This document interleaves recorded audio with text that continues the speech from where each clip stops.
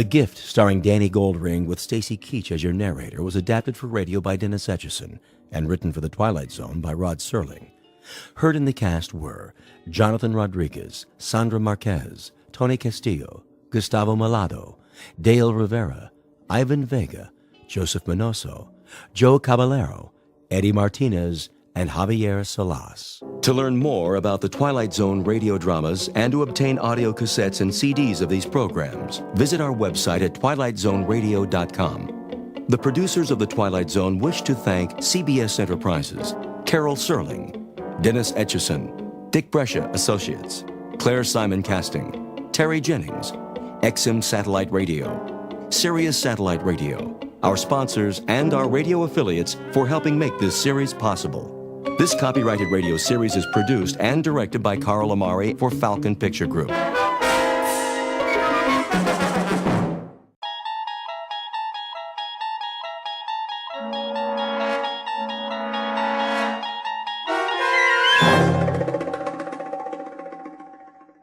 You're traveling through another dimension. A dimension not only of sight and sound, but of mind. A journey into a wondrous land whose boundaries are those of imagination. Your next stop, the Twilight Zone.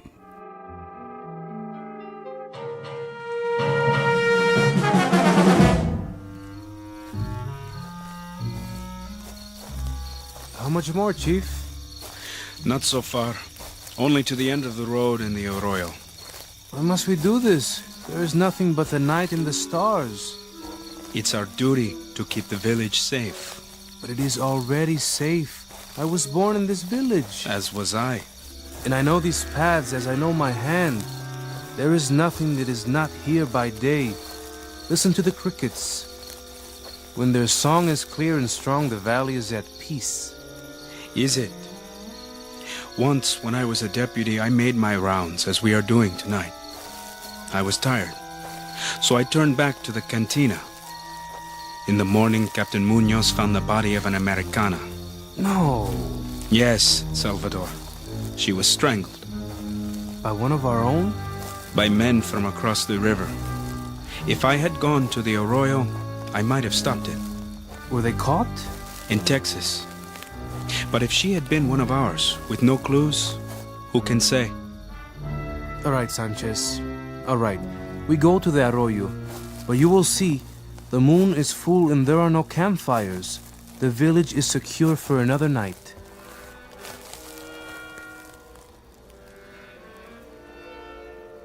Listen. To what? What is that? What do you think? A wolf pack. They howl at the face in the moon. I mean the crickets. All of them. They do not sing. You are right. What is it? Quickly!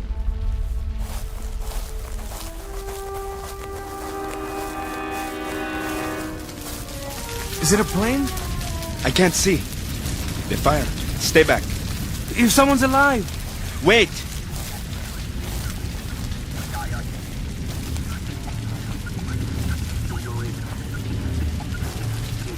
This is no plane. A flying disc. And footprints on the ground. Salvador! Come back! Stop! I said stop! Stop or I'll shoot! Salvador, no! No!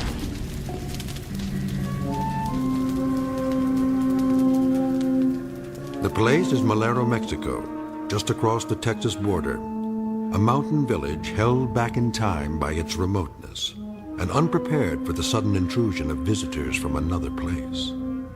Fear and superstition have gradually lost their hold, replaced by the rule of law and order. But what law can protect against unscheduled crash landings?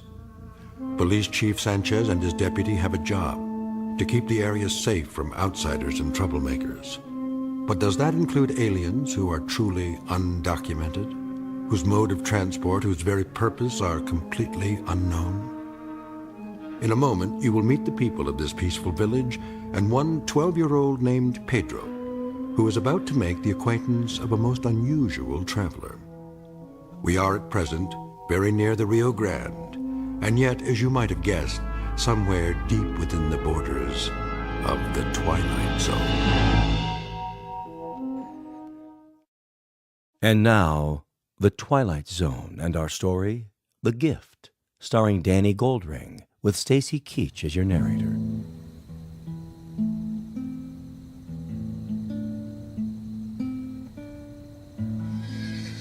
Stop playing, Ignacio. Someone is coming. Who is it, Pedro? You must be in my eyes. I can't see. Tell me, Pedro, there is trouble? Sanchez. So, he finally comes back. But he's not alone. I can hear. What does he bring? Where is the deputy? What is that tied to his burro? Oh no! I do not believe it! Call Manuelo, quick! Manuelo, come look. What's the matter now, Pedro? Chief Sanchez? Where are you going, and what? Why doesn't he speak? That's a body on the saddle. Whose body? It is Salvador.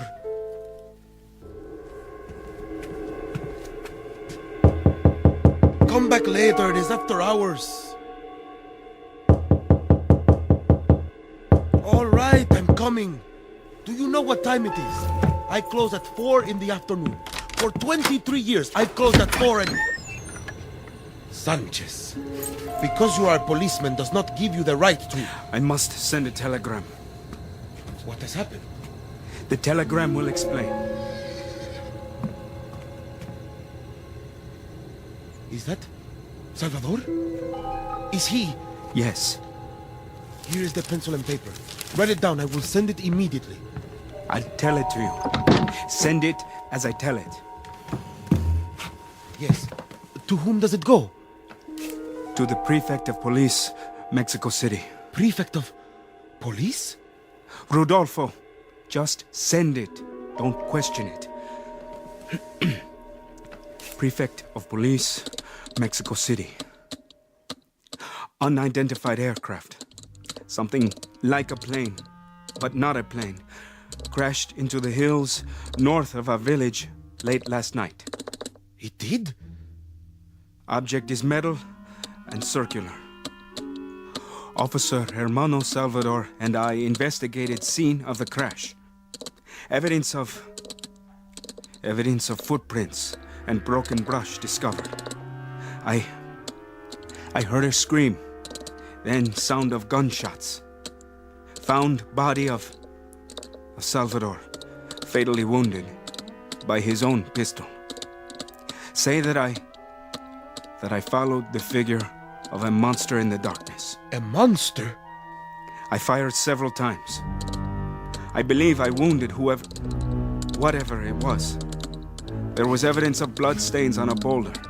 Now say, I need additional men here to help search the hills. It is sent. Oh, Sanchez. This is a terrible thing.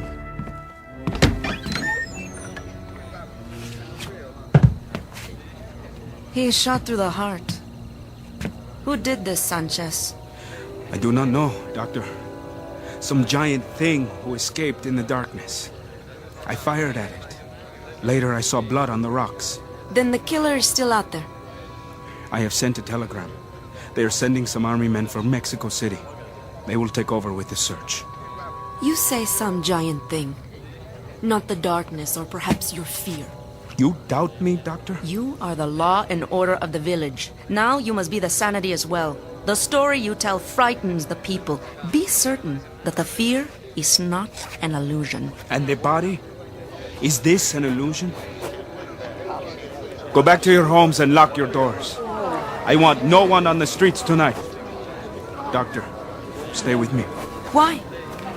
Salvador does not need me. Now, he needs a priest.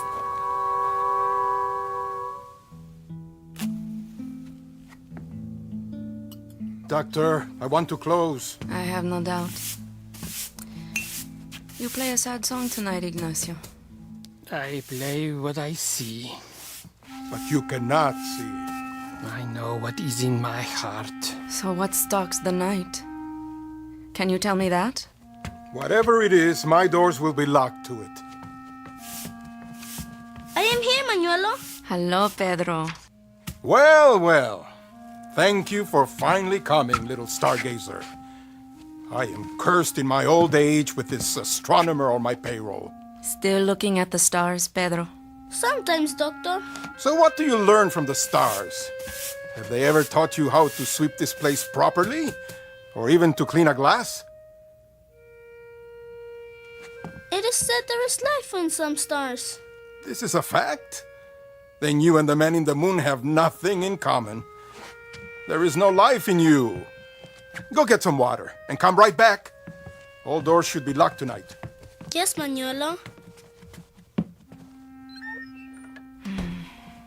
A strange little boy. Where did he come from? Who knows? The son of a bracero, so it is said. The authorities ask why he does not go to school. They ask me. The boy is not of my flesh. I know nothing of him. He cleans up my cantina and serves tables, and he has a room in the back. I overpay him, believe me. But I am not such a rich man that I can run an orphanage for little street urchins. He has no friends, has he? Him? And why should he? It's not normal. Why do you say that? He has a mind like an old man. Go look for Pedro and you'll find him standing outside, looking at the sky. I looked at the stars when I was young, too. And did you ever see him smile? I ask you this, did you ever see him smile? Normal children still smile on occasion, smile and laugh. But that one has the face of a funeral procession, a mourner. Other children shun him like the plague, and I don't blame them. He makes me nervous, this one. I tell you this in truth. He makes me nervous. No more music tonight, Ignacio? He must go home. It is late. Where is the boy? Don't worry about him. He'll be back. Why should he come back? And why should he smile? What is there to delight him? His poverty? The fact that there is no human being to love him? Why should he? It is not your business. Perhaps, Manuelo. Perhaps on some occasion, some festive occasion, if you like, instead of giving him a broom or a tray, extend him your hand. Where is my cane? Here. Carefully now.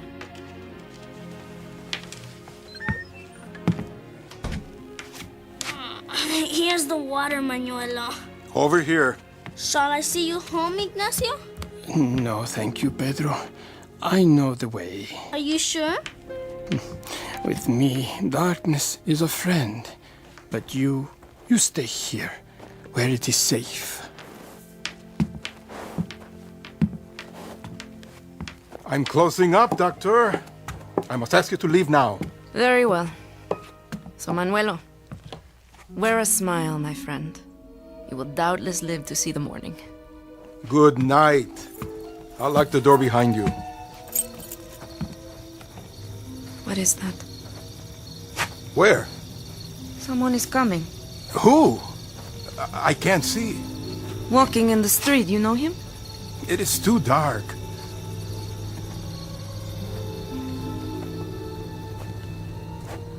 Hello, señor. ¿Cómo está? Bien. Are you still open? Well, I thought perhaps I could sit down and have some wine. Come inside, sir. Pedro, I don't think... I will get you wine. I'm sorry, senor. The place is closed. No, it's not. At this hour? I deeply regret, but we are no longer serving. There is a curfew in effect. A curfew? Is this not so, Doctor? Is there not a curfew? Well, yes, but he does not look well. Perhaps this man needs to sit for a moment. I won't stay. Just long enough for one drink of wine. I promise you, I won't stay. Well, perhaps one drink.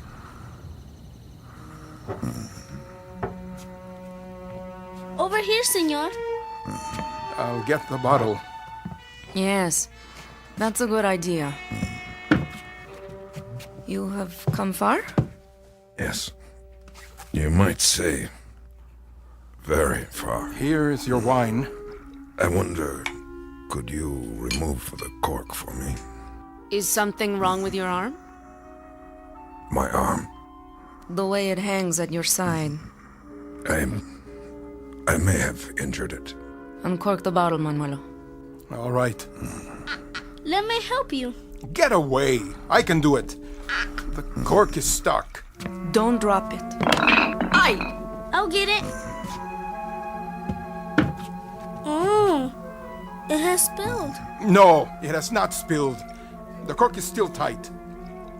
Then what is that puddle on the floor? Not wine.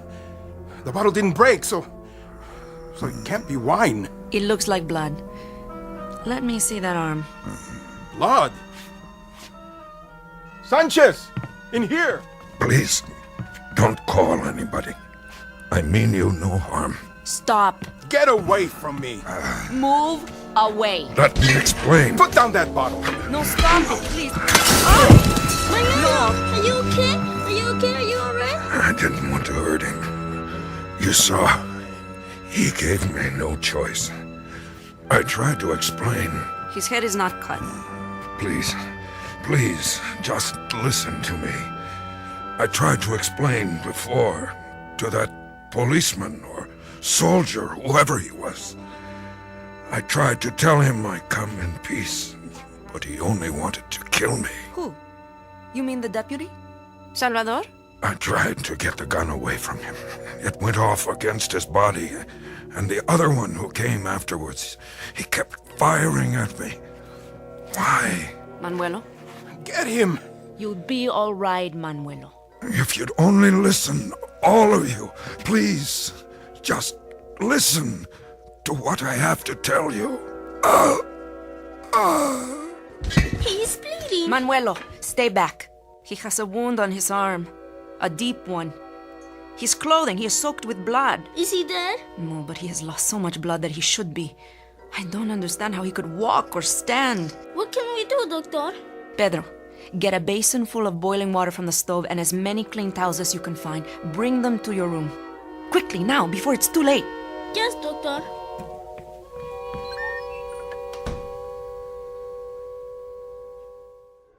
Senor, here's my handkerchief. Thank you, Pedro. You'll be alright soon. The doctor said so. She will make you well again. It is very odd, Pedro. Very odd indeed. What is? That all of these people, out of all of them, there is only one who feels neither fear nor anger. A boy. It is because we are alike. How so? Well, you are a stranger, and I am a stranger here too. They are fighting of you because you are different, and to them, I am different. Pedro, hold out your hand. I have something to give you. Yes? Inside my jacket. Where? Here. In the pocket. Get it? A letter? No, Pedro. It's a gift. What kind of gift? I'll tell you about it later. How are you feeling? A little better, I think. Let me take your pulse. Huh? For a badly wounded man, you have a strangely willful pulse. I will go so far as to say that I wish mine sounded as good as yours. Pedro, move the lantern closer to the bed. Si, doctor. What do you have there? These are my tools. And that bottle? Ether. I must cut the bullet out. No ether. I am not a betting person, senor. That is not my job. But I shall be digging in your flesh for at least 30 minutes. I said no anesthetic. Pedro, perhaps this is a good time for you to go outside and look at the stars. No, I want to stay. You have a new friend, senor. A good friend. Please let me help. All right. Then hand me my scalpel.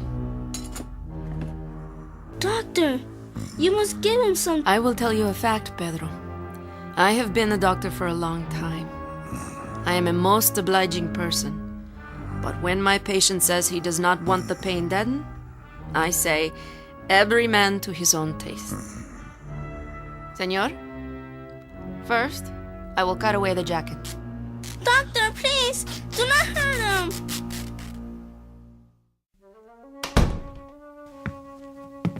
He lives? He lives. I need whiskey now, Manuelo. If not the best, make it the strongest. Yes, doctor. How is your head? Only a bruise. Good. I am too tough for the stranger. Too tough to kill. He didn't want to kill you, only to stop you. Who is this man? I don't know very much. He travels light. Only the clothes on his back. And these 2 bits of lead. 2 bullets from Salvador's gun. Perhaps. And you help him? I must. I am a doctor. I will have a drink now, too. For Salvador. Salud. He was very brave, Doctor. Not a cry from him. Not so much as a sound all the time. Very brave. And what do you know of him, Pedro? I know nothing else. Except... Except what? Except that he is my friend. I know that he is a good man, and that he has never done anything wrong. Don't be fooled. Whether he is good or bad, that still doesn't explain it. For example, it doesn't explain how a man can carry 2 bullets inside his body and have them cut out without so much as a whimper. It doesn't explain how his pulse can be just as strong and steady as if there weren't anything wrong with him but a cold. And it doesn't explain why this man should remain alive when by rights he should be dead. Perhaps he's not like us. Perhaps he is... We got to him in time, Doctor. Didn't we? I'd say we got to him about 3 hours too late. We got to him at a moment when, by the loss of every book and common sense, he should have bled to death. But he didn't. Because he is not a man. What do you mean, Manuelo? Enough for now. Stay by your friend Pedro and look after him. If he bleeds again, tell me. Sí, Doctor. Manuelo. What? While I was back there, I heard something. I heard the door unlocked from inside. So? That is my business. Why? Did you go out? Yes, I went out. And where did you go? Where do you think? To tell Sanchez that when the army comes, they do not have to search the hills. They only have to come here to find what they want. Manuelo. At least I have done the right thing. Were you baptized as a child? Of course I was. At the church on the hill. Then at your baptism, they forgot to give you your proper name. Oh? And what is that? I'm afraid, Manuelo, that would be Judas.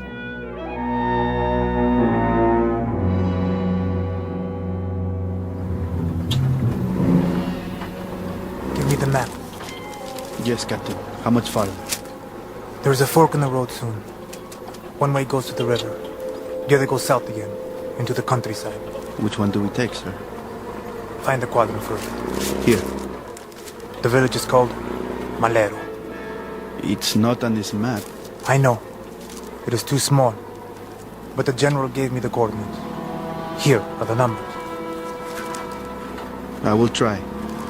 The men are wondering, sir. Why do we go so far for such a small village? What has happened there? That is classified, Private. It is a matter of security. The Americans are ready to join us if we need them. They are, sir? But why? For now, tell the men only that it is a matter of national defense. Tell them to load their weapons. Yes, sir.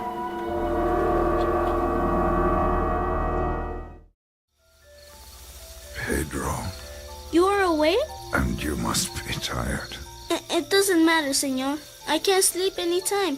Now you must sleep and get well. I can't sleep. Why not? I've been thinking. You have a poet here, Pedro. I've read him. In Mexico? Here on the earth. His name is Robert Burns. He says, the best laid schemes of mice and men gone oft agley. What does that mean? It means that plans sometimes go wrong. Like my plans. I came to give And all I've done is to take your bed and your room, the clothes I'm wearing now.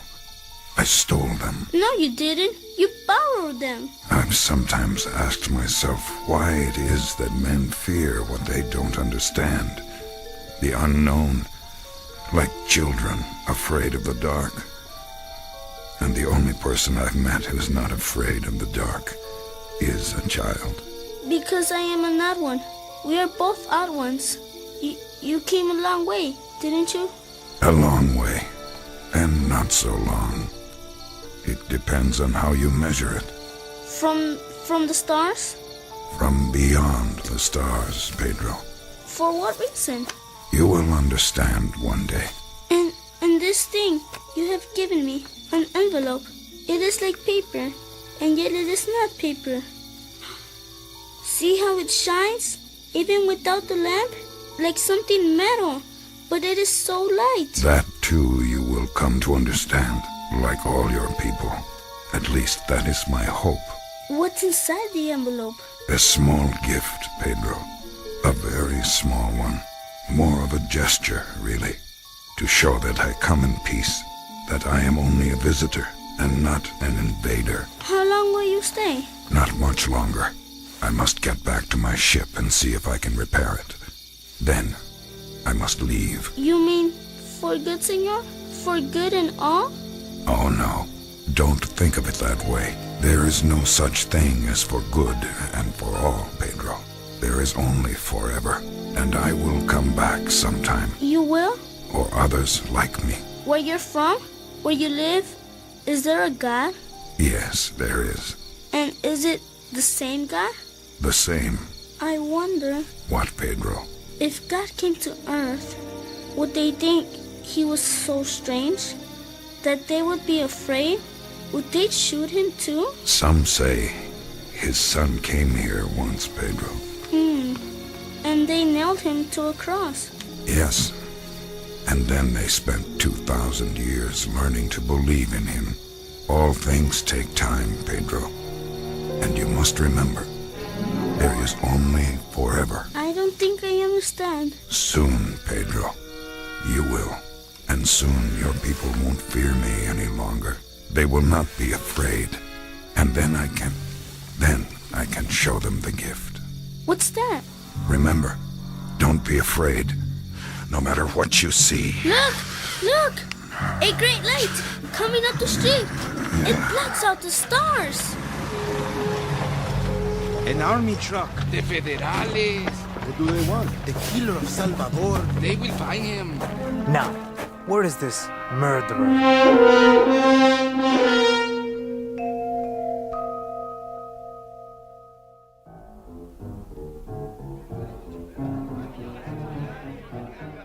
Who is your policeman here?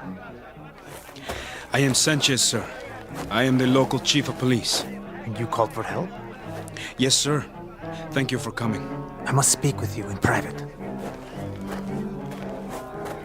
Where is this flying craft? The disc? It crashed in the mountains, some miles from here. Good. I will call the other truck, so you can lead us there. Of course, sir. But please, do not tell the townspeople. It would only frighten them further. I will tell them nothing. This is now a security matter. What of the fugitive? Oh, yes. The killer of police. Where did you see him? You do not have to search. I know where he is. And where is that? Inside the cantina. Not in the jail? Well, we don't have a proper jail. But you have caught him. It was I myself who shot him and brought him down. Now he lies on a bed inside, too weak to move. You are a brave man, Chief Sanchez. Thank you, sir. But please, explain to me. Anything. If he is wounded and too weak to move... Yes? Why did you need us to help you? You do not understand, sir. What is to understand? This is not a man. This is a creature. Oh, what kind of creature? I'm not sure. Only God knows what are his powers. He has powers, too? He came from the flying disc. And does he wear a spacesuit? Well, no. What then? I don't know. It was too dark. But you captured him. You, yourself. Oh, yes, Captain. He is very dangerous, this creature? Very. He killed my deputy. And how did he kill him? With a pistol. Oh, he carries a sidearm? Well, no. It was Salvador's gun. I see. Never mind. We will take over now. Sergeant! Yes, Captain. Come with me. Yes, sir. How many men? Tell them to wait by the truck, with rifles at the ready, just in case. Men, prepare arms. Now, where is this cantina?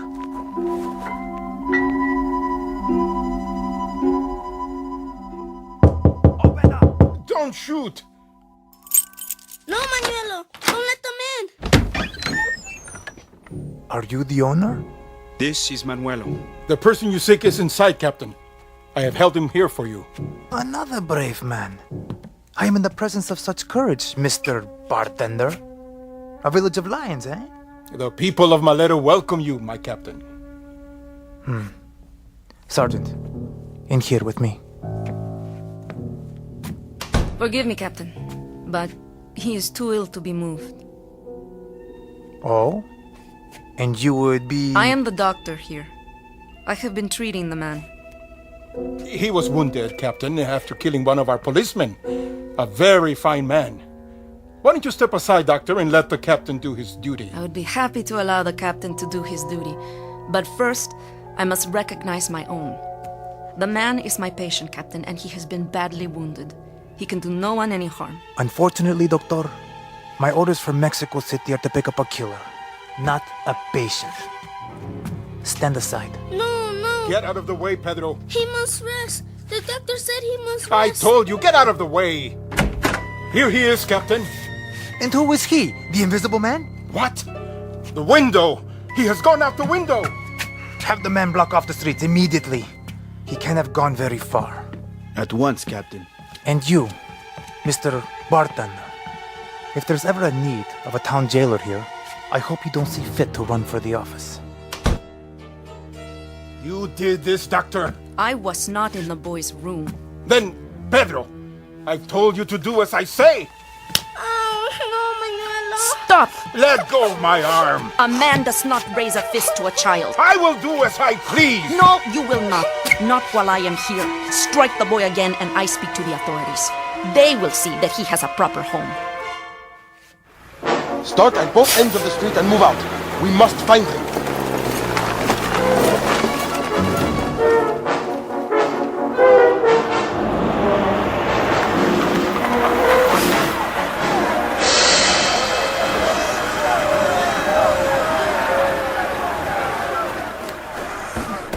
Why do they pursue me?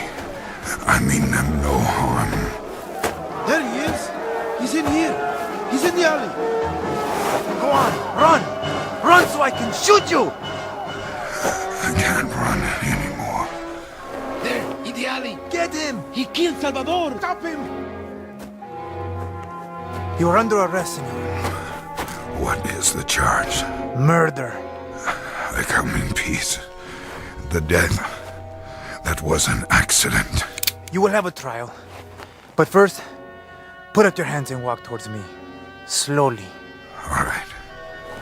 You don't need that gun. Careful. He's not a man. He is a monster. Wait! Wait! Don't hurt him. He is my friend. Pedro, the gift. Remember, show them the gift. Give it to the doctor. She will explain it to them. Here. See? This is the gift. Give me that. Uh, What manner of thing is this? It shines like silver, yet it has no weight. Destroy it. It is the devil's work. Burn quickly. Burn it. Give me that torch! Wait! Don't burn it! Put it out! Why did you do that, Manuela? Why? oh, no. You don't even know what it is. Not the gift. Pedro, it's all right. Somebody stop him. He's going to hurt the boy.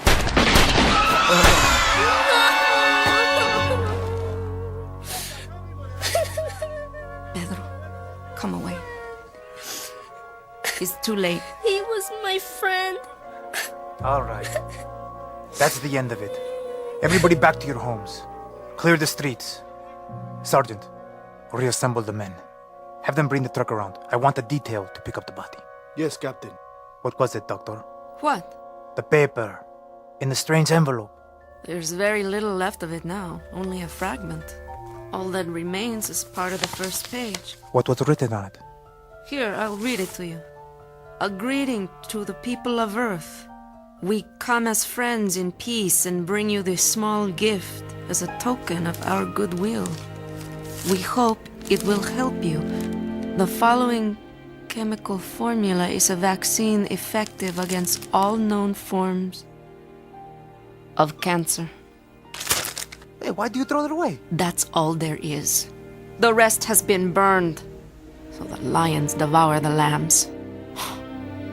It is ever thus. Come, Pedro. Not yet. What has happened here? The stranger is dead. It is over. Come, Ignacio. I'll walk with you. I think I will stay here for a while yet. Why? Someone must mourn the dead. Can you play a dirge, Ignacio? Yes. Yes, I can.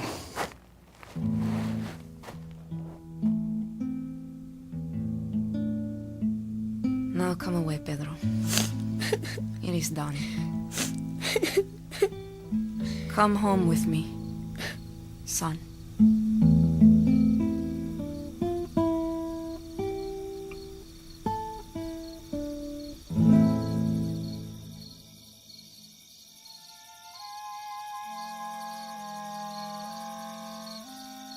A small village in Malero, Mexico, not on any map. Time, the present.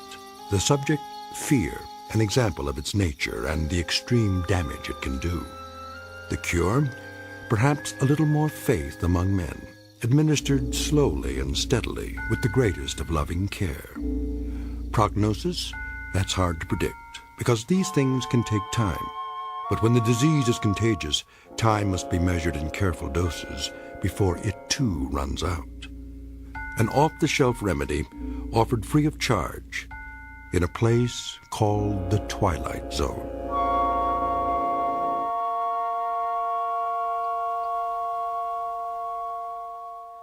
The Twilight Zone continues in just a moment. You are about to enter another dimension, a dimension not only of sight and sound, but of mind, a journey into a wondrous land of imagination. Next stop, the Twilight Zone. Hi, this is Stacy Keach. I'd like to take a moment to tell you about our Twilight Zone website at twilightzoneradio.com. At twilightzoneradio.com, you'll find the latest information on these Twilight Zone radio dramas, including behind-the-scenes photographs, plus the newest product releases, trivia contests, ways to contact us, other Twilight Zone-related info and merchandise, plus links to other fascinating websites. So make your next stop twilightzoneradio.com. Visit twilightzoneradio.com to purchase these Twilight Zone radio dramas on cassette and CD, or call toll-free 1-866-989-ZONE. That's 1-866-989-9663.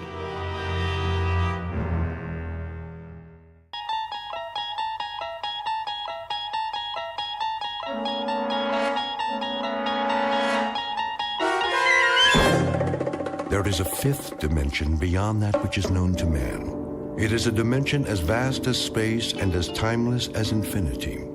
It is the middle ground between light and shadow, and it lies between the pit of man's fears and the summit of his knowledge. This is the dimension of imagination. It is an area which we call the Twilight Zone.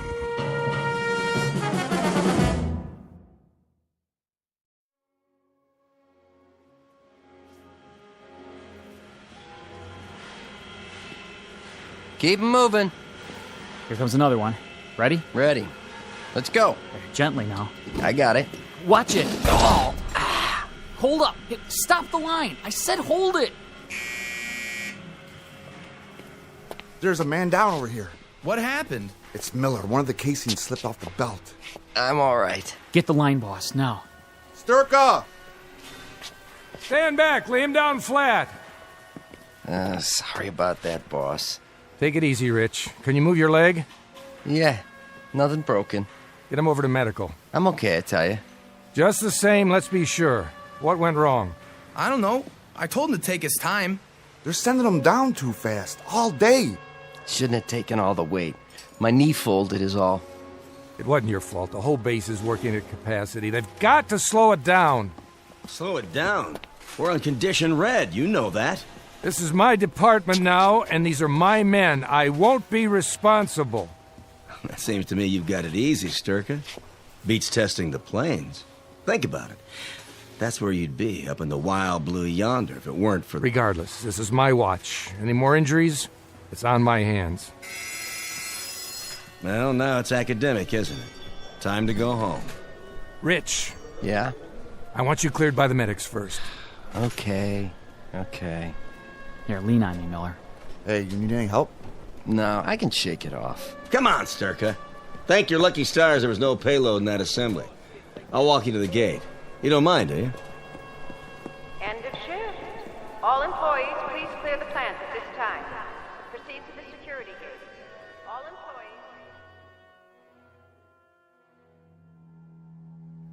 employees... 5:30 p.m. Quitting time at the plant. Time to go home to waiting families and supper. Time, perhaps, for a drink on the porch. For summer birds and crickets and the sounds that come with long, warm nights. For the quiet rustle of leaf-laden trees that screen out the moon. And the odd shadows that appear on the cooling sidewalks. And underneath it all, behind the eyes of those who watch, hanging invisible over the summer night, is a horror without words. For this is the stillness before the storm. What awaits Mr. William Sturka now is nothing less than the eve of the end in the Twilight Zone.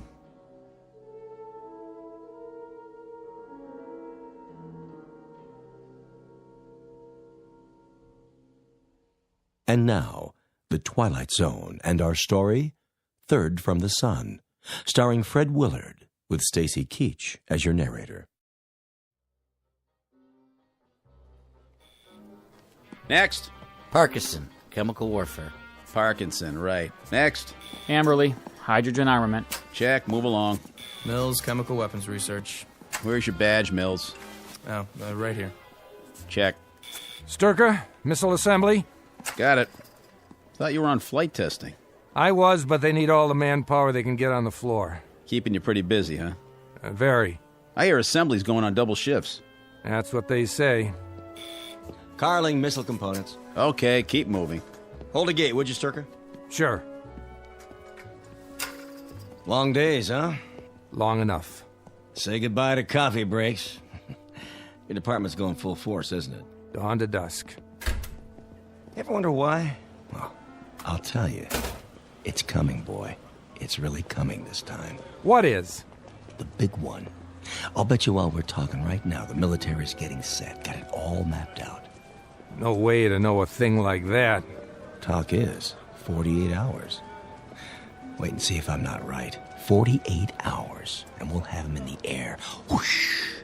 Up, over, and whammo. There goes the enemy. Obliterated. Finito. And what are they doing in the meantime? Who? The enemy. What do you mean, what are they doing? They're probably set to retaliate as best they can. Just a big waste of time, though, let me tell you.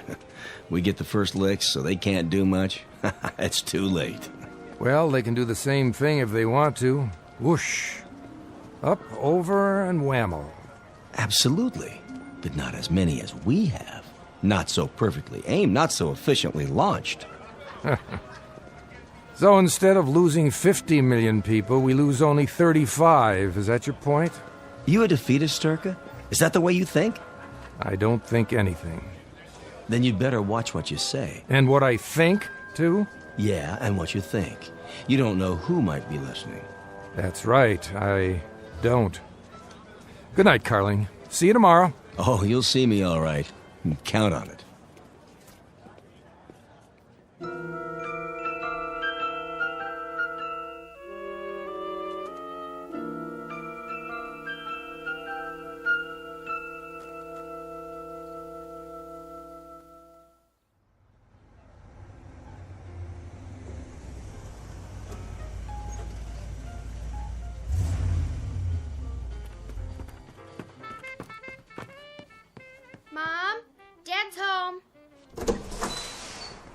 Hi, Dad.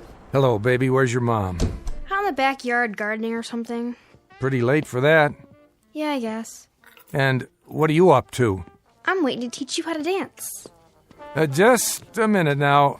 Well, you said you wanted to learn the muscle tussle. That's what all the kids are doing, and I promised that I'd... Some other time, honey. Hard day? Yeah, they're all hard lately. Hey, Dad? What, Jody? What's the matter? I mean, really. You look so down. Nothing serious, just feeling my years. What? When I look at you all grown up with that beautiful face... Oh, Daddy. Well, it reminds me that my youth is up in the attic somewhere, stored in a bunch of old photo albums. Is that all? All? That's quite enough, believe me. Daddy, do you like your work? What a funny question. I mean, is that the problem?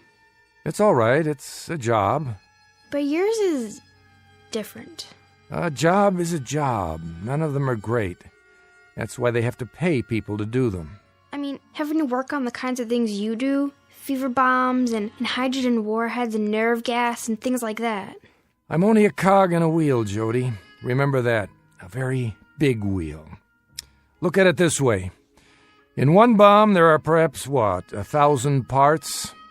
And each part requires a team of 50, 60, 70 people.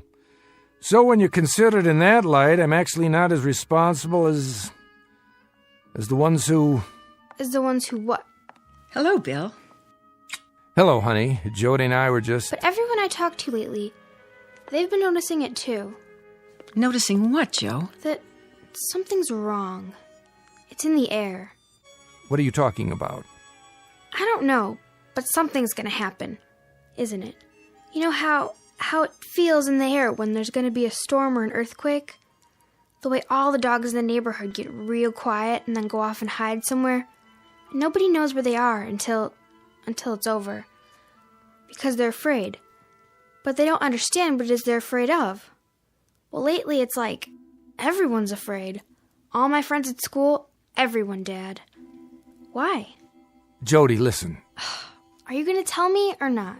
Sit down for a minute. We'll both sit. I want to talk to you. About what? Jody, people can be afraid for a lot of reasons. Their jobs, money, what's going on in the world. But the main reason is when they make themselves afraid. Why would they do that? They don't realize they're doing it. It starts with what they hear on the news, with rumors, with things people say that aren't entirely true. People who play on their ignorance, their stupidity. And there are people who start these rumors, who seem bent on subverting every great advance, every fine idea ever thought up, every marvelous invention ever conceived by mankind. Subverting? That's right, Jody. They dirty it up. They take what they can't understand and make it sound crooked and devious and wrong.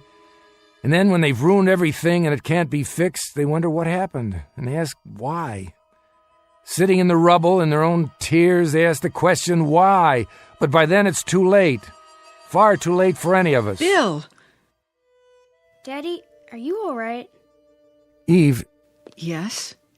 Invite Jerry Ryden and his wife over tonight. Well, we'll play some cards or something. Tonight? Yes. Call him up. Ask him to come over around 8 or so. But isn't Jerry out of town? Wasn't he testing some kind of aircraft up north? He got back this morning. I told him we'd phone them. If you like. You'll be here, won't you, Jody? They'd like to see you. Can't. Sorry, Dad. I've got a date. Oh, Jody, not tonight. Well, maybe I can get in early. But it's been set up for a long time. I told Mother. Break it, will you? Dad. I'd like you home tonight. But... Jody, listen to your father. He doesn't ask much of you. Oh, all right, I guess. If it means that much to you. Thanks, sweetie. It does. Bill, is there a particular reason why you want us to stay home tonight? No, it's just that Jerry has some interesting stories. You'll see, he has some real stories to tell, believe me. His job, it's really very interesting, and I just thought it'd be nice if we were all here tonight. Together. You don't have to explain. I thought maybe you'd like some cards, get your mind off things. Now, if you two will excuse me, I think I'll go to the bedroom and change.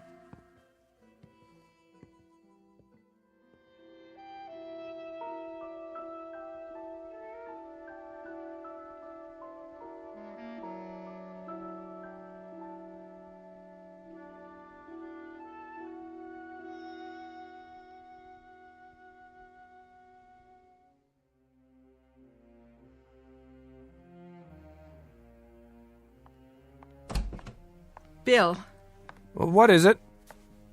that's what I'd like to know. Evie, please. What is going on? What do you think is going on? That's just it. I wouldn't know how to talk about it any more than Jody. But I have so much fear inside me that I can't give it words, only feelings. Feelings aren't what matters. Bill, don't shut me out. I want you to tell me whatever it is. I'm not sure I know how. You mean you don't want to? Look at me. I'm your wife. Oh, Eve, there's so much, but now it's too late for words, for explanations, for debates about what's right or wrong. Try. Eve, remember what we talked about? All the armaments on both sides and what might happen if things went too far? How if we reach a certain point, it could be too late to turn back? What are you saying? There's no hiding from it anymore. No pretending it won't happen. I'm sorry, Eve. So terribly sorry, but it's coming. When? Probably within 48 hours. And there's nothing that you or I or anyone else can do to stop it. Not now. Will it be bad? It will be a holocaust. It'll be hell. The end of everything we know. People, places, ideas, the whole slate. All wiped clean. Did you say 48 hours? It could be sooner. Then what will we... Sit down, Eve. But if that's all the time we have... Sit down on the bed. I'm asking you... Listen very closely. We're leaving. You and me and Jody. Jerry and his wife. When? Tonight. Leaving? For where? I can't tell you that. I can only tell you that sometime between midnight and 1, we've got to be out of here. As far away as possible. And no one is to know. Not the neighbors, not our relatives, not even Jody. She might let it slip. We won't be able to tell her till we're already on our way. Oh, Bill. You have to be strong now. There's no time. Do you understand what I'm saying? Yes, but... Dad? Somebody's here. Be right down! Now? Why is someone here now? Stay here. I'll take care of it. But what if... Do as I say. Dad? Mom? Wait, Jody. Don't answer the door yet. I'm coming. Bill, please, be careful.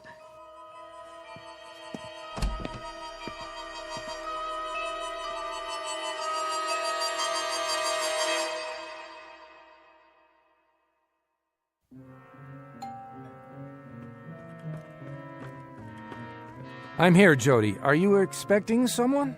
Not yet. Well, should I answer the door? I'll get it. Dad, what's the matter? Nothing. Nothing at all. Hello, Bill. Oh. Hi, Jerry. You're early. I am? We were just going to give you a call. Oh, right. Cards. If you came by to tell us you can't make it... Are you kidding? It's $1 a point tonight. I don't know about that. Sure, I've been very hot at cards the last couple of times. So you have. Can I make you a drink? No, thanks. I just dropped by to talk to you about... Hi, Jody. How are you? Fine. Bill, I thought I should see you about, The watch? What? Your watch. Giving you trouble again, is it? Oh, yeah. It's losing time. Probably the battery. Remember, Jerry? Sure, I remember. I just put a new one in for you last month. Probably some corrosion on the contacts. Yeah, that must be it. Let's take a look at it. Out in the garage so I can get to my tools. Good idea, if you don't mind. It won't take a minute. Let's go. Nice seeing you, Jody. Sure, Mr. Eden. Hey, how's your mother these days? I'm fine, Jared. Just fine. Great. I'll see you later then, with Anne. I hope so. Joe, can you give me a hand setting the table? Sure, Mom. If you want me to. Come on, Jerry, we can go through the kitchen.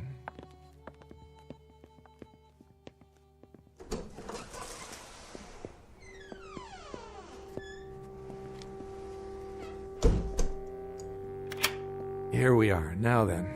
Bill, Let's see that watch now. Take it off your wrist and I'll pop open the back. I've had to change the plan. Not now, not yet. Here's your trouble right here, Jerry. See that? I'll use the drill to buff it down. Now? Keep your voice down. You haven't told him? I told Eve. Jody doesn't know. Keep your head down and keep looking at the watch. And smile. Why? There's a window over there. You never know who's looking. Or listening. Oh, right. Lean in next to me. That's it. Now, what's the change? They've put a different guard on. For the 1 a.m. shift. The man I know, the one I paid off, he clocks out at 11. And we have to move it up to just before 11. Can we do that? It'll be a lot tougher. More personnel on the grounds then. That doesn't have to make a difference. We'll tell them the same story. Yeah, you're relatives of mine, and you've got clearance to look at the new ship. That's right. It'll still work. It has to. Did you explain it to Anne? Not everything. Only that we're in danger and we've got to get out. I didn't tell her where or when. Better that way. Jody will stay home tonight. I told her you were coming over later. You and Anne. Can you make it around 8? Yeah. There you go. I think that does it, Jerry. Hey, thanks. Just a little build-up on the contact points. You might want to have it checked over by a jeweler. I couldn't get all the corrosion out. I appreciate it, Bill. Very much. The best part is, I'm not even going to charge you. What was that? A cat, probably, outside in the yard. I thought I saw something move at the window. Well, that's it, Jerry. You can put your watch on now. See you later. About 8?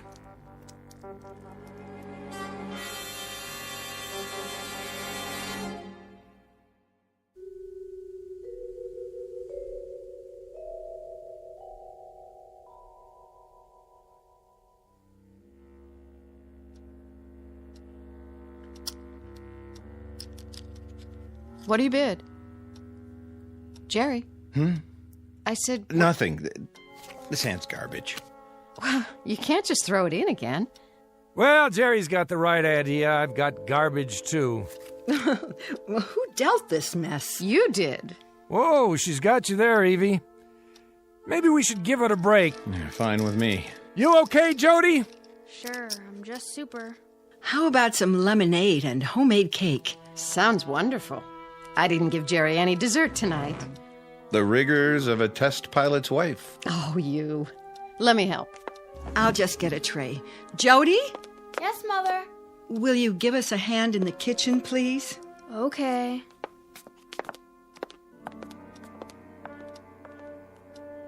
I've got 10 minutes to 10. That right?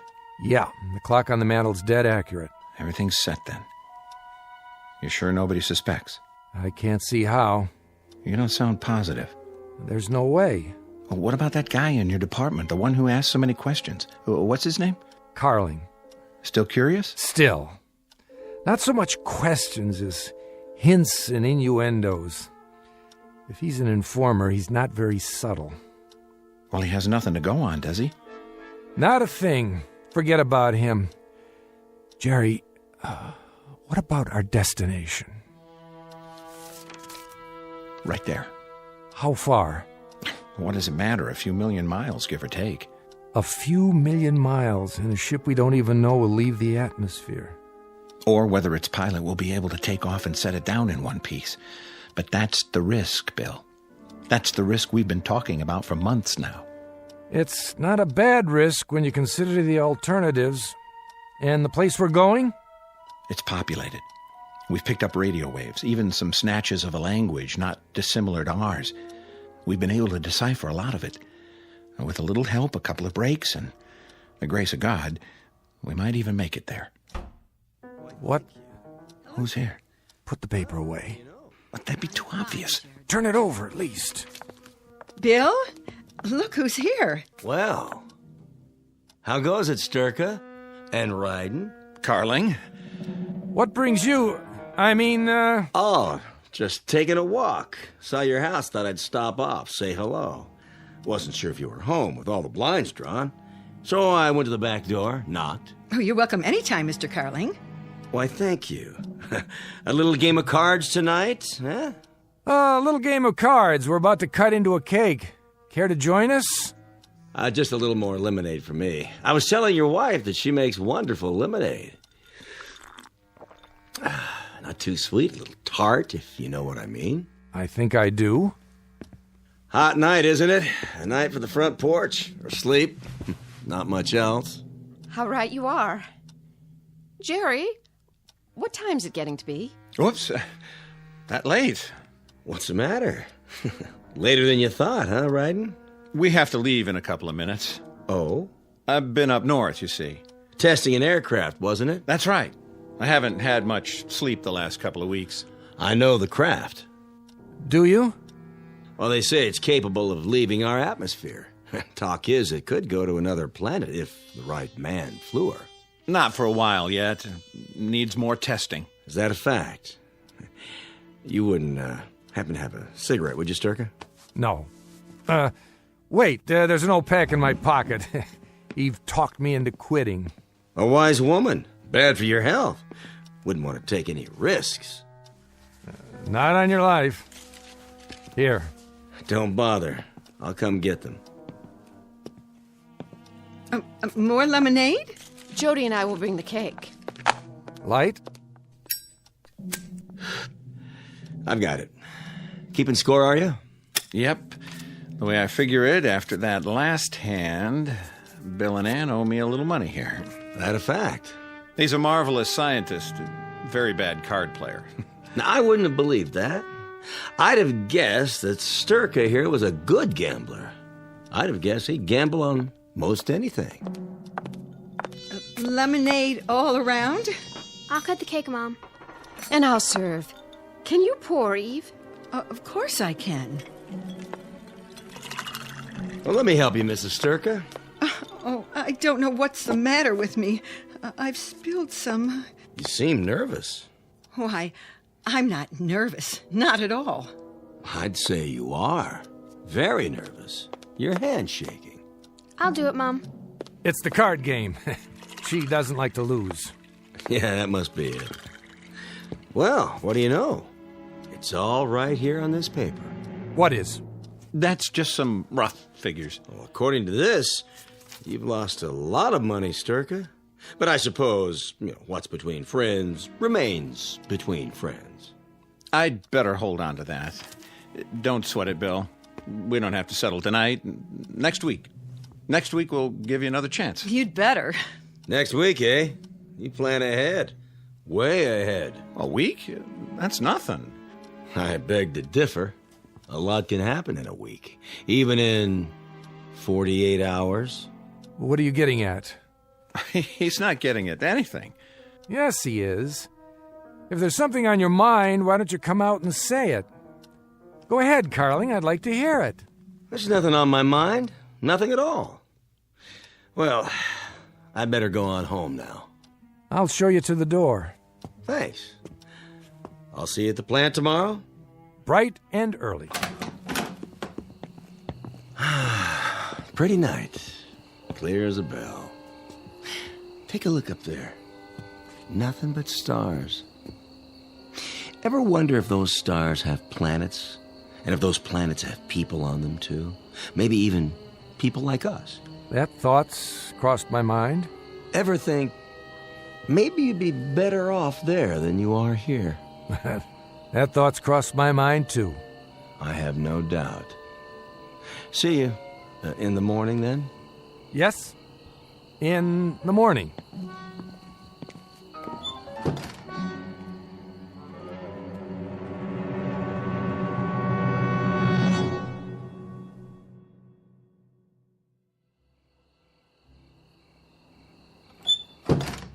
An odd man, didn't you think? Oh, I don't know. The way he kept watching us? Like he expected someone to let something slip. That's just Carling. What time's it getting to be? 10 already. What was that all about? Come along, honey. Help me clean up. No, I want to know. I don't like that man. Why was he here? Why are you all... You're gonna have to tell her. But Jerry, do you think that's a good idea? Tell me what? Will somebody please? Jody, baby, listen. This is very, very important. What is? We're leaving here tonight. What do you mean leaving? There's a ship over at the government field. We're all going to get in the car and drive there. But why? Listen to your father. We've had to bribe a lot of people to get to this point. The ship's loaded with supplies. Enough to last for a long time. You've been planning this? I don't want to leave. All my friends... This is our last chance. We've got to leave here tonight. Jerry, I'm frightened. What's so special about tonight? Because the world as we know it, this world, won't exist much longer. What? It's about to blow itself up, with the help of a few misguided people. And it looks like it's going to happen by morning. And by morning, where will we be?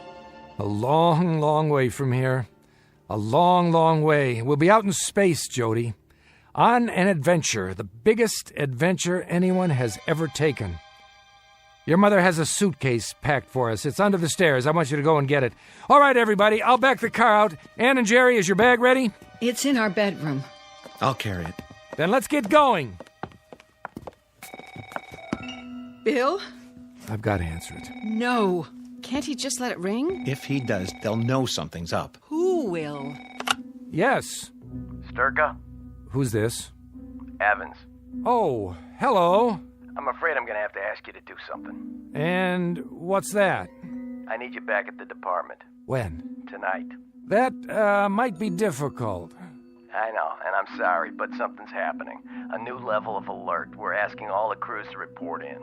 I don't know how I can... We're sending a car for you. It's on the way now. I'm in bed. So was practically everyone else I called. Get out of bed and put your clothes on.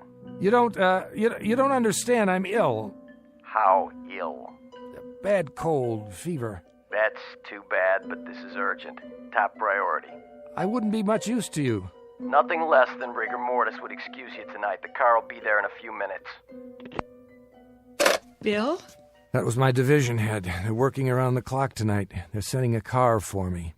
I knew it. We'd better get out of here right now. I'll get the bag. And I'll get ours. Eve, did you hear me? Yes, I heard.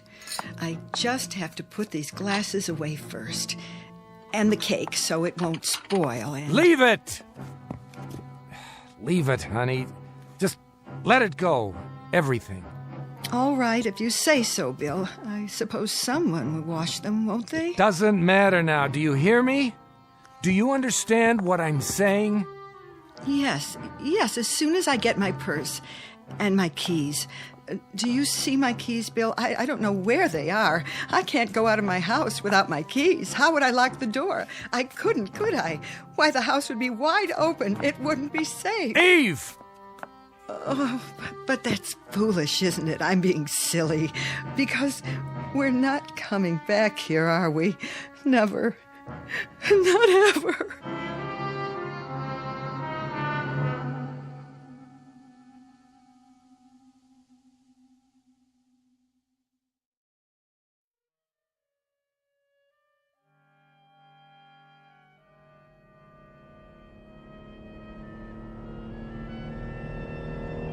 Won't this car go any faster? We're almost there. It's just up ahead. Everybody okay in back? We're fine. There's the gate.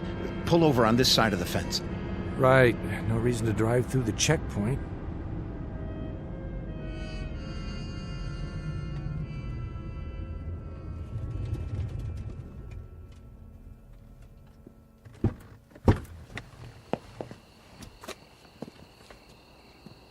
Stay in the car for now.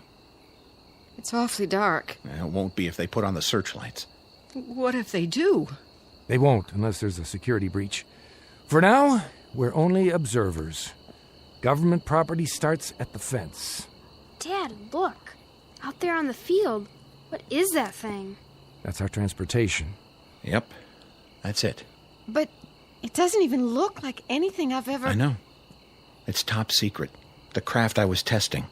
It's an experimental design, a prototype. Will it fly? It did up north. Bill, who's that? Oh, it must be our contact. That's him. It has to be. Why is he carrying a flashlight? Give him the signal. Eve, lean over and flash the headlights once. If you say so. Wait a minute. That's not... Good evening, Sturka. Fancy meeting you here. I could say the same. A long way from home, aren't you? It was my idea. I told him to drive out and see the ship. That's quite a story. You don't honestly think anyone will believe it, do you? Jerry, he's got a gun. Now take it easy, Carling. Just stand there quietly, you two. Very, very quietly. And don't make a move. Wouldn't want to set off any alarms. What do you want? Name it. Would you mind getting back in the car? Sure, Ed. Just do me a favor, huh? And put the gun down. In the car. The front seat, please. What for? We're going for a little ride to the checkpoint. And I'll be in the back seat. Is that necessary? Would you three ladies be so kind as to get out? The two gentlemen and I have an engagement with the authorities. They have nothing to do with this. In that case, they have nothing to worry about. Someone will be along for them in a moment. Now step out, please. If you insist. Careful with the door now. Slowly. No, Mr. Carling. You be careful. Oh! Get the gun! I got it! Give it to me. In 1 second. Sturka, you don't realize what you're doing. Don't I? Oh! Bill, is he... Get in the car, Jerry. The gate's open. We're going through.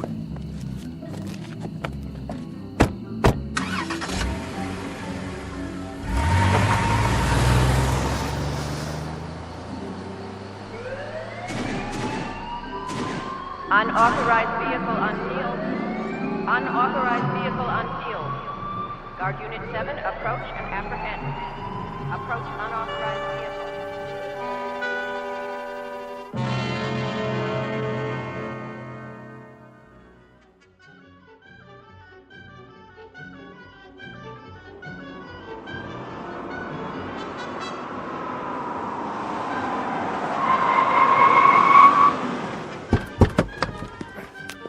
Get to the ship! Run!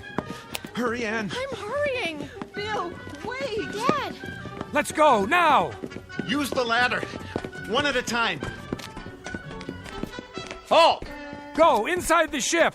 Sturka, what are you doing? Saving my family. But you can't. Can I? Stand back. Quickly, I have to seal the hatch. I'm coming. Fire it up!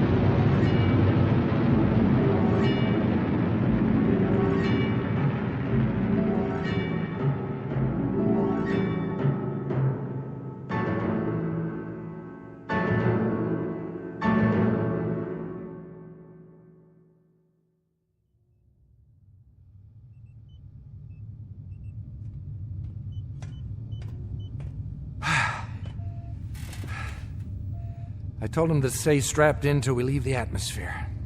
Everybody okay? 12 o'clock and all is well. Pressure's good. Air, fuel supply. The stars look far away. They are. But the one we want, that's not as far. Which one is it? See it there? The shiny one. Bright blue, over on the right. Yes, I see it. And are there people on it? People like us? People like us. It's the third planet from the sun, Bill. That's where we're going. To a place called Earth. Earth. Nice name. I like the sound of it. Full speed ahead! Aye, aye, Captain. Steady as she goes.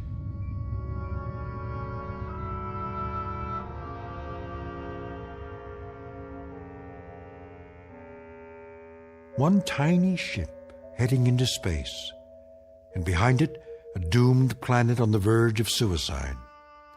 Ahead lies a place called Earth, the third planet from a small, relatively unimportant sun. But for William Sturka and the men and women with him, it's finally the eve of the beginning, in a region known as the Twilight Zone.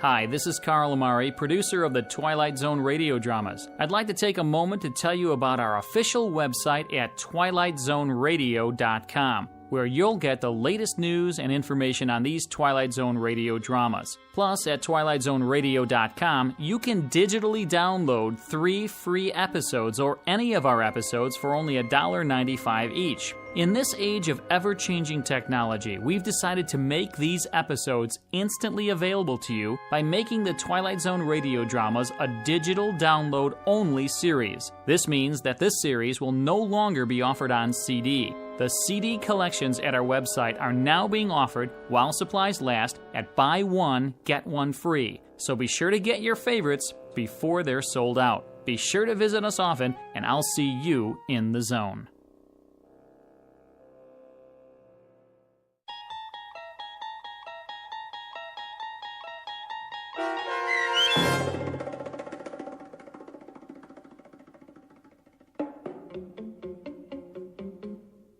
Third from the Sun, starring Fred Willard with Stacy Keach as your narrator, was adapted for radio by Dennis Etchison and written for The Twilight Zone by Rod Serling, from a story by Richard Matheson.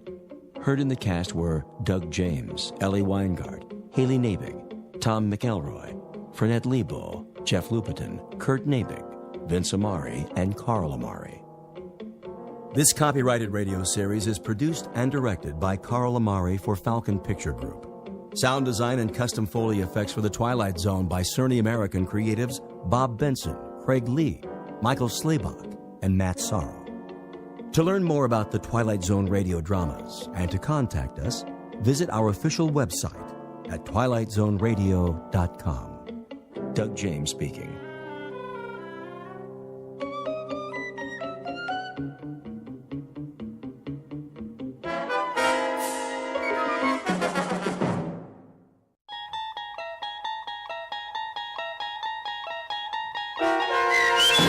Nightmare at 20,000 Feet, starring John Schneider with Stacy Keach as your narrator, was adapted for radio by Dennis Etchison and written for The Twilight Zone by Richard Matheson. Heard in the cast were Frenette Lebo, Ann Whitney, Richard Hensel, Meg Falcon, Amber Lake, Roderick Peoples, Roger Mueller, Doug James, Tom McElroy, Jen Patterson, Kurt Nabig, and Carl Amari. To learn more about the Twilight Zone radio dramas and to obtain audio cassettes and CDs of these programs, visit our website at twilightzoneradio.com. The producers of The Twilight Zone wish to thank CBS Enterprises, Carol Serling, Dennis Etchison, Dick Brescia Associates, Claire Simon Casting, Terry Jennings, XM Satellite Radio, Sirius Satellite Radio, our sponsors, and our radio affiliates for helping make this series possible. This copyrighted radio series is produced and directed by Carl Amari for Falcon Picture Group.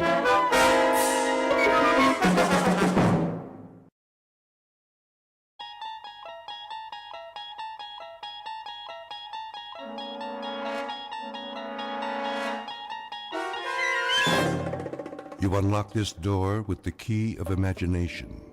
Beyond it is another dimension, a dimension of sound, a dimension of sight, a dimension of mind.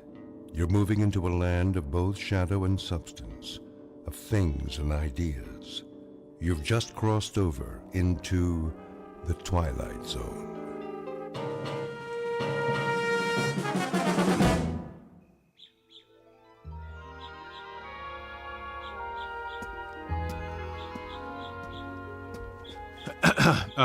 Nurse?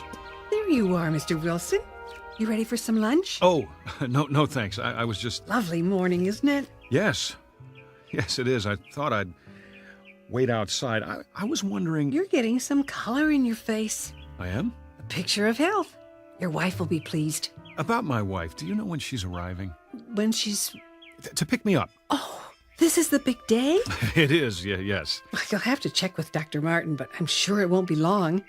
If you'd like to say your goodbyes to the others... I better pack first. Oh, naturally. It's good to see you doing so well. Thank you for everything. Not at all. Oh, and nurse. Yes? If my wife should get here in the next few minutes, tell her I'm in my room, would you, please? Of course. She's a lucky woman. You've done wonders for my self-esteem. I don't know what I'll do without you. You'll do fine, Mr. Wilson. Just fine.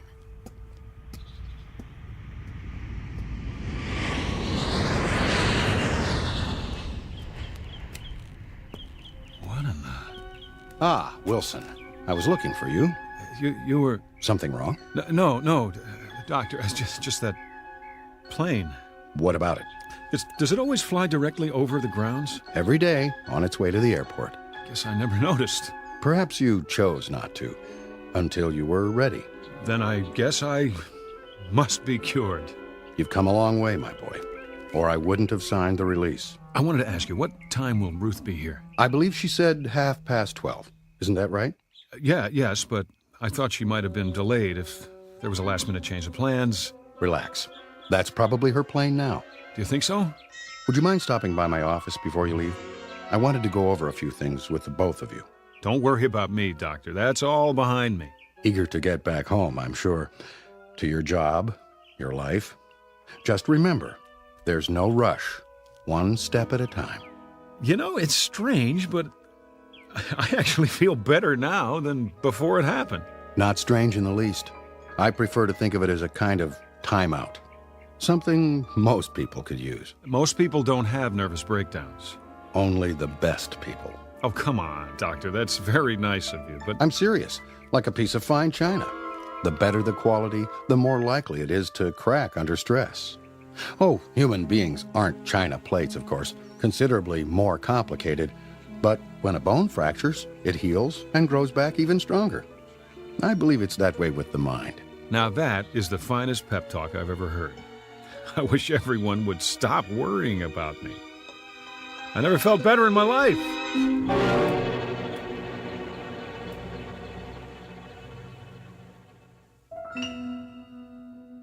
Portrait of a once frightened man. Mr. Robert Wilson, 37, husband, father, and salesman. Now on the road to recovery. Mr. Wilson is ready for discharge from a sanitarium where he has spent the last 6 months of his life. This is the result of a nervous breakdown, the onset of which took place on a day not dissimilar to this, and on an airliner very much like the one in which Mr. Wilson is about to fly home. The difference being that on that day, half a year ago, Mr. Wilson's flight was interrupted by the onslaught of mental illness. Tonight, however, he will make it all the way to his appointed destination, which, contrary to the flight plan, happens to be a landing strip in the Twilight Zone. And now, The Twilight Zone and our story, Nightmare at 20,000 Feet, starring John Schneider, with Stacy Keach as your narrator. Flight 713, now boarding at gate 12. All passengers for Flight 713, please have your boarding passes ready. That's us. Is it? I have the tickets right here. We're already checked in. All we have to do is get on the plane. Good. That's good. Do you suppose... What, darling? Do I have time for a drink of water? Of course. It's just down the hall. Are you feeling all right? I'm fine. I'm just thirsty. Wait, you're perspiring. It's warm in here. Aren't you warm? Bob, take it easy. Remember what the doctor said, one step at a time. I know. You've been on plenty of planes in your life. Well, haven't you? This one's no different. I take your arm and we walk on together. When we get to our seats, you'll take a nap, and when you wake up... I'm perfectly fine, really. I've got your pills. Good. They should help you sleep. Shall we?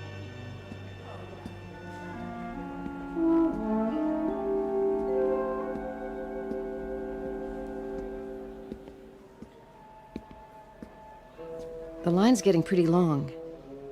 Honey? I said... Does this airport have a smoking area? Bob, you quit years ago. I know, I just thought one might help settle my stomach. It's something I ate. Try a few deep breaths. It isn't that. It isn't. I haven't been anywhere but the sanitarium for so long. I'm not used to this. The noise, the crowds. It'll be much quieter on the plane. Come on. Hold my hand. Okay. Final boarding call for Flight 713. All passengers, please proceed to Gate 12.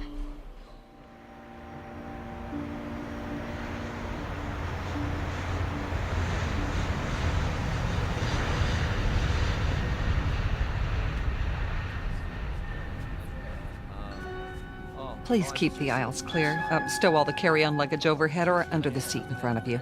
Here we are, honey. Great. Do you need any help, sir? What?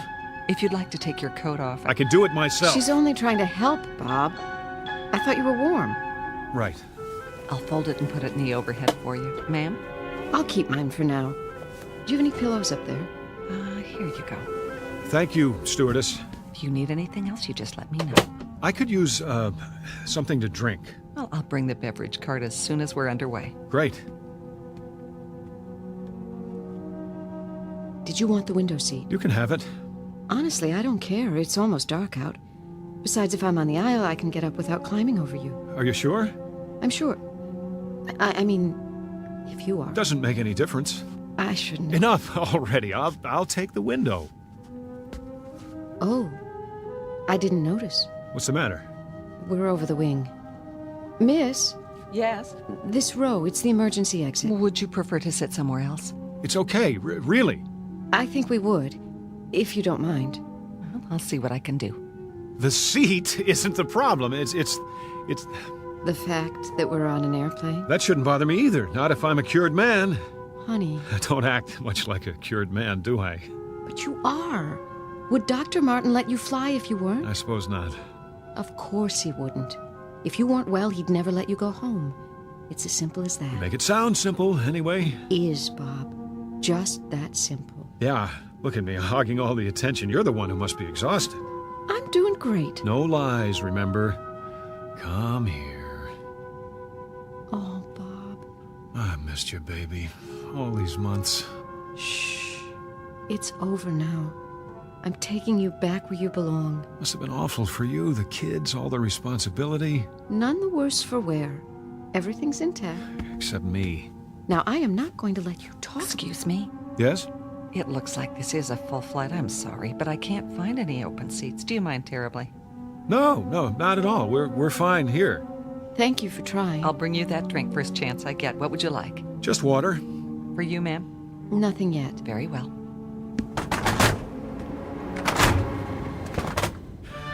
What was that? They're closing the door, that's all. Hatch, whatever they call it. Here, let's look at the in-flight magazine. Fasten your seatbelts, please. Be sure your seats are in the upright position. Bob? No smoking in the aircraft. Oh, right. Seat back in front of Here, you, there is a let me car get it showing for you. your I can do it. Would you relax? Please note the location of the emergency exits in the center and rear of the plane. Should there be a loss of cabin pressure, oxygen mask will drop down from the overhead console. Place the mask over your nose and mouth and breathe normally.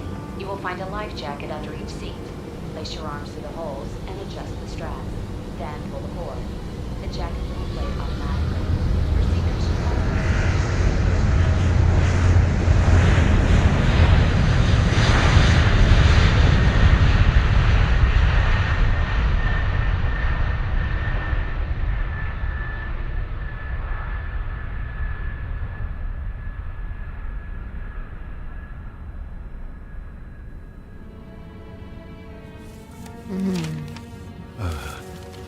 Go back to sleep. Bob, what are you doing? I'm sorry, honey. I found a newspaper under the seat. The light must be bothering you. Oh, I should stay awake. No, I don't want you to, sweetheart. Go to sleep now. Can't you sleep? I will. Promise. You worry too much.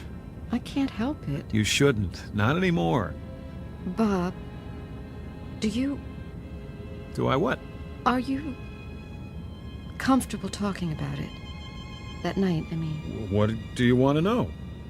Well, Dr. Martin went over it, but I still don't understand. Well, neither do I, exactly, but I have a pretty good idea what caused it now. Do? Well, it's no great mystery. Overwork, nervous tension, a touch of blood pressure. But why that night on that particular plane? What set it off? I guess it was a lot of little things come together. Lack of sleep, fast food, years of being uptight. Oh, honey, you should have told me. I didn't know myself. I was holding everything in for the sake of the job, trying to think about nothing but facts and figures. There are other jobs. That's just it. There's nothing wrong with my job. I like it. Then why? Call it the perfect storm.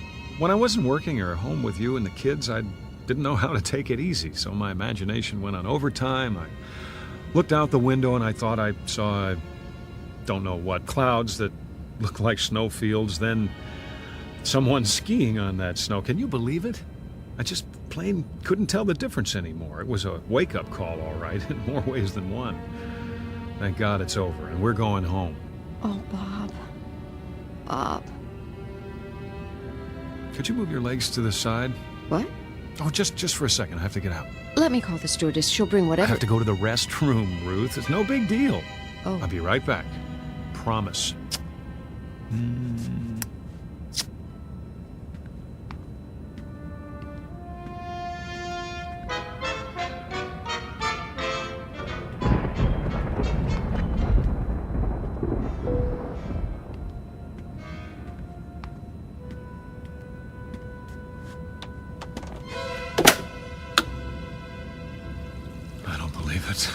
It's a storm. Sir? Yes? Would you return to your seat, please? We've hit some turbulence. Just a moment. Wouldn't you know it? Okay, let's see how bad it is.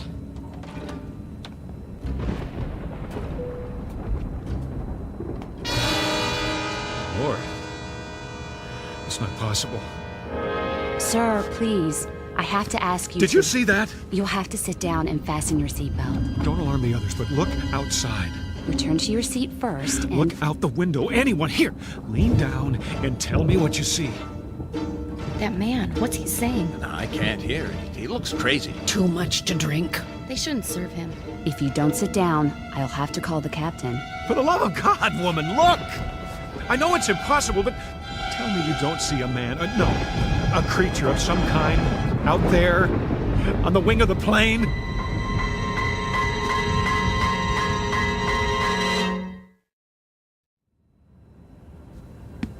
You saw what? Out there, on the wing.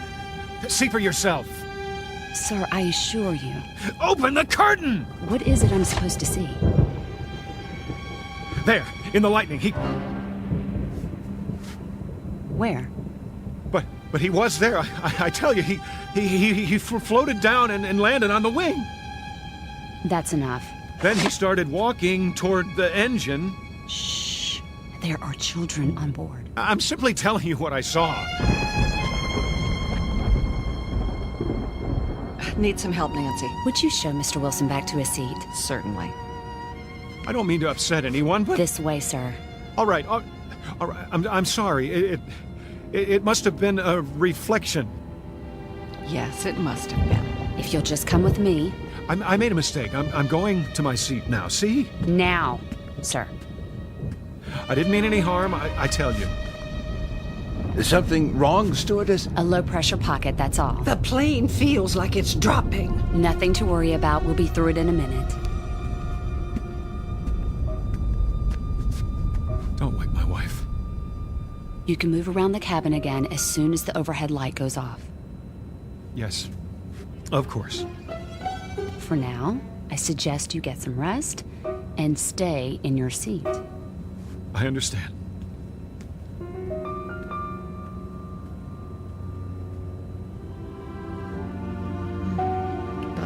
Hi. What is it? Would you like another pillow, Mrs. Wilson? No, I don't think so. A blanket? How about some of those peanuts and another glass of water? Surely, I'll be right back.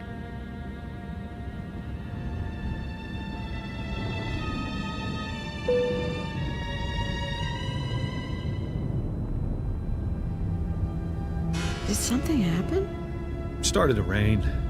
Is that what it was? I just saw something, that's all. Everybody has to stay in their seats for a while. What did you see? Nothing. You must have seen something. I happened to look outside just as the lightning flashed, and for a second I thought I saw something. Like what? Shadow. A shadow? In the shape of a man. Where? On the wing. Not a man exactly. What are you saying? A creature standing upright with long hair on its body and an animal face. Of course you know. That's all it was. A shadow. Of course. People don't walk around on the wings of airplanes. No, they don't. Not while they're moving hundreds of miles an hour. That would be impossible. Wouldn't it, Bob? It must have been a trick of the light. Like your imaginary skier. What? On the snow-capped clouds 6 months ago? The one you told me about? Yes, I suppose so. And you know that wasn't real.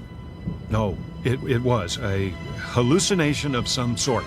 You must be more tired than you thought. But, I wasn't hallucinating just now. Then what would you call it?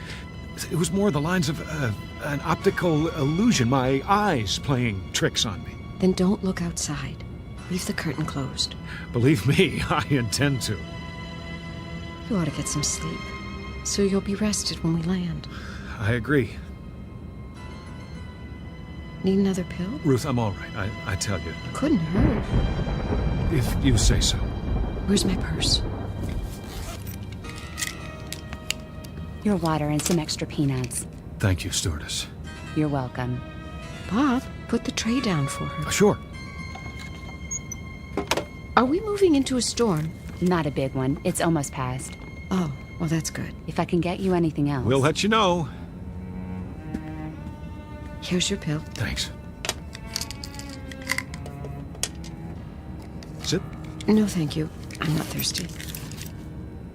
I'm sorry I woke you. Don't be silly. You can go back to sleep now if you like. If you do. Give me a minute. You're not worried about anything, are you? Not in the least. Then put your seat back. In a sec. Just let me collect my thoughts. Well, don't overthink it. That never did any good. No, it didn't. You're here with me, and we're going home together. That's the most fantastic part of all. Well, you'd better get used to the idea. All better now? Yes. Nudge me if you need me. And whenever you do, don't open the curtain.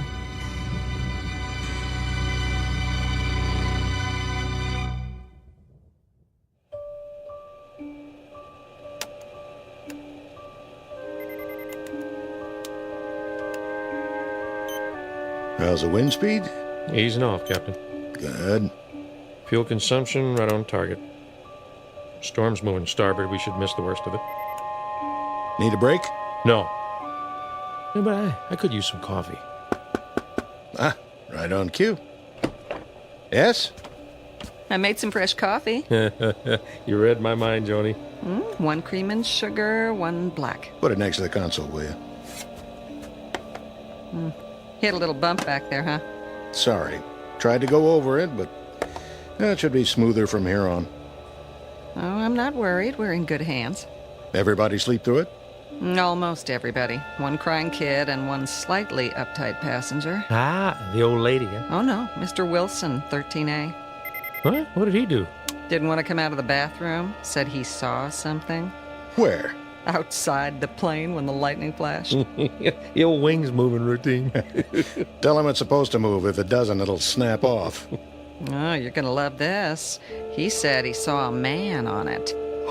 Don't tell me an alien, big head, round eyes, that thing. Tell him he'll take a description for the captain's log. Oh, listen, was he wearing a spacesuit? Oh, or was the clown shoes? It says he came down out of the sky and took a walk on the wing, just like that. Ah, yeah, a floater. Yeah, I see him once in a while when I have too much to drink. Yeah. Or maybe a gremlin. A what? Haven't you heard of gremlins? Must be before my time. It started back in World War II. Whenever something went wrong, the mechanics would chalk it up to gremlins. Better than admitting they made a mistake. Well, Mr. Wilson's okay now, but you should have seen his eyes. He looks scared out of his mind. For a minute there, I thought we had a nutcase on our hands. Cut off his drinks. Well, that's just it. He hasn't had a drop. Where's in-flight security? 32B. Tell him to keep an eye open. I like to run a tight ship. Yes, sir. But I don't think it'll be necessary. The wife gave him a sleeping pill. Thank heaven for pharmaceuticals.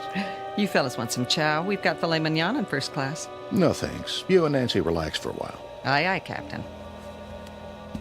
Listen, I can take over if you want to stretch your legs. You sure? Yeah, storm's thinning out, just some more rain clouds. Well, maybe for a minute.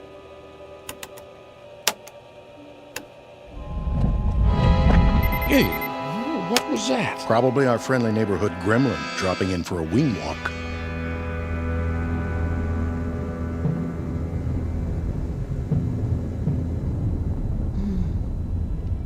Bob? Well, there you are. Go to sleep, darling. Right. I want to sleep, but I can't. She doesn't believe me. None of them believe me. I'm not even sure I believe it myself. Why should I? It's impossible. Yet I'm not dreaming. I'm wide awake and I'm cured. The doctor said so. No more panic attacks. But I saw it, didn't I? I was out there on the wing walking toward the engine. But why? There it is now. I can hear it. What's it doing? It wants to destroy this plane, bring us all down. Because of me. Because I've seen it before. Or maybe it is all in my mind. How can I be sure? There's only one way. God, help me. I've got to look. I've got to. Time to be brave. Face it down. And if there's nothing out there, then that's that. This is the only way. Here goes. It's simple. I put my hand out. I pull the curtain aside, and I'll know. He'll either be there on the other side of the window looking in, or there'll be nothing but the darkness. One way or the other, I'll know. And put my hand out. Do it. Do it.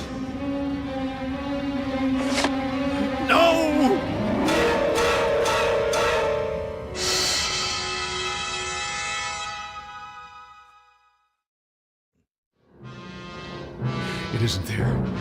It isn't. It can't be. Honey, wake up. Come on. Come on, someone's got to see this. It's right there on the other side of the window. Yes? Come here, quickly. What is it, Mr. Wilson? Look. Where? Outside the window. It's still there. Shh. I don't see anything. But... What, you mean the engines? They always spark at night. It means they're working. No, not that. You don't see anything else? No, just the running lights blinking on and off. All right, look again. See if she's telling the truth, or if she's blind. You're right. I don't see anything now. Oh, it was probably the rain hitting the window. Yes. Believe me, we fly worse weather than this. It's nothing to worry about. If you'll just try to relax, we'll be landing in a couple of hours. There it was again. Like some kind of ape dropping down from a tree. What's he doing? No! He's peeling back the engine cover. What are you looking at? Ruth, thank God. Lean across me. Look out the window. Bob, does the storm bother? No. Just like that, it's gone. For some reason, it doesn't want anyone else to see, only me. It's playing a game, taunting me, daring me to stop it. Then what? Remember what I said before about seeing something outside? I know what you're going to say, but listen to me very carefully. Honey, there's a man out there. Bob! Keep your voice down. Have you ever known me to lie to you? No. It's not a human being. It's some kind of... Bob. I'm not imagining it this time. I'm not. He's out there. Where? What? No, don't look. He isn't there now. He jumps away before anyone can see him. Except me. I don't know what to say to you. I realize what this sounds like, but give me the benefit of the doubt. Do I look insane to you? I didn't say that, but Bob... I know I had a breakdown, and I know how it looks to you now, as if the same thing's happening again, but it isn't. I didn't want to upset you. No. I want you to tell me. I didn't tell you before because I wasn't sure if it was real. Well, I'm sure now. There is a man out there, or a creature of some kind. If I describe him to you, oh, you'd really think I was gone. Honey, no. No, it's all right. It's all right, sweetie. Don't stroke my hand like a child. I know your intentions are good. I know you love me, but don't patronize me, Ruth. I'm not insane. Did I say... Does it have to be said? For the last time, that creature's out there. And the reason I'm telling you now is that he's starting to tamper with one of the engines. It's not just my life at stake. It's everyone on this plane. Shh. Think anything you want. Think that I belong in a straitjacket if it makes you feel any better. If it makes me feel better. I'm sorry. What I mean is, whatever you think about me, that I've lost my mind, all I'm asking you to do is tell someone. Talk to the pilot now. He's back there with the stewardess. Tell him to check the wing. If they don't see anything, fine. I'll commit myself. But if they do, there's still time. They can make a forced landing before something terrible happens. Won't you even allow the possibility? All right. I'll tell them. I know it seems a lot to ask. It's as if you're announcing that you're married to a lunatic, but... I said I'll tell them. If that's what you want. Stay here. She doesn't believe me. But that doesn't matter. If she can get them to see it, then I'm not too late. There he is! Hurry! Hurry, Ruth! Hurry! Look! What's wrong with that man? I don't know. Tell him to sit down. We're trying to sleep over here. Quickly! What's going on? He's pulled up one of the cowling plates. Didn't my wife... Take your seat, please. There's a man outside. He just... Mr. Wilson, keep your voice down. I'm sorry, I don't know what's going on here. Will you look? Mr. Wilson, I'm warning you. All right. I'm sitting. But will you look out the window? See for yourself. Take my wife's seat. What am I looking for? The plate. The hood over the engine with all the wiring underneath. He's bent it up so it's exposed. If you don't do something, there's going to be a short circuit, maybe an electrical fire. Well, there's nothing exposed now. What? Wait a minute.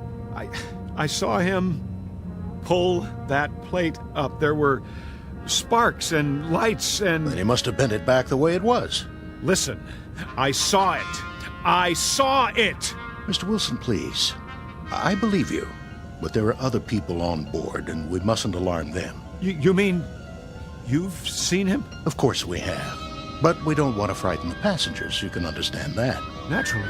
I only want to... We thought we'd taken care of the problem, but if he's back, well, we'll do a thorough check as soon as we're on the ground. But if we wait that long... See the man on the aisle? He's a special investigator from the FAA. We have one on every flight now. And he's armed. If anyone tries to do something to the plane, he can handle it. Oh. That's his job. He knows what he's doing. I understand. I've asked him to change seats with your wife. If you see anything else suspicious, tell him. Then, when we land... You can stop the act now. Bob, they want me to sit up there for a while. Honey. This way, Mrs. Wilson. Everything okay, Captain? Yes, fine. If you'll just stay with Mr. Wilson till we land... Got it. I don't need his help. No problem. Just, let me squeeze in here. Stop humoring me. Mr. Wilson, I assure you it's under control. Nothing to worry about now. If that's the way you want it, I won't say another word. I'll see us crash first.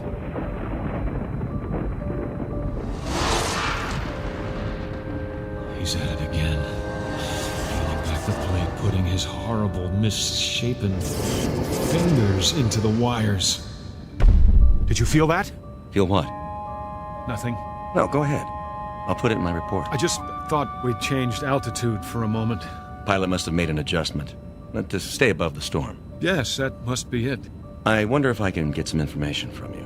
About what? May I see your ID? You have your wallet, don't you? Of course I do. Why wouldn't I? Here. Robert Jeffrey Wilson. Ever been arrested? Never. Why do you ask? Oh, just for the record. I'm a law-abiding citizen. I'm sure you are. What kind of gun do you carry? Pardon? The pilot said you were armed. Oh, standard issue 38. Never had to use it, though. Strictly a last resort. I thought guns weren't allowed on board. Well, they're not for the passengers. But with security so tight now, well, we don't like to advertise it. Then you should keep your coat buttoned. I can see the holster. Bob, how are you feeling? Great. How about you? I brought you some water and another pill, so you can sleep the rest of the way. That sounds fine. Go ahead, Mr. Wilson. Take it. Why not? I hope you're doing okay now, honey. Couldn't be better. I'll be just a few rows up if you need me. I don't need anything, Ruth. Get some rest. You too. I love you, you know. Same here. It won't be long now. For what? Until we sit down. You're lucky. Am I? You get to sleep through it. Let them think that. I didn't swallow the pill. How could I? What's going on out there? Somebody has to do something and we're all doomed.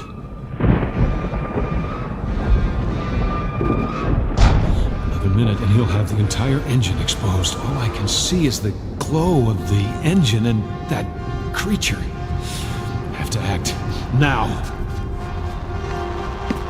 Hey, what are you doing? Somebody's got to stop that thing. That's the emergency exit. Take your hand off. Leave me alone. You'll depressurize the whole cabin. Got to stop it. Don't push the door open. Don't. I'm placing you under arrest.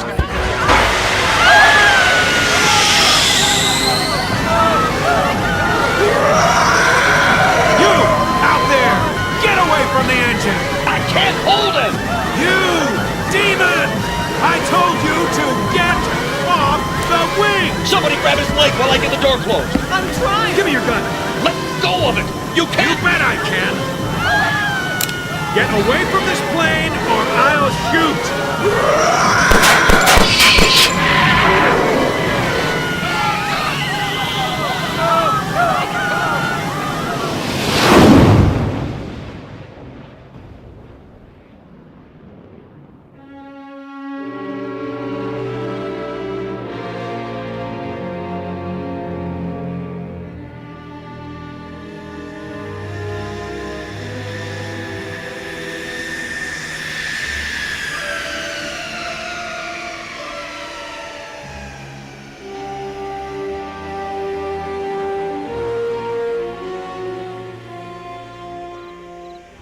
Easy. Lift the gurney down. Yeah, I got it. Here come the paramedics. Oh, good.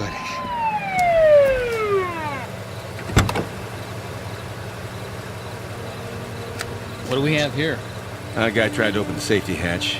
Keep him strapped down. He's out of his tree. We'll take it from here. Turn him over to the feds. He's got a string of charges.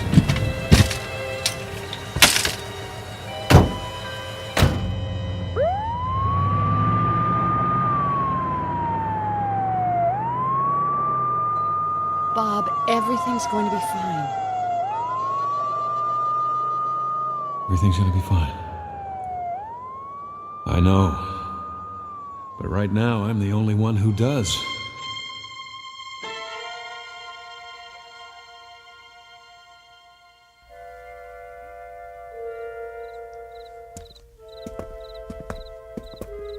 Okay, you grease monkeys, give this plane the once-over. Yes, sir. What about the emergency door? Get up on the wing and replace the seal. Then do a pressure test. You got it. Nuttiest way I ever heard of trying to commit suicide. Yeah, takes all kinds. Well, when you look at that. What happened? I don't know. But something sure did a job on engine number 2. Whole cover plate's bent back. What do you think could have bent it back like that? Beats me. Yeah, let's go to work.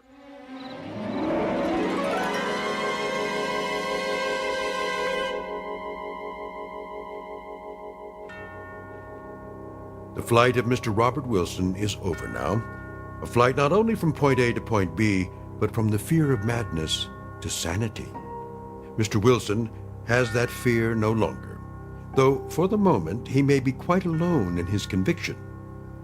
Happily, that conviction will not remain private much longer. For this time, tangible evidence has been left behind, even from so intangible a region as the Twilight Zone. The Twilight Zone continues in just a moment.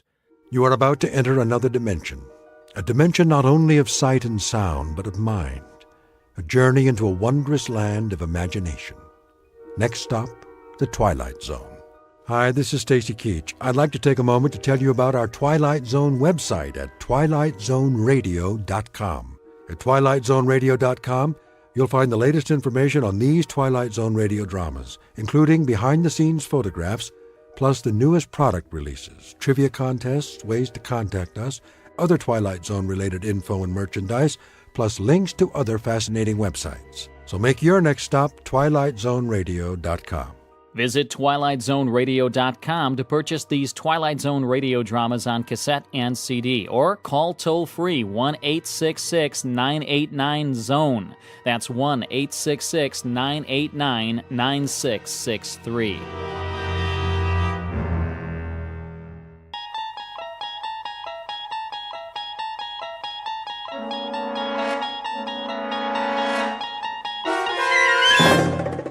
You're traveling through another dimension, a dimension not only of sight and sound, but of mind, a journey into a wondrous land whose boundaries are those of imagination.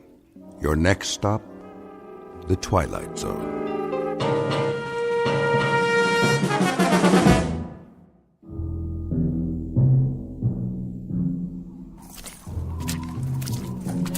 Hey, Perry. Yeah, over here. Find anything? I'm not sure. All right, we better get back to the car. I can't see where I'm going. Whoa! Careful. Jeez. Why'd we get sent out here on a night like this? First snowfall of the season? Watch your step or you'll end up with mud all over that nice, clean uniform. I could sure go for some coffee right now. Well, there's a diner over on the road by the edge of the woods. Is it still open? Let's find out as soon as we call in. So, what did you see out there? Hard to say. Tops of some trees have been knocked off. Sure looks like something hit the pond, all right. Something like what? Well, maybe a plane. Yeah, no flights in the area. I checked. No, could have been a private aircraft. Possible, I guess. Easy to get off course in this weather. Well, we're not going to find it with the water freezing over. Whatever it is, it's going to stay under that ice till next spring. You think it could have been a meteor? Maybe. Well, we better call in a report. Tell them there's nothing here. Lady who saw it wants to alert the National Guard. That's all we need. This is 1183A. 1183A reporting in. Headquarters, go ahead. We're checking out a report on a UFO supposed to have gone down in the area of Hook's Landing. A what? Unidentified flying object. You serious?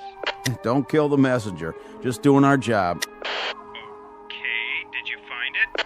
Well, it appears something did clip off some trees and came down, but whatever it was, she's under the ice in Tracy's Pond now, and we can't see a thing. Hold on a minute. See anything else? Nothing but a sea of snow. But there's something. This is Paget again. We can't get a look around till morning. We're gonna head back in and then, Hey, Bill! Yeah? Looks like some footprints over here. What kind? It's hard to say. Maybe an animal? Maybe? They lead up out of the pond. What's going on out there? There appears to be some evidence that, Say again? Those have got to be fresh prints with all the new snow. So if something did crash land, I'd say at least one person got out alive. They made it up to the woods and over to the highway. Right. Just swam up out of the ice and then started walking. What are you talking about? We'll have to call you back. Come on, is this a gag? You guys are at the donut shop, right? May have a situation up here. What kind? I don't know yet. We'll report back in a little bit. All right, Paget. Listen, there's talk about a bridge going out. Enough ice jammed against it to cool the Congo, so as soon as you can, better make sure it's posted and blocked off. Otherwise, you'll really have a situation. Got it. Roger and out. My flashlight's going out. Yeah, it's the cold. Mine's still good. Let's have a look at those prints. See? They came out over here. What did? Well, whatever survived. Something left that pond. Came out here and went that way across the highway. Toward the diner. Makes sense. Cup of hot coffee to take the chill off. Looks like a bus parked in front. Don't suppose it came out of the pond too, do you? These aren't wheel tracks. They're footprints. All right, then. Let's follow them and make sure that's where they lead. Say they do. Then what? Then I guess we go inside and check everybody's green card. And if we don't find any little aliens with 3 eyes, we call it a night. That okay with you? Let's do it.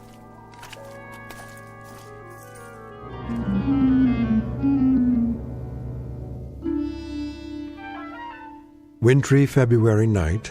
Order of events. 2 state troopers take a report from a frightened woman and note the arrival of an unidentified flying object. Then the checkout you've just heard, as the troopers verify the event but find nothing more enlightening to add, beyond evidence of some strange lights and tracks leading across the highway to a diner. You've heard of trying to find a needle in a haystack? Well, stay with us and you'll be part of an investigating team whose mission is not to find that proverbial needle. No, their task is even harder. They've got to find a Martian in a roadside diner. And you'll search with them, because you've just landed in the middle of the Twilight Zone. And now, The Twilight Zone and our story, Will the Real Martian Please Stand Up? Starring Richard Kind, with Stacy Keach as your narrator.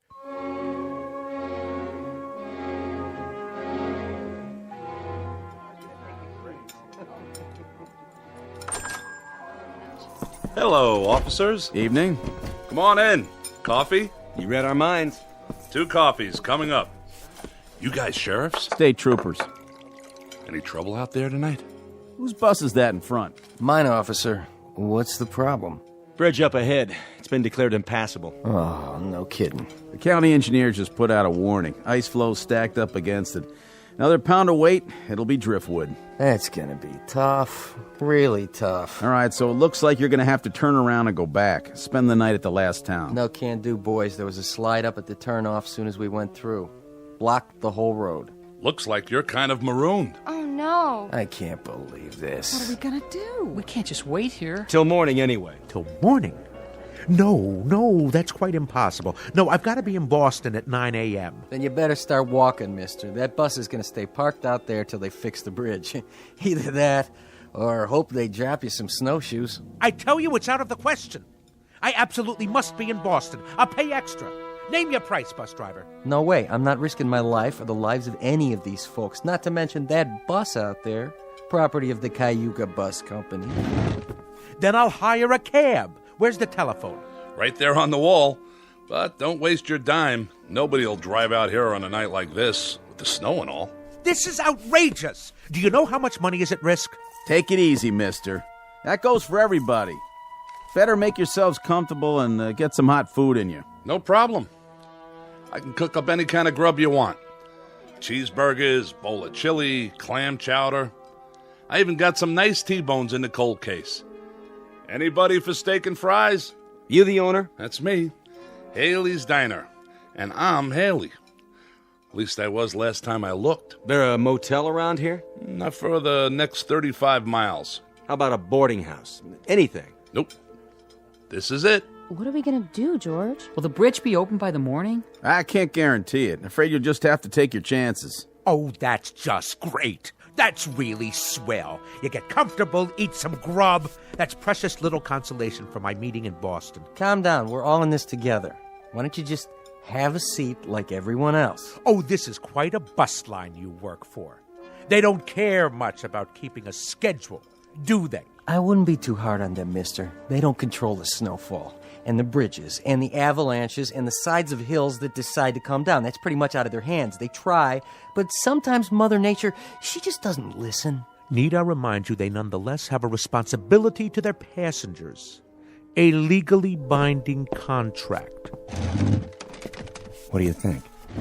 They're all off the bus, aren't they? Are they? Well, I don't see any little green men, do you? Ready for a refill? Not just yet. Let me ask you a question. Shoot. All these people from the bus? Well, now I guess they are. Where else would they be from? Well, that's what we were wondering. What's the trouble? We didn't say there was any trouble. Maybe not, but you fellas got that look in your eyes. What kind of look is that? Kinda on guard. Checking everybody out. I can see it in your face. So, you're tracking somebody, huh? An escaped fugitive? Nothing like that. Anything I can do to help? We'll let you know. This criminal. What'd he do anyway? Oh, nothing yet. To tell you the truth, we're not sure who we're looking for, or even if he's here. So it is a he? Come on, Perry, finish your coffee. We better get a move on. How many people got off the bus? Take a look. The gang's all here. You saw them come in? Sure did.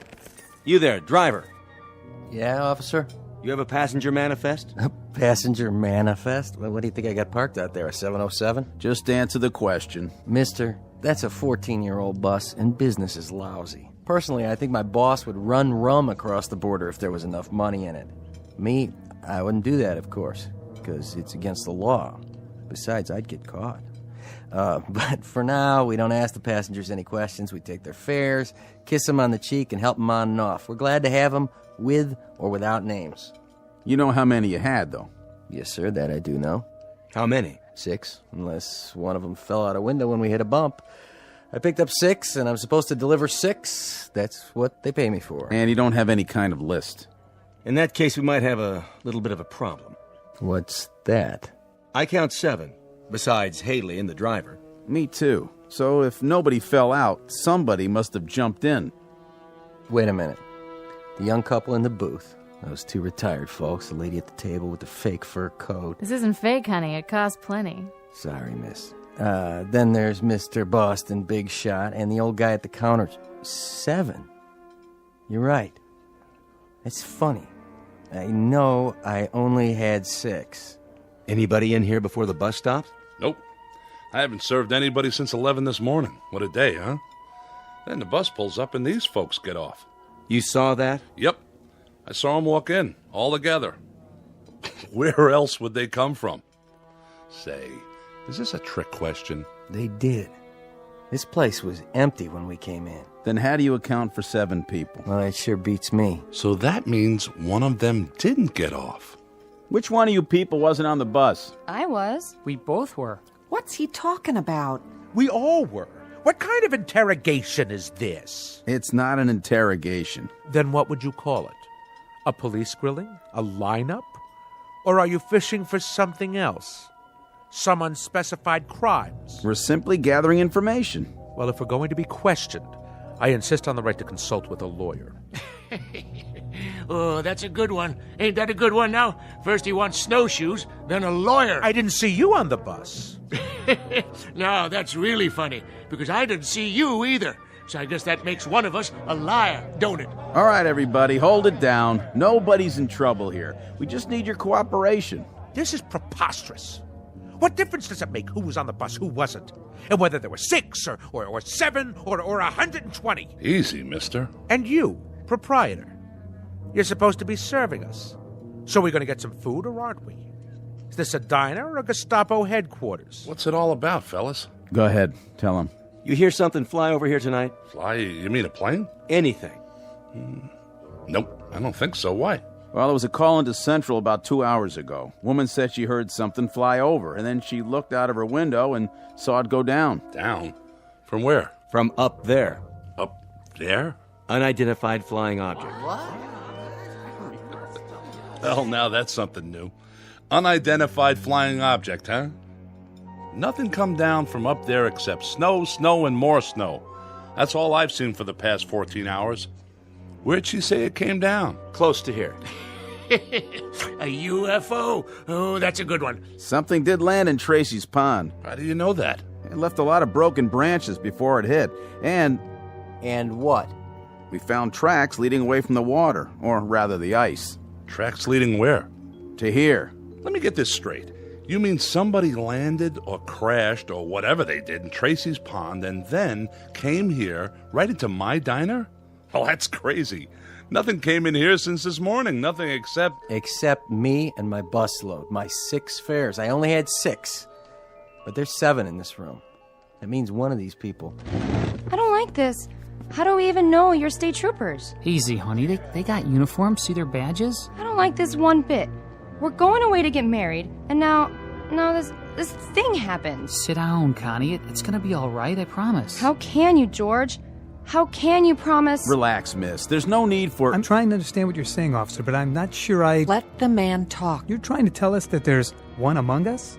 We don't know which one, mind you, who landed in some kind of flying saucer and then joined us, infiltrated the group, and then slipped into the diner right alongside us? Do I understand you correctly? Came in here with us, but that's not possible. We would have seen him. Not necessarily. Do you remember who you were sitting next to? Why, I wasn't sitting next to anyone. I was all the way in back, trying to take a nap. Well, there you go then. It's snowing and dark, and we climbed out of the bus with our eyes closed because of the snowfall. Anyone could have come in with us, and we wouldn't have noticed. But you were all together on the bus. Some of you must have noticed who the other passengers were. That doesn't cut much ice. They loaded up in the snow down at Hook's Landing. How long ago was that? How long? Let's see. We left the landing 3 hours and 12 minutes ago. And to tell you the truth, I don't remember who got on. All I know is there was an even half dozen. Just like a real science fiction story. That's what she is. Like a regular Ray Bradbury. 6 humans and 1 monster, all the way from outer space. Wonder if it came from Mars or from Venus. Oh, why don't you keep quiet? What about you, fella? You wouldn't happen to have an eye in the back of your head, would you? I find you insufferable, sir. Do you know that? And you ain't no prize yourself. Well, what do you do now? Line us up for a strip search? Nobody said anything about a search. Good, because there's a little matter of civil liberties.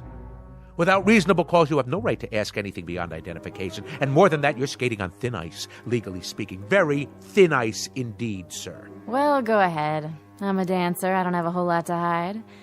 I usually get paid to take off my clothes. But if that's what you want... Look, lady, this isn't exactly par for our course either. We go off on an awful lot of nutty assignments, but this one... Then let me make it easy for you. I work a lot of clubs, and I know how to spot people. Go ahead. You pair off the couples. Since it's just one person who doesn't belong here, that eliminates the couples. Sounds logical. Whew, I guess that means we're in the clear. Cross us off. We're 2 of the humans. And us too. Yes, George. My wife and I were exonerated. Connie? Connie, what's the matter? Nothing. Yes, there is. What are you looking at me like that for? I could have sworn... Sworn what? That you had a mole on your chin. A mole? Connie, I've never had a mole on my chin. You did too. Honey, I did not. I can tell you what's happening now. We're all going to get so panicky that everybody and his brother will start picking up invisible clues from everybody else. This stuff is nonsense. It certainly is nonsense. If a husband and wife suddenly start to wonder whether the husband really is the husband or the wife is really... When did you start turning so gray? Now, wait a minute. I think 23 years is long enough for a woman to figure out who she's married to. So stop looking at me like that. Oh, this is rich. I love this. Better than a horror movie. He don't know who she is, she don't know who he is. And as for you, Miss Fur Coat, we don't know who you are. And that big-talking lemon sucker over there, he's the most suspicious of the bunch.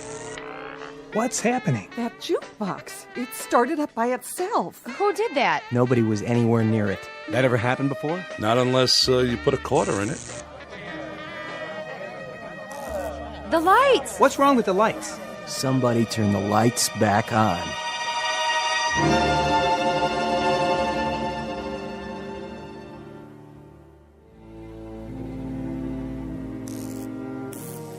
There's your lights again. Just gotta be patient is all. This happened a lot, does it? Not till now. Must have been the storm. Could have tripped a circuit breaker, I guess. Or a power outage. A line down somewhere. Only what? Why did it last a couple of seconds and then come back on? Unless... What are you thinking? Unless someone caused it to happen. Where's your circuit box? In back. You want my flashlight? Everybody stay where you are. Leave your gun in your holster, Perry. I'm going to get to the bottom of this. We'll question each one of you one at a time. Now, see here. One at a time. Stay seated, everybody. You got a back door to this place? Sure do. How does it lock? Night latch and key. Why? Where's the key? Right here on my belt. Go back there and lock it. It's always locked. But if that certain somebody is really from outer space, they'll just go through the wall anyway, won't they? Check 'em for wings. Check 'em all for wings. Look under their coats. Might as well start with you, Grandpa. You got identification? I left it down there by the pond in my spaceship. Who won the National League pennant last year? What is this anyway? Some practical joke? If so, well, you've prolonged it beyond the point of human endurance. Yeah, human. Just answer the question. I understand. I get it. So keep your britches on. Pittsburgh Pirates won it, officer. And then they took 4 out of 7 from the Yankees. That's right. Sharp boys, those two. Real sharp. Didn't figure a Martian would know anything about the great American pastime, did you? You got identification, miss? No, I don't. As a matter of fact, I left my wallet. I left my wallet with my suitcase.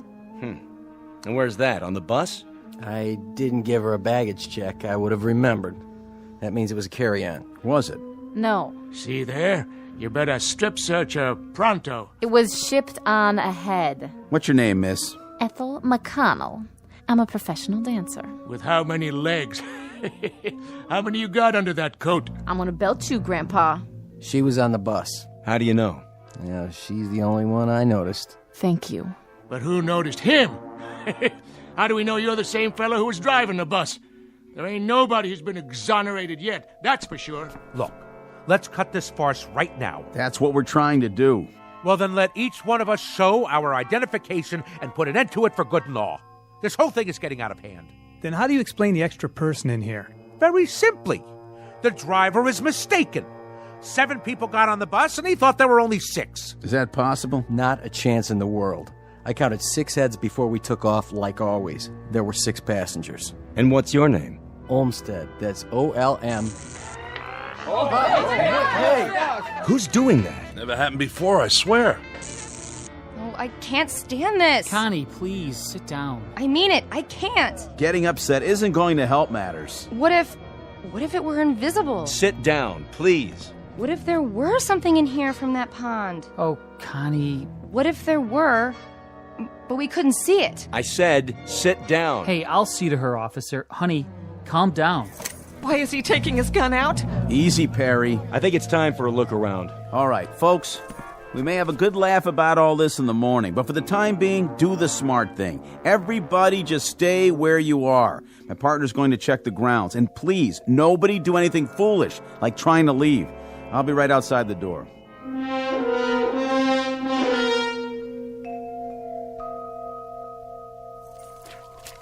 Perry?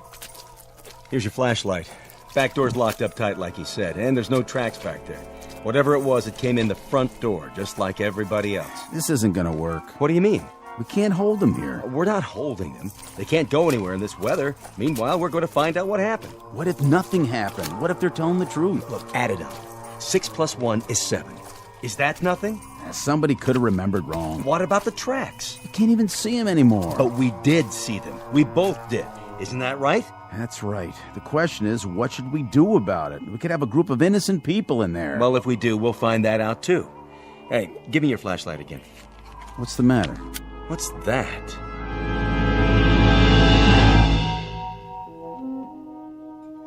Here you go, miss. 1 New York steak. Medium rare, just like you ordered. How much do I owe you? Put it on my bill, Haley. Sure, you say so. No strings? No strings. With your bag stuck on another bus somewhere, back around Binghamton is my guess, it's the least I could do. You're a nice guy, Olmsted. Next time you're in the city, stop by the club. Drinks on the house. Baby, you got yourself a deal. Hey, Haley? Yeah? Where are the troopers? Still outside, I guess. Snow seems to be letting up. Say, you didn't pull that gag, did you? The business about the lights and the jukebox starting up. Not me. I'm strictly short orders and pay my taxes to Uncle Sam. I don't know anything about science fiction. A jukebox is a jukebox. And if the blame thing feels like starting up on its own, you'd better go call an electrician. Don't have to do that. Just take me to your leader.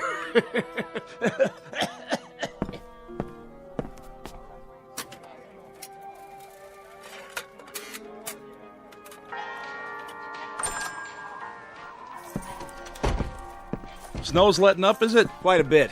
You can see the bridge now. And? Well, she seems to be holding up pretty well. I know that bridge. And what's more, I don't trust it. Well, then thank goodness it's not your judgment we have to concern ourselves with. Because if that bridge gets a clean bill of health, you're going to drive the bus across it. Mister, you may be a hotshot in Boston, Mass., but when it comes to bridges and buses, I got seniority. And I tell you, that bridge is so old that... There it goes again. Almost like a strobe light. They keep going on and off like somebody's throwing a switch. We're losing power. I'd say it's the whole area. Or it could just be right here. This is getting weird.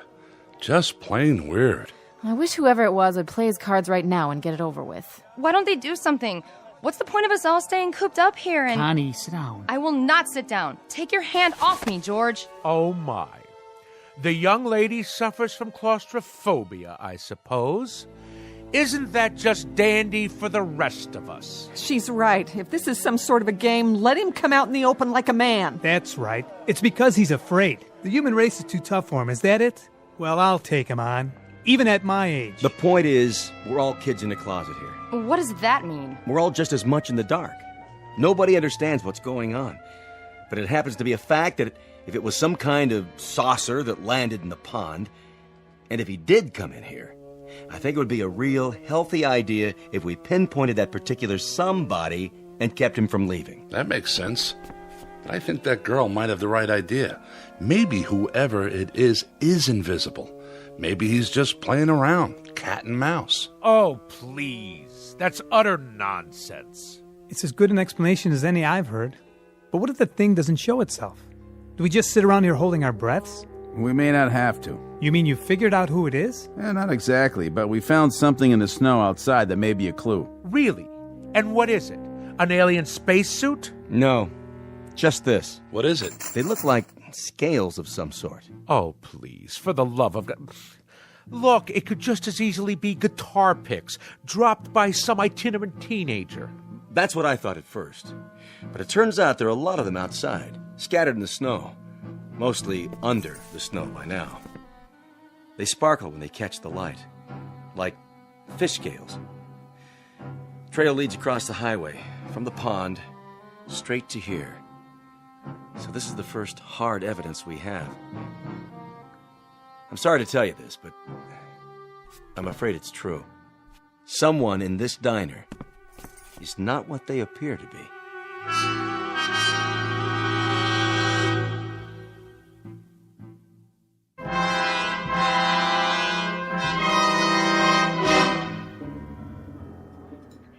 By golly, I knew it. It's the creature from the Black Lagoon. Flew down here from some water world, and now he shed his skin like a snake.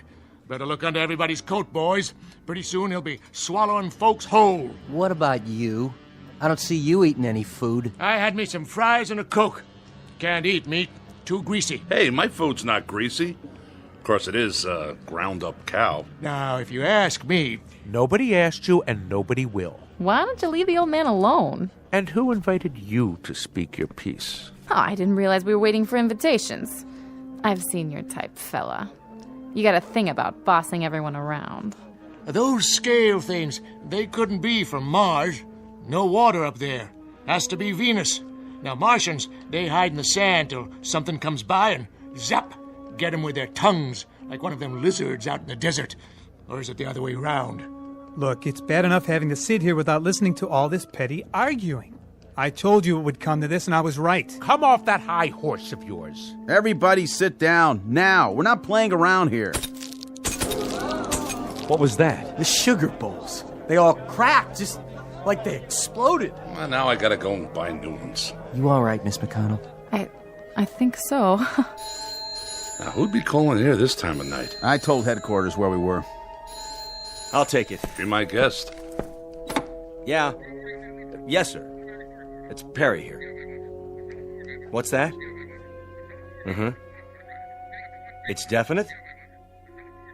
Yes, sir. That's fine. Right. Thank you. Well, the bridge is okay. Well, it's about time. Are you sure? County engineers just checked it out. The load of snow just broke away, and, well, with no more snowfall, they say it's safe. Shall we go? Well, if that was a county, I reckon it's okay. I'm gonna take it real slow, though. What about it? We can't hold them. You're making a big mistake, officer. A big mistake. You're letting a monster out. Well, that might be, Pop. That may well be. But I can't hold people on suspicion of being not human. You can move them out anytime. Okay, folks, let's go. You're sure about the bridge, officer? I never liked that sucker. She swings in the wind, and she's not a suspension. You can follow us. We'll take the car across first, just to be sure. You can pay your checks over here, ladies and gentlemen. It's been a real pleasure serving you. Safe trip and Godspeed. You all come back and see us real soon now. Except for one of you, that is.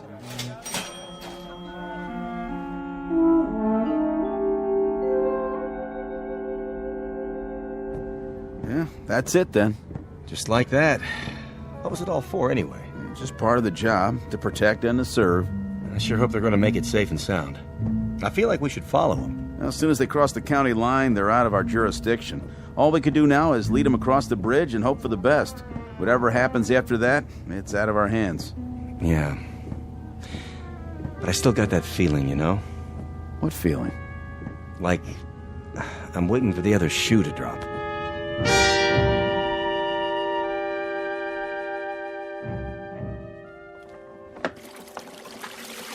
No tips. Not a one.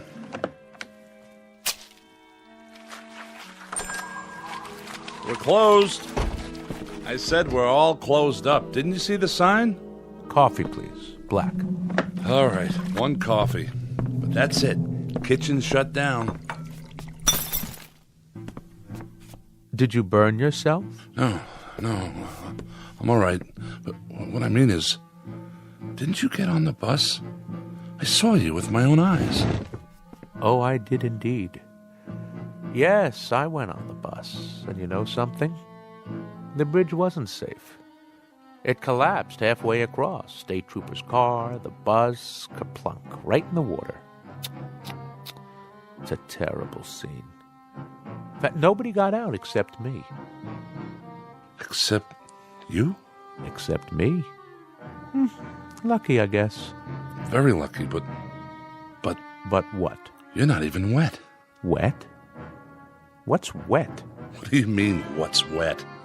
You landed in the river, but your clothes are all dry. An illusion is all. Just an illusion. Like that thing playing. That's an illusion. Say, how'd you do that? Or the telephone ringing. Hello? Hello? Nobody there. You see, just an illusion.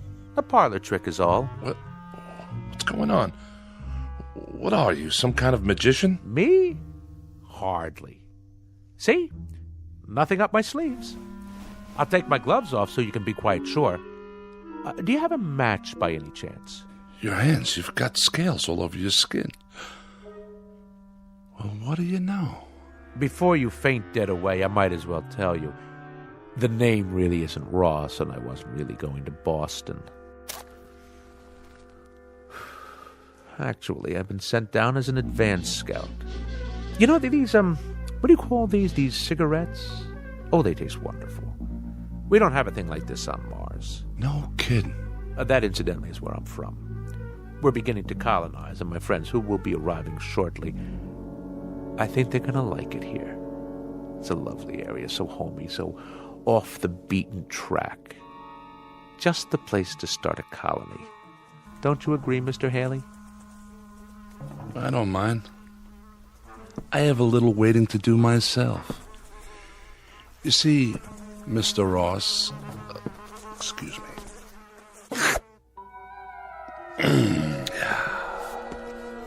How did you do that? With your tongue? Most remarkable. Must have been 18 inches long. Just a tasty little trick I learned back home. It makes it unnecessary for me to eat the local fauna, which is, let's face it, pretty disgusting. Cows and all that. Anyway, the name isn't Haley. And I agree that this is an exceptional place to colonize. We folks from Venus had the same idea, only we got it several years ago.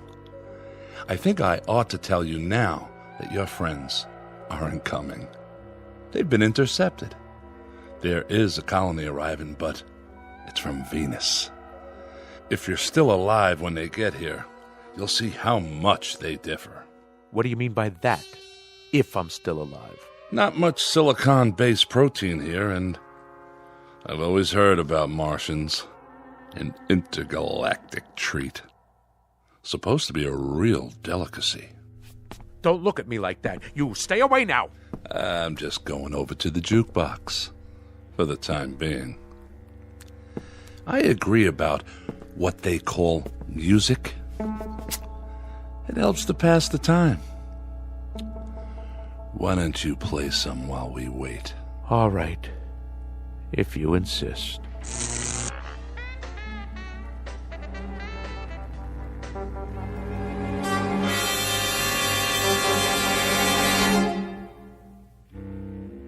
Incident on a small outpost of civilization, to be believed or disbelieved, depending on your frame of reference, your imagination, and whether or not you're from Mars, Venus, or Missouri. But no matter the degree of your skepticism, if a sour-faced dandy named Ross, who looks like a stocks and bonds salesman, or a big, good-natured counterman who handles a spatula as if he'd been born with one in his mouth, if either one of these two entities walks onto your premises, you'd better hold his hand, scales and all, or watch his words, especially that long, sticky tongue of his.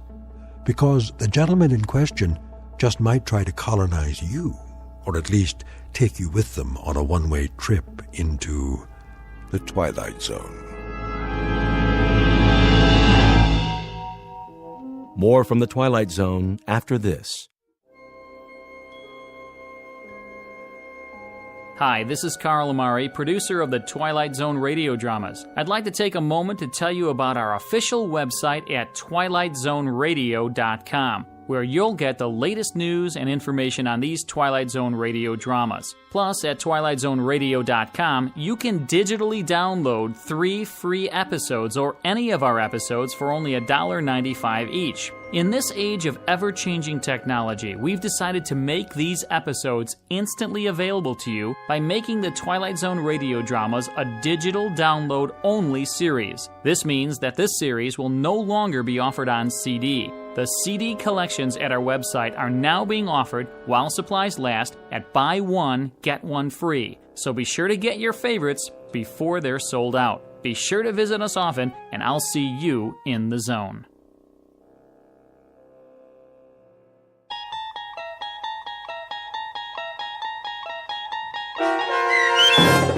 Will the Real Martian Please Stand Up, starring Richard Kind, with Stacy Keach as your narrator, was adapted for radio by Chaz Holloway and Dennis Etchison, and based on a script by Rod Serling. Heard in the cast were Mike Starr, David Darlow, Brooke Sanford, Doug James, Jeff Lupiton, Kurt Nabig, Meg Thalkin, Lynn Foley, Carl Amari, Sarah Marks, and Roger Wolski. To learn more about the Twilight Zone radio dramas and to obtain audio cassettes and CDs of these programs, visit our website at twilightzoneradio.com. The producers of The Twilight Zone wish to thank CBS Enterprises, Carol Serling, Dennis Etchison, Dick Brescia Associates, Claire Simon Casting, Terry Jennings, XM Satellite Radio, Sirius Satellite Radio, our sponsors and our radio affiliates for helping make this series possible. This copyrighted radio series is produced and directed by Carl Amari and Roger Wolski for Falcon Picture Group. Doug James speaking.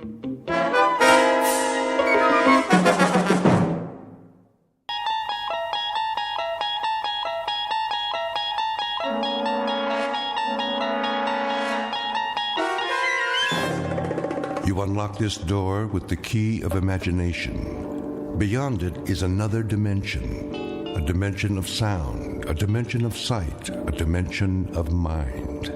You're moving into a land of both shadow and substance, of things and ideas. You've just crossed over into the Twilight Zone.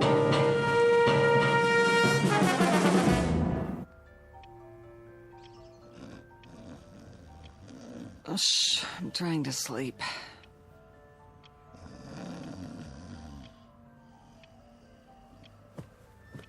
I said I'm sleeping. What? Oh, what time is it? Wilma. Ow. Wilma. Oh, leave me alone. What does the clock say? Huh? 9:17. It can't be. Oh, didn't you set the alarm? Wilma!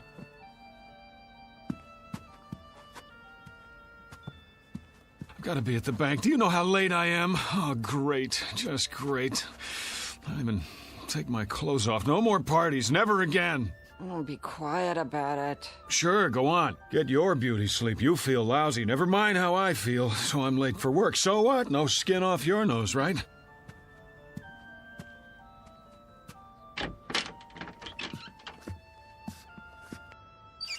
Oh, yeah. I shouldn't have looked in the mirror.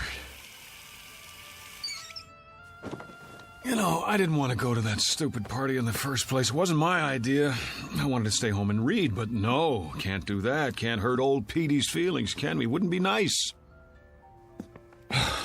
So I go to work an hour late today. And you sack out till noon. That's fair, yeah, makes sense to me.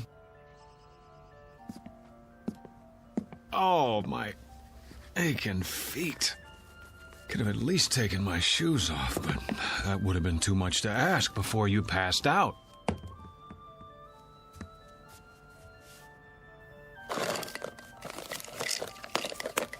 Oh, boy. Rearranging my stuff again, huh? Okay, I give up. Where'd you put it?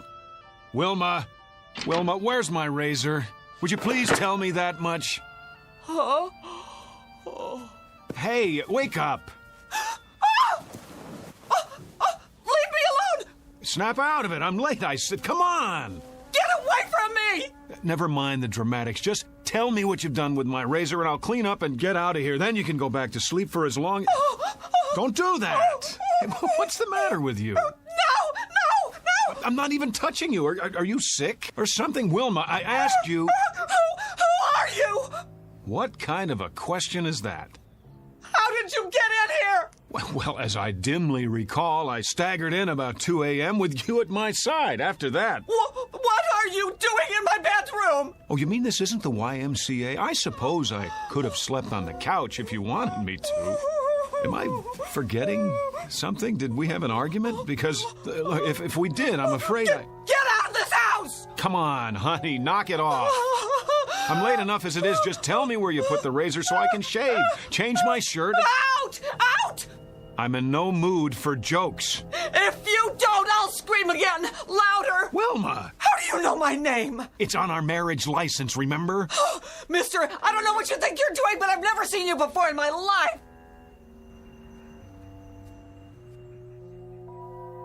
Cameo of a man who has just lost his most valuable possession.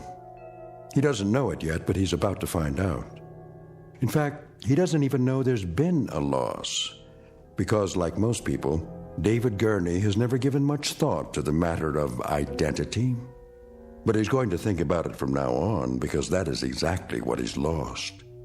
And his search for it will take him through unknown territory in one of the darkest corners of the Twilight Zone. And now, The Twilight Zone and our story, Person or Persons Unknown, starring John Schneider with Stacy Keach as your narrator. Did you hear me? Get out! Because you've never seen me before. Now you don't even know your own husband. Oh, you're beautiful. What a time to go psycho on me. Now, look, whoever you are, I don't want any trouble. But if you don't get out of here, I am going to call the police. Easy, Wilma. Take a pill or something. Stay away from me! Go ahead. Call the police. Call the fire department. Call the paramedics. Tell them to bring an oxygen mask because there's a man here who's dying of a hangover. Oh, my head. I'm not bluffing. If you're not off that bed and out of this room by the time I count to 5, I'll make the call. I swear. 1, 2... Cut it out, will you? I've got a splitting headache. 3, 4, 5. this isn't funny anymore. Give me the police. Hello, police? I'd like to report a guy. Give me that. Have you gone crazy? What are you gonna do? Kill me? I'll scream until the neighbors come. All of a sudden, I'm a stranger? I suppose I didn't buy this king-size brass bed and the lamp and the carpet and the wallpaper to go with it. If I didn't, who did? Santa Claus? Oh, you're insane! Boy, this is what I call a delayed reaction. 2 martinis at midnight and she gets drunk the next morning. Go back to bed, sleep it off. You cannot tell me what to do! You got it. I won't waste my breath. Now, what are you doing? Changing my clothes. What are your panties doing in my drawer? Your drawer? Where did you put my socks? If you don't keep your filthy hands out of my things... Filthy? Yeah, well, if I had time to take a shower... What in the name of... Those are my dresses! So I see. What did you do with my clothes? Oh, the Lord is my shepherd. All right, I'll wear what I had on last night, but if anyone says something at the bank, I'll tell them whose fault it is. My darling, brain-damaged wife with her defective sense of humor. Daily bread and forgive our trespasses as we forgive those who trespass. I'm going to work now. When I get back, you'd better have things straight again, understand? Do I make myself clear? The kingdom, and the power, and the glory, now. Goodbye. And forever. You gotta help me.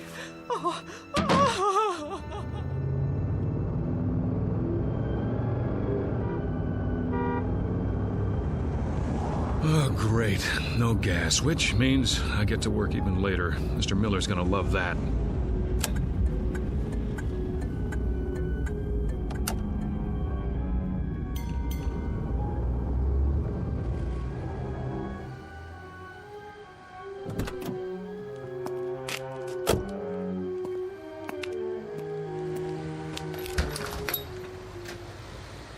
Come on.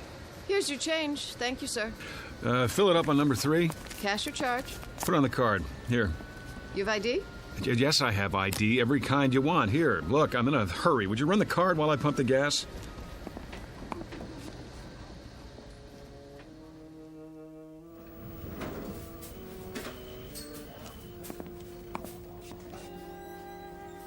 Morning, Jim. Morning, sir. Welcome to Federalist Savings and Loan. Boy, treat the customer like a king. New uniform? What's that, sir? Looking mighty spiffy. Hat's on crooked, though. It is? Keep up the good work. Don't let any bank robbers in. If you'll fill out a transaction slip. Who do I see about a loan? Morning, Julie. Fred. Bring back this loan application and I'll begin the procedure. Well, how long's it gonna take? Oh, no, not long. We can usually give you a decision in 72 hours. What in the... Well, see, I sort of need the money right away. I'll do my best, Mr. Klein. May I help you? George? I am Mr. Hurtubise, Assistant Vice President. Of course you are. Who's that? Sir? At the desk by the window. Why, that's Mr. Cooper, our Vice President. What? Would you mind telling me what Mr. Cooper is doing at my desk? Beg pardon? What is he, some trainee of all the... If you'll wait your turn, sir, Mr. Cooper's busy. Yeah, sure he is. What is this, George? April Fool's Day? I don't see why I have to fill this out. I already gave you all the information. I'm sorry, Mr. Klein, but without verifying your collateral, I'm afraid there's nothing we can do. You know how long I've had an account here? And you giving me the runaround? Well, maybe I'll just take my business somewhere else. What do you think of that? Well, thank you for stopping by, Mr. Klein. If you'd care to reconsider... Thank you for nothing. Nice. I beg your pardon? You just lost a customer. I could have processed his application in 24 hours. And you are... Who the devil are you? How's that? I said, who the devil are you, and why are you sitting at my desk? Your desk? Yes, my desk. I've had about enough of this today. Get out of that chair. I'll do nothing of the kind. Friend, you'll get out of that chair, or I'll throw you out. Yes, I need security over here. Move. No need to get upset, friend. Oh, you don't think so? After the morning I've been through? Here, take this junk with you. Your pictures, your phony nameplate. I said take it! Trouble, Mr. Cooper. Would you show this man to the door? Knock it off, pal. You're the one who's leaving. Better come with me. Back off, Jim! This joke's gone far enough. He says it's his desk. Come on, sir. Let's settle this outside. There's nothing to be settled. I want my nameplate back and my pictures. What the hell did he do with them? Now, sir. Outside, I have to insist. Go ahead, insist. I'm not budging. Yes, you are.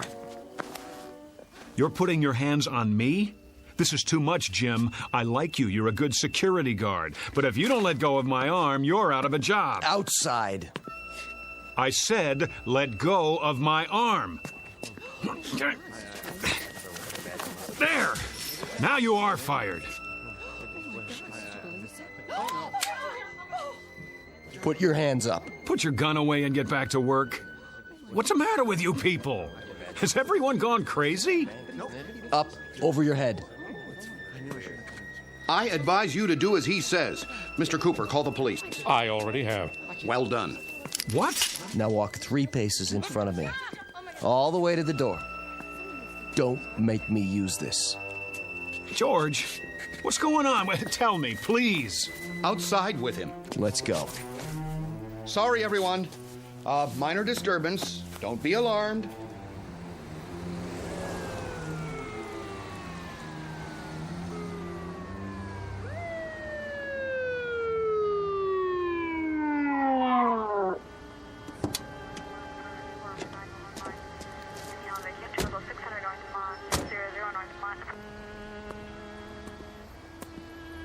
This the man? That's him. Hands behind your back. Oh, for God's sake. Hold still, fella. Ah, get in the car, nice and easy. Wilma, is that you? That the same guy? Yes. What's your name? Why don't you ask her? We did. She doesn't know. Doesn't know? After 11 years of marriage, she doesn't know. He's a complete stranger to me, officer. I can't tell you how frightened I was. Let's go. Wait, Mrs. Gurney, let me introduce myself. I'm David Gurney, your husband. Well, what's everybody staring at me for? That's who I am. Tell him, Jim. I've worked with this man for 4 years. Tell him. Never saw him before. He just walked in and started a ruckus. Slide in the back seat. Come on. Wait, you don't believe I'm David Gurney? I can prove it. Look in my wallet. Go ahead. Take it out of my back pocket. Then we'll see. No wallet? Sure there is. Check the other pocket. Nope. Nothing. But I had it. Oh, hold on. The gas station. I must have left it on the counter. Everything. Driver's license, credit cards. Watch your head.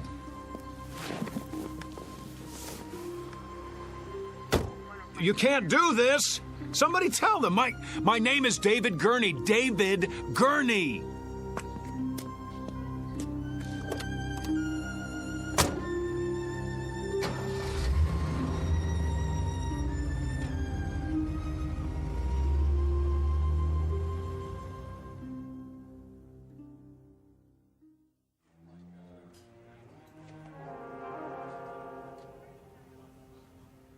On your feet.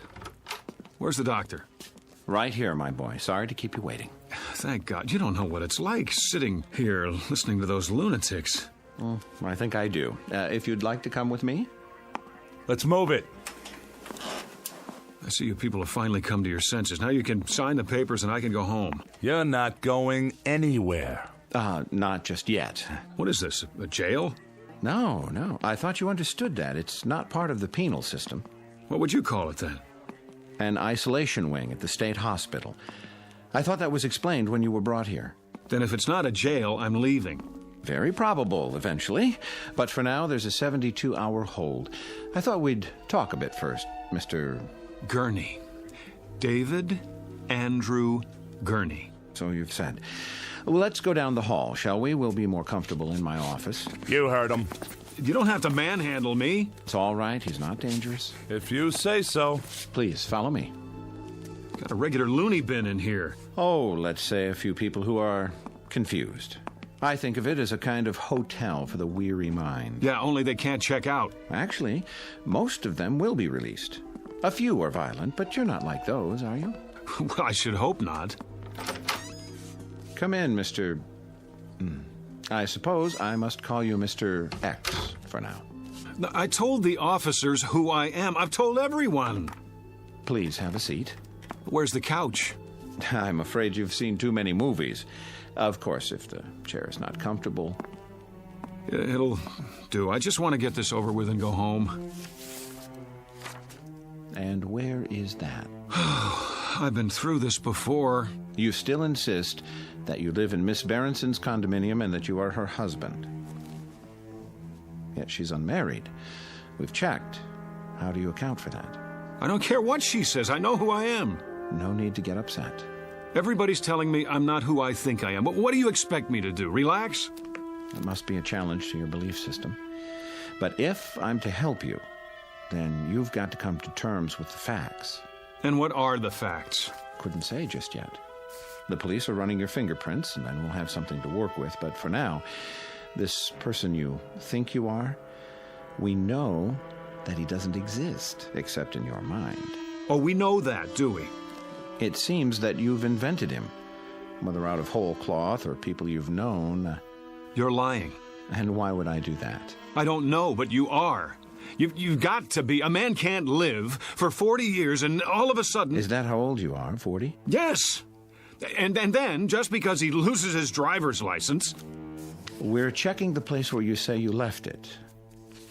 But it wasn't just that. Everyone at the bank agrees that... You put a lot of stock in everyone else's opinions. How about mine?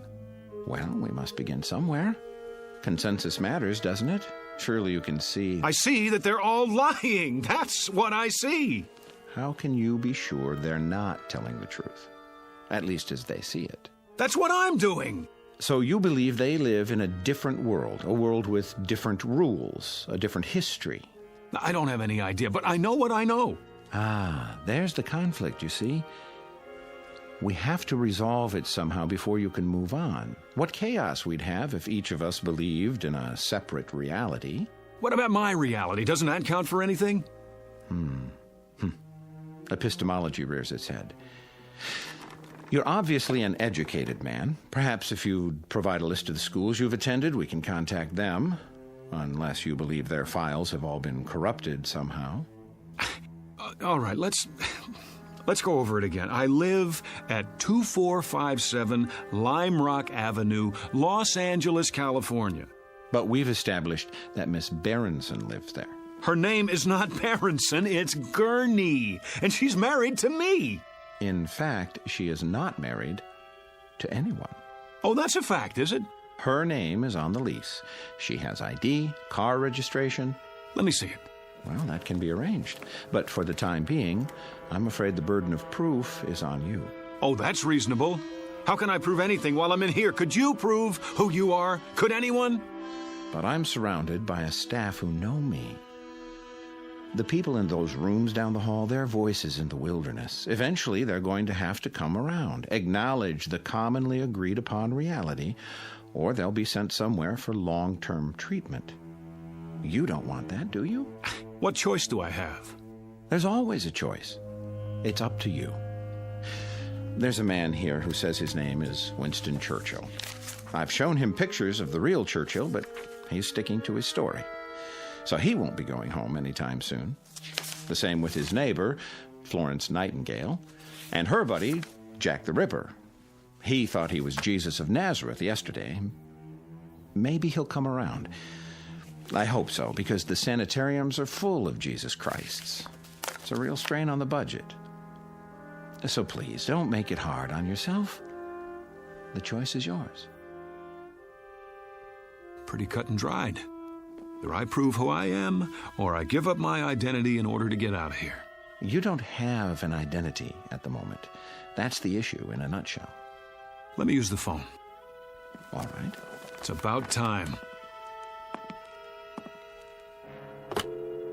I'll turn on the speakerphone so we can both hear. Agreed? Agreed.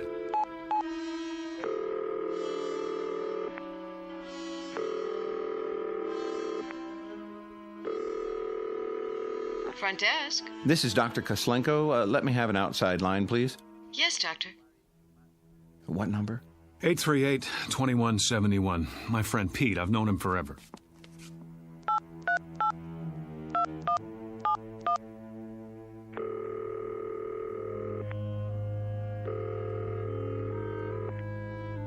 Hello? Hello, Pete. Yeah? Who's this? It's Dave. Look, you don't know how glad I am to hear your voice. Listen. Dave who? Pete, for God's sake, Dave Gurney. Wilma and I were at your place last night. Don't kid around. I think you have the wrong number, fella. But we went to school together. He's my best friend. Care to try someone else? Let's just cut through all this. Call 272-3478. Ask for Mrs. Gurney. Very well.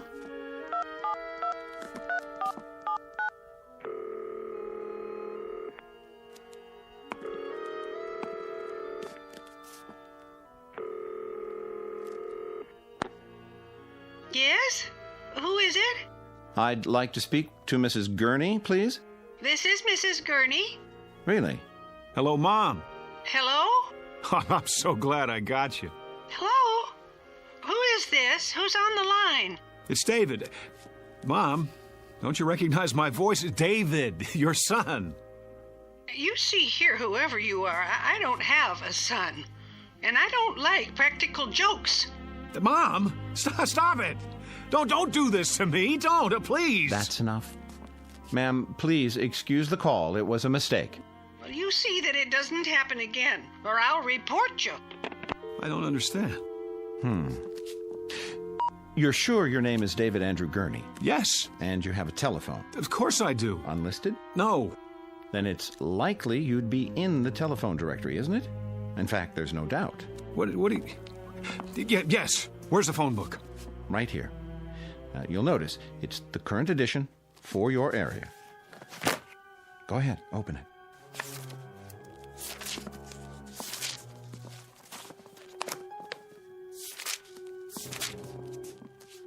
Gurney, Bertram J, 26837 Broadview, no. Elizabeth Y, 6578 Logan Street, Van Nuys. Well? It's not here. I believe that's called evidence. Now, are you ready to consider an alternative? But if I'm not David Gurney, then who am I? That's what we're going to find out. Now the real work begins. In other words, I'm crazy, just like the guy who thinks he's Jack the Ripper? That's what you're telling me? Well, let's say temporarily disoriented. It's not uncommon when one is under stress. I know it must be difficult to accept, but looking at it logically, could there be any other explanation? Sometime last night, you suffered a break, became confused, entered Miss Berenson's apartment. No, for some reason that's what you want me to believe, but it isn't true. Because in spite of everything, I know who I am. If I don't know that, I don't know anything. Oh, I was afraid of that. You know, I've been through this a great many times. Too many. And it's what I was trained to do, and I'm very good at it. Always ends up the same way. With the patient either returning to a normal productive life or entering into a lifetime of treatment. Why? Because they won't break? Hear me out. We're not playing around in here. I can give you a prescription for drugs, set up a schedule of visits, but it's maintenance, that's all. The bottom line is it's up to you. If you behave that way, you become that sort of animal.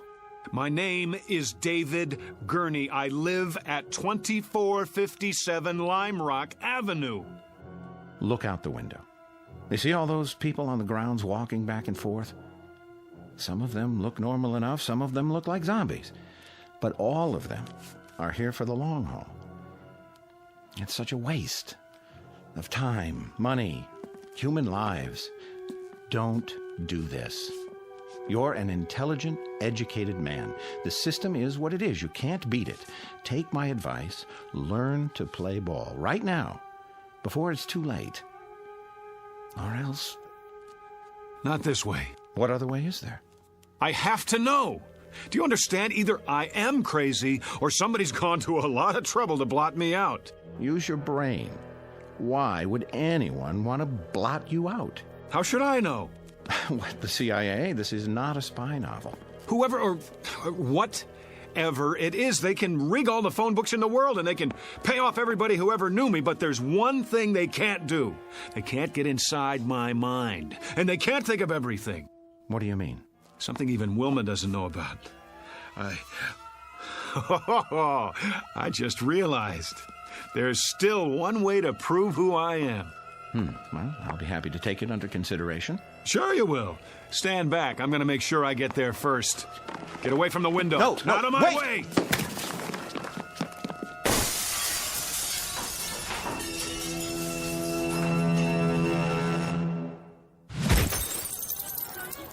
All right, everybody, line up. Rec period's over. Back inside. We better stop him. He's getting away. Oh, he's already outside. Get the keys to the gate. I don't have them. Man, oh man, look at him run. Sure is in a hurry. I couldn't have done that. Must not have taken his meds today. Call the cops. This is Braywood General. We have a patient over the wall. Put out an APB.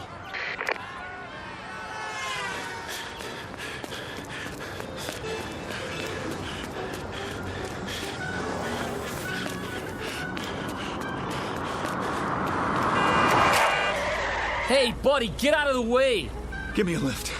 Yeah, sure. I have to get out of here. Yeah? Well, call a cab. I don't have any money. Did you help me? Sorry, buddy. Get out. I need it. Get out. Hey, what are you doing? Then slide over. I'm in a hurry. Hey, look, man. I don't want any trouble, okay?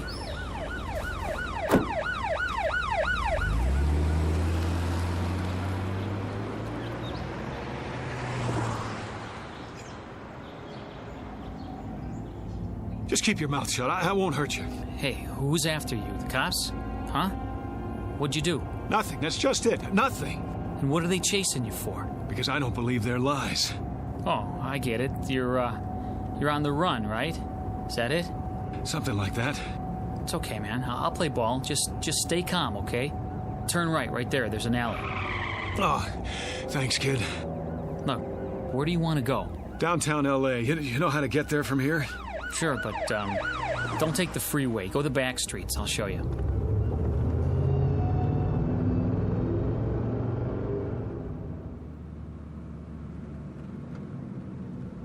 I hope this is the right address. So, can I go now? Now, go on. I can handle it from here.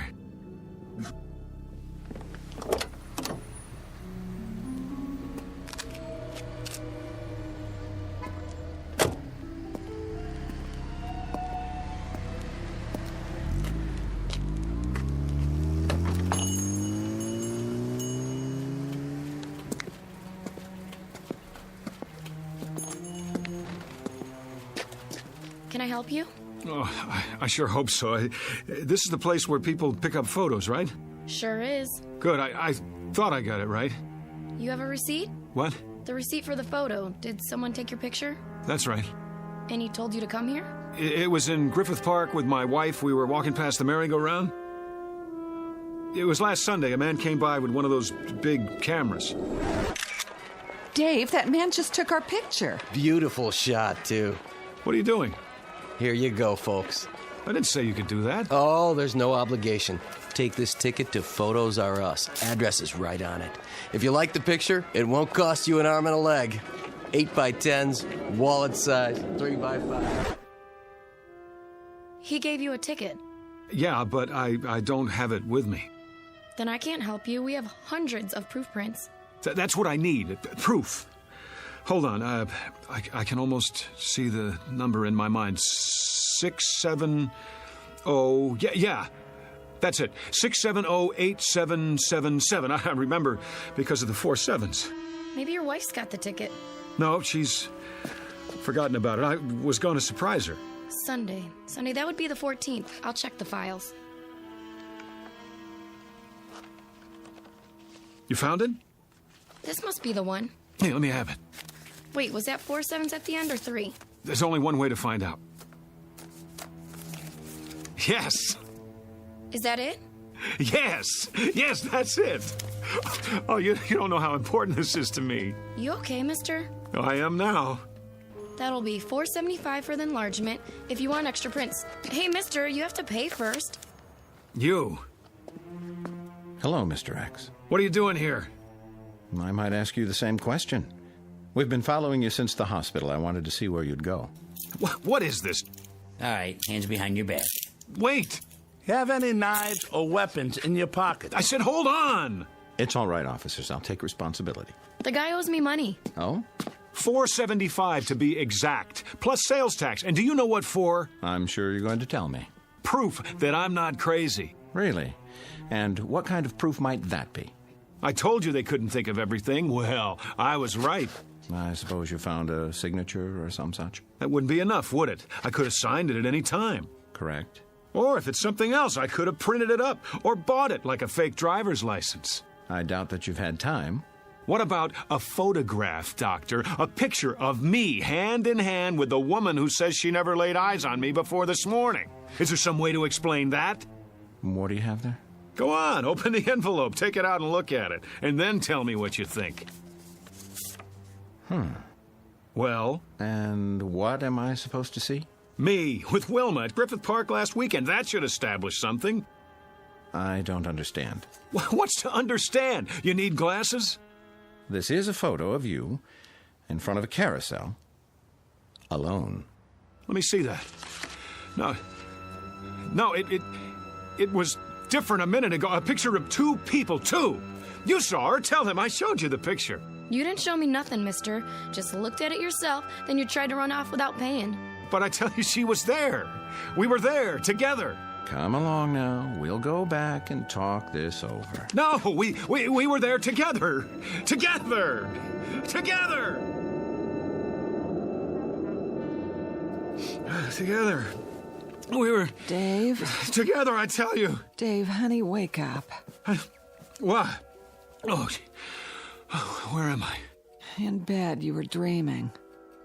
Oh, Wilma, it seems so real. That's why they call them nightmares. You want me to get you something? No, that's all right. What time is it? 4 in the morning. Go back to sleep. You have to be at work in a few hours. Whew, I must have had the nightmare, the granddaddy of them all. That'll teach you to mix scotch and martinis. Well, no, that'll teach me. Sorry I didn't put you in your pajamas, but I was a little out of it myself. Forgive me? Oh, sure I do. Don't blame yourself. You're in a rare mood. You don't know how happy I am just to be here. I love you, too. Oh, you better check the alarm. I'm not sure if I set it. I can't see. Now turn on the lamp.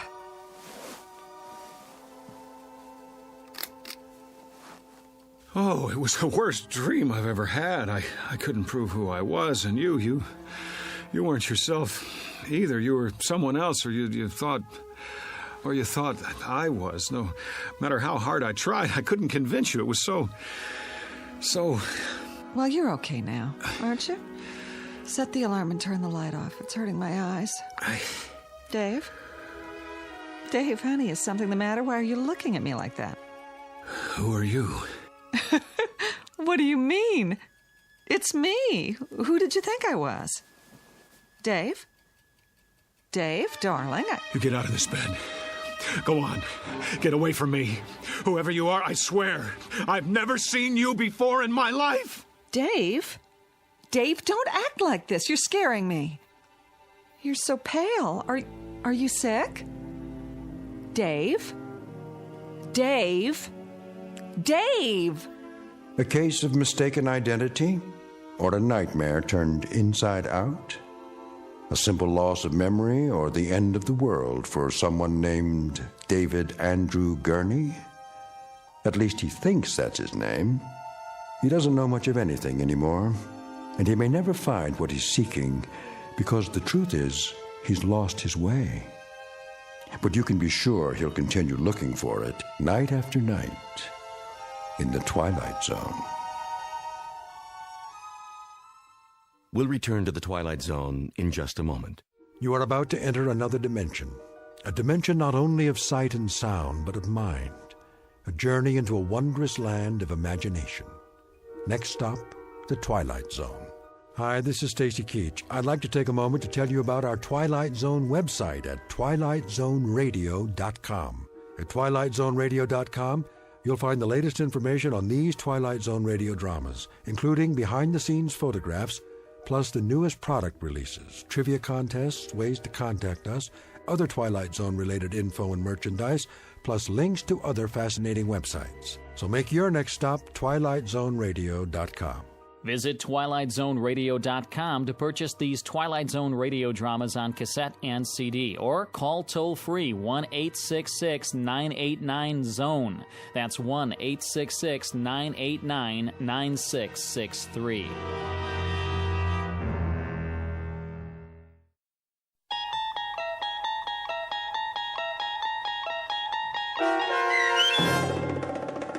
Person or Persons Unknown, starring John Schneider, with Stacy Keach as your narrator, was adapted for radio by Dennis Etchison and written for The Twilight Zone by Charles Beaumont. Heard in the cast were Meg Falcon, Tom McElroy, Roger Mueller, Richard Hensel, Roderick Peoples, Kurt Nabig, Carl Amari, Fernette Lebo, Doug James, Ann Whitney, and Jen Patterson. The producers of The Twilight Zone wish to thank CBS Enterprises and the Rod Serling Estate for making this series possible. This copyrighted radio series is produced and directed by Carl Amari for Falcon Picture Group. Sound design and custom Foley effects for The Twilight Zone by Cerny American Creatives Bob Benson, Craig Lee, Michael Slaybach, and Matt Sorrow. To learn more about the Twilight Zone radio dramas and to contact us, visit our official website at twilightzoneradio.com. Doug James speaking.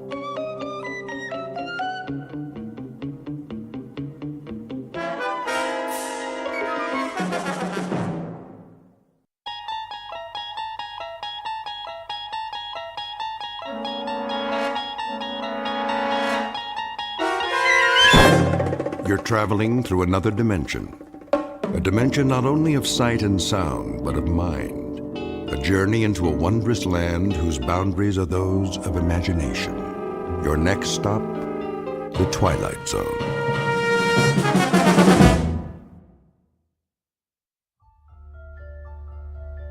It was the day no one would ever forget. Not next week, next year, or the year after. Not for the rest of their lives, no matter how hard they tried. All in? Yes. Yes. Anne? Yes, Daddy. Good. That's good then. Seatbelts, everybody. Where are we going now? Home. Oh. Unless anyone wants to stop for ice cream. Can we? If you like. I think your mother would approve. Don't you? Well, I guess so. What about you, Anne? I want to go home. I'm kind of tired. Me too. Very well then. Some other time. Dad? Yes? I was wondering. What, Tom? Well, when they closed the casket? Are you sure they closed it real tight? So she would never be wet or cold or anything? You don't have to worry, son. She's resting now. In a much better place. I promise.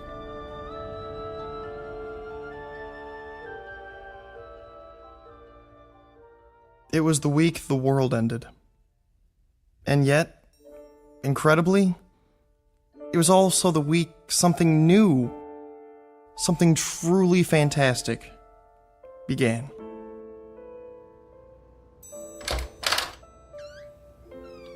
Anne, are you in here?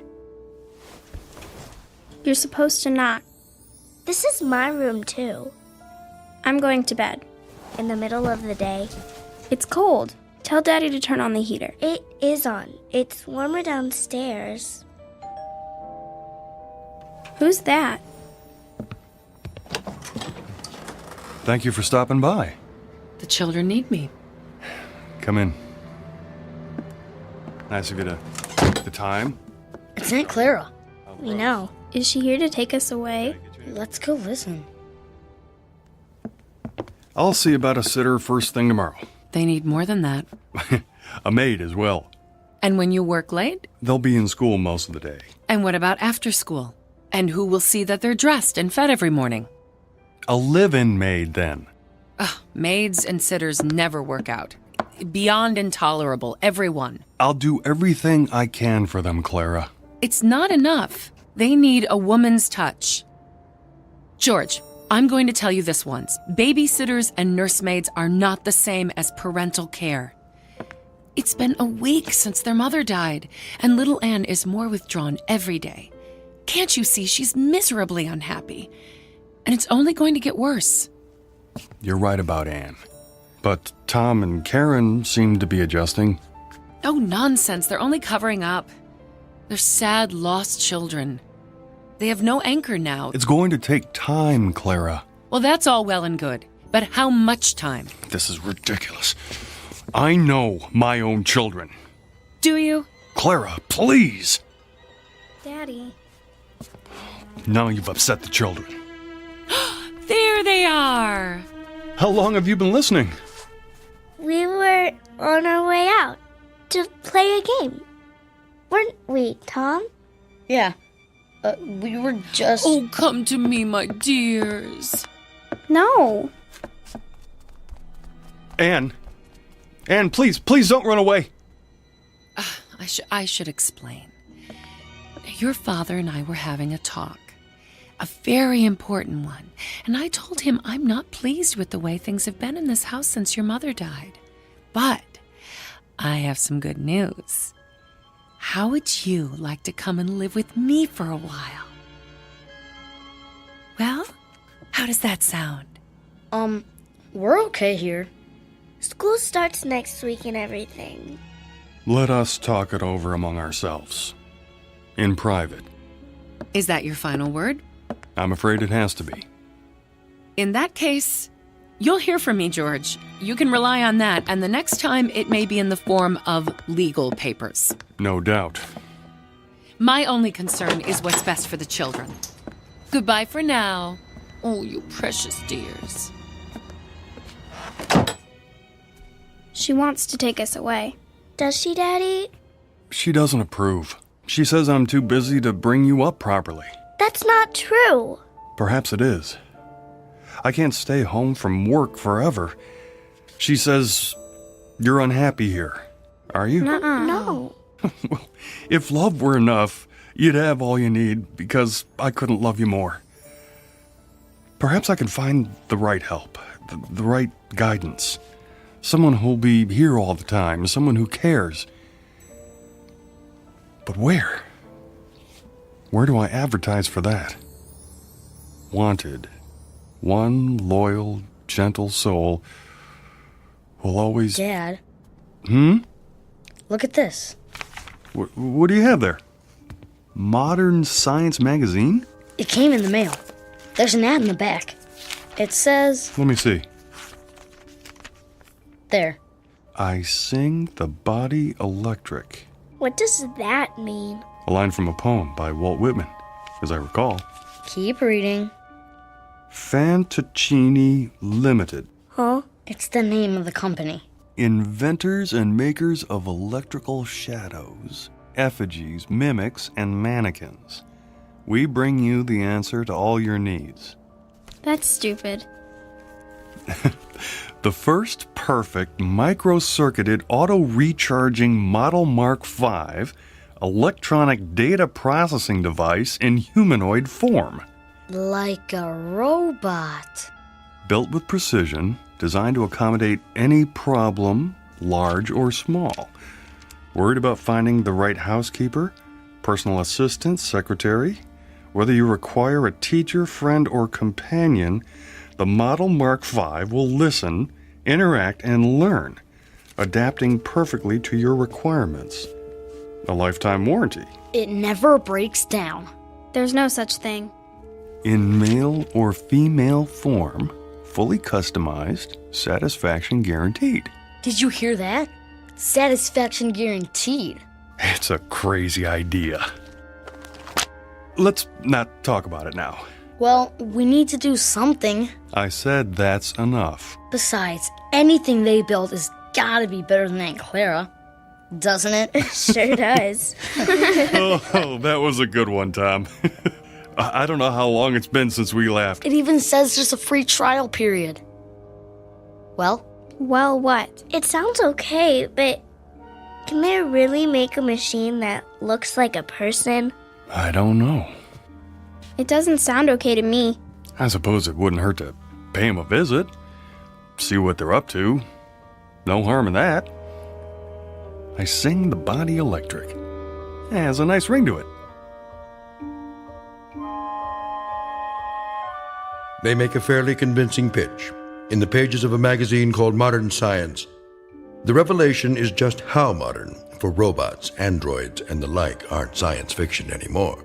They are products designed to help people, to make life easier. It doesn't seem possible, though, to find a woman who can fill the needs of this particular family, who must be 10 times better than Mother in order to be half as good. Except, of course, in the Twilight Zone.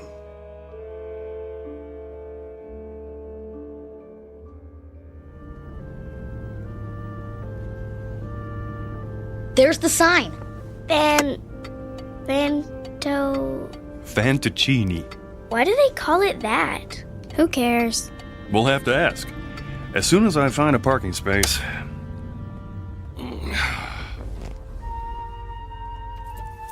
Okay.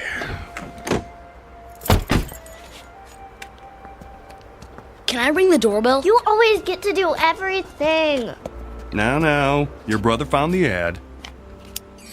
Wow, some bell, huh? Won't you come in, Mr. Simmons? We've been expecting you. You have?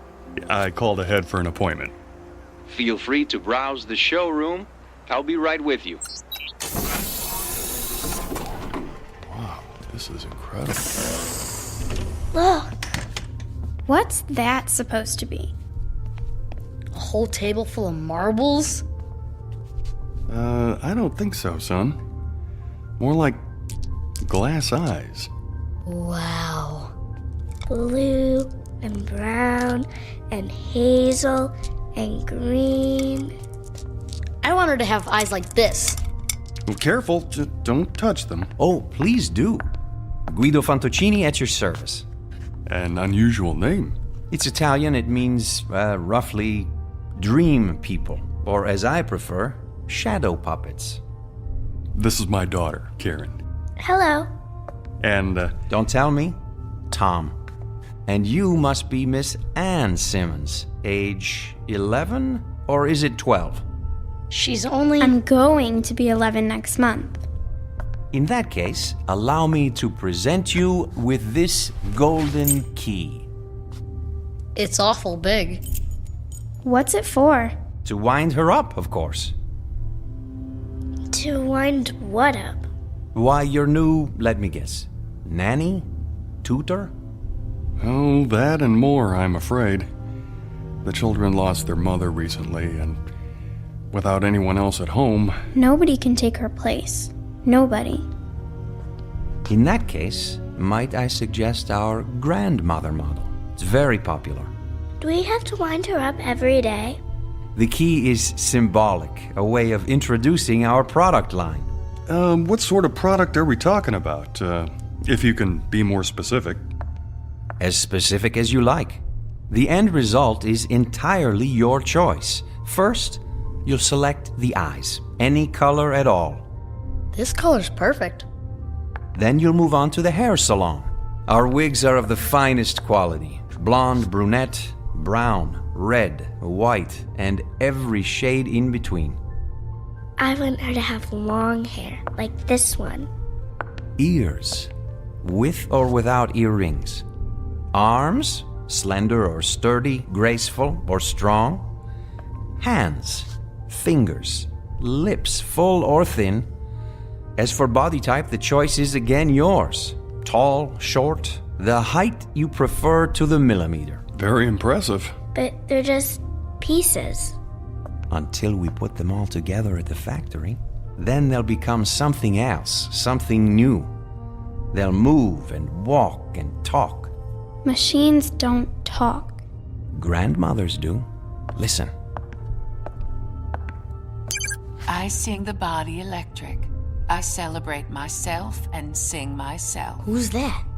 One voice out of many possibilities. Try another. Myself and sing myself. I sing the body electric. I sing the body celebrate electric. myself. Or another. Sing myself and sing myself. I sing the body electric. I sing the body electric. I celebrate myself. I sing the body electric. Myself. I celebrate myself. I sing and sing myself. I sing the body electric. I I celebrate myself. Pick one. I sing the body electric. I celebrate myself and sing myself. I sing the body electric. That's not right. I celebrate Too high? myself Too low? and sing myself. Go ahead. Turn the knob. I sing the body electric. I celebrate myself and sing myself. I sing the body Could electric. you make her just like my I mother? celebrate myself If you wish. and sing myself. Exactly. I sing the body To electric. a I T. celebrate myself Then and sing myself. I don't want her. Please, Anne. I want to leave. You've dropped the key. Wait. I sing the body electric. I celebrate myself and sing myself. I've I almost sing got the it body right. Electric. I celebrate myself and sing myself. I sing the body electric. I celebrate myself and sing myself. The armies of those I love engirth me, and I engirth them. They will not let me off till I go with them, respond to them, and discorrupt them, and charge them full of the charge of the soul. Grandma.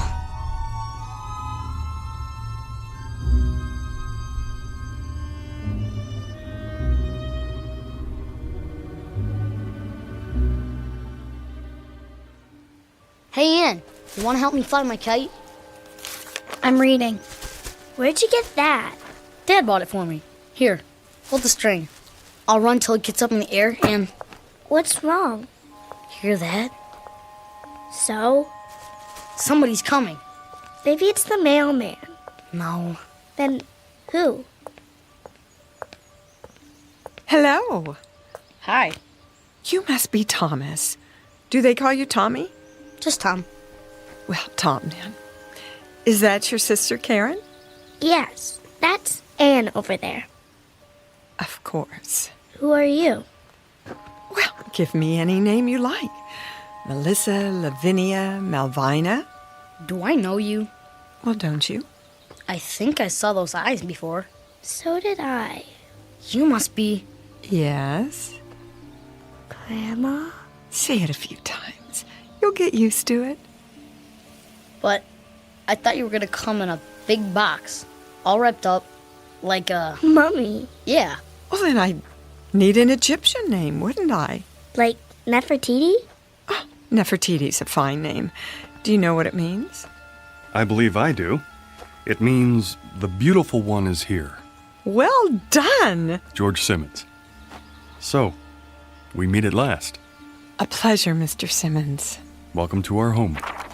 You're not my grandmother. Anne. Well, then who am I, pray tell? Nobody. Just a machine.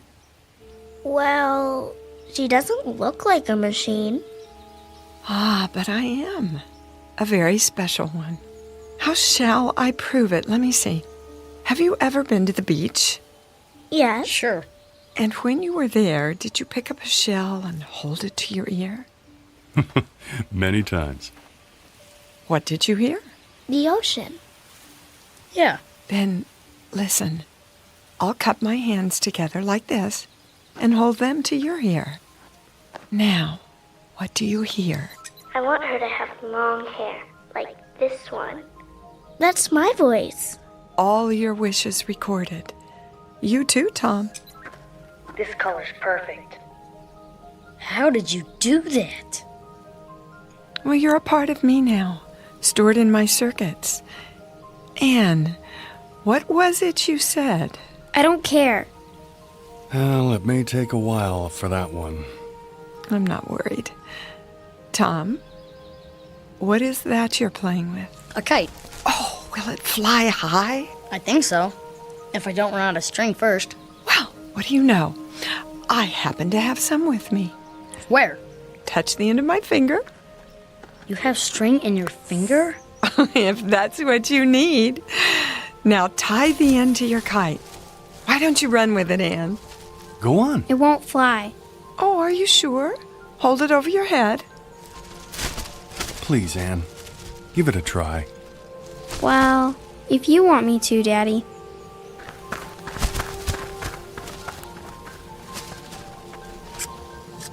Hey, look at that.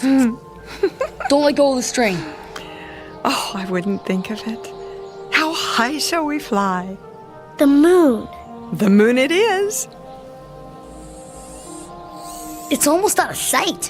What do you say? Thank you. Yes.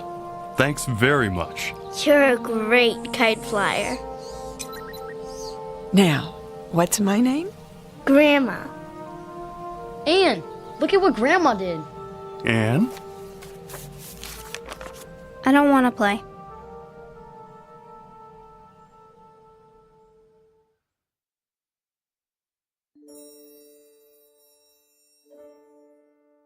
There was a second day, of course, and a third, and a fourth, with Grandma busy every minute, cleaning and cooking, opening the drapes wide, filling the vases with fresh-cut flowers, baking cookies and pies, and leading long walks into town.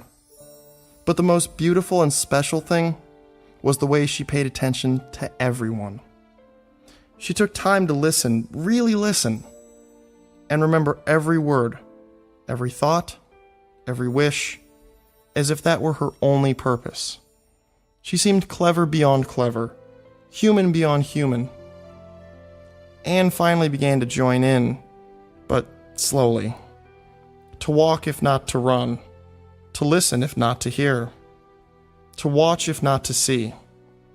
And as the days turned into weeks, Grandma waited. She never tried to urge or force. Sometimes, when Anne didn't come to the table, Grandma left dinner on a tray by her door. Big spoons first, then the little spoons. Is that right, Grandma? Perfect, Karen, dear.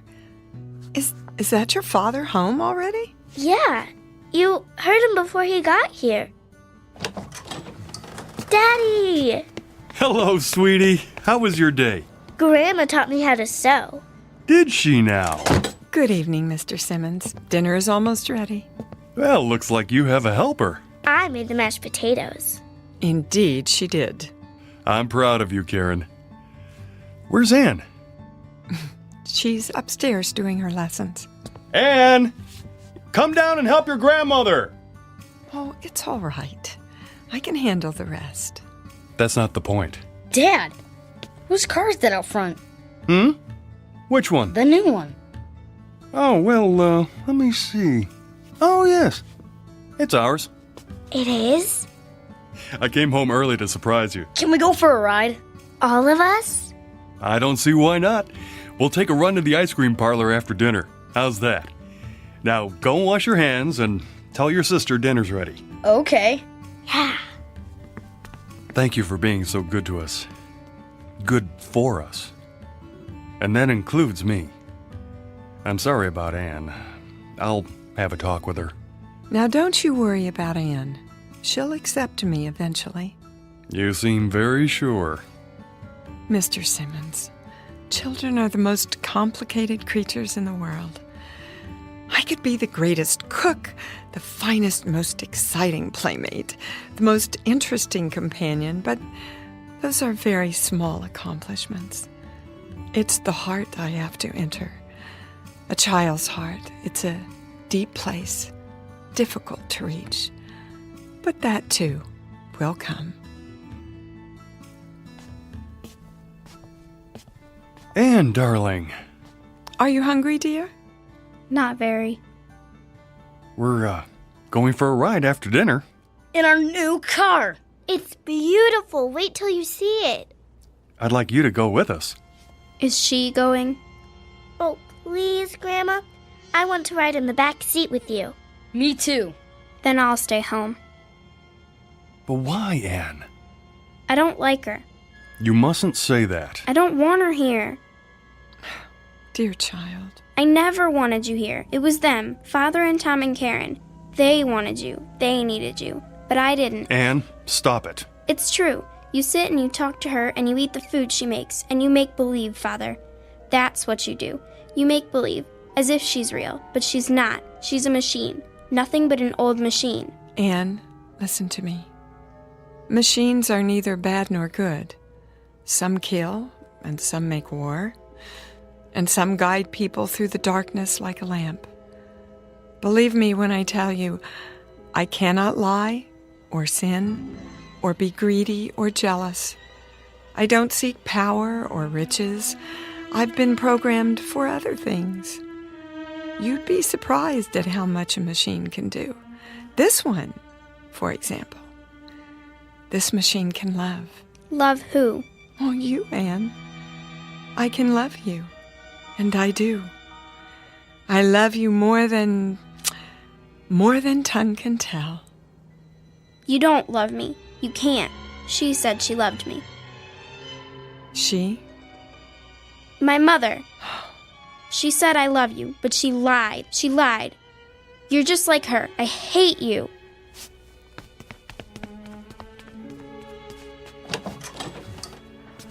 I'll go after her. Not this time. There's no place for her to go. No place except to me.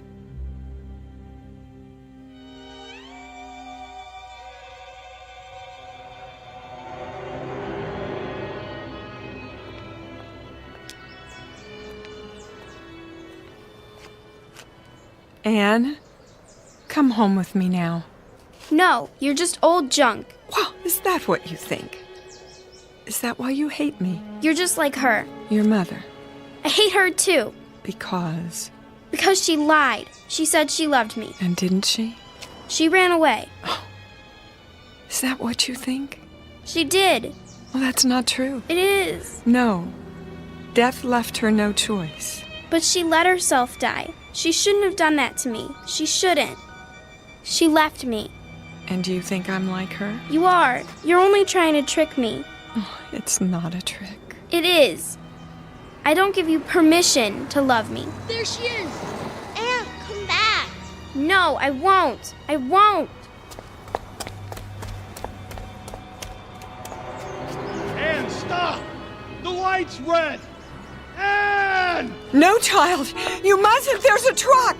Leave me alone. Then stay where you are. I'm coming. Anne, no!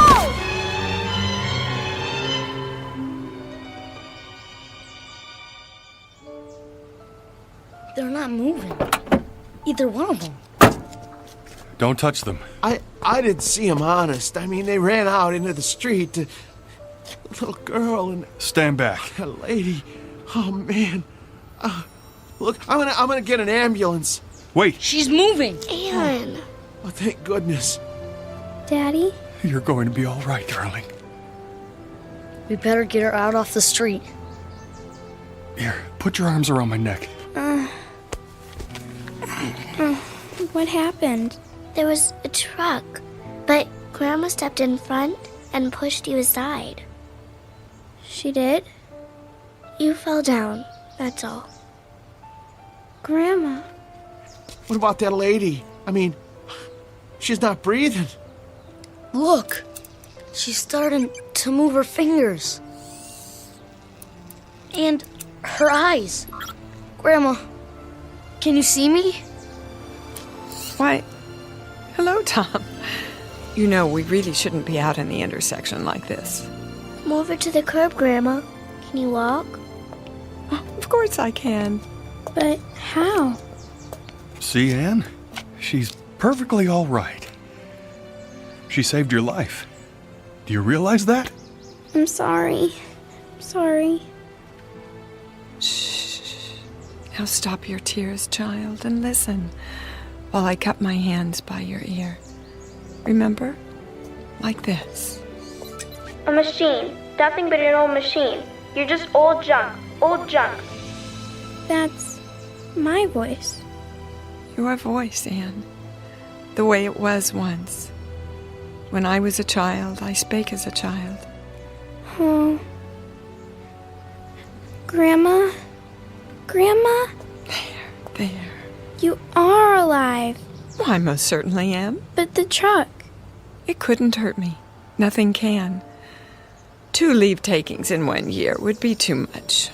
Then you're not like Mother. Your mother didn't run away. She was taken away by death. Do you understand now that I shall always be with you? You won't run away? I can't. And I won't. Oh, Grandma. Thank you. You'll never know how much. She had nowhere to turn. She was afraid that everyone would leave her, even her Aunt Clara. Everyone except you. Well, how could I? It's my job to live forever. Now, let's all go home and finish our lunch, shall we? Give me your hand, Anne. You too, Karen. I'll bet we get there before those 2.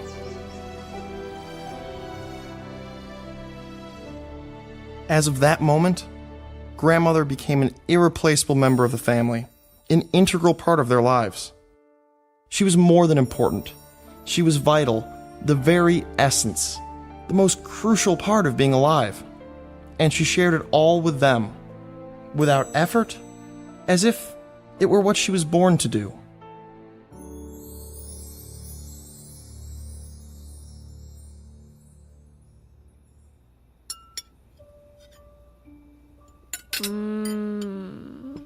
This is so good. Delicious. Thank you.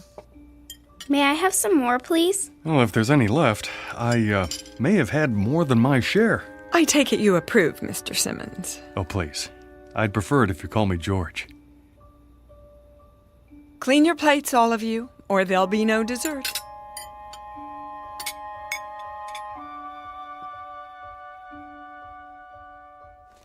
That's enough for tonight. Tomorrow we'll read another chapter from Moby Dick by, what's the author's name? Herman Melville. That's correct, Anne. Now, there's just enough time for your language lesson. Who can conjugate the verb to love in Latin? Me! I can! Me. She taught them better than any flesh and blood teacher, in a manner perfectly suited to their expanding minds, until learning became a hunger that would never be quenched. Grandma? Are you asleep? Oh, you know better than that. Do you need something? Hot chocolate? A plate of cookies? It's the storm. They're scared of thunder. And you, Tom? Heck no. Oh, well, come over here just the same.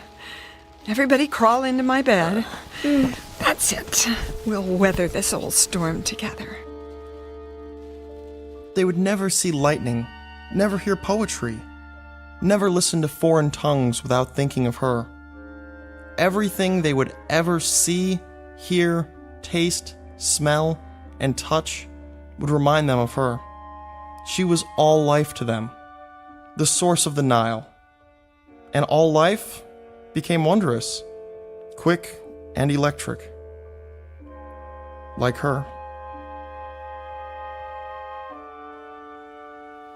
And one day, it came time for the inevitable, the unthinkable, the day of saying goodbye.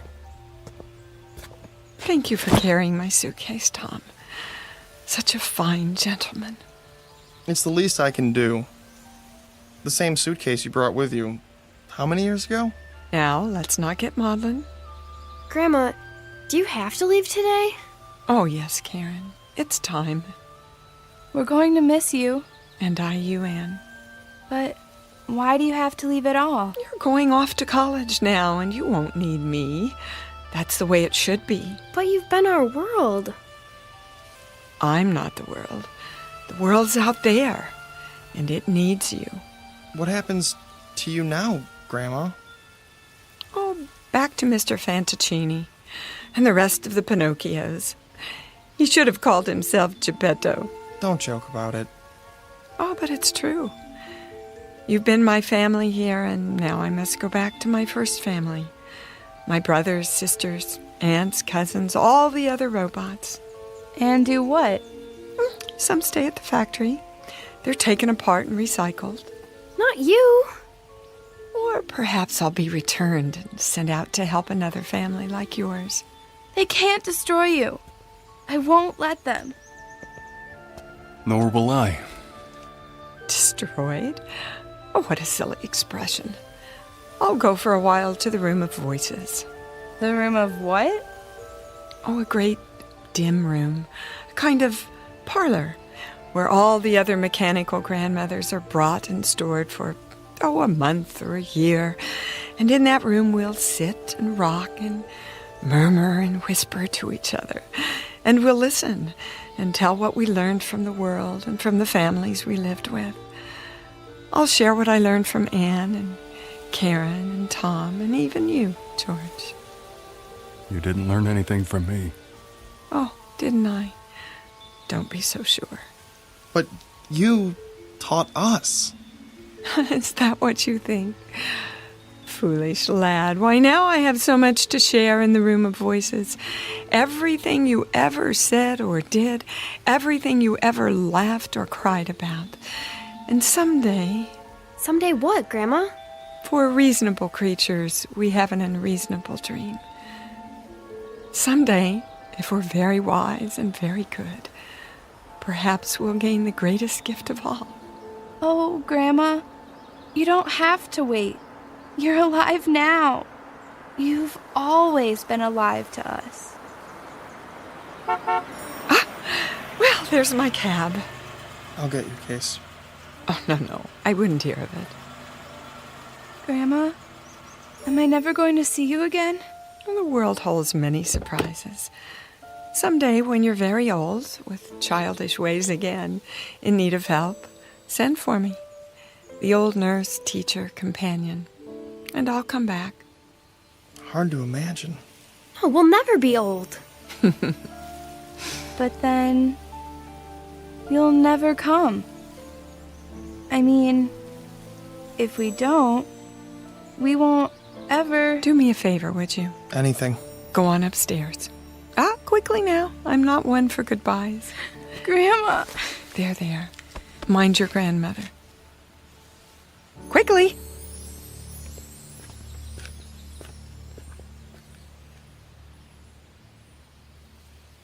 She kept her word, as promised. She has remained with us always, to this day.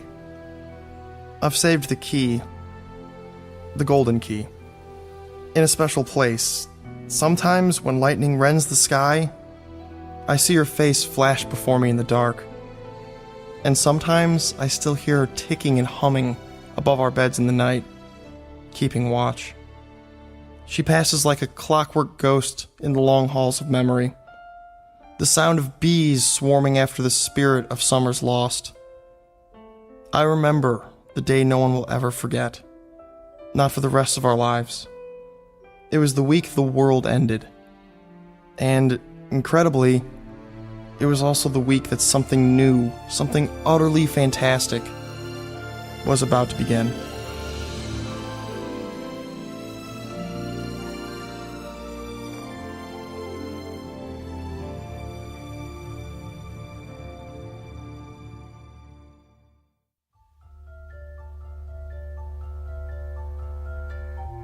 As of this moment, the wonderful electric grandmother moved into the lives of children and father.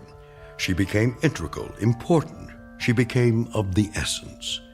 As of this moment, they would never see lightning, never hear poetry, never listen to foreign tongues spoken without thinking of her. Everything they would ever see, hear, taste, feel would remind them of her. She was all life, and all life was wondrous, quick, magical, and electrical. Like Grandma. A fable, most assuredly, but who's to say that at some distant moment there might not be an assembly line, producing a gentle product in the form of a grandmother, whose stock in trade is love. A fable, sure, but who's to say what's possible in the Twilight Zone?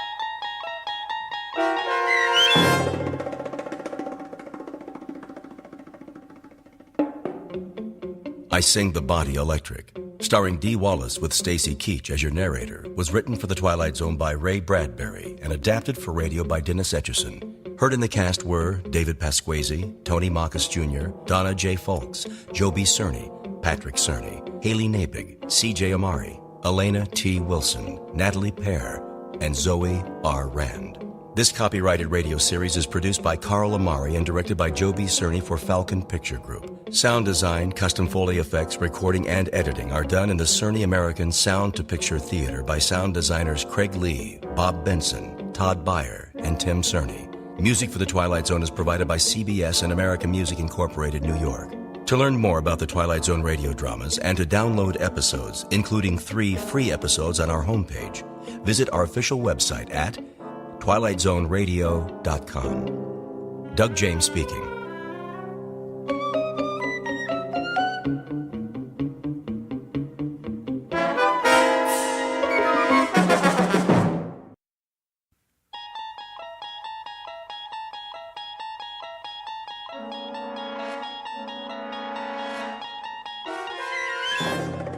You unlock this door with the key of imagination.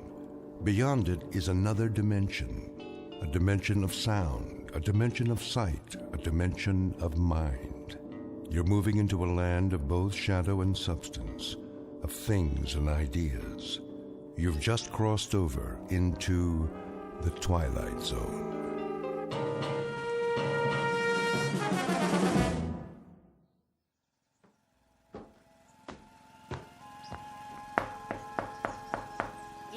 Mrs. Pratt?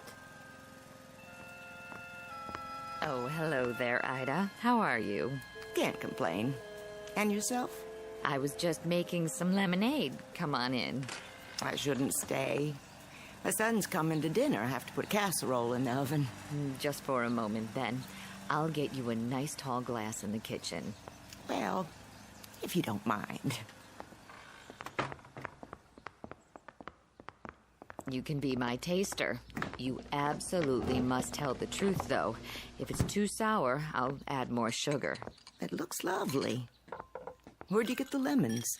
From Mr. Takamori's backyard. He brought me a whole bag of them. How thoughtful. Oh, he's an absolute jewel. I swear, that man can grow anything. He's certainly done wonders for the trees on this street. It's delicious. I always say there's nothing like fresh lemonade. I see Arthur's doing your lawn now. Yes, he's such a fine young man. Isn't he? Always so polite. Do you think he'll take over his uncle's nursery? Oh, I seriously doubt it. With college and all, he has his sights set on something higher. May, I was wondering. Couldn't Arthur do Mr. Fenton's lawn, too? Mr. Fenton? Well, I believe he'd rather do it himself. You know that man. Yes, but his place has been a fright lately. Oh, such a shame. He used to keep that yard so neat. I hear his wife moved out. The boy doesn't charge much, and Mr. Fenton's lots go into seed. It lowers property values, you know. Well, then, why don't you ask him? Oh, I couldn't. He'd think I was being a busybody. Arthur, I mean. He can stop by after he finishes here. It wouldn't hurt. I suppose. If he needs the job. I expect he does. That family's worked so hard. Can't have been easy after the war. You don't think... What? Mr. Fenton was in the service, wasn't he? The Marine Corps. I hope he doesn't have a problem, then, with the Japanese. Oh, that boy's as American as you and I, born and bred. I know, but there is a feeling with some people. Not in this neighborhood. I'm sure Mr. Fenton has put all that behind him. I should hope so. I was just about to bring Arthur some lemonade. You can mention it now. If you think it's all right. Of course it is. What went on back then was a terrible, terrible thing. But believe me, the war is over. In our town, it ended a long time ago.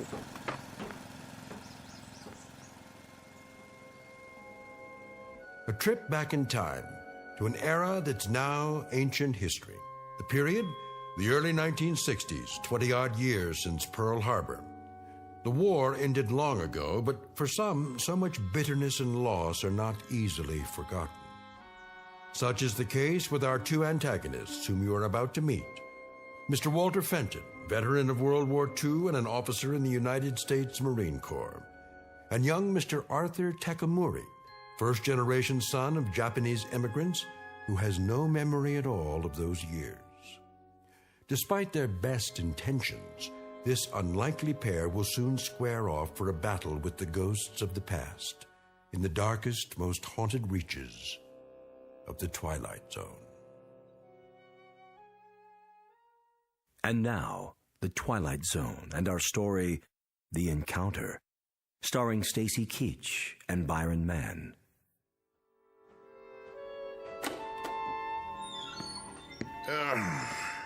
Get a load of this stuff.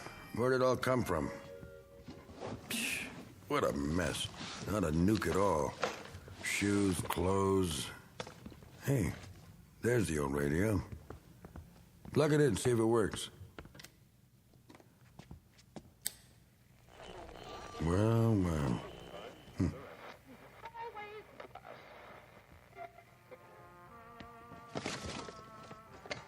A whole lot of junk and nothing but. Say, what's in the trunk? Well, will you look at that? The sword. Oh, yeah. I remember this. How could I forget? Wish to heaven I could. Yeah? Mr. Fenton? Anybody home? Up here, in the attic. Sorry to bother you. I can come back later. That's okay. Front door's open. All right.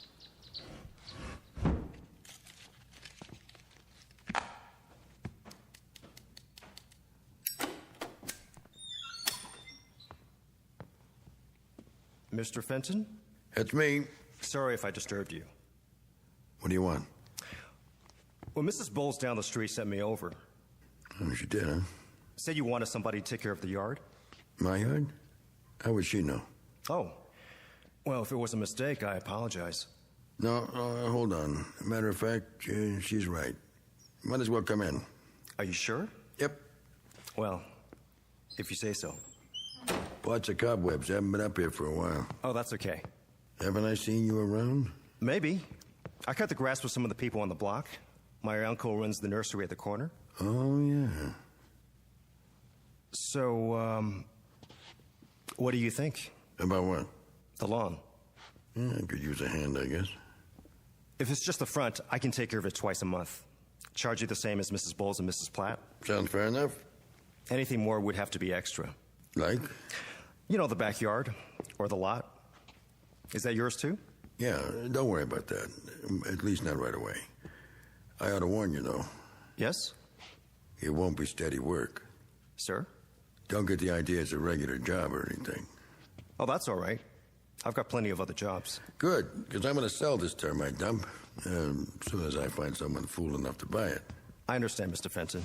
Got it listed already. A little fixer-upper, a handyman's dream with a semi-vacant lot attached. Sounds pretty good, huh? I can only come on the weekends. I go to school the rest of the time. Sold. I'll be back at the end of the day then, if that's all right. Good enough. Well, nice meeting you. Wait a minute. Yes? What's your hurry? I better get back to Mrs. Platt's. Sit down. We'll have a beer on it. No thanks, just the same. I'm serious. Plenty on ice downstairs. Besides, we have something else to talk about. We do? Pull up a box and take a load off. Well, I haven't started Mrs. Bowles' lawn yet, and it's getting pretty late. Nuts to Mrs. Bowles. Knock off for 10 minutes. You need extra money, right? Sure. Same as everybody. I got an idea. What's that? There's a way you can make some more cash on the side. Could add up. How? All you have to do is give me a hand. Do some sorting, get some cardboard boxes. I'm pretty busy already. Hear me out at least. Well, 10 minutes then. Let me make room for you. I can stand. No trouble. I need some help with this junk up here. Anything you see, you can have. Most of it, anyway. Resell it, whatever you want. I just have to get rid of it before I show the house. What do you say? I'm not very good at garage sales. I don't care about that. Never know what you might find. Yeah, I got a lot of clothes, gadgets, old magazines, books my wife like to read. I don't know. What's your name, boy? Arthur. Arthur? Arthur Takamori. Anything wrong with that? No, it just sounds funny.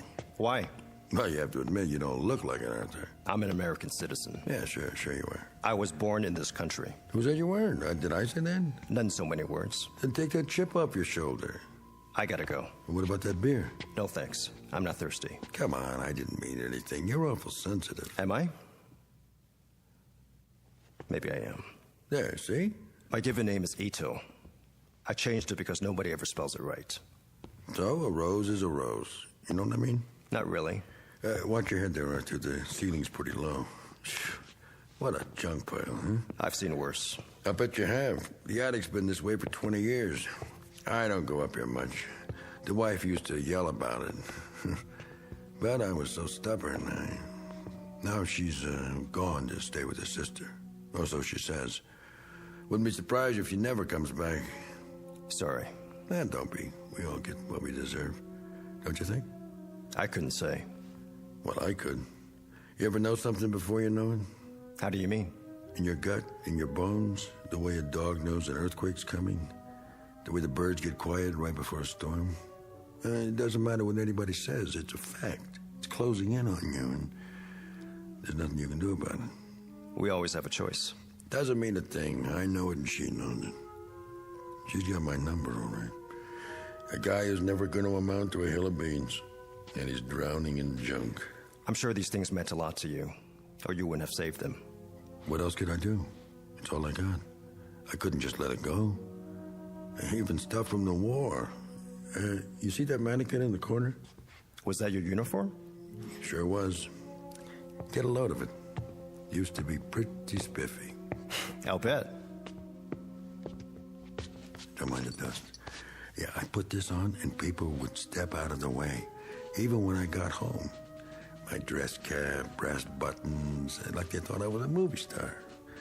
My girl was proud to go out with me to the movies, to get an ice cream, and just to walk around. I was a war hero. But after a while, that didn't cut it anymore. You ought to pack it away. Put it in mothballs. What for? I'll never wear it again. Hard to imagine. This monkey suit used to fit me to a T. With all the buttons and everything. It probably still would. Now you're being polite. I turned into a tub of rancid lard, I know that. But I was pretty tough once. Were you? I went all through Saipan and Okinawa. Oh. Check the fruit salad. The what? That's what they call the ribbons and medals. I got a whole box of them from this and that campaign. All put away. I don't know what for. Never wear them again as long as I live. I don't know much about the war. No? It's before my time. Yeah. You ever see one of these? Yeah, in the movies. A genuine samurai sword. Not a fake like you see nowadays. I took it from a Jap who was trying to cut off my noggin. A what? Excuse me, a Japanese officer. You see the blade? Got something engraved on it. Mm-hmm. Hey, you think you could translate it for me? Could I? Well, I can't read it. Always wonder what it means. Sorry to disappoint you. Why? I don't know the language. You don't? Only English. Oh, come on, boy. My mother used to speak Japanese around the house when I was little, but I never learned. That a fact. You said you wanted help with this junk? Oh, yeah. But first, let me get those beers. None for me. Well, I need one. My throat's full of dust. I can't stay. Be back in a jiffy. Oh, better put that sword away. The blade's still razor sharp.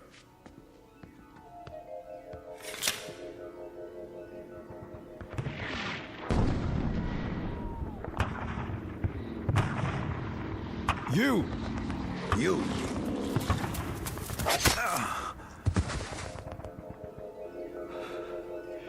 It can't be. I don't know how or why, but I'm gonna kill this man. I'm gonna kill him. I can feel it. I'm gonna kill him. with this sword.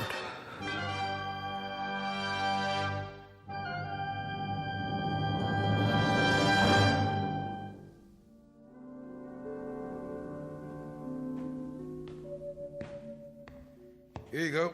A whole six-pack, nice and cold. Yeah, maybe I will have one. Go ahead, you're entitled. I even brought an opener. Thank you.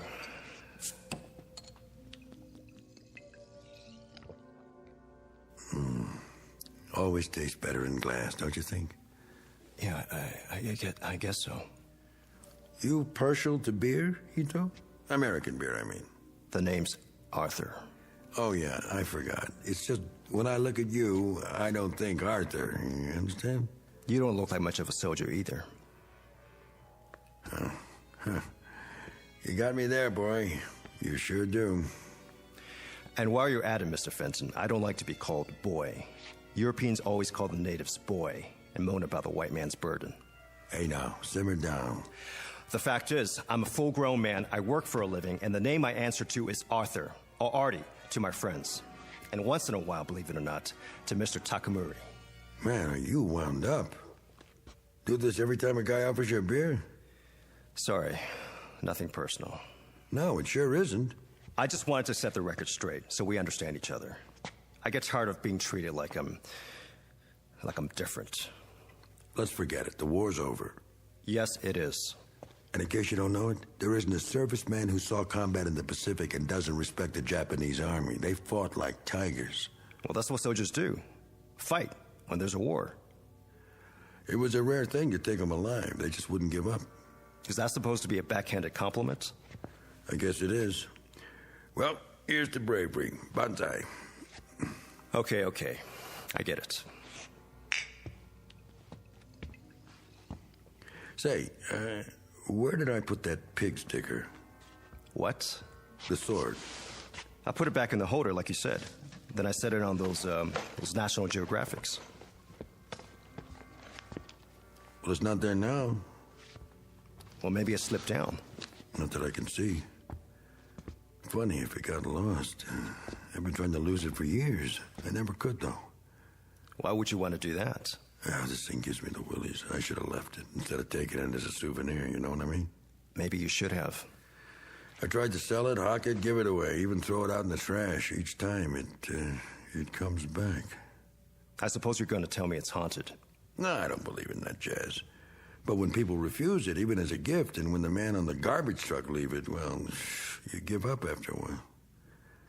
Say, why don't you take it? I don't think so. Why not? What would I do with it?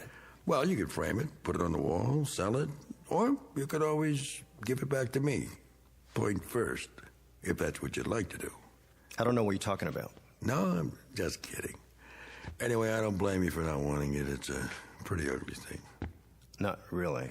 Sure it is, if you think about it, especially with what's engraved on the blade. I thought you couldn't read it. I can't, but I like to imagine. I always thought it said something real poetic, like, "This sword will avenge me." What do you think? I wouldn't know. Oh, come off it, Arthur. Look, Mr. Fenton, I'm kind of in a hurry. I work hard and... So what's so special about working for a living? You said that twice. Don't you think I work for a living? I didn't say... I worked since I was a kid, and I had jobs a lot tougher than cutting grass. I used to drive a cat. You know what a cat is, Arthur? It's no sports car, let me tell you. It's a big earth mover. You ever move the earth, Arthur? No, of course not. You manicure it. I've got to get going. What's the rush? Drink your beer. Just tell me where you hid the sword. Where I?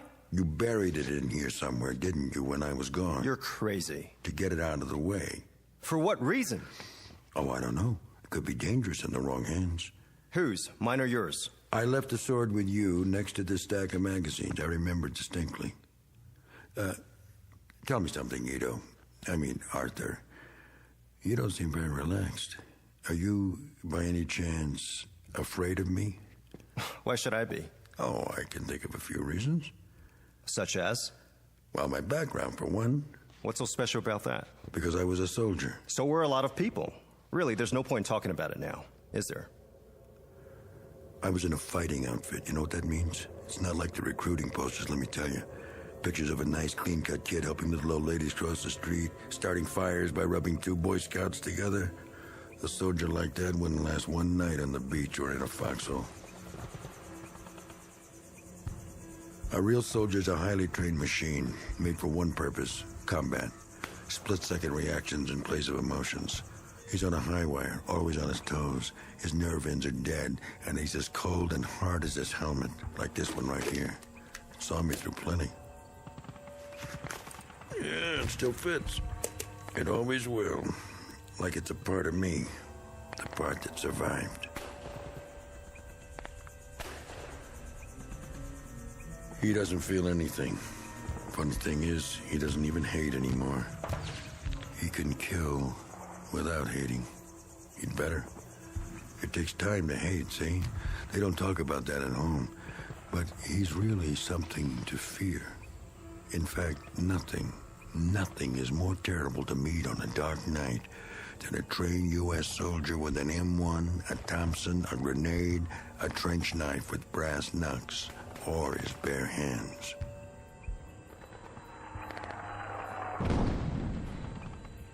Yank!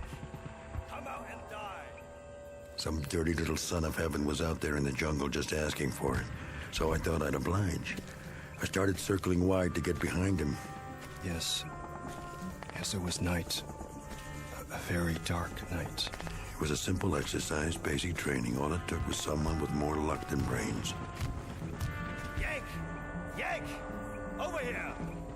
Come out and die, Yank! I kept moving. Then I saw something. It was the machine gun nest. They had a great position up high behind the trees, so I stayed low and headed around the side. But before I got there... You!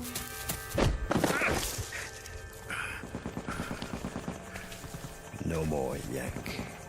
Now you die. Go on. Do it. Do it, you dirty little... No, wait. Stop. Stop! What? Put the sword down. It was only a story. Story, yes. Don't get carried away. I was only telling you how it was. I'm sorry. Man, for a minute there.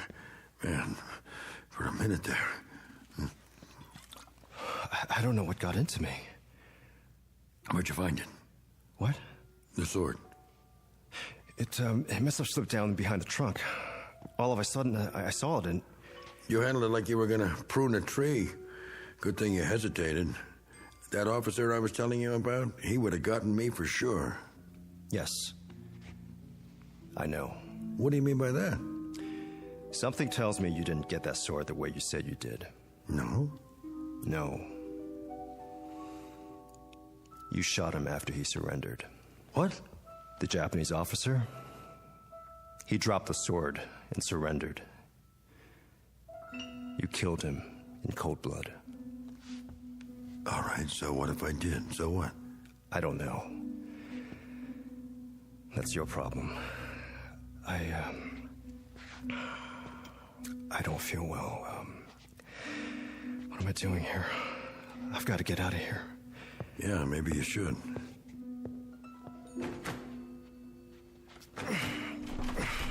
The door's stuck.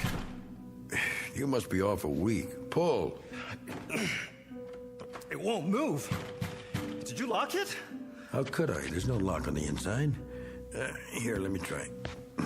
I'll pull with you. I guess you're not supposed to leave just yet. What do you mean? If I knew, I'd tell you, but I don't. I don't understand any of this, but I'd say we're locked in here together, just the two of us, for better or worse, till death do us part.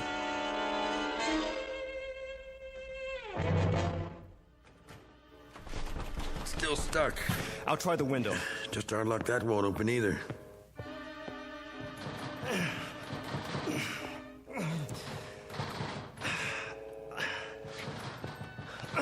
You're right. I don't know what's making it do this. It hasn't happened before. Never mind, there must be some tools up here. I can take the hinges off. Yeah, you do that. Forget the window. It's too high up to climb out. Of course, we could break the glass and yell for help, but that'll be a last resort. See if you can find a screwdriver. I wouldn't know where to look.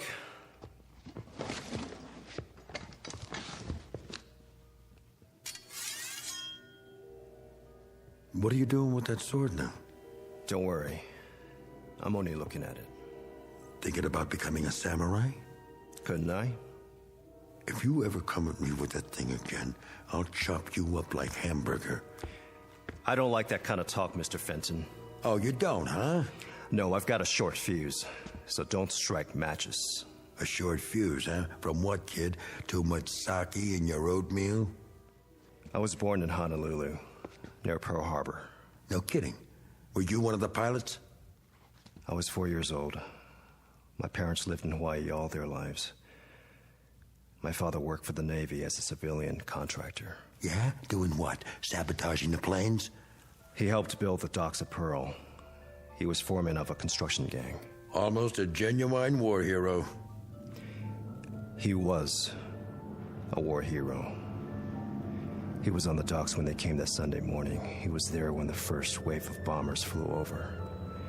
Standing there, watching men that looked like him, destroying what he built with his own hands. The plane circled overhead. I stood on the hillside where we lived and looked up at the sky and saw them. And my mother held my hand and tried to make me run inside the house, but I stood and watched the airplanes. While down below at the harbor, my father tried to warn the sailors, tried to tell the men on the ships what was happening, but the bombers came anyway, and I could hear the boom, boom, boom as the bombs exploded, and I could see the smoke, and my mother was crying. My father was yelling to warn the sailors, yelling for them to fire back, and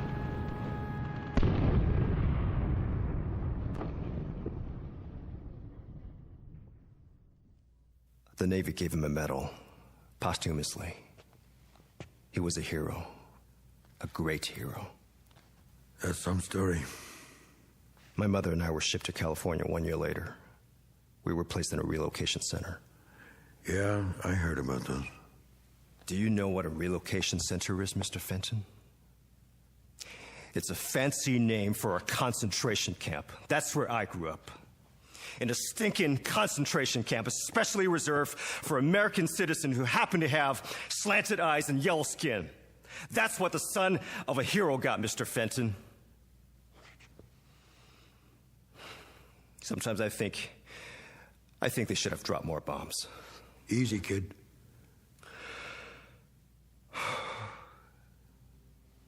I'm such a liar. What? We all are sometimes. Don't be so hard on yourself. It didn't happen that way. Oh, come on. He was a traitor. He signaled the planes. He showed them where to drop the bombs. Do you hear what I'm saying?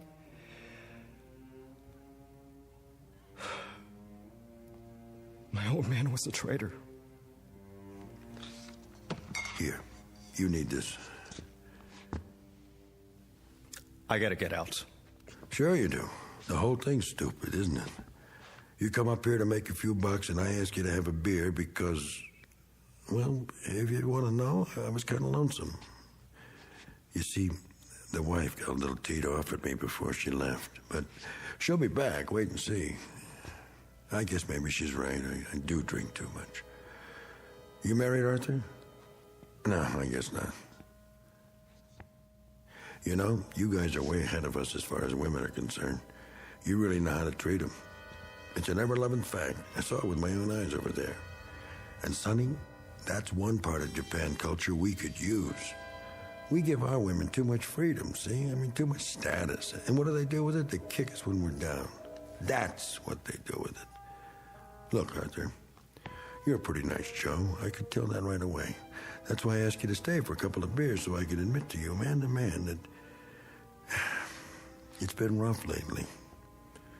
The truth is I didn't retire. They canned me from the job. That's right, they put somebody else on the cat. Can you imagine that?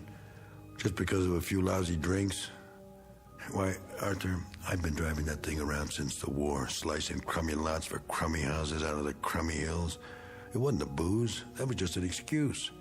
It's the cheap labor they're getting nowadays. We let them in from everywhere. Mexico, Puerto Rico, foreigners. We make Hawaii a state, and what do we get? A lot of what? Say it. Oh, no offense to you, Arthur. You're different. 100% American. Born here and everything. Not like you're old man.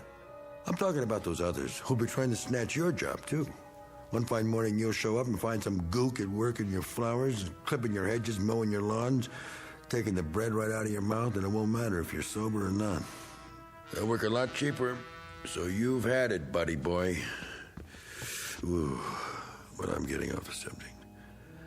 The wife, like I say, she went to her sister's, said we were all washed up. Can you beat that? That's gratitude for you. But never mind, she'll be back. She knows which side her bread's buttered on, and if she doesn't come back, who needs her? A man can make it alone, Arthur. Women are a dime a dozen. Anyone who's ever been to the Orient knows that. You're awful quiet, Arthur. Still holding on to that sword, huh? What's the matter, Arthur? Or do you want me to call you Ito now? I have nothing to say. Listen, don't take it so hard. I mean, just because your old man was a sneaky little double-dealing traitor, it doesn't mean you are. I mean, what the hell? You don't have to go and change your name and all and forget you know how to speak Japanese. There are plenty of sneaks and double-crossers on both sides. Like you. Hold it right there, buddy. You were no better. You were a murderer. You killed a defenseless man. Now take it easy. What happened on Okinawa? Well, you can't blame me. You know we had orders not to take any prisoners. That's right. No prisoners, they said. Seems the little monkeys were coming in with their hands behind their heads and grenades in their loincloths, and they'd pitch them at you without the slightest hesitation the first chance they got. The kamikaze philosophy. So, no prisoners. That was the order, straight from topside. You had your philosophy, too. You can't hold a man responsible for obeying orders, can you? You get shot in wartime for having a mind of your own. Follow orders if you want to stay alive. Oh, yeah, I know, those Nazi generals in Nuremberg. You're going to bring that up. Well, let's face it, they had a point. They were ordered to do what they did, and they had to obey. The oldest offense in the world. So, who's guilty of what? Think about it. Where does it begin and where does it end? In the Pacific, we were told you people were some species of ape, not even human, so we shouldn't worry about burning you out of caves. Today, all of a sudden, you're fine people, highly cultured, and it was all propaganda about your lousy transistor radios. Is that all we represent to you? Come on, Arthur, put down the sword and let's have another beer. Stay where you are. I don't like to drink alone. And to tell you the truth, I'm a little shaky today. Last night, I put away a fifth of scotch. Can't hold your liquor, huh? Arthur, don't you get it? The wife up and left me. I'm all alone now. And yesterday, when I called about getting my job back, the foreman hung up on me. I'm not a bad guy, Arthur. Why is all this happening to me? All right, don't answer. Kill me if that's what you're here for. Go ahead, I dare you. What's that? Your judo pose? I told you I'm a trained soldier. Okay, Ito, come on. I'm waiting for you. You're ridiculous. Oh, so that's it. You're trying to scare me. So all right, I'm scared, but not of dying, of living. I can't make it anymore, Ito. Or Arthur, or whatever your name is. There's nothing left, nothing. I got a box full of decorations for killing highly cultured people. And I've been pushed and pulled this way and that till I hate everyone in the world who's not the same as me. Look, I'll prove it.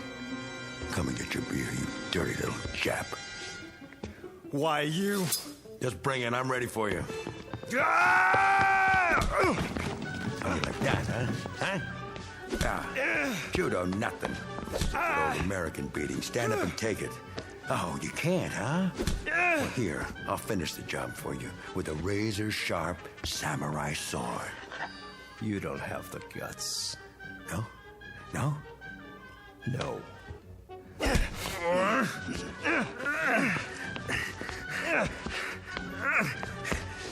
Let go of it!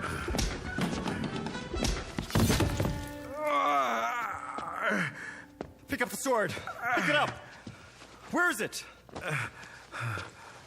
You gonna keep holding on to it? Roll over. Let's see what... Fenton? Fenton? What happened? What have you done? What have I done? How do you know? It really is you. Mr. Fenton. I'll call an ambulance. It's too late. It went clean through me. What do you want me to do? Pull it out. Pull it out. There. Oh, that's better. I didn't want to kill anybody. I was just trying to make a point.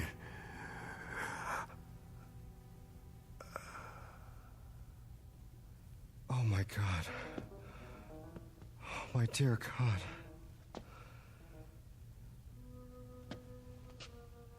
Arthur? Mrs. Pratt? Mr. Fenton, is Arthur in there with you? Mr. Fenton?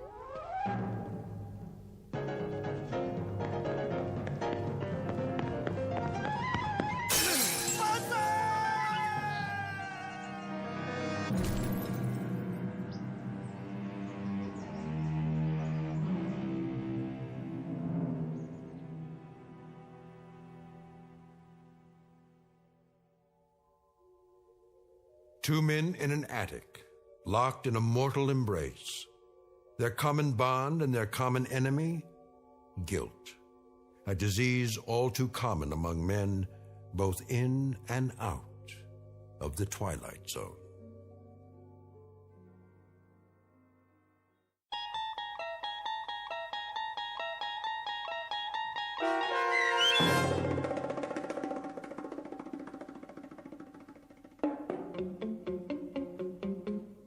The Encounter, starring Stacy Keach and Byron Mann, was adapted for radio by Dennis Etchison and written for The Twilight Zone by Montgomery Pittman.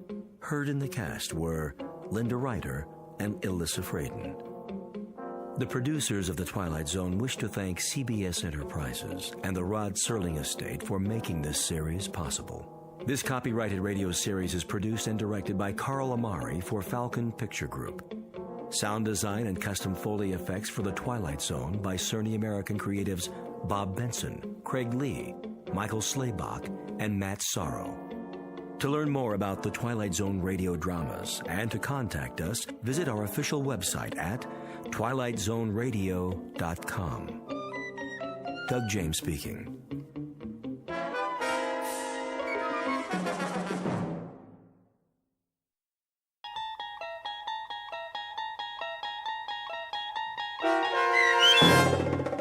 Ring-a-Ding Girl, starring Sarah Wayne Callies with Stacy Keach as your narrator, was adapted for radio by Dennis Etchison and written for The Twilight Zone by Earl Hamner Jr. Heard in the cast were Meg Thalken, David Darlow, Christian Stolte, Doug James, Fernette Lebo, Kurt Nabig, and Carl Amari. To learn more about the Twilight Zone radio dramas and to obtain audio cassettes and CDs of these programs, visit our website at twilightzoneradio.com. The producers of The Twilight Zone wish to thank CBS Enterprises, Carol Serling, Dennis Etchison, Dick Brescia Associates, Claire Simon Casting, Terry Jennings, XM Satellite Radio, the American Forces Radio and Television Service, Sirius Satellite Radio, our sponsors, and our radio affiliates for helping make this series possible. This copyrighted radio series is produced and directed by Carl Amari and Roger Wolski for Falcon Picture Group. Doug James speaking.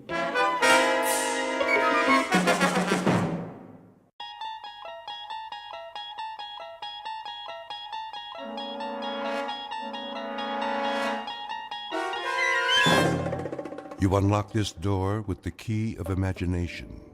Beyond it is another dimension, a dimension of sound, a dimension of sight, a dimension of mind. You're moving into a land of both shadow and substance, of things and ideas. You've just crossed over into the Twilight Zone.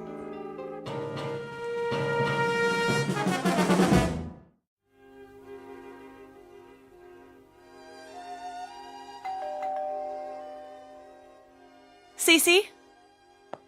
Yes? Get that, will you? Right away.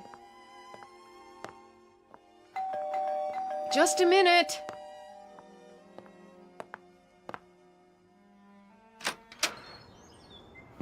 Yes, Patrick?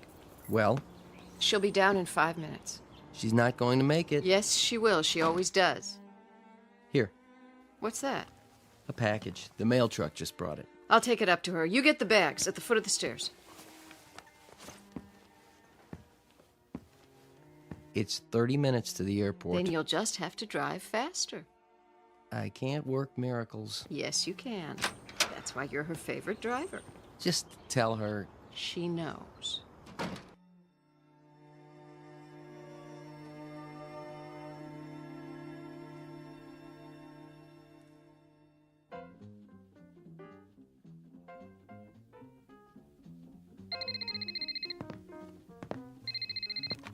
Ring-a-ding girl.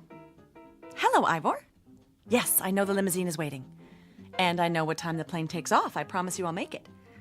No, I am not procrastinating, even though I don't want to make this picture. Because I don't want to go to Rome. I don't like to fly. Yes, Ivor, I know, and you are making me even later. Love you too. Bye. How's it coming? My agent's nervous. So am I. You've got 25 minutes to get to the airport. Won't they hold the plane? Not forever. You'd better go into fast forward. Everything's packed. I'll wear the mink. Carry my ring case down to Patrick, will you please? You're taking all of them? It was your idea, wasn't it? It was my idea that it might be good publicity if the ring-a-ding girl collected rings. Not that she take them everywhere she goes. But I haven't decided which one to wear. What's in the package? It just came. Special delivery. You can open it on the way. I adore presents. The plane can wait. Bunny, please. Please accept the enclosed as a token of our affection from your fan club in Howardville. Isn't that sweet? Do you know where Howardville is? Doesn't everyone? You'll catch a glimpse of it if you look down. We fly over it. Hooray for us. Howardville is my hometown. They're my most loyal fans. You know, I wouldn't be here if it weren't for them. They actually took up a collection to pay my way to the screen test. I wonder what they've sent me now. You find out. I'll get your precious jewelry down to the car.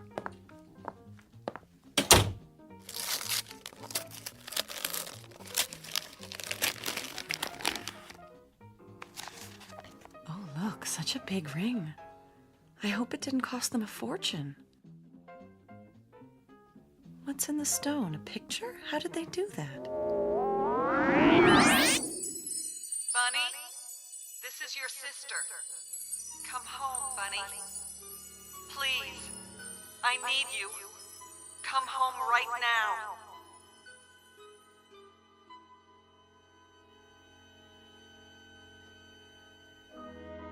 Introduction to Bunny Blake. Occupation, film actress. Residence, Hollywood, California. Or anywhere in the world the cameras happen to be rolling. Miss Blake is a beautiful and extremely public figure. What she wears, eats, says, even thinks is news. But underneath the glamour, the makeup, the publicity, is a flesh and blood person. One who has just been handed the role of a lifetime. Because on the way to her next shoot, she will take an unscheduled side trip to a location in the Twilight Zone. And now, The Twilight Zone and our story, Ring-a-Ding Girl, starring Sarah Wayne Callies, with Stacy Keach as your narrator.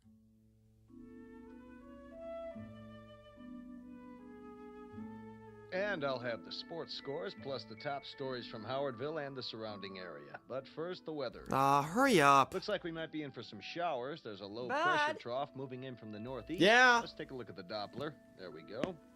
That high pressure Bud. moving in, bringing Yes, with it I some high said. altitude precipitation. I need the No picnic storm basket from the advisory yet, but cellar. Stay tuned throughout the day for updates every 23 Soon as he gives the scores. For all you folks in the southern part of the county, the annual picnic and fundraiser is happening this afternoon. Bud, better carry an umbrella just to be Now, on the safe side. Buster, I'm packing the sandwiches just as soon as I finish vacuuming. The news guy said it's gonna rain. I know he did. So does the radio. But just in the northern part of the county. Now, get me that picnic basket. Did you clean your room? Not yet. Then get a move on. I'm going. Did you mow the lawn yet? Oh, Mom. We had an agreement. You want your allowance, don't you? Yes, ma'am. Then let me hear that lawnmower. Okay. Thank you. Would you plug in the vacuum cleaner cord for me, please? Isn't there a law against child labor in this state? Now, young man.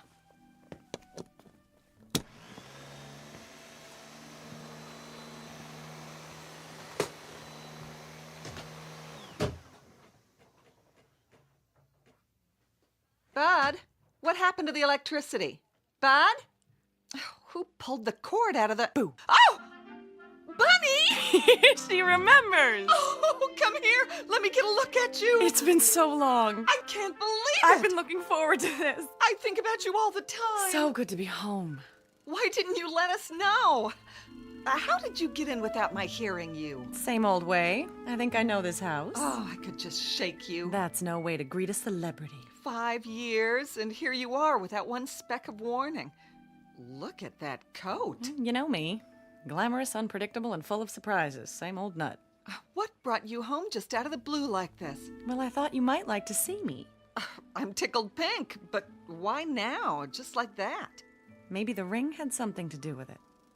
Oh, it came! This morning, you see? You don't think it's too big? Not at all. No, it reminds me of that mood ring I had when I was little, remember? This is much nicer, of course. Much, much nicer. Oh, what a project it was. Everybody in town chipped in and they let me pick it out. Do you like it? I love it. Sis, is everything all right?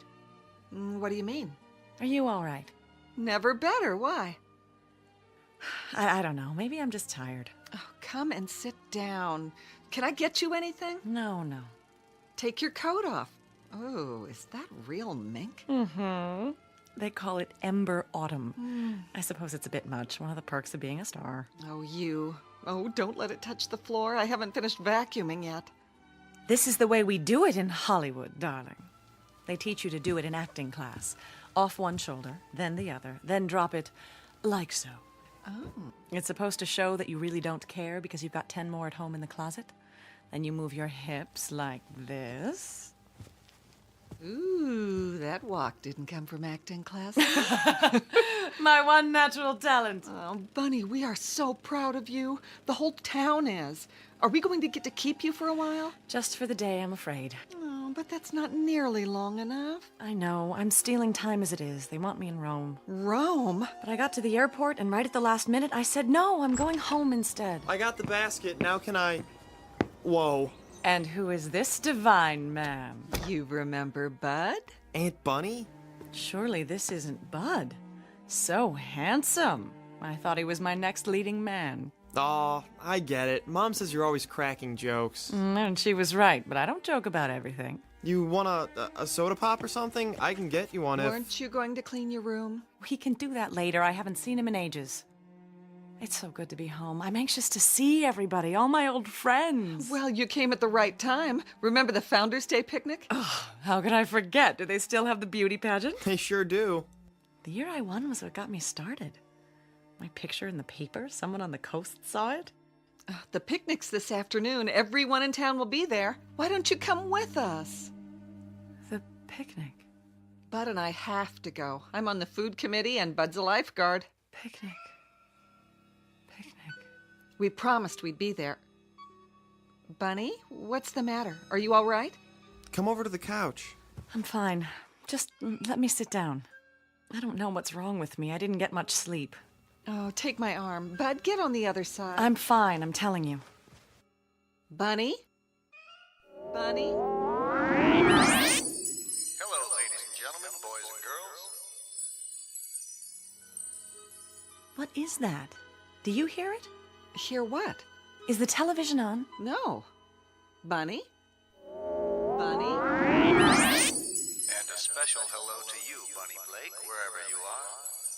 Bunny. For the love of God, come home. We need you. We need you. Need you. Need you.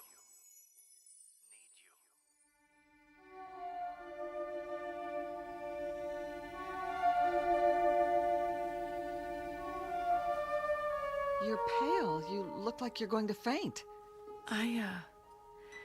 If I could just lie down. Put your feet up. Bud, call Dr. Floyd. Sure, if you think. Just do it, now. Bunny. Hello? I want to talk to... Bunny. Yeah, tell him it's an emergency.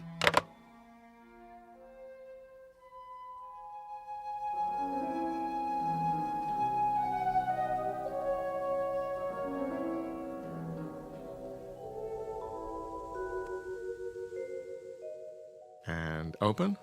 There. Well, what's the verdict? Will I live or will I die? Temperature's normal. Pulse is strong enough.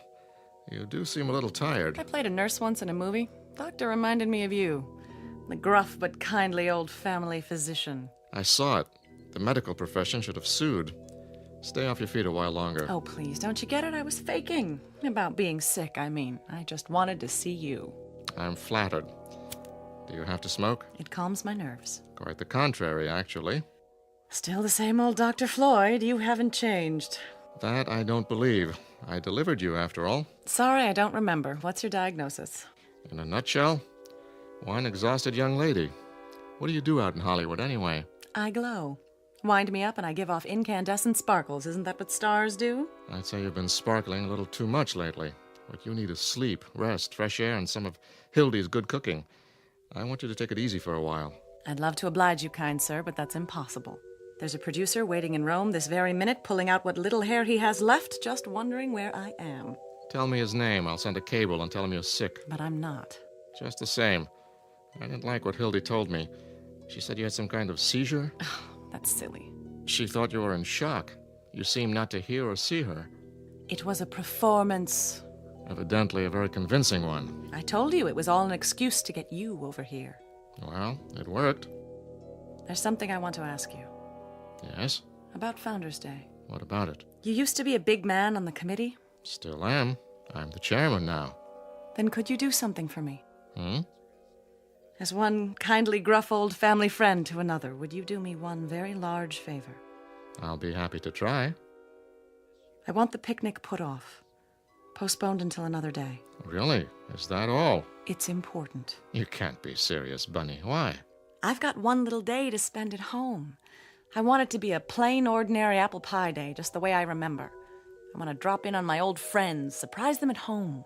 You could see them at the picnic. No, it wouldn't be the same. There'll be crowds, people I don't know, crowds tugging at me for my autograph. I'd be miserable.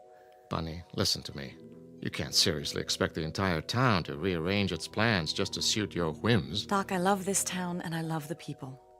Would I ask them to do this for me if it weren't more than a whim? I don't know what your life is like away from here. Perhaps in Hollywood you can make an unreasonable request and have it granted, but this isn't Hollywood.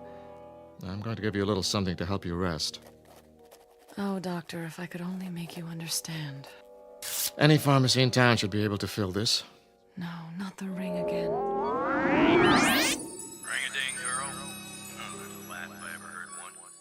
You don't fool Cyrus Gentry. Who do you think you are, Miss Snippet? All high and mighty, coming back here like you was somebody special. Go back to where you belong, Bunny Blake. Go back. Go back. Go back. Oh. Don't you want your prescription, Bunny? Excuse me, Doctor, I don't belong here. Bunny? Bunny?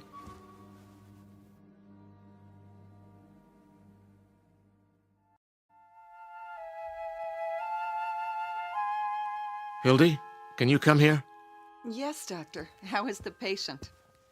Where is the patient? She went upstairs. She did? Very agitated all of a sudden. The look on her face. Hildy, what's upsetting your sister? I wish I knew. She seems to be under a severe strain and acting quite irrationally. I know. I'm delighted to see her, of course, but to fly here like this without so much as a call? There's something downright odd about it. I want you to get this filled. some pills to relax her. Keep her as quiet as possible, and by no means let her go to Rome. At least not right away. I'll try, but she's always had her own mind. It may be just fatigue, but then again, Should I be worried? it's too soon to say. For now, let's keep an eye on her. Thank you, Doctor. I'll do my best. Call me if you need me. I will. Thank you so much for stopping by.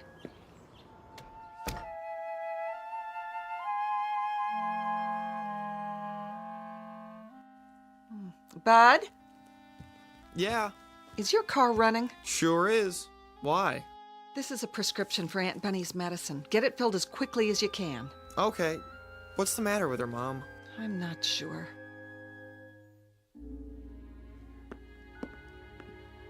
Not one single solitary thing is the matter, Hildy. I could have told you that. I'm really shocked at how old Dr. Floyd's getting.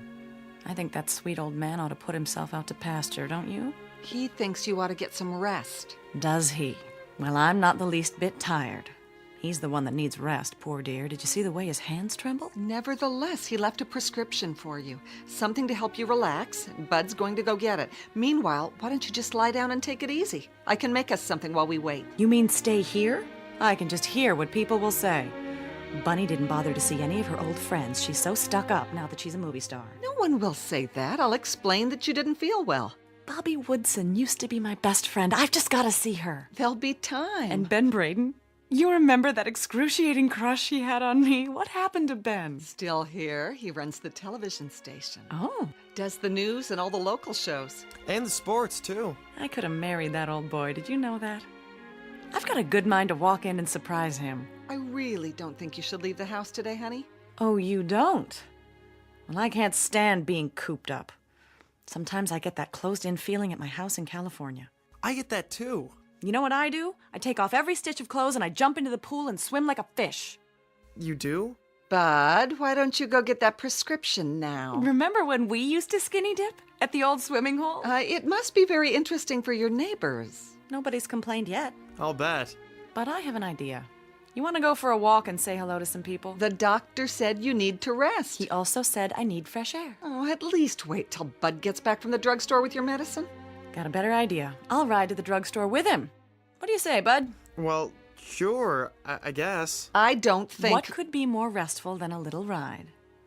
Unless you're one of those drag racers, are you? Not me. I am. You ought to see me on the Hollywood freeway. Once, I got up to 105, and this divine cop flagged me down and said, "Where's the fire, lady?" I mean, he actually said that. Well, I said, "Sugar, I'm late for work, and the studio's gonna suspend me if I'm late one more time." Bunny. It ended up with Dollface giving me a police escort right to the studio gate. I even had dinner with him a couple of times. Till I found out he was married. You did? Well, you going with me, or are we gonna stand here talking all day? Heck no. I mean, yes. I mean... But the picnic! You worry too much, Hildy. We'll be back in plenty of time, I promise. Want your coat? Why, thank you, kind sir. Let me get the door. Well, what do you know? That's a real ring-a-ding sky.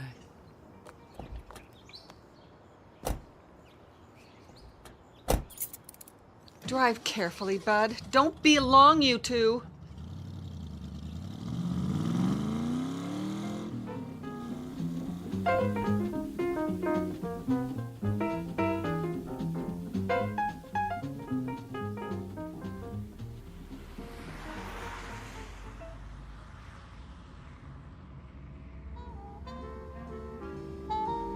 Well, what do you think, Aunt Bunny? Pretty cool wheels, huh? Very cool, but please don't call me Aunt Bunny. I sound like a house mother at the Playboy Club. Okay, Bunny. There, that's better. Isn't that better?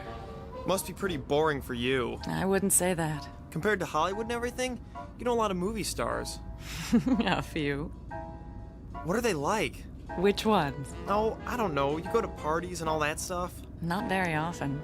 Mostly I stay home, study my lines, and go to bed. You do? I have to get up early when I'm on a picture. Do you have one of those...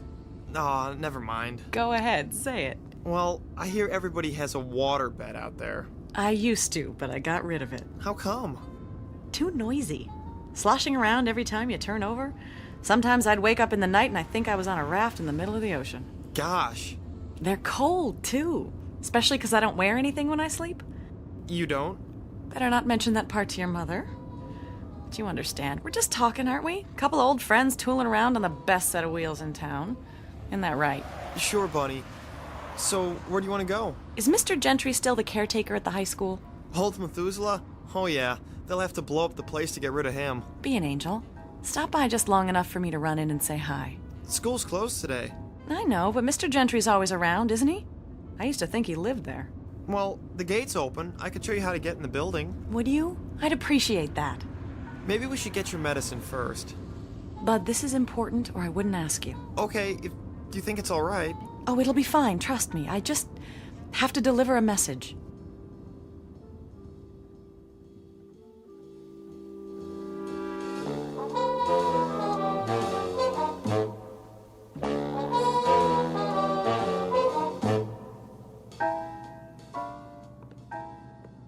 Mr. Gentry? Are you in here, Mr. Who's there? Dang kids. Mr. Gentry, remember me? Barbara Blake. That you? It's me. How are you? I'm kicking pretty high for an old man. So you finally came back. Get your fill of Hollywood, did you? No, I like it there. It's not what you think. Isn't it? We read all about the hijinks you get into. Can't say I'd be proud of it. I don't know what you mean, Mr. Gentry. It's just a town like any other. What brings you back here, Barbara? I'm not sure. It was an impulse. You picked the time. The Founders' Day celebration. Not that you'd be interested. But I am interested. That's why I need your help. My help? I want you to do something for me. Unlock the doors to the school auditorium. What for? Some people might show up, and if they do, I want you to let them in. Oh, not me. Nope, I'm going to the picnic. Please, Mr. Gentry, I know you don't like me, but this is important. It's terribly important. Barbara Blake. Always asking for favors. Wanting to be treated like somebody special. Maybe you forgot those doors are open all day long. You want to come here, you can walk in just like anybody else. Thank you, Mr. Gentry. It was wonderful to see you. Anything else I can do you for? Just one. Mr. Gentry, I can't explain it yet, and if I did, you wouldn't believe me. But please don't go to the picnic. Take my word for it, you mustn't. Not this year.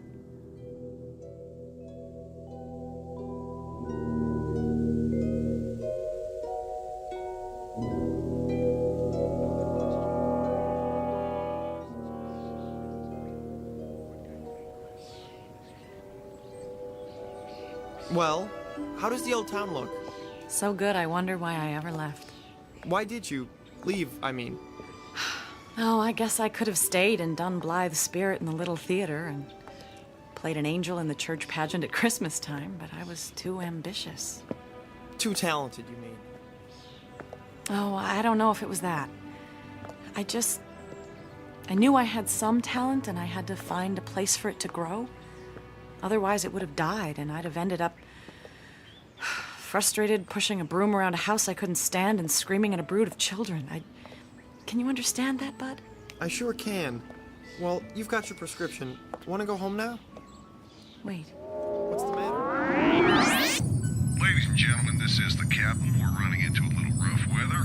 Fasten your seatbelts, please. It might get a little bumpy up here. Bunny, something wrong with your ring? What? Oh. Oh, no, nothing at all. It's just the way it catches the light. Sometimes I think I see a picture in it.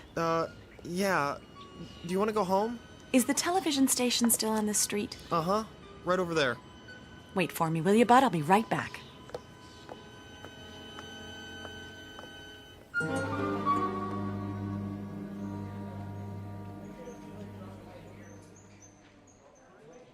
Minutes to air, Mr. Braden. Thank you, Jeffrey.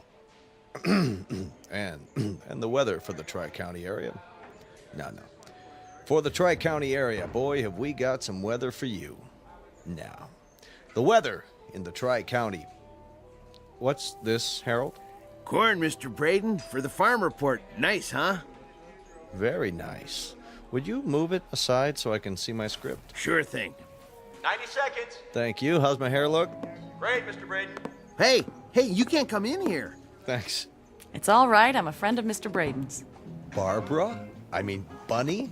Forgive me for bursting in this way. Not at all. Well, I'll be darned. They said you were going on the air, but I did so want to say hello. Honey, you could have busted in here even if I was on camera. Don't I get a kiss? 1 minute. Well, you haven't changed. You have. You used to be skinny as a rail. I was not. I was svelte. Nope, now you're svelte. Oh, mink? Hollywood coveralls. Still a smart aleck, too. Want to be on my show? I thought you'd never ask. 45 seconds. Will you? You can be my co-host. Say something cute. Say anything you like. The viewers will love it.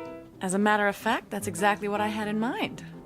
I wanted to make an announcement. Oh, yeah? Got a new movie to plug? No, not at all. More along the lines of a public service announcement. Sounds worthwhile. I hope so. Because I have a feeling this one might be a matter of life and death.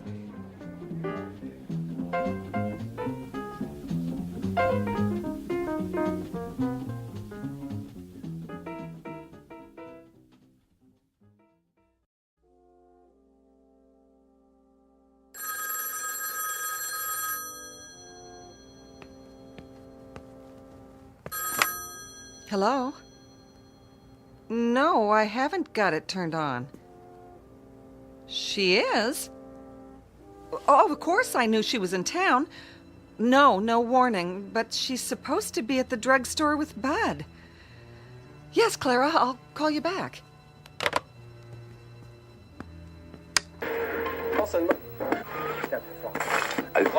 Yes, Ben, you can't imagine how happy I am to be back in Howardville.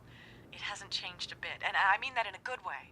What in the world? Will you be with us for a nice long visit this time, buddy? Unfortunately, I have to leave tonight. Work calls. Oh, a new picture? I'm starting one in Rome. That sounds exciting. Yes, it's a wonderful script. I'm looking forward to it. Everyone in town has been following your career. I'm sure a lot of your old friends would like to see you. Well, but they can if they really want to. Are you kidding? You know that one-woman show I did in Las Vegas last winter? We read all about it. Well, I'm giving a special performance this afternoon in the high school auditorium. And I hope everyone in town will come. As my guest, of course. Wow, did you hear that, ladies and gentlemen? It's my way of giving back to the community. You know, everyone here has always been so supportive of me. This is just a little token of my appreciation. Oops, I think we've got a conflict here. The Founders Day picnic starts at 3 o'clock. You remember what a big event that always is. I know, but I'm afraid it just has to be today. All I can say is that you'll have a choice of coming to see me at 3 o'clock, or going over to Riverside Park and getting hit by... Bye. a bunch of ants. You heard it here, folks. Well, Bunny, thank you so much for stopping by.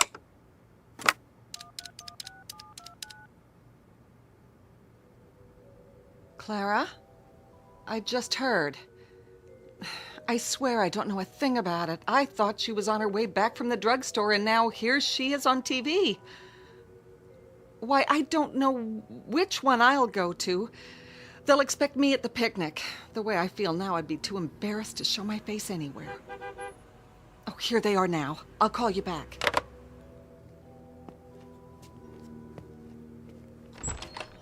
Hi, Mom. Sorry we took so long. Go to your room. Bunny, I'm trying not to be angry with you because you must have lost your mind. I told you there was going to be an explosion, buddy boy. I can explain. I said you're excused. Yes, ma'am. It wasn't his fault. This is nothing to joke about. People are calling here. And what do they say? They're confused. They don't know whether to go to the picnic or this, whatever it is you're putting on at the school. I can understand that, but... What are you trying to do?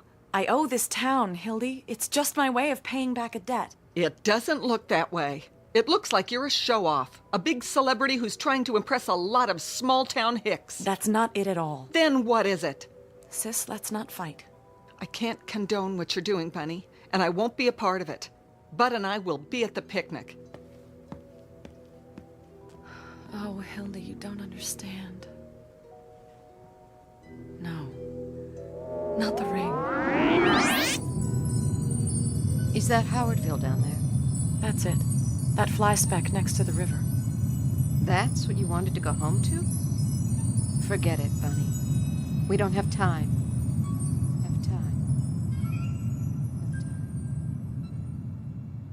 Oh no, there has to be time. What else can I do? Barb, what's the matter? Nobody understands what I'm trying to do. It's not for me, not this time. Please don't cry. Oh, honey, there are some things about you I'll never understand. But if this performance means so much to you... It does.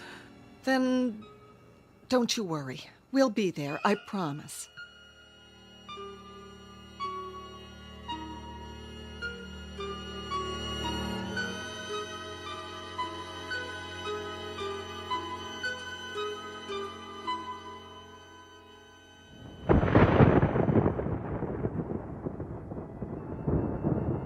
Time to go. We're late. Don't worry. One thing's for sure. They can't start the show till I get there. Ooh, better take an umbrella. Thanks. Bud, we're waiting. I can't find my blue tie. Then wear another one. We're late as it is. You'd better fire your weatherman. Now, Bud. Coming. The streets will be a fright. Remember how we used to lie in our beds on rainy nights and talk to each other when we were kids? Oh, it was fun, wasn't it? Being kids. It was special. I'll never forget it. It's raining really heavy. Well, we'll just have to brave it. I have an audience waiting. Oh, we need raincoats. They're in the hall closet. You wear one. I'm going in style. That fur will get all ruined. Don't worry about me. Help me on with it, will you? Your ring looks really pretty. Thank you, Bud.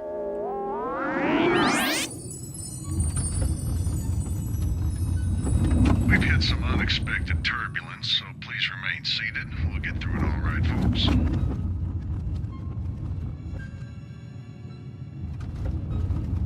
Getting kind of rough. Don't worry, Cece. It was meant to be. You aren't scared at all, are you? Why should I be? Can't live forever, you know. It's like when I'm in my dressing room and there's a call to come to the set. I know what's waiting for me. I know there's nothing I can do to put it off any longer. Sometimes I'm not even sure if I know my lines, but the show must go on.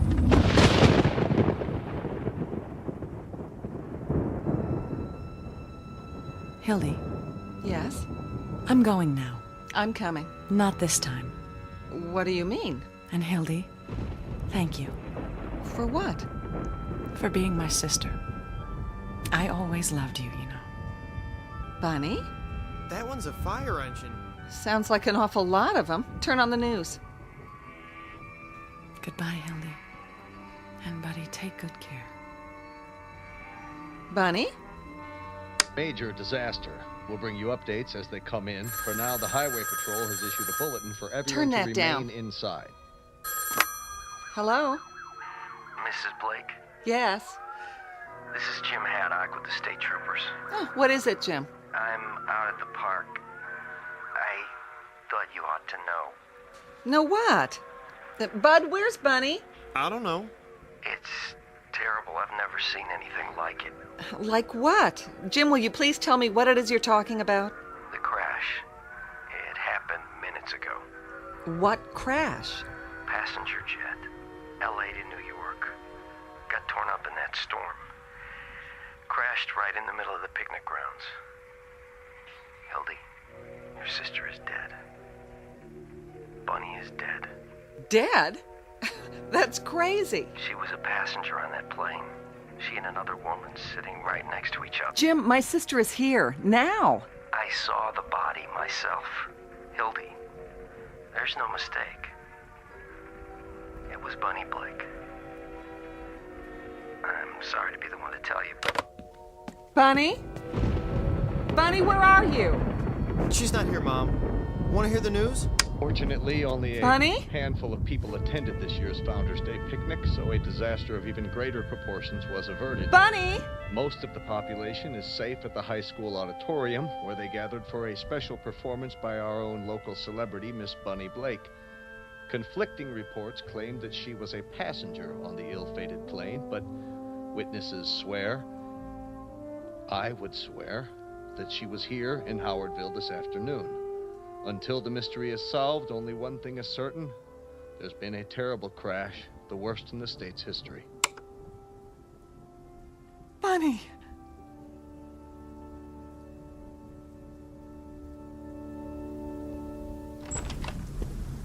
Mom! That ring you gave her. I got it. She dropped it on the porch. Mom?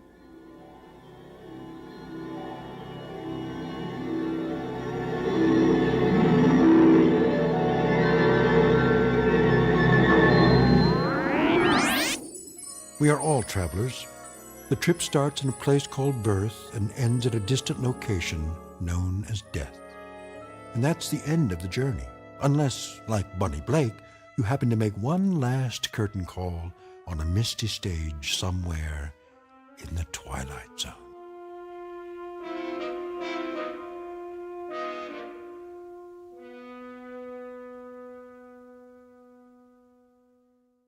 We'll return to the Twilight Zone in just a moment. You are about to enter another dimension, a dimension not only of sight and sound, but of mind, a journey into a wondrous land of imagination. Next stop, the Twilight Zone. Hi, this is Stacy Keach. I'd like to take a moment to tell you about our Twilight Zone website at twilightzoneradio.com. At twilightzoneradio.com, you'll find the latest information on these Twilight Zone radio dramas, including behind-the-scenes photographs, plus the newest product releases, trivia contests, ways to contact us, other Twilight Zone-related info and merchandise, plus links to other fascinating websites. So make your next stop twilightzoneradio.com. Visit twilightzoneradio.com to purchase these Twilight Zone radio dramas on cassette and CD, or call toll-free 1-866-989-ZONE. That's 1-866-989-9663.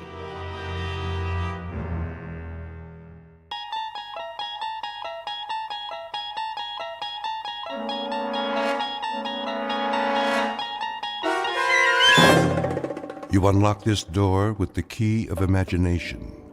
Beyond it is another dimension, a dimension of sound, a dimension of sight, a dimension of mind. You're moving into a land of both shadow and substance, of things and ideas. You've just crossed over into the Twilight Zone.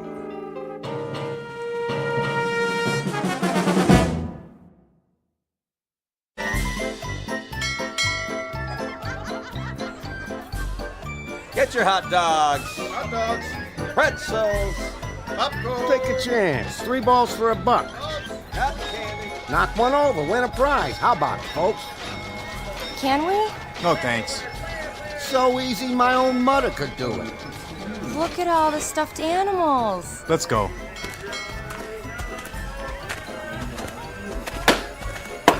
Throw a dart, break a balloon. Not this one. Aw, you're no fun. There's better places.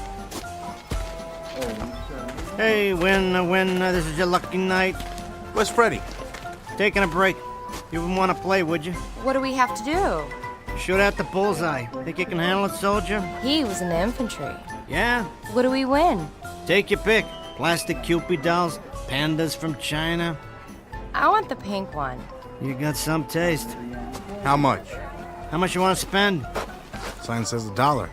Ask for kids' prizes. Wax lips, pencil on a string. You have to work your way up. Freddy gives me 3 games for 2. Yeah, 50 BBs each. Never knock out the bullseye that way. How much for a full load? Say 3. Forget it. 2. We're leaving. All right. 100 shots for, let me see, a penny apiece. I get to pick my own machine gun. Man knows what he's doing. Ready? Hey, how about a side bet? 5 will get you 10. You hustling me? Come on, show your girl what you're made of.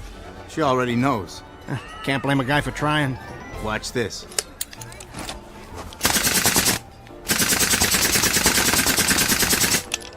There. How's that? Wait a minute. You didn't get it all. What are you talking about? There's one little piece of the bullseye hanging. See? What are you trying to pull? Well, I mean, it could be, if you squint one eye. Evening, folks. Everybody having fun? Oh, hi, Freddy. You gonna give me my bear or not? What's the ruckus? Just having a friendly discussion. He doesn't want to pay off. We won fair and square. A slight disagreement is all. Get your hand off that teddy bear. Give the young lady her prize. We don't want any trouble here. There you go, pal. Semper Fi. I'm not your pal. I'm surprised at you, Wally. That's not the way. First, you give him a few wins, build up the payout, then you sock it to him. Remember? I got a lot on my mind. Wally, you used to be a good con. But lately... Tell me something, Freddy. You can keep what you made while I was gone. For old time's sake. Listen to me. You see those two guys over by the funhouse? White ties, pointed shoes. Don't turn your head. What about them? They, by any chance, been hanging around tonight? Well, you know those monks? Do me a favor. Anybody asks, you haven't seen me. I hopped the steamer to Timbuktu. Now, if you don't mind, I'll just fast forward on out of here. Yeah, don't worry. I'll think of something. Go through the back and down to the beach. Thanks, Freddy. I owe you. You sure do, boy. But this time, I don't think I'm gonna collect. Introducing Wally Beecher, once promising con artist and small-time hustler. But of late, he couldn't talk his own grandmother out of ice cream money. Mr. Beecher has become what's commonly known as a loser. He's off his game and down on his luck because somewhere along the line, he lost faith in the con and in himself. And tonight, the biggest debt of his life is about to come due. The reaction is panic, thanks to the certain knowledge that his credit has run out and there is no place left to hide. But if he plays the odds just right, there might be one last unexpected chance to start over. If not in this world, then in the Twilight Zone.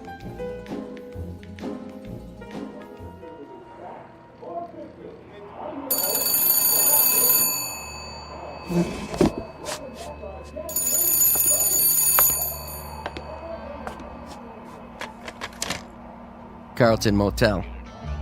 Yeah, I got rooms by the day, the week, or the month. By the hour. You have to leave a cleanup deposit. Hey, same to you, buddy.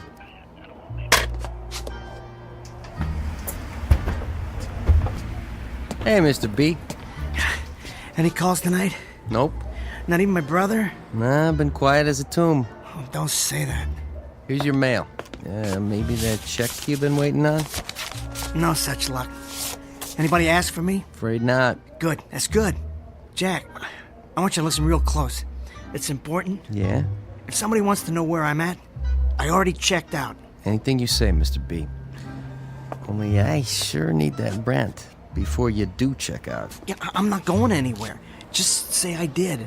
Got it, but about that rent, it's Thursday already. You're the first on my list. The manager won't let me carry you much longer. I got some deals going. One of them's bound to come in. Just remember what I told you, especially if they're wearing alligator shoes. You call my room with a heads up, okay? Sure thing, Mr. B.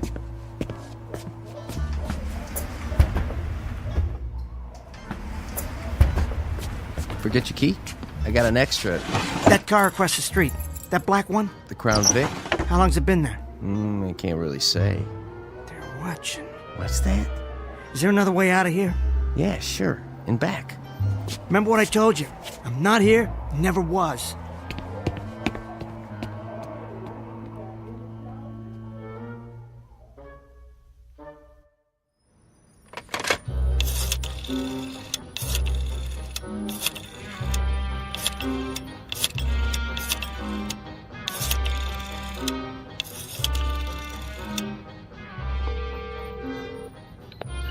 Raj, it's me, Wally. You got a line on the 5th at Belmont? Yeah, tomorrow. The number 9 horse. Yeah, he's still 40 to 1? Put me down for 100, straight across. I understand. No more credit, but this one's a lot. I'm not conning you. The guy I know clocked him in the workout. Raj, come on, Raj. A C note, that's all I'm asking. Wait, don't...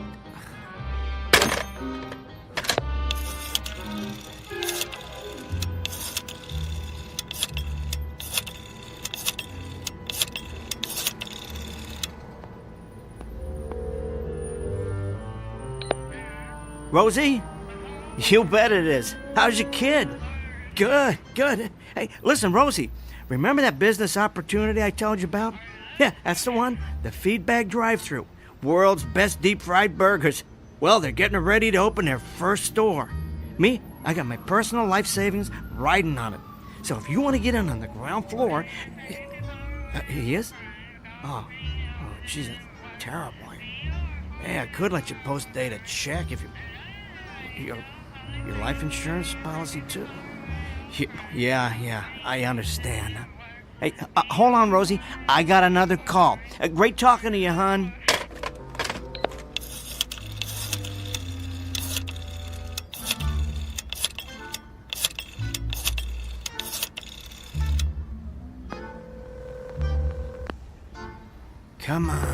Come on. This is Frank Beecher. Sorry, but we're closed for business. Please leave a message after the tone. Frank, I don't blame you for not returning my calls. I know what you're thinking, but I swear, it's not like before. I need to talk to you bad. I hate this, believe me. If there was another way, I got a situation here. Frankie, I'm your kid brother. I don't have anybody else. Call me at the Carlton, please. I'm begging you, Frank. I'm begging you.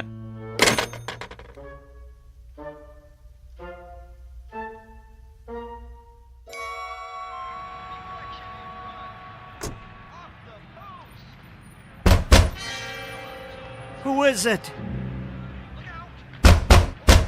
Yeah, I'm in here. So what? I don't care anymore. Bring it on. Just bring it. Huh? Wally! Frank?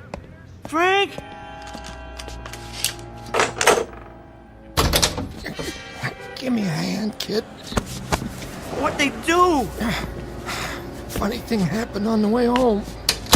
Sit on the bed. Jeez, Frank, they really worked you over. It's okay. The nose wasn't straight to begin with, huh? A couple of guys in a black Crown Vic? No. Cadillac. Two gentlemen with scars and pinky rings. They made quite an impression on my head. I'll get some towels. You're bleeding bad. This is a first. Take it easy, Frank. I was always the one who took care of you. You got in a fight at school or fell off your bike. Let me wipe your face. Ow! I'll do it. You order a steak from room service. Blood rare. Best thing for a black eye. Hold this against your head. They have room service here? See, you moved up in the world. Them two guys, did you get a name? Nah, they didn't talk much. But they must be from Western Union, and I'm the message. Those punks. I'll take it out of their skins. You should have called me. I did. Sorry, I'm out of town. It's all my fault. Now, what did you do to rattle their cages? Well, just... What do you think? Got myself in hock up to my eyeballs when I couldn't make the vig. I've got money. It's too late for that now. Even if I do pay up, they'll leave me sleeping with the fishes. I am stupid, so stupid. Sounds like it's time for Mrs. Pierce. Who? That old lady lived down the hall. Remember? In the building where we grew up. What about her? Every time you got in trouble and you didn't want Dad to find out, what'd you do, huh? You came to me, right? Yeah, you find a way to fix it. I was always a loser even back then. Yeah, you were little, that's all. You didn't know any better. What's Mrs. Pierce got to do with it? She was the one who took care of things, not me. What do you mean? Oh, when anyone in the neighborhood had a problem, Mrs. Pierce made it right. Don't give me that. It was you, Frankie. When I didn't do my chores or I got in a jam. Nah, I handled some of it, but there was some I couldn't. Like the time Vincent Cazzatori wanted to fight you, or you lost the raffle tickets and the principal called the police. I remember that. Yeah, it was Mrs. Pierce who got you out of it. She didn't want people to know, but she was the one. How? You tell me. I'd tell her, and then she'd pray to her own special saints, I guess. Someone came to her with a problem, she'd make everything right. Yeah, you could count on it. That's nuts. Yeah, it sure is. But it's true. Hey, where's the phone? Who are you gonna call? The cops won't do nothing.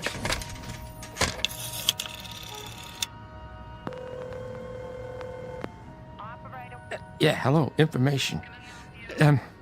You have a listing for Mrs. Arlene Pierce on Weber Street. She probably is dead by now. Yeah, hold on. Where's pencil? Here. Yeah. Okay. Thank you, operator. It's too late, I tell ya. She moved, but I got it. All right. What have I got to lose? 10 to 1, she won't even remember me. Come on, let me. Not this time. Give me the phone, Frank. And I'm afraid it don't work that way. Why not?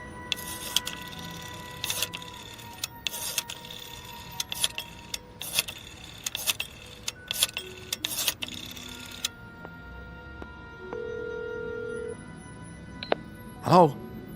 Yeah, may I please speak to Mrs. Pierce? An old friend from Weber Street. My name's Frank Beecher. It's been years, but... Oh, hello, Milo. Of course. Oh, she is? Oh, I'm sorry. I didn't know. Look, I hope she feels better soon. No message. Just that her friends wish her the best. I'm really sorry to bother you. Sick, huh? She had a stroke. She'd been in a coma since last week. Well, that was a stupid idea anyway. Hey, easy, Frank. Get me the sink, kid. Can you stand up? Here, let me help you. It was the pointed shoes that did it. Frank, you're coughing up blood. It feels like something's broken inside. I gotta get you to emergency. Quick. Not now. Those goons who sent the candygram, they'll want to know if you got the message. Oh, I got it. And I got a message for them. They want to clean my clock? Let them. I'm not gonna let you die here. Come on. You better lay low, kid. They're gone. I heard them drive off. I got my car in the alley. For once in my stupid life, I'm gonna do something for you.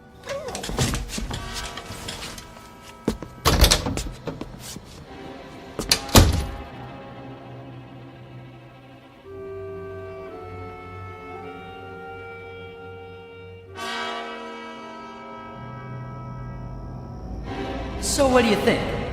Nice car, huh? It's really cool, Wally. Are you sure it's okay with your dad? Sure. He lets me drive it all the time. I wish you'd slow down. Chicken? You're halfway off the road. I know what I'm doing. I got my license next month. So, baby, where to? Just don't get us in a wreck. How about down by the boardwalk? I have to be home by 10 o'clock. What? I was gonna show you a good time. Walk on the beach, have a couple of drinks. I know a guy who'll get me some booze. Name's Freddie. You know Freddie? I'll introduce you. Careful! Hey! Look where you drive it, jerk! Wally, will you please slow down? Too fast for you? That cop wants you to pull over. He don't mean me. Stop! What for? Let me out. At this time of night? I mean it. Now. Oh, okay, dollface. If that's the way you want it.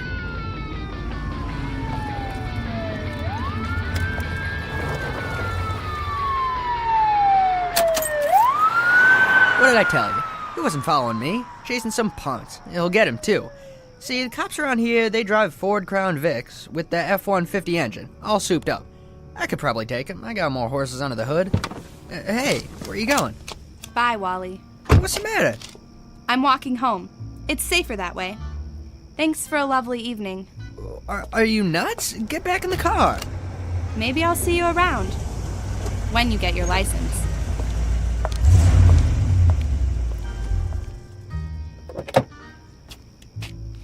Oh, man, what are you doing here? You shouldn't have taken the car. Mind your own business, Frank. Dad won't like it. So? I'll bring it back before he gets home. He'll find out. What's he gonna do? Take it out of my hide? I'm too old. He can't hurt me anymore. Maybe not, but it'll hurt him. Big deal. Move over. What for? I'm driving. What about your car? I'll come back for it. And how are you gonna do that? Walk if I have to. Now move. Go chase yourself. What did you say to me? Let go of the door. Give me the keys. No way. I said give me the keys. Back off, Frank. I'm warning you. What'd you do that for? Slide over.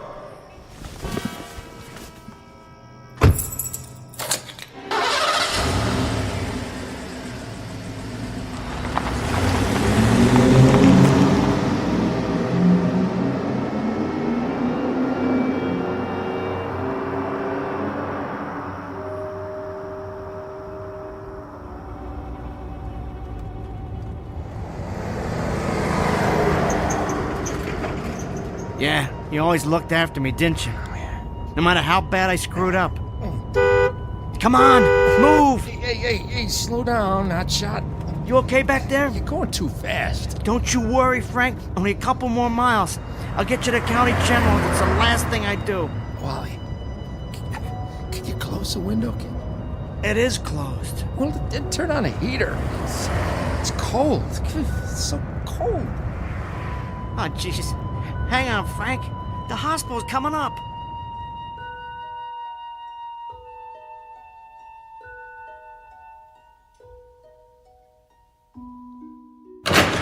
All patients in need of emergency care, please sign in. You will be treated in order of arrival. I told you we'd make it. My legs, they won't work right. It's all right. I got you. Please have ID, proof of insurance, or payment in form of cash or credit card. Get me to the counter. I'll take care of it. Can I get some help here? You have to wait your turn. I can't wait. My brother needs a doctor. Fast. Sign in at the window. And then what? Take a number? I have to sit down. Hey, here's a bench. Put your feet up. That's it. Ah, for crying out loud. Wait here, Frank. I'll be right back. But I don't have any insurance. Then I'll need a cash deposit. I can give it to you tomorrow. It's hospital policy, payment in advance. But I need the treatment now. Step aside, please. Just like that? Are you gonna throw me out? Someone will check your vital signs. You'll receive basic care if the condition is life-threatening. Next. I got his wallet and ID. Here's his credit card. Has he signed in yet? He can't. He was coughing up blood before. Then sign for him. What are you trying to pull? There's a pencil on the clipboard. There. That good enough for you? Have a seat. Blood. That's disgusting. Oh, jeez, Frank! Hey, I need some help right now! Somebody clean it up. Hey, mister, you can't do that. Those gurneys are hospital property. Here, get up on this stretcher thing. I'll try. You have to wait your turn. Back off. Sir, you can't go in the main hospital. Out of my way. I need cleanup, quickly. What's this? Something's broke inside. He's all messed up. Massive internal hemorrhaging. I'll take him. You gotta do something fast. You just gotta. Where's the chart? There isn't any. Who are you? His brother. Wait outside. Oh, no. Someone see this man out? There's a waiting area at the end of the hall. We'll let you know. Frank. Frank. Cleanup in emergency. Interns to receiving.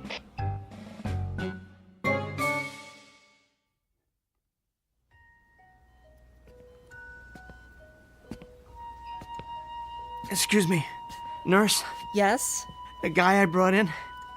He's gonna be okay, isn't he? The nurse's station will have that information around the corner to your left. These jokers don't even know which end is up. Well, they better figure it out. Oh, Frank. Frank, what am I supposed to do now? Wally? Huh? Who are... It is you. Milo? I'd know that face anywhere. How many years has it been? Oh, too many. I can't believe it. What are you doing here? It's my aunt. My sister's inside with her. Jeannie's here? She comes by when she can. Old Wally. It's been a long time since Weber Street. Oh, sure has. You mean your aunt's in here? How's she holding up? Not so good. Yeah, I heard. That's tough. A stroke, wasn't it? Yeah, we take turns sitting with her. My dad comes as much as he can. It's hard since Mom passed away. Oh, I'm sorry to hear it. Arlene's the only family he's got besides us. So, where'd you move to? Different places. I decided to come back for a while, regroup. You know something? I thought there was a big, wide world out there, but take it from me, it ain't all that. I talked to your brother. We see him around sometimes. He's doing well. Milo, would you mind if I go in? She won't know you're there. That's okay. She's a nice lady. I like to pay my respects. Okay, go ahead then. Come in. Hi, Jeannie. Wally?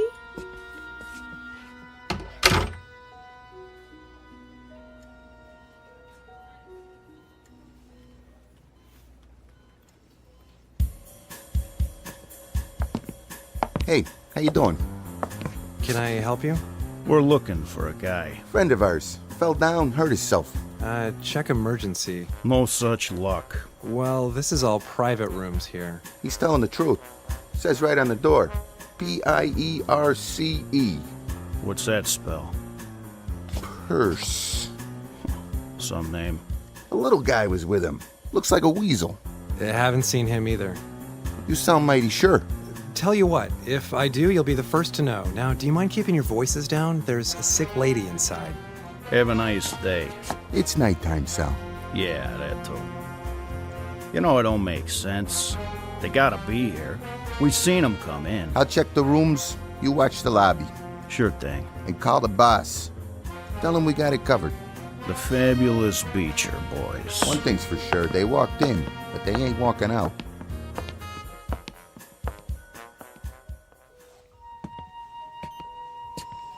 I don't believe it. Hello, Jeannie. Been too long. How is she? As well as can be expected. What does that mean? There isn't a lot of hope. They asked us if we want to pull the plug. Oh, don't do it. That's what Dad says. I mean, you never know. Things can change. I suppose so. But you're looking awful nice. Wally, don't start. Listen, Jeannie, can I talk to her? Why? She can't hear you. Just the same, I wanted to thank her for being so nice. You barely knew her. Yes, I did. In a way. Well, okay. For a minute. I was going to take a break anyway. Well, thanks, Jenny. Wally? Yeah? It was nice of you to come by. Oh, no problem. And don't forget to take care of yourself. You can go home and get some sleep. Let Milo cover for you. Maybe I'll do that. Bye. Goodbye, Jenny.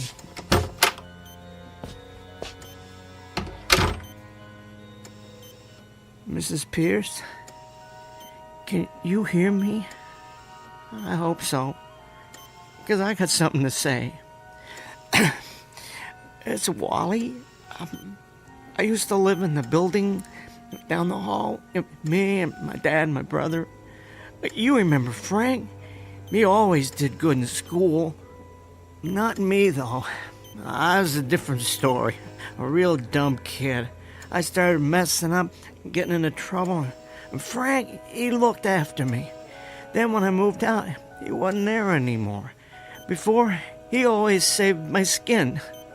Except it was you. Oh, it sounds nuts, but my brother wouldn't lie. If I know one thing, I know that. I don't understand how, but the whole time, it was you. Well, since then, I pulled some bad stuff, and tonight it all came down.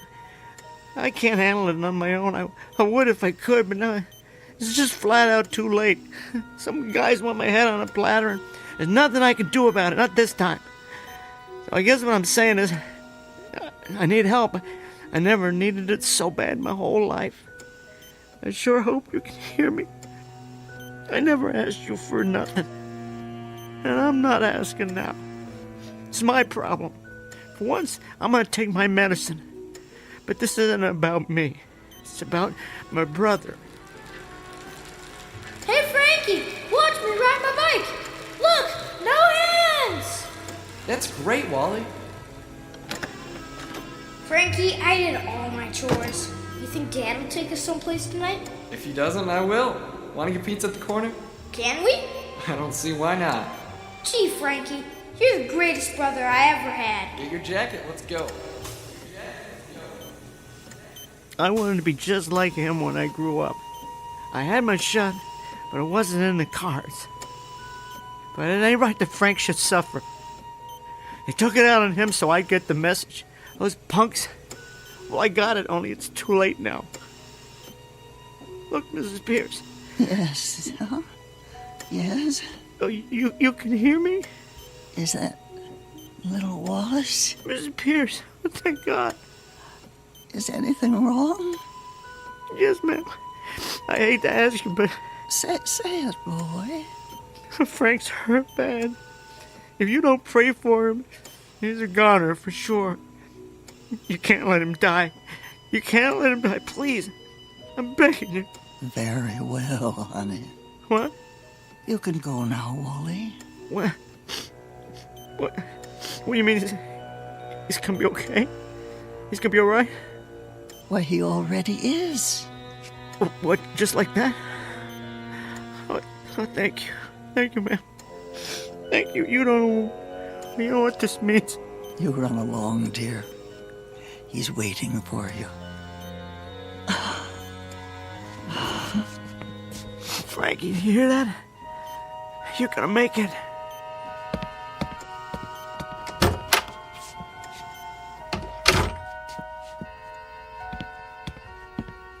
Nurse, where's Frank Beecher?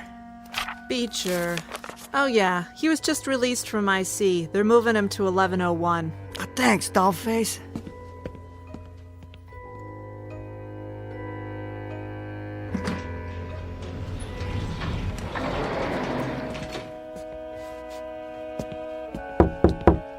Frankie?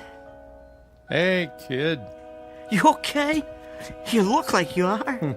Oh, yeah, it only hurts when I laugh. Well, you sure had me worried for a while. Yeah, I don't know, must have been something I ate. Frankie, I am so sorry. Nah, for what? It was my fault. We both know it, but I went and I took care of everything. Oh, is that right? What did you do? I talked to Mrs. Pierce. Wally. Now, don't get mad. You're not going to believe this, but I ran into Milo, her nephew. It's the same hospital she's in. Can you beat that? And while I was talking to her... Wait, I thought she was in a coma. Well, she was, but she come out of it. Anyway, I asked if she could help. She turned her head, looked right at me. Next thing you know... I'm telling you. No, it doesn't work that way. Well, it did this time. I told her what went down tonight, and she must have prayed like she used to, just the way you said. And, long story short, everything's gonna be okay. That's impossible. Well, look at you. It's like I said. Wally, you can't ask for yourself. You have to ask for someone else. That's the secret. Otherwise, it doesn't work. That's why I went to her when you were a kid. But Frank, I didn't ask for myself. I asked her to let you live. You couldn't have known that. I didn't teach you. You taught me good, Frank. Only, I'm kind of slow. It took me all of this time, but I finally got it. And now, it's over. No, not for you. Here, Wally, look in my wallet. Right? I got a few $100. I want you to take it, get as far away from those strong-arm types as you can. Then call me, and I'll try to figure something. Maybe I can help you cut a deal. Maybe nothing. You don't have to do a thing. Tonight's the last time I'm running out. Whatever they want to do, let them. The slate will be wiped clean. They'll never bother you again. Wally, you listen good. Those guys in the Cadillac are bad news. I'll try to buy you some time, long enough to talk to the DA, and we can Forget it. This time I'm standing up for myself. Oh, don't be a fool. I'm not. I used to be, but not anymore. I'm ready. It's been a long time coming. And Frank, yeah. If I don't see you again, thanks. Thanks for everything. I hope I paid you back a little. Kid. Don't worry about me. I'll be better off. Just think, I won't ever have to run scared again.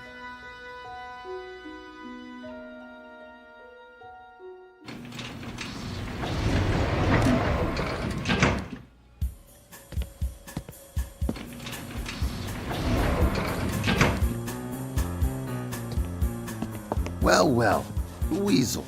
I figured you'd show up. Let's go, little man. Anything you say. Get in the elevator. Do it here if you want. Take it out of my skull. Just leave my brother be. Yeah, the boss wants to have a little talk first. The limousine's waiting.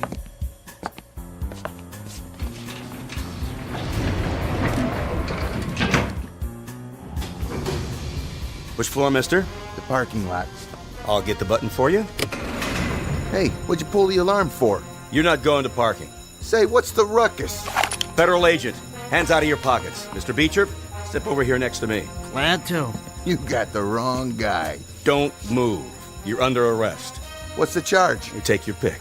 Racketeering, extortion. You know who I work for? We have Mr. Sacchetti in custody. You're making a king-size mistake. Pull that button, we go down to the lobby. The door's open and a friend of mine's gonna be standing there. And he don't like feds. Some friends of mine already picked up your partner. For what? Kicking a coffee machine. I saw you in front of the motel, right? You've been under surveillance. Sure. The V8 F-150. I should have known. The heat always drives Crown Vics. Do me a favor, Mr. Beecher. Pat him down. My pleasure. Ooh, a 38 Smith & Wesson. Awful heavy. It could wreck that suit of yours. Get your hands off the merchandise. Hey! Freeze! You, G-Men, drop your piece, or Sonny Boy here gets it. Don't listen to him. You'll never get out of the building. There's a police line outside. Where did they see my little insurance policy? Push the button, now. You won't make it. Throw your piece on the floor. Now push P level, or the weasel's a dead man. What else is new, big boy? How'd you like that, huh? This one's for my brother. And this one, and so's this one. And this one too, you dirty... That's enough. Stop. You won. It's over. You won.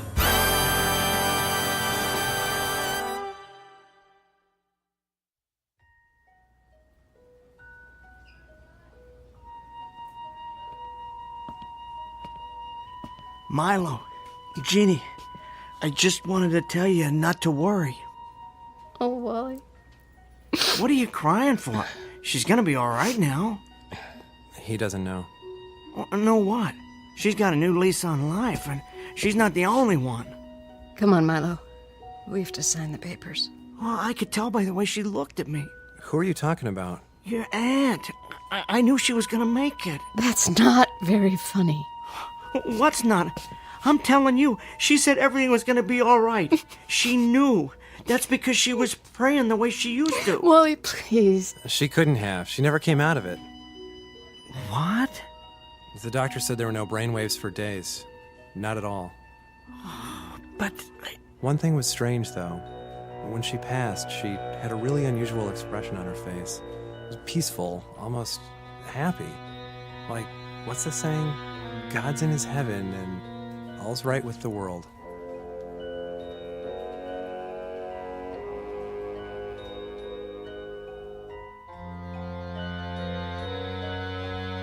Wally Beecher, once promising con artist and small-time hustler, commonly known as a loser. Despite the odds, he asked for another deck and a fresh deal. It's not easy to end up a winner when you're down that far, but it happens sometimes, thanks to a very special gift, one that must be given as well as received. It goes by various names, the most familiar of which is love. Look for it, and you just might find it here and in the Twilight Zone.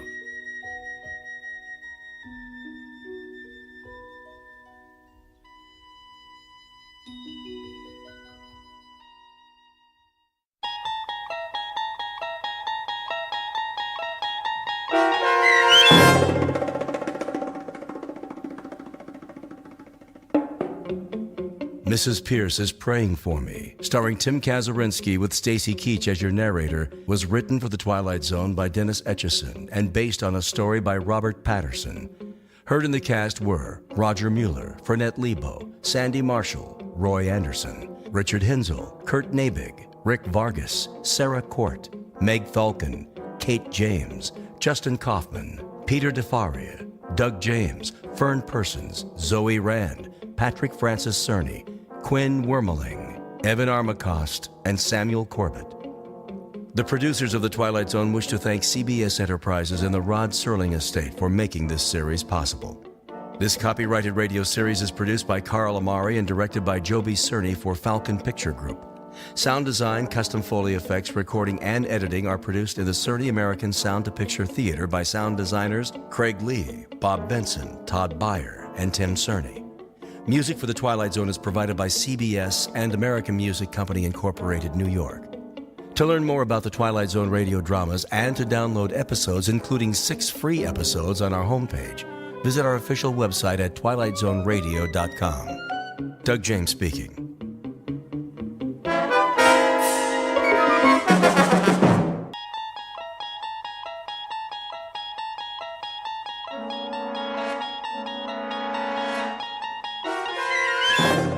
You unlock this door with the key of imagination. Beyond it is another dimension, a dimension of sound, a dimension of sight, a dimension of mind. You're moving into a land of both shadow and substance, of things and ideas. You've just crossed over into the Twilight Zone.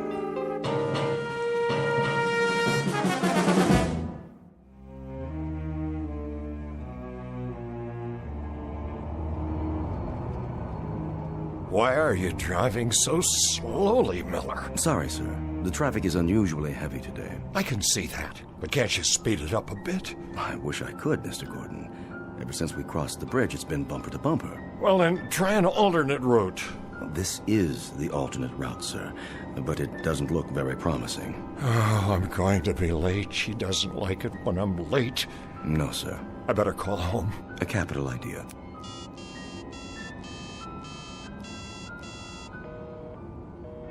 It's busy again. Yes, sir. There's something wrong with this phone. The batteries are going haywire. Would you like to try mine, sir? Yes. Pass it back to me. I'll dial if you like. What number? You know the number. My apartment, of course. I'll give it here. Very good, sir.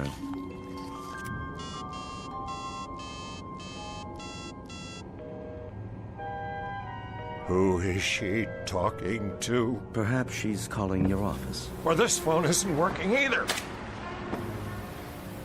What did you do, sir? Throw it out the window. Cheap plastic contraption. But it was an excellent phone, sir. You bought it for me last week. Then I'll buy you another one. Now get me home. Yes, sir. May I suggest... The ice bucket is full. There's a bottle of your favorite scotch. Not at this hour. It'd only slow me down. Have enough trouble keeping up with her as it is. Quite. Oh, Flora, please don't be cross with me tonight. I'll be home, dearest, I swear to you, just as soon as I can. Of course you will, sir. Such a lovely girl. I'm very fortunate, you know. Most certainly. A man of my years. If I may say so, Mrs. Gordon is very lucky, too.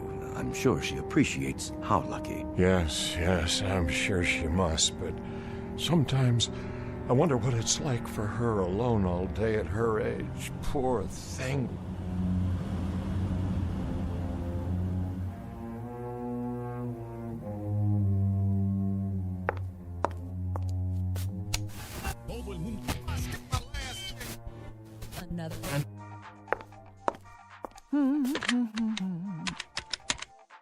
Hello, concierge? Yeah, this is Mrs. Gordon. Could you send up some chili cheese fries and a Coke? I'm starving. Just put it on the tab. Don't worry, Harmon will pay you. See, we were going out to dinner, but now I don't know if he's ever going to get here.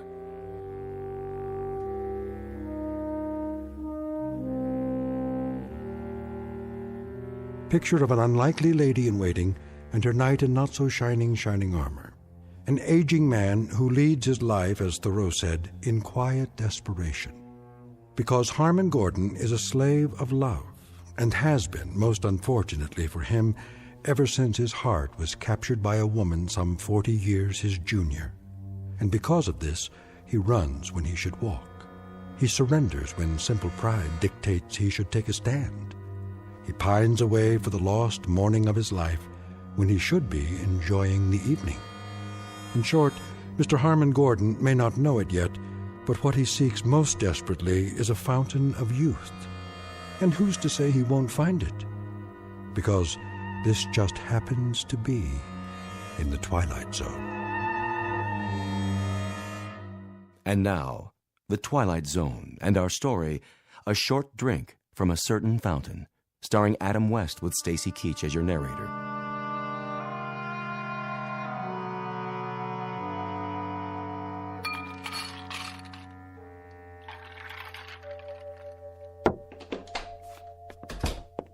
Flora? Flora, dear. Over here, Romeo. Oh, there you are, darling. What happened to you? Please accept my apologies. The traffic was backed up all the way from the office. How come I'm not surprised? You'd be late for your own funeral. And what did you do today? Go shopping again? Oh, I had a ball, an absolute swinging time. I only ask in passing, my dear, because I'm concerned. Oh, let's see. I had breakfast, and then I had lunch, and then I fired that stupid maid, and then I waited for you. Whether you realize it or not, big boy, that routine gets old fast. Very old. I'm truly sorry. Well, all in all, Harmon, it was one of those days that makes you want to jump off a bridge. Earth to Harmon, do you read me? There's still time if you care to go out. Yeah, and do what? Dinner at the tavern? Whoop-de-doo. I thought you liked the food there. How about the Rainbow Room? Well, I suppose if you prefer. It is awfully noisy there. At least we could hear some music. You want music? But I've bought you all the latest recordings. I want live music, any kind. I don't care, as long as I can dance. Dance? Matter of fact, I feel like dancing right now. You do? Will you dance with me, Harmon? Well, I suppose. Come on, baby. Let's see what you've got. Let me take off my hat and coat. Oh, come on, loosen up. Let it move you. Feel that beat? I'm trying, dear. Move it, Harmon. I'm doing my best. What's wrong with you? I can't keep up. Shake your booty. Now move your arms like this. Flora, please be more careful. It was just a piece of glass. It was a very old piece of glass. Worth what, 89 cents? Hardly. This was a Wedgwood. Big deal. I'll buy you 6 more just like it. I'll even have the concierge gift wrap them for our anniversary. Then we can sit around and play old records. Sounds like a hot night to me. What's that tune you like? Come to the church in the Wildwood? Oh, a real toe tapper. You keep forgetting that I'm no longer a varsity end. Were you ever? Furthermore, if my doctor had witnessed that little burst of activity just now... Oh, that's always your excuse. It's not an excuse. My heart... If you keep telling me about your heart and all your aches and pains, Harmon, I'm gonna run out and get sick. Would you mind putting that cigarette out, dear? I've asked you not to smoke. Why not? Bad for your heart? You might start a serious fire. Honey, baby, one of these fine late evenings, that's exactly what I'm gonna do. Torch this whole mausoleum. There are things here that mean a great deal to me. Like what? That eyesore I knocked over? It was my mother's. Oh, spare me. It was worth very little except for the sentimental value. That's a word you may not understand, Flora. Sentiment.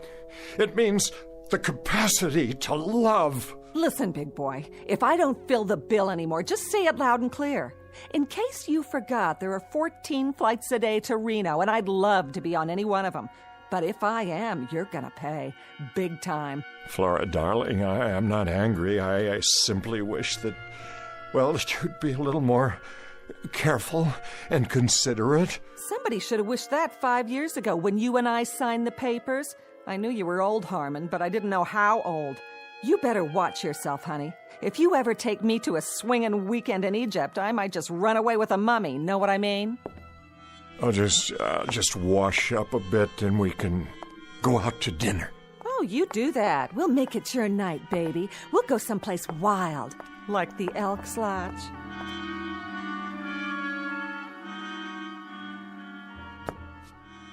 Flora, darling, what's happened to us?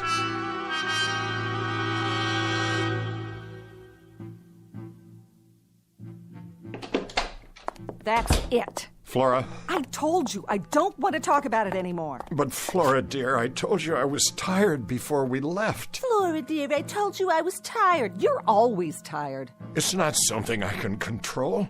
These pills I take. I didn't ask you to run the mile. I just asked you to go dancing, or to the movies, or someplace. Any place but here.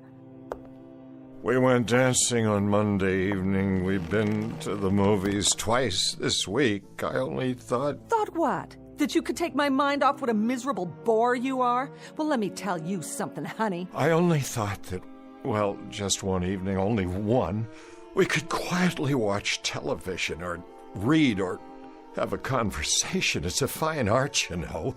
The two of us with no one else around.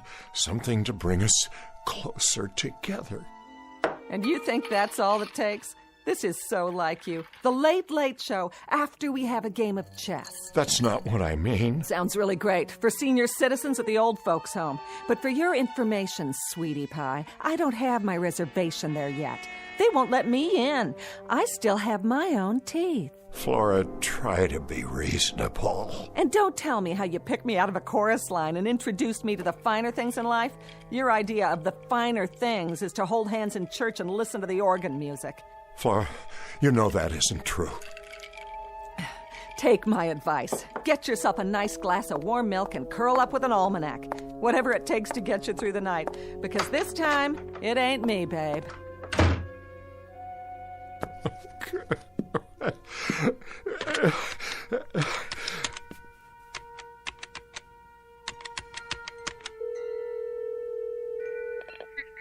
Forgive me.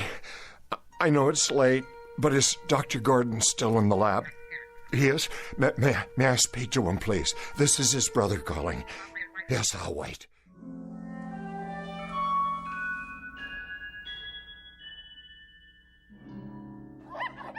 Now then, Leonard. Yes? Which monkey would you say is dominant in this group? I guess the largest. Look again. The largest monkey is seated in the corner of the cage doing absolutely nothing. Doesn't seem very dominant now, does he? You're right. Now, notice the small one in the center of the group. The young one? He has the food and water to himself. No one's challenging his position. But doesn't that go against the normal rules? Of social organization? Not where the young are concerned. And the cause of this new hierarchy, Leonard, is the Gordon vaccine. He's been injected for 3 weeks running now. His appearance has changed, and the others can see it. They may not understand, but they respect it. They have to. They share a responsibility for his well-being. I see. Dr. Gordon. The implications... I mean, if this process could be extended to other species, other social structures, the results would be... Just a moment. Yes, Julie, I thought I told you no more calls. I'm sorry, sir, but it's your brother. He asked me to ring through. Harmon? Well, what do you know? Put him on. Yes, sir. Go ahead, Mr. Gordon. Raymond? Harmon, is that you? I hope I'm not interrupting. Are you all right? You sound a bit under the weather. Fine. Look, Raymond, I was just wondering if you could come over this evening. Tonight? Well, I don't know. I was just training a new assistant. How about lunch tomorrow? I'm afraid that won't do. I know it's late, but I'd like to see you. Why so mysterious? If it's something to do with your health... No, everything's all right. Everything's fine. It's just that, well, I'd like to talk to you. I see. Raymond, please come over. I'm at my wit's end. I must talk to you. Very well, then. Thank you, Raymond. You don't know how much this means to me. Relax, old boy. I'll be there as soon as I lock up. What is it, Doctor? Nothing serious, I hope. No, nothing serious. But if I'm not mistaken, there may be a slight problem of social organization in my own family.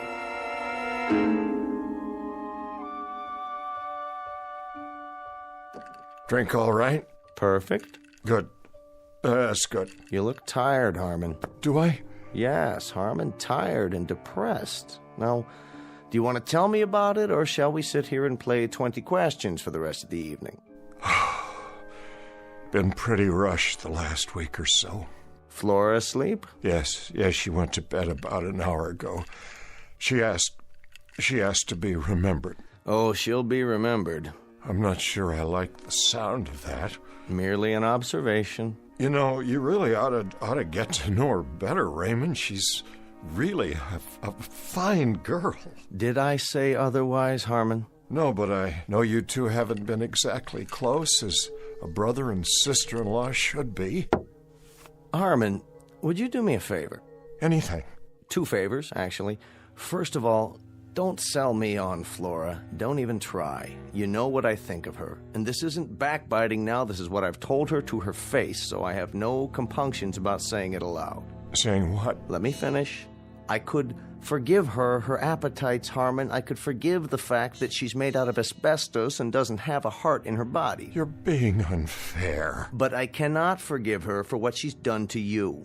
She's turned you into a frightened, quaking, damned fool who dotes on her, gives into her whims, and runs after her like a poodle. That's item 1. Raymond, please. My second favor is simply that from now on, after you've had your battles, you not call me at odd hours of the night. I don't do this often. Once is often. Twice is endless.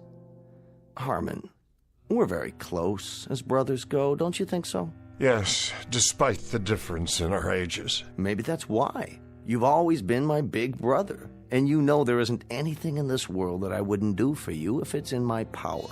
But you can't expect me to run over here like a St. Bernard every time you get frozen halfway up the mountain.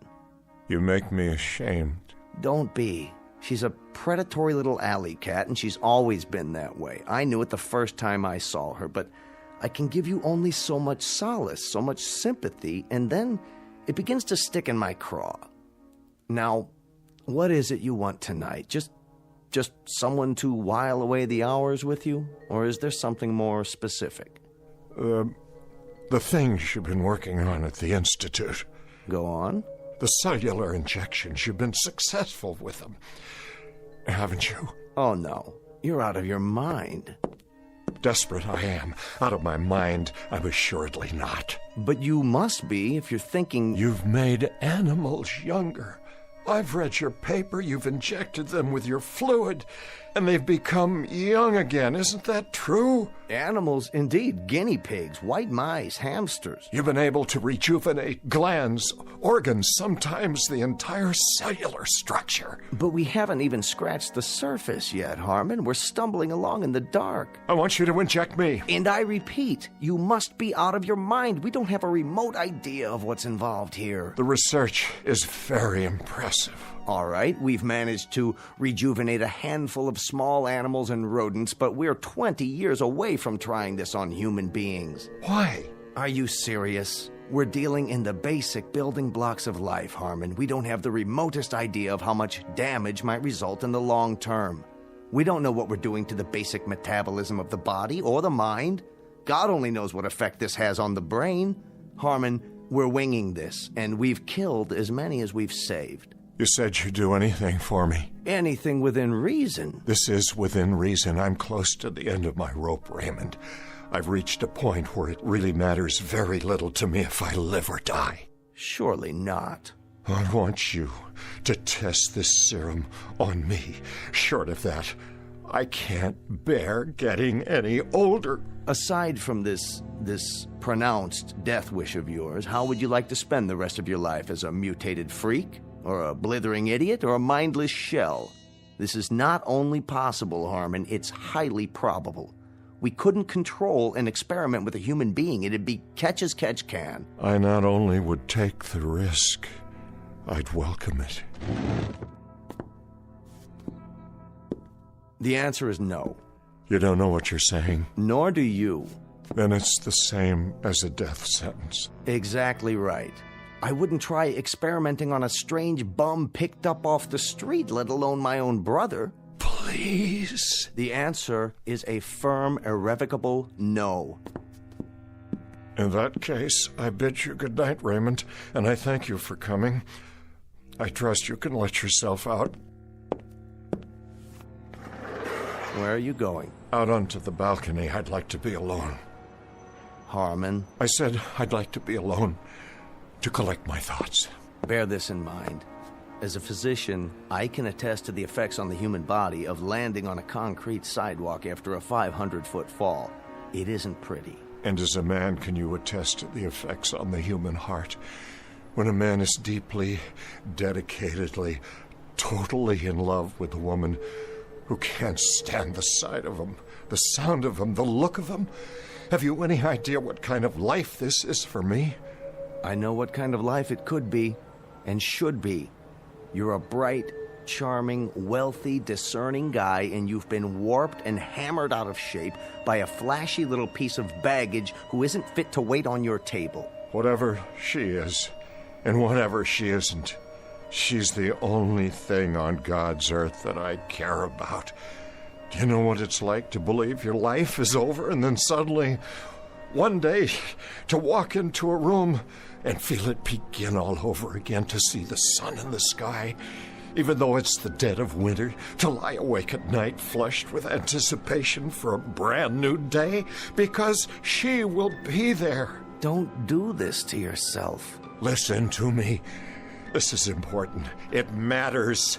Ever since I was a young man, I wished for someone who'd let me show her the world, discover it with me. Because without anyone to share it with, the world might as well be buried under 6 feet of snow. Someone who'd be there, Ray, that's all. I wouldn't ask much in return, a kind word once in a while. She still has a love of life, believe me. Only I can no longer share it with her because I'm old now, and getting older, the days run away and leave me further and further behind. And now it's too late. I beg of you, Ray, if you've ever cared for me, your brother, give me this one last chance. Give me a chance to save myself. And if I don't? Then you can conduct one final experiment. We'll find out who can reach the sidewalk first, a man in an elevator or a free-falling body. Oh, my dear God. You're serious. Good night, Raymond. I'm getting tired now. Let me think about this. Give me an hour or two. Will you be up? Are you coming back? I have to think first. Tell me you'll wait to hear from me. Give me your word. All right. But don't be long. Soon now, I'll need to rest.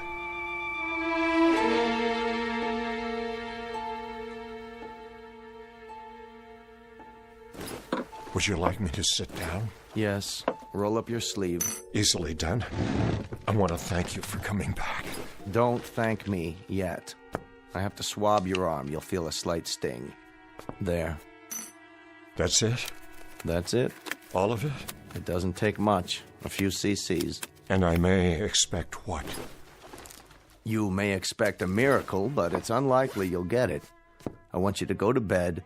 Don't go to work tomorrow. Tell Flora you're taking the day off. I'll be back first thing in the morning. I'm keeping a very close check on you for the next few days. And when might I expect some change? Usually within 6 hours. That's when the first physical changes occur. As to mental changes, none of the rats or guinea pigs have articulated to us the exact feeling. I'll be the first. You'll be the first. Making the assumption, of course, that you'll be alive. Oh, I'll be alive, all right. Do you want to know something? I shall not only survive, I'm going to become young again. I feel it. I sense it. I wonder if she has any idea what she's wrought. Even the thinnest suspicion. Don't blame her. It was my decision. I make a promise to you, brother. that if you don't survive, or if you're damaged in any way, I'm going to take it out of her skin, piece by piece. She's going to donate a pint of blood for everyone she's bled out of you. This is no medical hypothesis, it's an oath. Relax, will you? I'm fine. Go to bed now, Harmon. I'll see you in the morning.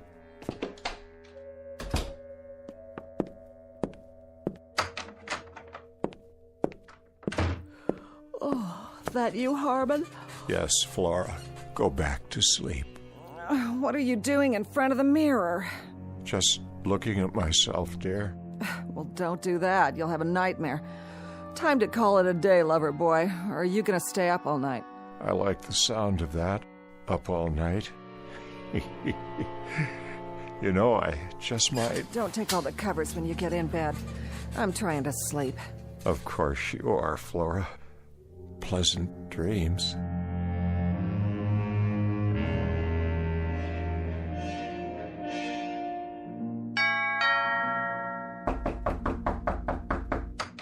I'm coming. Morning, Flora. Why, if it isn't the quack himself? What do you want? Where's Harmon? He was last seen pounding a pillow. Some fun if you ask me. Is he all right? What is this, ESP or something? I asked you a question. How is he? He's okay. Boring, but okay. I want to see him. Then walk right in that room over there and blow a bugle. Maybe that'll get him going. He needs his sleep. I'll wait for him to get up. You do that. Take off your stethoscope and make yourself at home. You haven't talked to him this morning? I haven't talked to anyone. Not until you started pounding on the door. Do you know what time it is? What about last night? Did you talk to him last night? What difference does it make? He never has more than 2 words to say. But he sounded lucid to you? Look, Pally, I'm not the night nurse. I think you're in the wrong ward. Besides that, you bore me almost as much as Harmon. Now listen to me, you little... Get your hands off of me, Frankenstein. Harmon, how do you feel? I'm not sure. Harmon, how do you feel? Poor little... Harmon? Is that you? Harmon, take your hands away from your face. Let's open the curtains and throw some light on the subject. Your face? What's wrong with it? Look at your reflection in the window glass. Oh, well, what do you know? Incredible what a good night's sleep will do for a man, isn't it? Absolutely incredible. Harmon, what's happened to you? To the bags under your eyes, the lines. Are you wearing makeup or something? Makeup? No makeup, my dear. Just a few hours of sound, refreshing sleep. You look different. Do I? You look wonderful. You look so young. What have you done to yourself? Ask my brother over there. Don't ask his brother. His brother doesn't know. How do you feel, Harmon? How do I feel? Like $10 million, tax-free. That's how I feel. You know what I'm going to do for you, Ray? I'm going to let you take me on a tour. They can write you up in all the medical journals. That won't be necessary. But first, you'll have to give me 4 weeks. Flora and I are going to take a little ocean trip. Would you like that, my dear? Oh, an ocean trip? Oh, you bunny rabbit, you. Oh, Harmon. Darling, when do we go? I've given it some thought. I think we ought to check out whatever sails tonight. Unless you'd rather fly. Honey, baby, I am flying. Boat, plane, who cares? Oh, I don't know what's happened to you, but I'll clue you, Big Daddy. I don't even care. Whatever it is, I like it. I like it very much. Mm-hmm. I don't think you'd better plan on any trips, at least for a while yet. Oh, blow it out your black bag. I'm gonna get fixed up for you, honey. Don't go away. I'll be right back. Where do you want to go? Australia, Fiji, the Hawaiian Islands? Where? You name it, honey, and I'm there. I'm serious, Harmon. You can't go running off. Not now. Just look at it. My reflection in the glass. Please, sit down. No, wait. What? I don't believe it. I'm still changing. My hair is black again, jet black. And what's this? A little mustache, and it's black, too. I want Flora to see it. Not just yet. But this is astounding. I haven't worn a mustache since... Since you were 30 years old, which is precisely the age you look now, at least at this moment. This is fantastic. This is absolutely fantastic. I'm getting younger, every 20 minutes? When I woke up this morning, I looked 45. Now I look 30. If I keep going at this rate, I may get drafted again. That is... what's the matter? Don't you get it? That's just it. I do. If you keep going at this rate, I think we're in deep trouble. Raymond, this is beyond conception. You can't imagine what it's like. I feel light all over. I can breathe again. No fatigue, no heavy, dull tiredness. I feel as if I've been lugging a case of concrete on my back and somebody just cut it away. Let me see your face. I don't know whether you realize this or not, but you've just altered not only my face, but the face of mankind. You've written a whole new chapter in medical history. I said, show me your face. Where's my mustache? What's going on? I wish I knew. But more than that, I wish I knew when it would stop. Or if it will. Why don't I make us some coffee now and we can... Harmon, you've changed again. I know. I'm even younger. Oh, what's going on? What is going on here? Raymond, it's starting again. I feel it. I feel it happening inside. I still feel it. You'd better get back to bed. Yes, I think I will. I think I'll go back to bed now. Harmon, I want you to tell me what's going on. I don't like it. I don't like it one bit. Let me go, please. What's happening to you? Your robe, it's too big. Why, Harmon? Take your hands away from your face. You've got to tell me what... No, Flora. Oh, no! Let him alone, Flora. Let him have some privacy.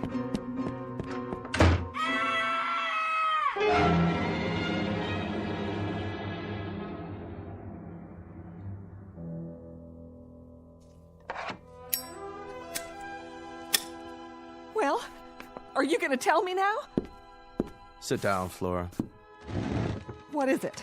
What's happened? I've been working on a research project. What kind of project? A cellular serum. Up until last night, I had only tested it on animals. Harmon insisted I try it on him. What does it do? As far as I can tell, it stops the body's aging process. Beyond that, it will, in some cases, rejuvenate cells and tissues. In layman's terms, it might make a person younger. Younger? Let me have one of those cigarettes, will you? How much younger? We were never able to ascertain how much once the serum took effect or how long the process would take. But now, I believe we know. I don't understand. I suppose there are variables to consider, but in the case of Harmon, the process took approximately 10 hours. You mean it's over? That's right. The changes have finally stopped. I want to see him. You shall, but you're not to wake him. He's in shock, and this sleep is precisely what he needs. I want to see him right now. Do you? Suddenly so solicitous. Very touching. Don't you try to stop me. Flora, as of right now, as of this very moment, you'll have some adjustments to make. What are you talking about? I want to see Harmon. From this point onward, you'll have to readjust your entire life. This is some kind of trick. I want to see my husband. Look at me and listen. Let me go. Harmon is sleeping, but when he wakes up, he's going to need your help. Help? What kind of help? Let me see him. I'll let you see him, but I think you'd best get oriented first. I don't need anything from you.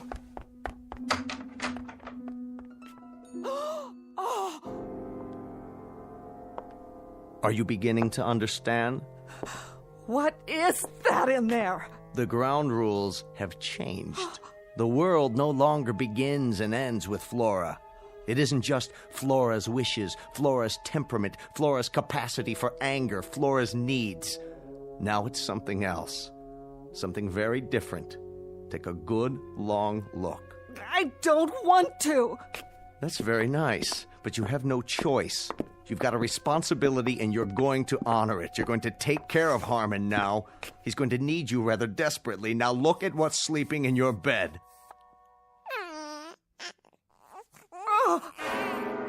There, little fellow. Go back to sleep. The world isn't such a bad place. You'll see. Oh, Flora, if you're leaving, my dear, make note of the fact that the clothes you have on are all that you take with you. You're out of your mind. If you think I'm going to spend the rest of my life taking care of that grubby, thumb-sucking little baby in there... That's precisely what you're going to do. Short of that, Flora, my dear, you leave the premises as you came, unadorned. The furs, the jewelry, and everything else my brother gave you, that remains here. You can't make me stay here, and neither can he.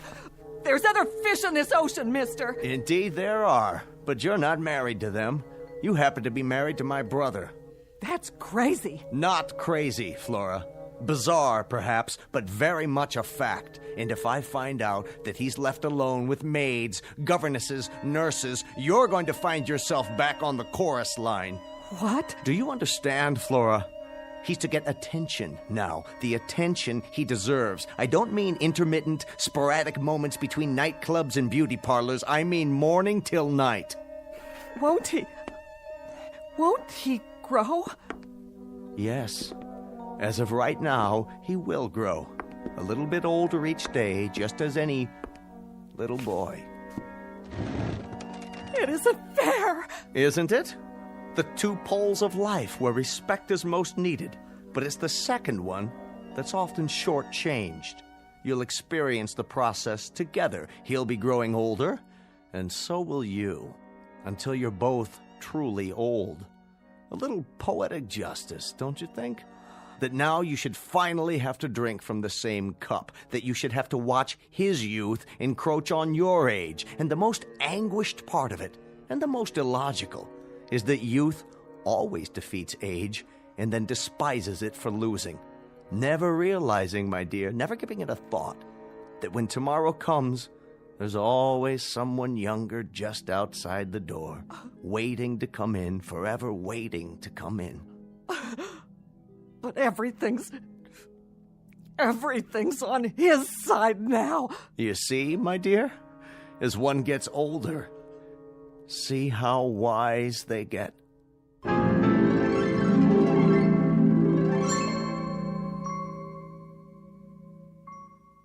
Shh. Harmon Gordon is sleeping. He's taking a little nap. He'll wake up soon and impatiently demand a lollipop or a stuffed toy or some other form of attention. Youth is like that. It demands. If you don't believe it, ask Flora. Ask her any day of the ensuing weeks of her life as she takes notes during the coming years and realizes that the worm has turned. The oppressed has become the persecutor, and youth has taken over. It's simply the way the calendar crumbles in the Twilight Zone.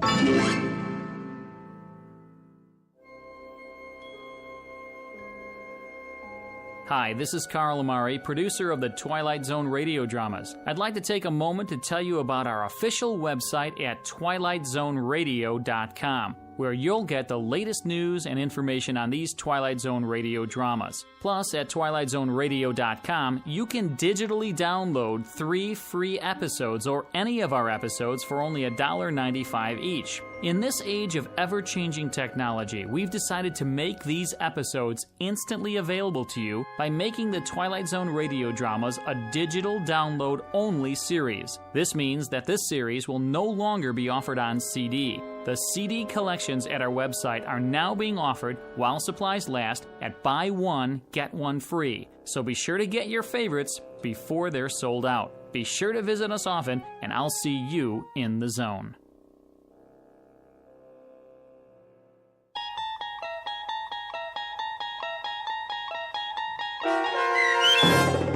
A Short Drink from a Certain Fountain, starring Adam West, with Stacy Keach as your narrator, was adapted for radio by Dennis Etchison and based on a script by Rod Serling from an idea by Lou Holtz. Heard in the cast were Meg Thalken, Christian Stolte, Doug James, and Lynn Foley. To learn more about the Twilight Zone radio dramas and to obtain audio cassettes and CDs of these programs, visit our website at twilightzoneradio.com. This copyrighted radio series is produced and directed by Carl Amari and Roger Wolski for Falcon Picture Group. Doug James speaking.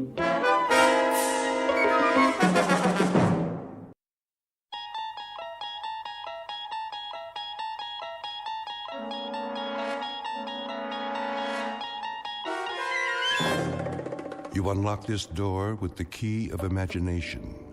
Beyond it is another dimension, a dimension of sound, a dimension of sight, a dimension of mind. You're moving into a land of both shadow and substance, of things and ideas.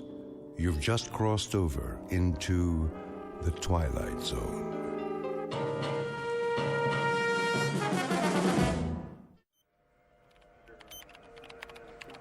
.019er, steady and holding.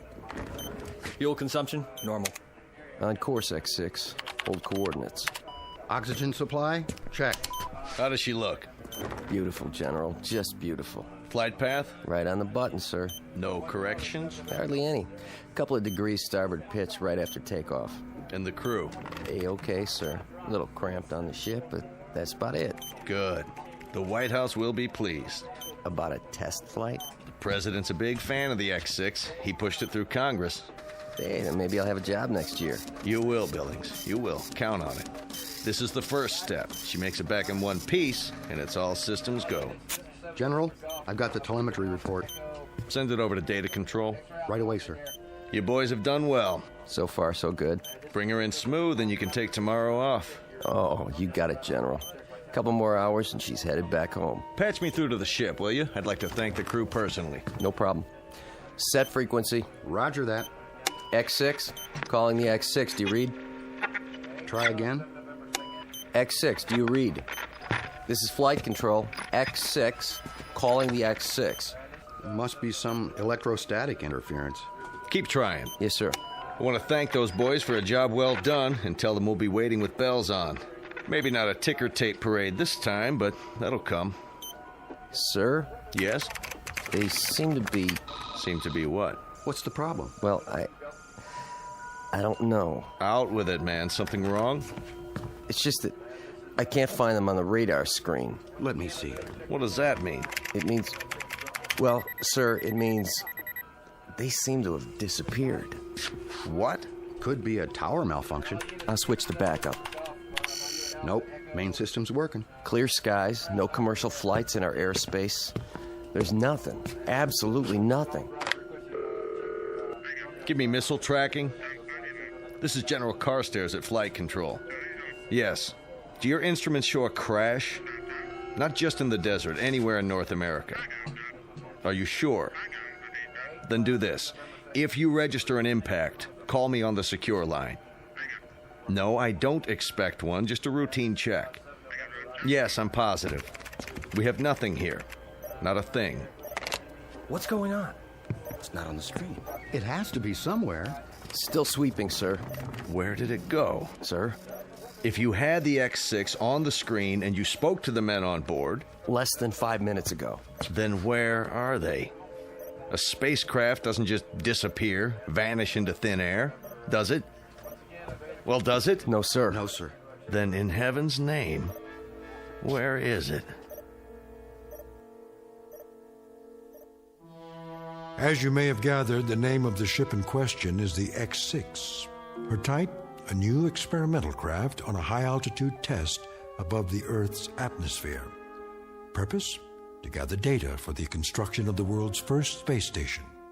Recent history? Unknown, at least to those who weren't on board.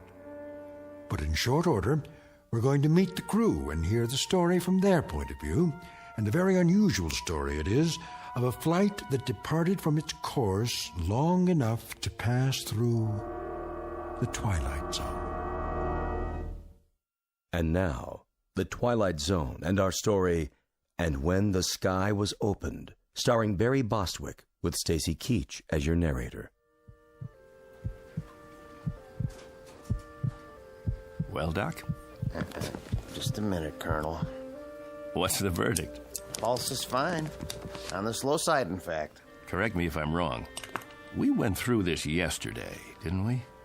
You know the Air Force. Check and double check. They've got a big investment in the X6. So there's a little glitch. Probably an O-ring. A little glitch? The hydraulics froze and the soft landing chute didn't deploy. You are lucky to be alive. That's what all the flight training was for. Relax your arm. Doctor. Hold still, please. I want to ask you something. Don't move your arm. 115/80. Not bad. Told you, Doc. I could have phoned it in. All right. That's all for now. Get yourself some breakfast downstairs. Hey, go easy on the cholesterol, okay? How's the Colonel? Who? Jack Harrington. You're the only Colonel I've seen this morning. I get it. You call me in, but he gets to stay home and sleep it off. Pretty nice duty. Harrington. Where have I heard that name? You have a heck of a sense of humor. Did you have a question? It can wait. I want to, check with someone first. Well, look, try not to worry about anything. You may be a little disoriented for a day or two. Need any, medication while you're here? Sleeping pill? Muscle relaxant? Me? Never felt better in my life. If you experience any headaches, neck pains, that sort of thing, give me a call. Forget about me. Gart's the one with the busted leg. He's still on the 3rd floor. Yeah, he'll be in a cast for a while. He's healing fine, though. 3rd floor. Room 14, wasn't it? Well, you should know. Gonna stop by? I was thinking about it. Go ahead. Give him a hard time, just not too hard. Tell him I'll be by on my rounds. Oh, and congratulations, Colonel Forbes. To both of you. What? Haven't you seen the paper? You're heroes. We flew the course, nothing special. Well, the force is proud of you just the same. The nation is. Just doing our job. Here, take this with you if you like. I've already seen it. Then give one to Major Gart. They've got copies all over the base. But they're going fast. Colonel, come here. Can I ask you something? If it's not classified? Yes? What happened up there? How do you mean? When they lost you on radar. If I could tell you, Doc, I would. You and the General and everyone else. All I know is we must have lost pressure because we blacked out. For quite a few hours. The next thing I knew, we were down and the chopper was airlifting us out of there. That's it. End of story. But you made it. That's what counts. Yes. Yes. I guess it is.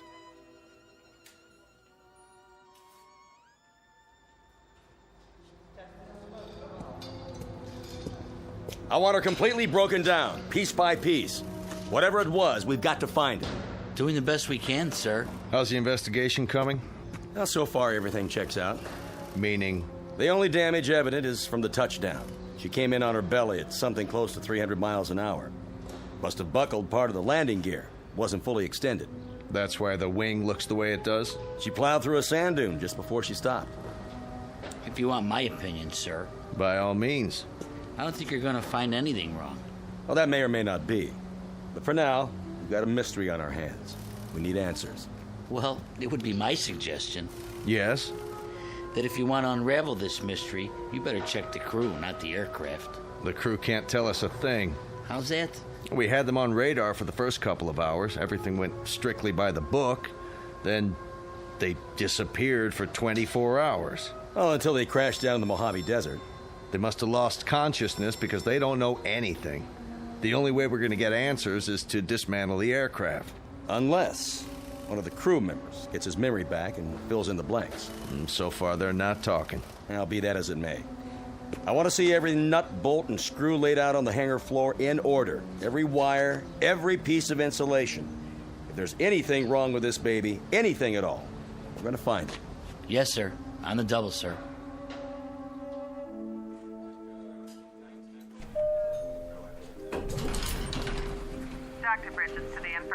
Dr. Bridges. Oh, hello, Colonel. I didn't see you. That's all right, nurse. No harm done. How are you feeling, sir? Fine, thank you. How's Major Gart? Coming along nicely. You can go on in if you like.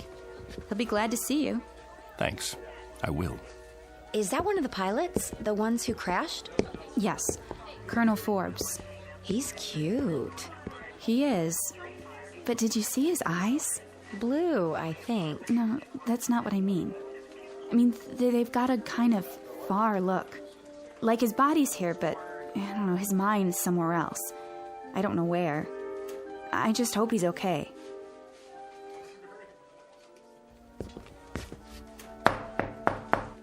Come in. There he is. And there you are, the prodigal colonel. Not disturbing you, am I? Nothing could disturb me in here. More like a prison ward. No Playboys, no hot fudge sundaes. I was on my way out. Can't stay away, huh? Doc wanted to see me. Nothing serious, I hope. Me? No, just routine. I'd offer you a drink, a shot of straight orange juice. How's that leg? Can't feel a thing, which is good. One more thermometer, and I'm going to absent myself from this establishment without official leave. Pull a chair over here by the bed. Take a load off, Colonel. Sure. Now, go ahead, tell me. What's it like in the outside world? Great, Bill, just great. I can't wait to get out of here. Talk to any of the guys? Yes. What about the ship? Did you look her over? It's under wraps. They've got everybody but the president's cabinet checking it out. Bill, did you see the paper? Sure. We made the front page. Only page 3 today. Take a look. Ooh, steady, Colonel. You go off on a toot last night? Why? Your hands, they're shaking. You don't look so good. Thanks. Little hungover, huh? No big deal. So what's it say? Bill, I wanted to talk to you about that. They spell our names right? First, I've got to get oriented. If you don't mind, I'd like you to answer some questions. Shoot. When did I leave here? Huh? When did I get discharged from the hospital? Yesterday morning? Don't you know? I don't know anything anymore. Easy, Colonel. All I know is I need to verify a couple of things. Now, that shouldn't be very complicated. Around 9:30 yesterday morning, I walked out of here, didn't I? About that time, I guess. And who did I walk out with? Are you kidding? How am I supposed to know who you walked out with? Some nurse you picked up in the hall, probably. What's the matter? Can't remember a name? I mean, when I left the room, this room, who was with me? Nobody. That's just it. You say nobody. I'm pretty sure I was awake, yes. If you remember it differently, What's today's paper say? Go ahead, tell me. What's it say? 2 astronauts crash in Mojave Desert. Over a picture of you and me before the flight. What else? And in effect, it says that 2 intrepid voyagers into the unknown return from the unknown in one slightly dented spacecraft. Sounds about right. What about the picture? I've seen better. What's in the picture? Look, if this is a literacy test, I can assure you that even though I'm not a West Point graduate, I can read and write, count up to 10.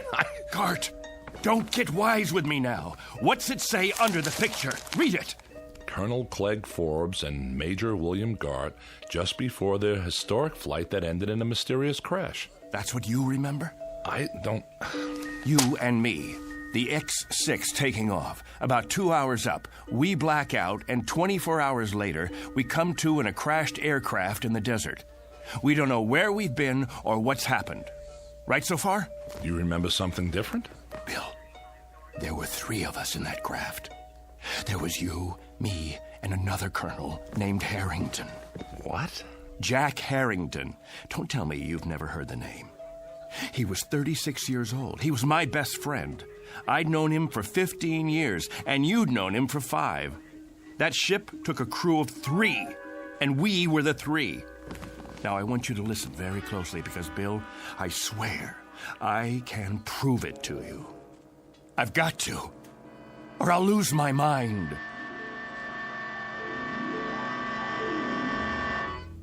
What are you talking about, a 3rd crewman? They brought 3 of us back to the hospital when they found us in the desert. You, me, and Harrington. Jack and I were just scratched up. You got the busted leg. Yesterday morning, they discharged Harrington and me. There was 3 beds in this room. Now, wait a minute. We said goodbye and promised we'd come back today to visit you. Then Harrington and I left to do the town. Now, you tell me none of that sounds familiar? Clegg, I don't know what you're talking about. I don't know anyone named Harrington. Whoever he is, he wasn't on the crew with us. The X6 carried 2 men, you and me. Nobody named Harrington. Nobody else at all. When you walked out of here yesterday morning, you walked out by yourself. There were never 3 beds in this room. Only 2, yours and mine. Something's happened to you. I mean it, Clegg. This is an after effect of the crash. It has to be. I think you'd better tell the doctor run some tests.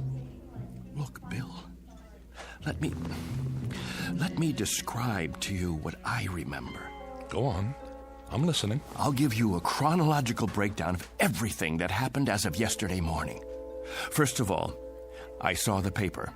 The one you just showed me? No, not that one. Yesterday's edition. I saw it on the stands downtown, only it said that 3 men came back. There was a picture of you, me, and Harrington on the front page, taken just before we took off. That's impossible. I know, it must be impossible.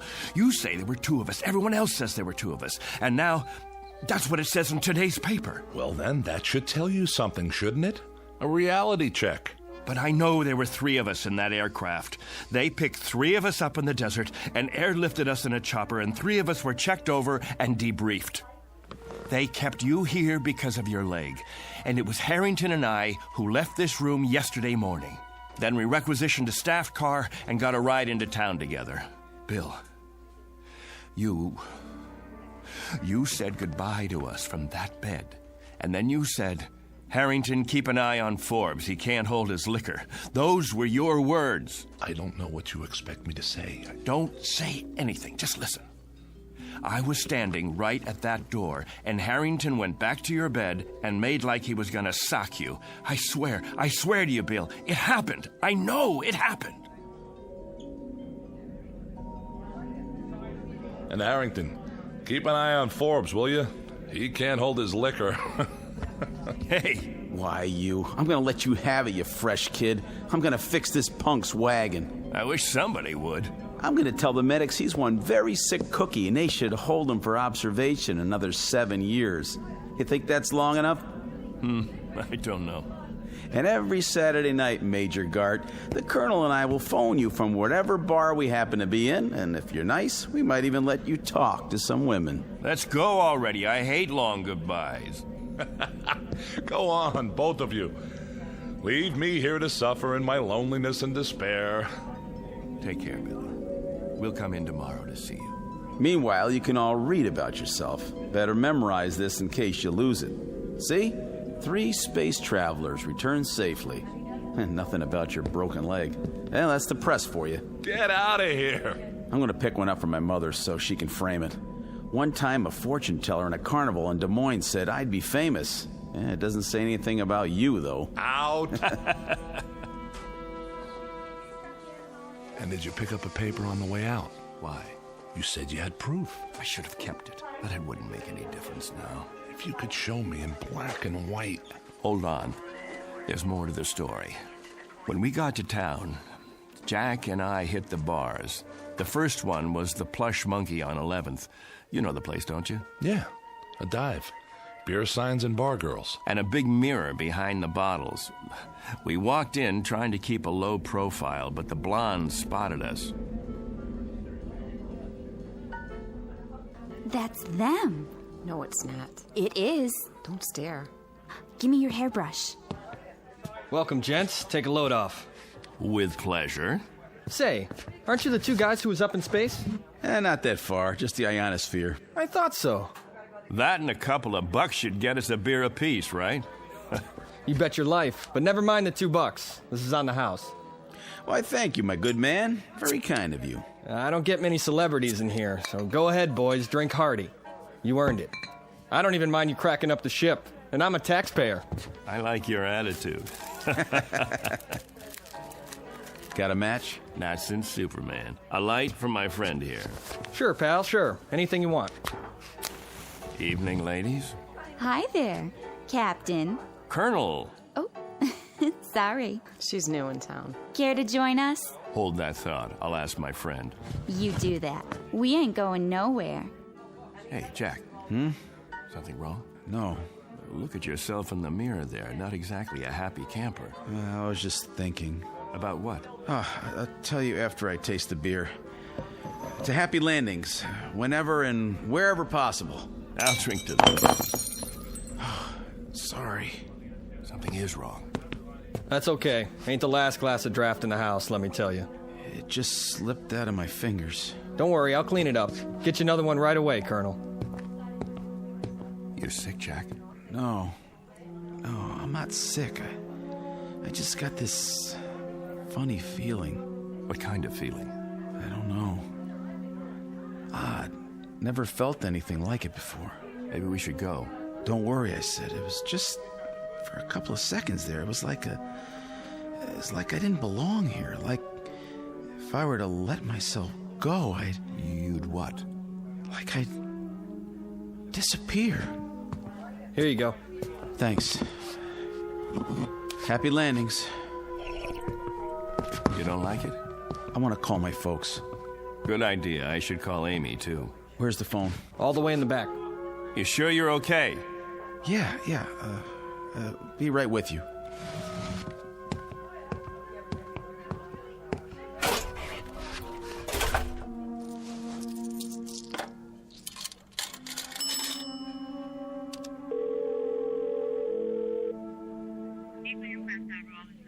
I'd like to place a call. Collect, please, to Des Moines, Iowa. The residence of Mr. James Harrington. That's right. Oh, my number, let's see, Fletcher 90632. That's what it says here. My name, it's Jack Harrington. That's right. Thank you, operator. I'll hold. I'm sorry about the broken glass. My friend's sorry, too. Forget it. I can sweep it up as soon as I get my mop. Clegg. Yeah? Come here. Will you come here quick? Coming. Please? Does he need some change? I'll see. What's up? I just called home. Called my folks. My mother answered. Yeah? How is she? I don't know. How come? I told her it was me, and she said she didn't have any son named Jack. That's what she said. Can you beat that? I asked to talk to my old man, and when he got on, he kept saying for me to hang up. He didn't want any practical jokers bothering his wife. Said he didn't have any son at all. That's weird. Clegg, what is this? What's going on? Gag, maybe, or... No gag. It's part of this feeling, Clegg. The feeling I've got that I shouldn't be here. That none of us should be here. It's as if maybe... What? Maybe we shouldn't have come back from that flight. Maybe somebody, something, made a mistake and let us get through when we weren't supposed to. Stay put. I'm going to get you a good stiff drink to go with that beer. I have to. I told you to stay here. Shot of whiskey, please. Make it a double. Sure. Say, Colonel, you think you could do me a favor? What? Sign this newspaper? My boy'd get a big kick out of it. Wait, where did you get this? From the machine outside. Here's a pen. Could you sign it to Richie? Right on the picture. But it's wrong. What is this, a joke? You have it printed up? 2 spacemen return and crash in Mojave Desert? Huh? That's you, isn't it? Colonel Forbes? The other guy's still in the hospital, right? Which other guy? It says right here, Major William Gart. But there was a third man. See for yourself. He's back there in the... Back where? In the phone booth. It looks empty to me. Nope. Nobody's been in there all day. What? Buy me a beer, honey? I'm awful thirsty. My buddy, the one who was sitting here on the stool next to mine. You just got him another... Hey, where's his beer? What beer? My buddy's drink. Colonel Harrington, where is it? The one you gave him in place of the one he dropped on the floor, right here by the... Nobody dropped nothing on the floor. You see any broken glass? I don't. Dry as a bone, too. What are you trying to pull? I don't know what you mean, Colonel. You came in here alone. You don't know what you're talking about. You're crazy, you know that? Crazy, you hear me? If you think a thing like that, you gotta be out of your mind.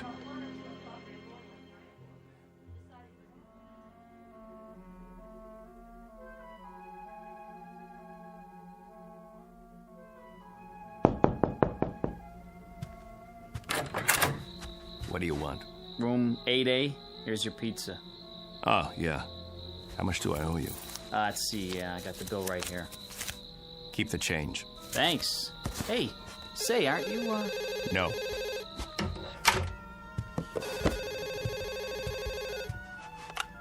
Yes? Ready with your call to Des Moines. Thank you, operator. Hello? Hello? Who is this? Mr. Harrington, this is Clegg Forbes. Who? You remember me, sir? I had Christmas dinner with you and your wife last Christmas. You and your wife, and Jack. Jack who? Your son. What is this, another crank call? Because if it is, it's not funny. Who is this anyway? Perhaps I don't have the right house. Is this James Harrington? I'm James Harrington, but I don't have any son, and I've never heard of you. You live at 43 Elm Street? All my life. Got 2 daughters, both married. One lives in Sioux City, the other moved to Binghamton, New York last year. I should know whether I got a son or not. And don't call me again. Now what? Look at that face in the mirror. I don't know myself anymore.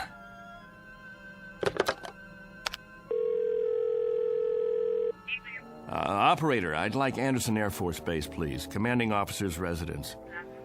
That's right. Call me when you get through.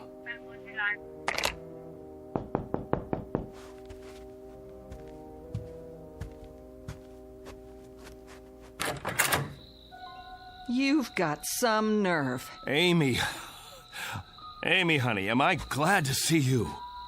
Keep your hands to yourself. You, Colonel Clegg Forbes, are a devious, miserable, two-faced, two-timing... Amy, you won't understand this, but I need your help. You send me a telegram that you're getting out of the hospital in the morning and that you'll meet me at the station at 2. Well, I was at the station at 2. Amy, listen to me, please. I was also there at 3, and I was still there at 4. I could have had my pick of several Marines and an elderly gentleman who owns 25,000 shares of AT&T, but there was a missing Air Force officer named Forbes who didn't have the simple courtesy to leave a message or even a number where he could be reached.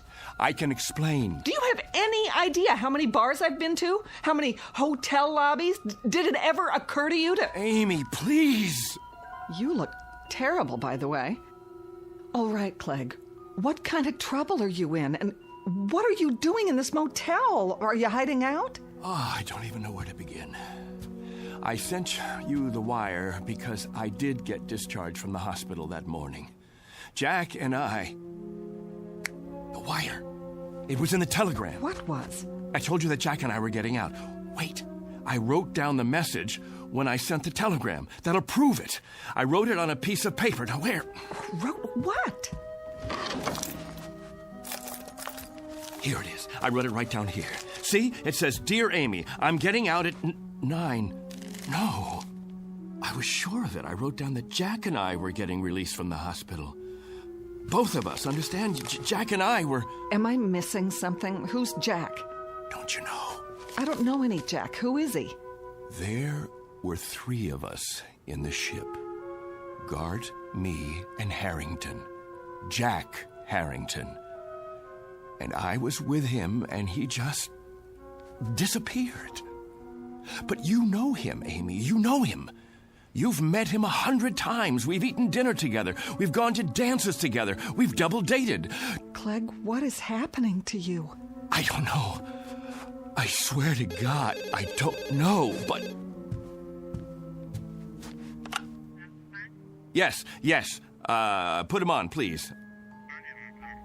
Hello, General. This is Clegg Forbes. Yes, sir. That's right.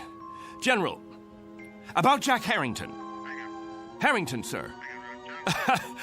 Well, you know, Jack. We were in your wing at the field. We were there for your...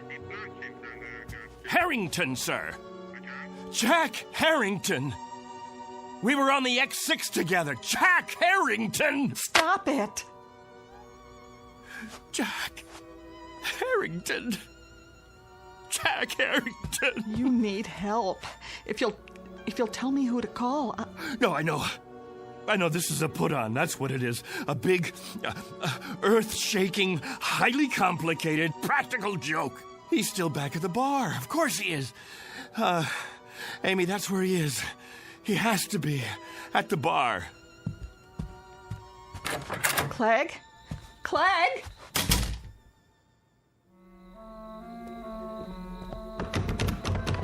Locked. Locked? What time is it? It's late, Clegg. There's nobody inside at this hour. Open up. I know you're in there. Come on, Harrington. You gotta be. Don't! Jack, you can come out now. Some joke, and I fell for it. Where are you hiding? The phone booth? That's gotta be it. Where are you, Jack? Please come back, will you? Jack! No. No!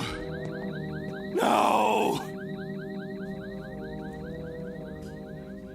That's some story. I don't know what I did then. Just ran, I guess. All the way down the street like a crazy man. I left Amy standing there. I don't even know what happened to her after that. And I don't know Jack Harrington. I never heard of him before now. He's an illusion or something. He has to be. He's not an illusion. For some reason, he's been yanked out of here, taken away. You're letting this get to you. Didn't you hear what I said? He told me he had a feeling that maybe somebody or something made a mistake and let us get through when we shouldn't have. And maybe they'd be coming back to get us now. Maybe somebody from up there. Clegg, it doesn't make sense. And now, I've got the feeling, too. I've got this idiotic, oddball feeling. I don't know how to describe it. It's weird, Bill. It's just plain weird. Like I don't belong. I don't want it to happen, you hear me? I don't want it to happen to me, too. Clegg! Oh, I gotta stop him. Somebody get him! Somebody! Hey, did you want something? Where is he? Where did he go? Who? Colonel Forbes. Colonel... I saw him run into the hall. When? Just now. I didn't see anyone. He has to be here. He can't just... What are you doing out of bed, Major? You know, you shouldn't be walking yet. If the doctor saw you... Somebody's got to help Colonel Forbes. Somebody's got to help him right away. Grab a hold of my shoulder. Now, come on. I'm talking about Forbes. You know, Colonel Forbes. He was brought in here with me. In here? That's right. In the other bed, next to mine. Look, this is a private room. What? There's no other bed but yours. No. You see? All right, now, lie down. Now, raise your cast. That's it. What do you mean there's... Oh, no. Dear God. What happened to the other bed? Okay, try to rest. I'll call the doctor. Here, would you like to look at the paper? You're a hero. Do you realize that? Spaceman completes journey. Lone traveler returns to Earth. Lands in Mojave Desert. It's a nice picture of you. Would you like a glass of water? Major William Gart. Just before his historic one-man journey into space.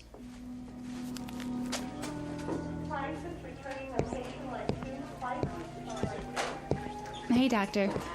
I was sorry to hear about that crash. What did they call it? The X6? Yeah. Well, we do the best we can. When they come back. Sometimes it's out of our hands. Mm-hmm. At least it was an unmanned flight. Well, that's the one consolation, I suppose. Anyway, I wanted to check the ward. How are we fixed for beds? I've got some men in the infirmary. Let's see.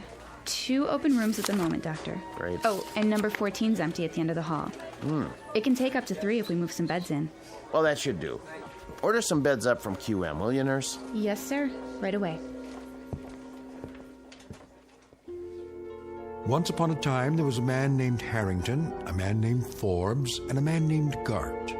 All were officers in the United States Air Force, trained for experimental flights into the upper atmosphere. They used to exist, but don't any longer. Someone or something took them somewhere. At least they're no longer a part of the memory of man. As to the aircraft, the X-6, it's still supposed to be housed in a hangar on the base, or it will be one day. For the record, it hasn't been built yet. It's still on the drawing boards. But be careful. Don't let anyone hear you arguing about the reverse, or they might question your sanity. If you have any questions about the aircraft or the men who flew her, be sure to speak softly and only in the Twilight Zone.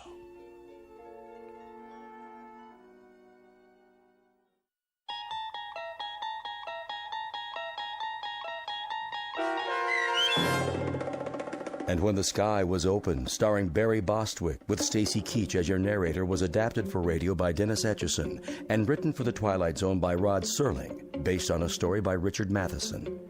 Heard in the cast were Mike Starr, Jeff Lupetin, Meg Falcon, Joby Cerny, Christian Stolte, Kurt Nabig, Richard Hensel, Doug James, Vince Amari, Justin Kaufman, Elizabeth Lido, Carl Amari, Jennifer Joy, and Tracy Hernandez. To learn more about the Twilight Zone radio dramas and to obtain audio cassettes and CDs of these programs, visit our website at twilightzoneradio.com. The producers of The Twilight Zone wish to thank CBS Enterprises, Carol Serling, Dennis Etchison, Claire Simon Casting, Terry Jennings, XM Satellite Radio, Sirius Satellite Radio, our sponsors, and our radio affiliates for helping make this series possible. This copyrighted radio series is produced and directed by Carl Amari for Falcon Picture Group. Sound design and custom Foley effects for The Twilight Zone by Cerny American creatives Bob Benson, Craig Lee, Michael Slaybach, and Matt Sorrow. To learn more about the Twilight Zone radio dramas and to contact us, visit our official website at twilightzoneradio.com. Doug James speaking.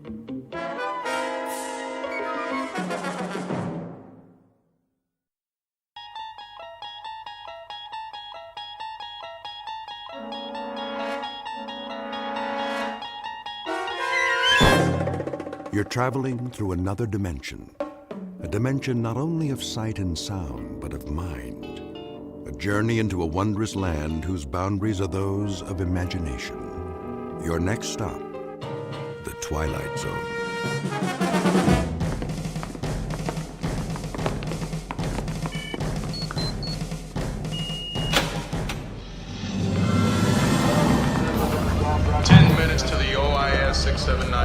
Ladies and gentlemen, welcome to the command center at NORAD. This is the nerve center of what was once the first line of defense for the United States. Of course, things have changed a bit. Yes, ma'am, is there a question? Hi, yes. My name is Jocelyn Reitzman. I'm with the senator. I thought there would be like big TV screens or, plasma screens of the world. Everyone thinks that. Actually, they never existed. During the Cold War, you saw much of what you see today. Men at desks looking at monitors. Only today, well, they are plasma screens, but smaller. There was never a big board. So who would have seen the incoming missiles from Russia? Actually, multiple monitors would have shown that level of attack very clearly. And what do they do now? They watch the Weather Channel? Actually, Senator, the role of NORAD continues to be of significant strategic importance. To date, our space surveillance network has tracked more than 24,000 objects in orbit around the planet Earth. That's space junk, Major Anderson. It's nuts, bolts, debris, extraterrestrial garbage. You call that significant? It can be significant. We have thousands of satellites in orbit, many of them critical to national security. We need to know if they're in danger of colliding with the debris. And if a tool bag lost in space is going to collide with one of these satellites, what exactly can we do about it? Nothing, actually, except, of course, understand the nature of the event. And if some extreme group takes power in a country and launches missiles at us, is that what you'll do, Major? Try to understand the nature of the event. Senator, rest assured, we have the necessary defenses in place to identify and track anything in the air, in orbit, in space. Throughout the country, we have air defense services monitoring the skies. But if you think about it, the only way we can be sure of what it is and where it's coming from is to be able to differentiate it from the space junk. We are 1 minute to the OIS 679 event. Ah, that's great. Well, you're all in for a treat. We're actually going to be able to see an object in space re-enter the Earth's atmosphere. Dr. Johnson, I think that's why you're here. That's the idea. If you'll allow me, Dr. Johnson has been working with us through her think tank in Seattle and is studying the potential for some objects to actually strike the Earth. What's an OS-69? Good question. Doctor, would you do the honors? OIS, actually. Object in space. We don't call them UFOs. We know what they are. 678 is the number of objects of significant size that have re-entered the atmosphere. This next one will be 679. How big is this thing? Believe it or not, 100 pounds. Mostly lost tools from various shuttle missions. In fact, it may be that tool bag you mentioned earlier, Senator. You've got to be kidding. 10 seconds to OIS 679 event. If you look at the monitors, well, actually any of them, we switch most of them to the event feed at times like this. Event commence. Wow, that was a big one. At least a .75 duration. That's it. That flash of light for a second. Cheyenne Mountain, billions of dollars, and all we use this facility for is watching man-made meteorites flash on screens like static on an old TV. There have been more significant events recorded. Like that one? Oh my God. Well, that doesn't sound good. Do you mean to say you've never seen an event like that second one? Look, there's another one! All stations to alert status and cross-check on multiple orbits. What is going on, Major? It's like the 4th of July. They just keep coming. Lockdown. All stations transmit all incoming data to ADS centers and confirm ballistic coefficients. Major, it's a simple question. What is going on? I don't know.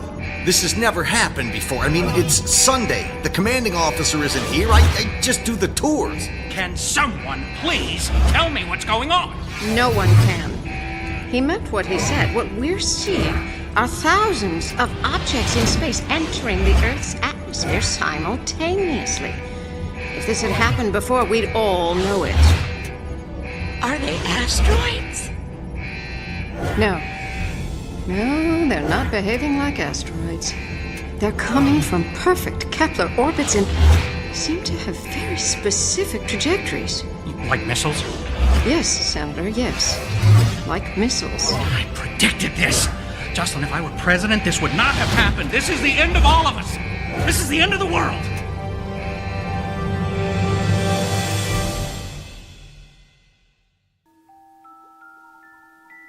Meet Senator Jack Wrightsman. Charlatan, fraud, politician. A man with few principles who sees monsters in the closet and enemies in every backyard. He's on a mission to save the world with his own brand of truth. It's a truth he's about to uncover in a place where good and evil have taken a rest to bring something new to a familiar planet known as the Twilight Zone.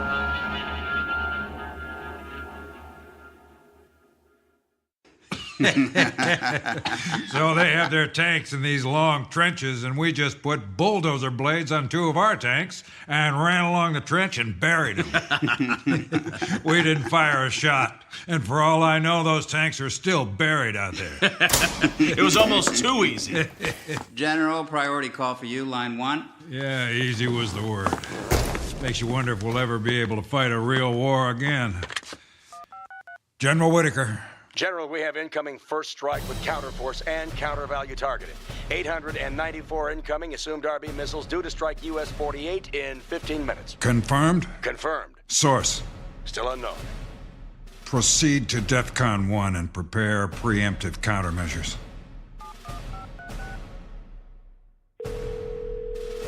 Yes, General Whitaker. Connect me with the President.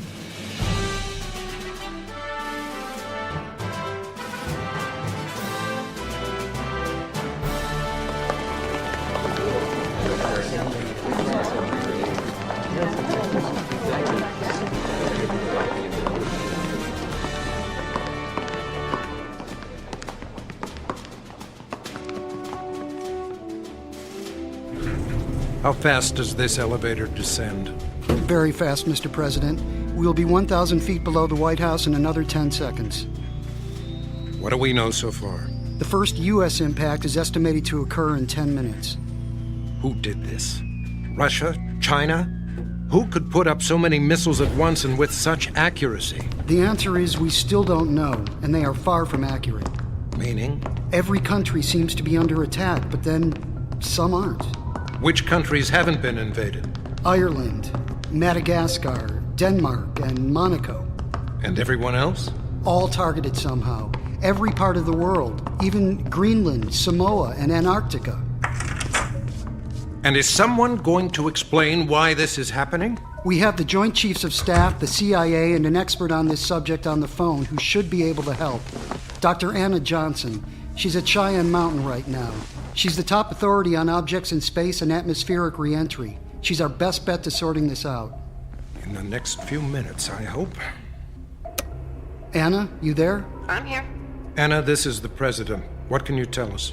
There are now about 4,000 objects entering Earth's atmosphere with an angle of attack indicating non-ballistic re-entry with trajectories delivering impacts in the next 1 to 20 minutes across the globe.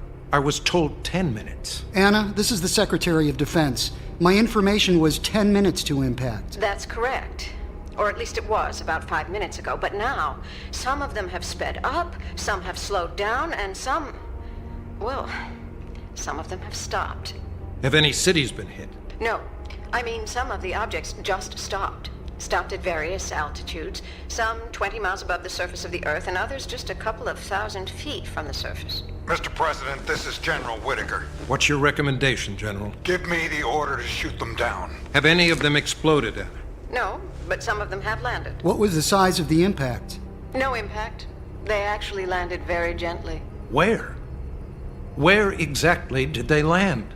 New York, Chicago, L.A.? Mr. President, I'm not requesting permission to retaliate, but please let us try to shoot them down while we have time. Anna, how many have stopped or landed so far?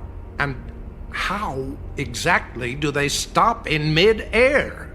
About 600 of them have landed, and we don't know how they are doing any of this. Any major cities? Mr. President! Generals, stand down. I'm not going to blow up our cities shooting at things that aren't attacking us. Mr. President, the odd thing is they're not landing in cities. They're landing in places that are desolate and unoccupied. Mr. President, we have defensive and offensive capabilities hidden in places desolate and unoccupied across the country. And are any of these objects in those areas? No.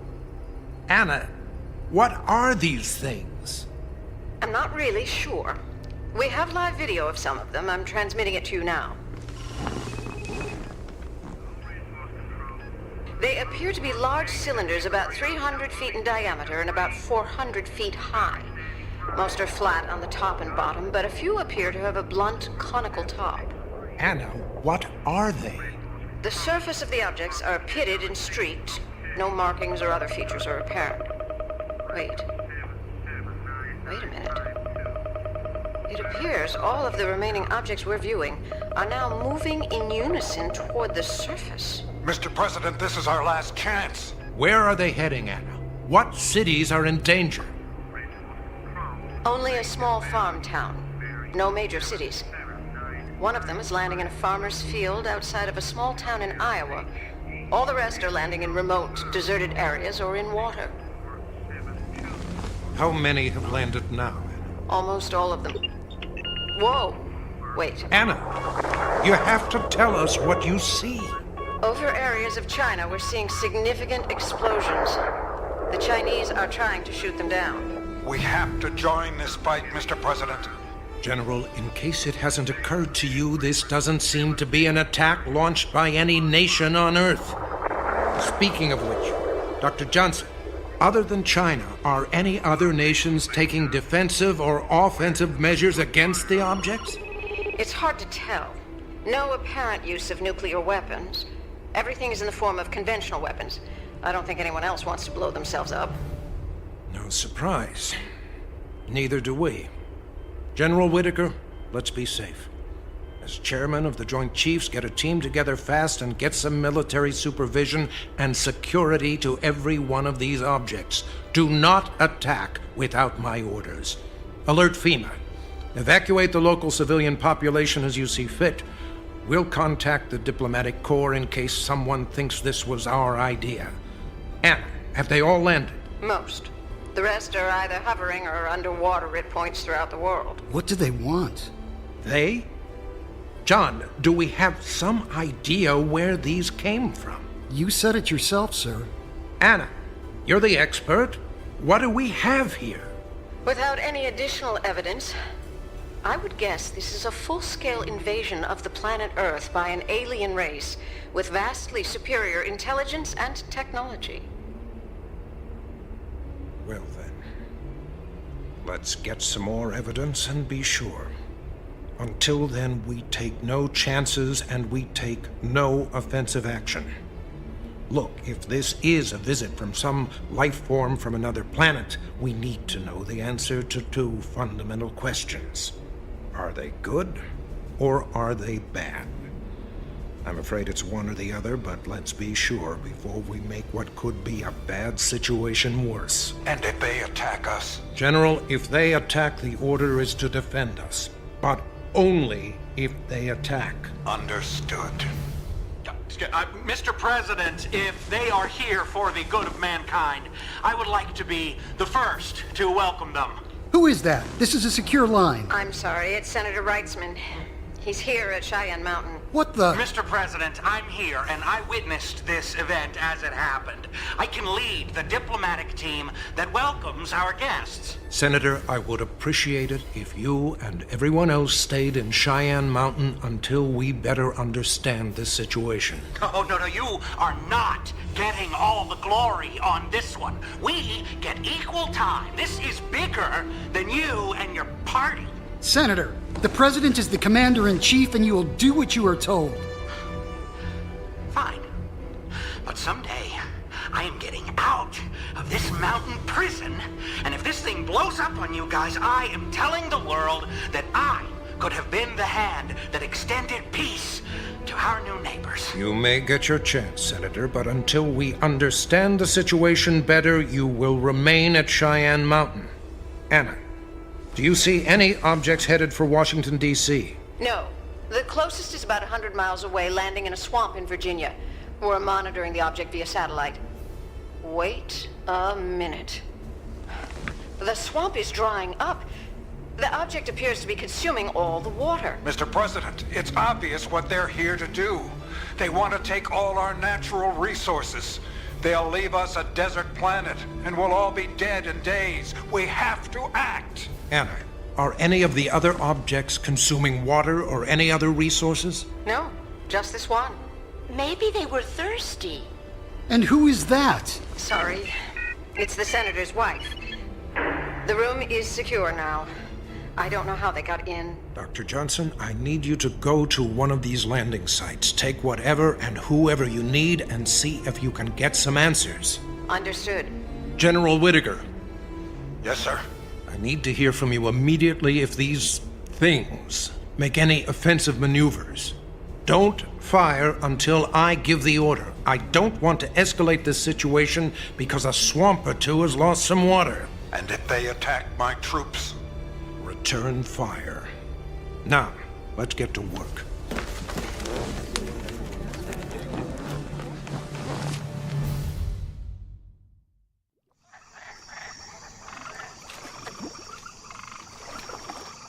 Have you got all the gear in the boat?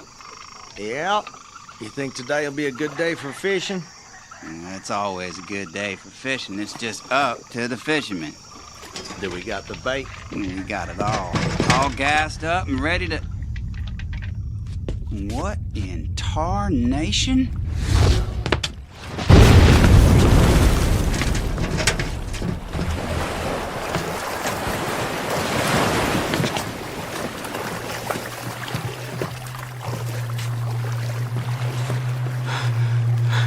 You okay, Jimmy? Yeah, I'm all right.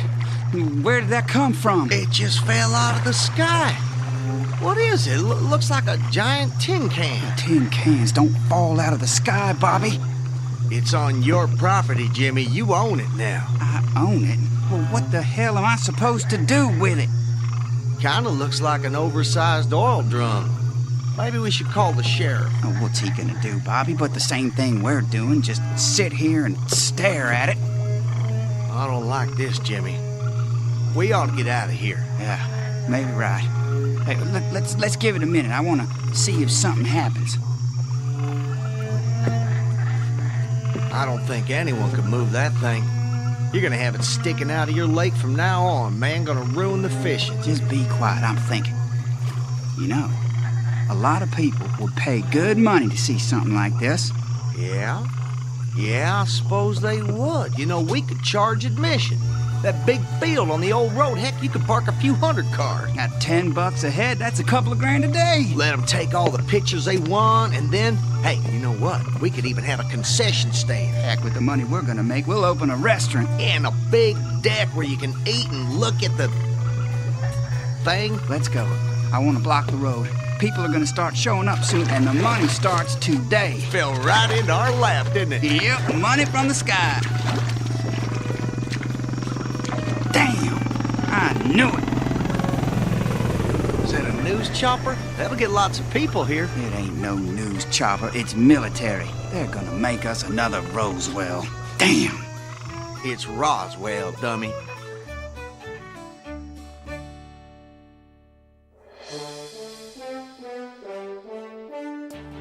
We interrupt this broadcast to bring you a special report. Good evening. What you are about to see may be the most incredible occurrence in the history of humanity. Across the globe, thousands of large cylindrical objects have landed on the surface of the Earth. Others are reported to be hovering over the planet's surface, and an undetermined number below the surface of the Earth's oceans, lakes, and rivers. The reaction across the globe can best be described as a mixture of shock, fear, and for some people, hope. Here with a live report is John Porterson. Thank you, Bill. I'm standing in a remote desert area of southern Utah where one of these large objects has landed in a shallow canyon. The appearance of all the objects is identical, at a height of about 40 stories, cylindrical in shape, and a diameter the size of a football field. There are no markings, windows, or doors, and so far, no sound or movement from the object. There have been reports that some of the objects are siphoning water from lakes and rivers, but that has not been confirmed. Soon after we arrived on the scene, a battalion of National Guard troops arrived, and they have moved us back some distance from the object. We were able to briefly approach it before troops arrived. There's a strong smell of sulfur surrounding the object, and the sides were extremely hot. The entire surface is a streaked combination of black, gray, and dirty rust. Troops continue to arrive and set up gunnery positions, which has all of us a bit nervous. John, has the military given you any information? Is this a dangerous situation, and are they expecting the use of force? The military has simply moved us back from the object. They have given us no information. As far as we can... The jets are bombing the object! We're moving out of the area! All the gunnery positions have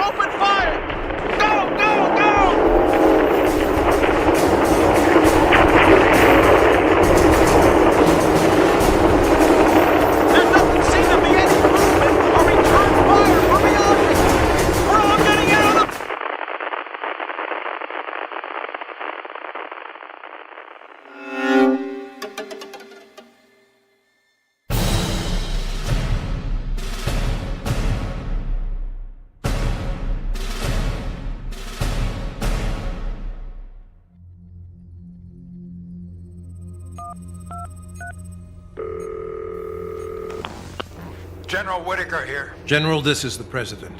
Can you explain to me the situation in the Utah desert? 2 Air Force F-16s launched 8 missiles against the object. They were supported by artillery and small arms fire. Were they attacked? I'm still waiting for a report. Has the object returned fire or been destroyed? No. The object appears to have suffered no damage and they have not responded in any way. General, what exactly motivated this attack? Who gave the order? No one. It appears the pilots acted on their own. We have to get control of this situation, and that starts with us controlling ourselves. What if these visitors are peaceful? What are they thinking and planning as a result of this attack? Mr. President, with all due respect, if we were to travel to another country for peaceful purposes, we wouldn't show up in 4,000 jet planes. There is nothing about this arrival that can be seen as anything less than an invasion. General, if there is one more incident like this, I am relieving you of command. Now get your forces under control. The whole world's in a panic, Mr. President. I'll do everything I can.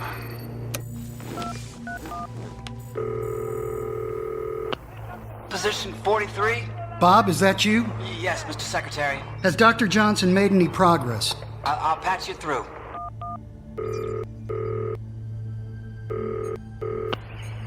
Johnson? Anna, this is the Secretary of Defense. I'm here with the President and the National Security Council. Where are you right now, and have you had any success? We're in a deep forest in northern Michigan, and we're about to make another effort to make contact. So far, radio transmissions, loudspeakers, music, and colored lights have received no response. What are you planning to do? The only thing left to do. Knock.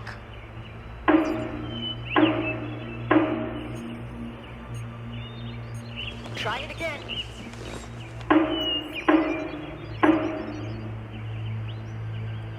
Can you hear anything? Nothing. We've connected sensors, parametric acoustic arrays, range sounding, even stethoscopes, x-rays, and radar, you name it. We've seen nothing and heard nothing. If there's anything in there, they're not responding. Is it possible these are not occupied? I mean, we send unmanned instruments into space all the time. Why wouldn't another intelligent race do the same thing? Anything's possible. What we can't understand is their purpose. We don't know why they're here or what they're doing. There are no transmissions of any kind that we can detect. No communication between the objects on the ground or the various sections suspended over the Earth and in space. Our only assumption is that the sections eventually rejoin in space and form a large cigar-shaped transport. The few sections with the conical tops are probably on either end of a long tube of sections. Are they after the water? Not just water. We have reports of minerals, water, and air being slowly collected by various objects. If I had to guess, I'd say it's an intergalactic freight train that's come to harvest various materials. So they are, in fact, after our natural resources. Is there any danger that they'll consume the atmosphere? Is that why some of the objects are hovering? That's our assumption. What's curious is there seems to be no danger. They're not collecting that much of anything. Considering their size, the most they've taken is a sample. Could it be a scouting expedition? Preparation for an invasion? Mr. Secretary, 4,000 objects? If this is preparation for an invasion, I'd hate to see the real thing. No, I think this is a peaceful, if not passive, mission. Although they may be sampling resources for future collecting. There's no way of knowing at this point. Keep trying, Doctor. We need some answers. Things are getting out of hand. What do you mean? The military. All over the world. Some countries have taken the offensive, including, I'm sorry to say, our own. An isolated incident, but an attack nonetheless. Have they retaliated? No, not once. Not even after a nuclear detonation in South Africa. Every report is the same. No damage to the objects, no retaliation or response of any kind. Then I guess we can stop knocking. If a nuclear detonation doesn't get their attention, they're not going to pay much attention to our sledgehammer. Mr. Secretary, I have an urgent call from Senator Reitzman. Anna, don't tell me he's with you. No, sir. We left him back at Cheyenne Mountain. Put him through. Mr. President? Mr. President, are you there? Can you hear me? Jack, are you okay? Is everything all right at NORAD? I am not in Cheyenne Mountain. I'm in Montana, I think. We found one of the objects. Senator, the president's orders were crystal clear. You were to stay at Cheyenne Mountain. Yeah, well, I didn't, and the world will thank me for it someday. Jack, are you alone? No, my wife is here, and a lieutenant who I ordered to fly us here in his chopper. We need cameras, Mr. President, the news media, the world has to see this. Senator, the world has been staring at pictures of these objects for almost 2 days now. Believe me, yours is no different. Well, that is where you're wrong. This one is different. This one is different because I am here, and I did it. I'm the one who did it.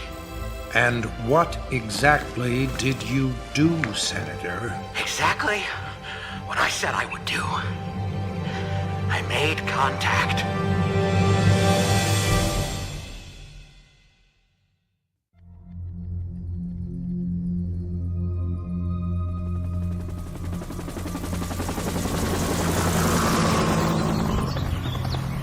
This is Tom Hillridge reporting from southern Montana. In an amazing turn of events, Senator Jack Wrightsman claims to have successfully made contact with what are believed to be a highly advanced form of life from another planet.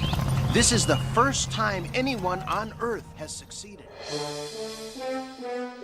Accompanied by his wife, Jocelyn, the senator will read a statement he has prepared to reassure the visitors that we can coexist in peace and mutual trade. I'm here with James Parker, the owner of the property where the object has landed, who witnessed the landing. Can you tell us what you saw? Well, first of all, I just want to make it clear that this is private property. Now, I know that a lot of people are watching this, and we don't need y'all showing up just yet. Now, the military has it secured, but if the general public wants to come around here, I'm going to have to charge a fee for, insurance purposes and the such. Thank you. Mr. Parker, Senator Wrightsman has stated that he has made contact. Have you managed to make contact with an alien life form as well? Actually, no. I haven't seen any aliens. The thing is, it's sitting out there in my lake. Have you spoken to the senator? I don't even know who he is. Thank you, sir. That was James Parker, a local farmer who was fishing when this particular object set down on the shore of his lake. I see there's some commotion over to our right. It appears the senator is prepared to make his statement. After failing to win his party's nomination for president in the last election, the four-term senator has been a harsh critic of the president and has promised to reveal a government cover-up of the contact that has already been established with the aliens. Good God, has he lost his mind? John, this whole situation gets worse every day. No wonder they've ignored us so far. They have to believe we're absolute idiots. What does he think he's going to accomplish with this? I'm afraid we're about to find out. Are we on? Oh, okay. To the people of planet Earth, my name is Senator Jack Wrightsman. I am addressing you today from a mountain pass in North America. Right now, more than 4 billion people are listening to this broadcast. And that's good, because I have good news. We have made contact. And I have a message for our new neighbors. I want to personally welcome you to our planet. Welcome you as friends and partners. We are a peace-loving species. And like you, we are explorers. Together we can explore new worlds, new opportunities, and new frontiers. Now, I would like to introduce my wife, Jocelyn Wrightsman, who made the initial contact. Jocelyn?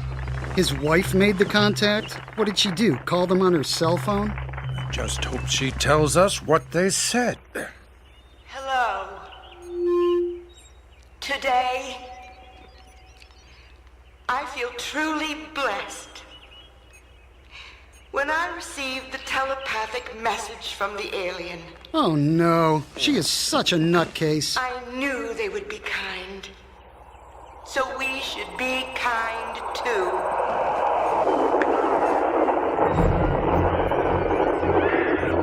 Are you getting that? Are you getting that? The ship is leaving! The entire thing is rising into the air!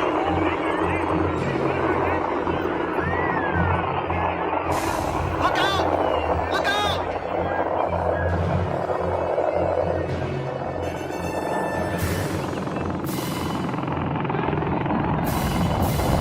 This is Tom Hillridge reporting. The object that has occupied this spot in the Rocky Mountains for the last 3 days has taken off and is rising high into the atmosphere.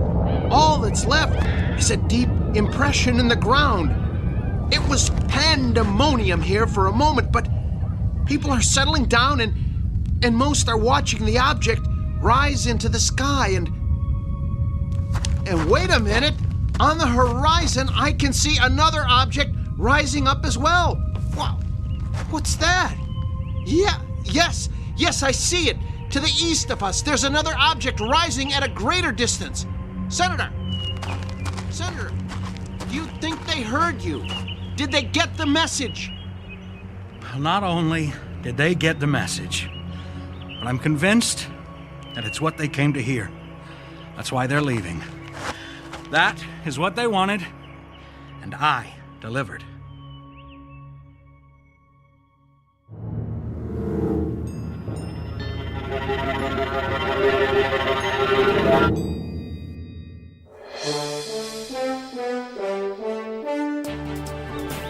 It's been a month since the visitors, as we have come to call them, departed from the Earth. To date, there has been no evidence to explain the purpose of this strange and still mysterious visit. I'm here with Dr. Anna Johnson at one of the former landing sites. Dr. Johnson, what have you discovered? So far, nothing. Nothing? What about materials they left behind? Their technology, or their ability to hover silently? We don't have a clue. It didn't seem to matter what kind of instruments we used when they were here or what we do now. They left no evidence. We don't know how or why they traveled here or anything about their technology. Many people are claiming that there is a pattern in their landing sites and that we simply haven't decoded the hidden message yet. We have many specialists trying to determine why they landed where they did, and all we can conclude is that it's a totally random pattern, although they seem to avoid areas where their landing would cause any harm to people. So no one was injured? Not as a result of any of the objects. Unfortunately, we do have reports of more than 800,000 fatalities worldwide due to various and assorted actions taken by governments and the military. Senator Reitzman has announced his candidacy for president and continues to claim he was responsible for the departure of the visitors. What did he say that resonated with them? I'm sorry, but objects across the world were departing up to 20 minutes before the senator said a word. And the claims his wife has made about a telepathic message? That's her claim. No one else anywhere had a similar experience, although some people are beginning to come out of the woodwork to claim they did. Do you think they'll be back?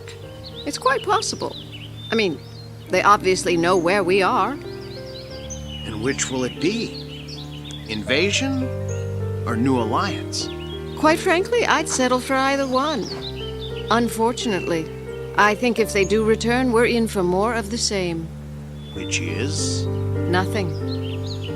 They didn't even seem to care that we existed. To put it bluntly, they came, they saw, they left.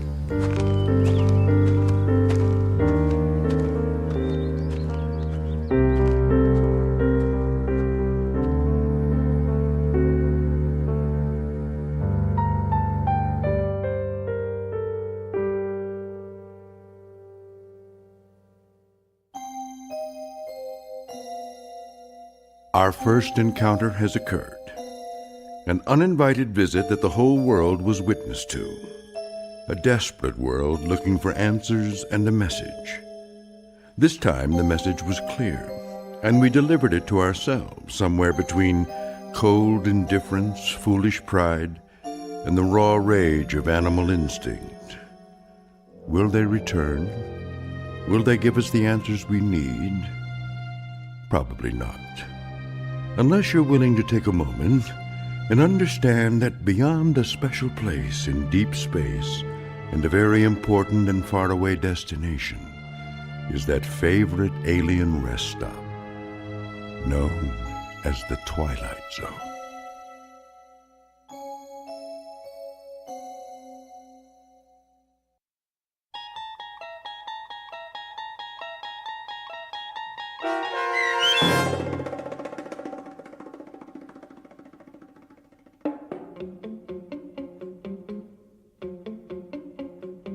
Rest Stop, starring Brandon Eales with Stacy Keach as your narrator, was written for The Twilight Zone by Steve Newby.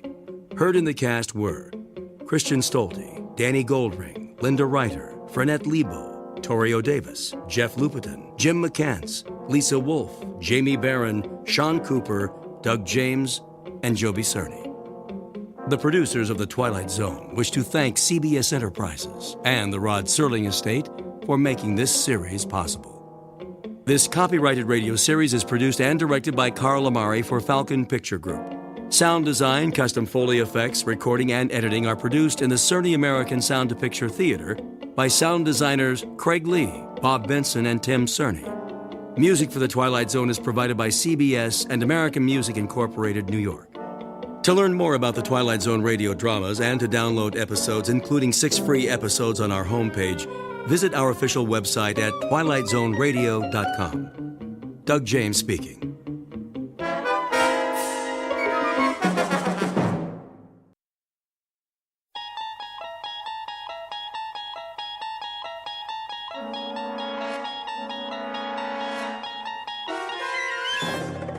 You unlock this door with the key of imagination.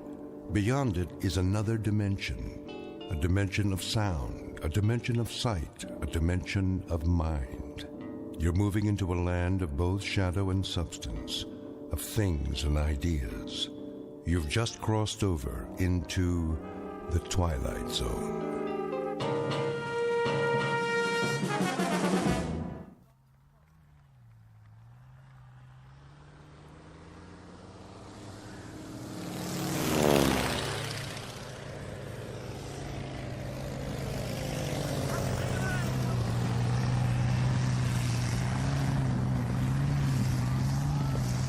Here we are then, all in. Well done, chaps. In time for tea. Rather have a pint.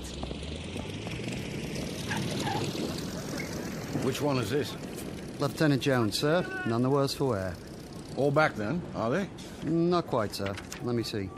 Campbell, McCudden, Rhys Davids. Who's still in the air? That would be Captain Mackay and... Not Mac. What about him, sir? Oh, I'm sure he'll make it. The man's an absolute ace. It's just that ever since we lost Ball, well... Yes, that business with the cloud. Cloud, indeed. It was the Jerrys that got him. Bloody butchers. Well, no clouds in the sky this morning, sir, and not a German plane in sight. He should be setting down any time now. Flying alone, is he? On patrol with another scout. Good plane. Decker, I believe. Ah. Seen his share of dogfights? And they both have. Where are they, then? Where?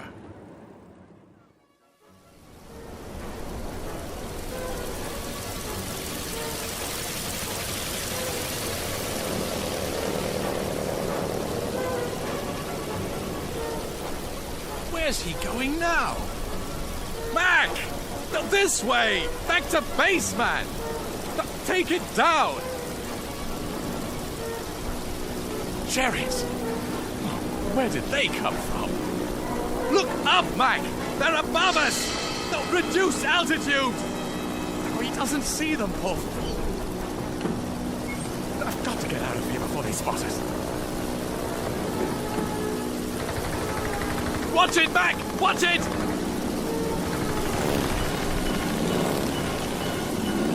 We can't fight them all. Mac! Mac, come on! Let's get out of here! We've got to lose them. We've simply got to...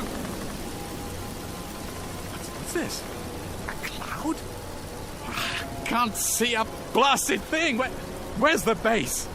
No, flying blind! No, what's happening? I can't hear anything either. Mac? Mac? Where are you? Where am I?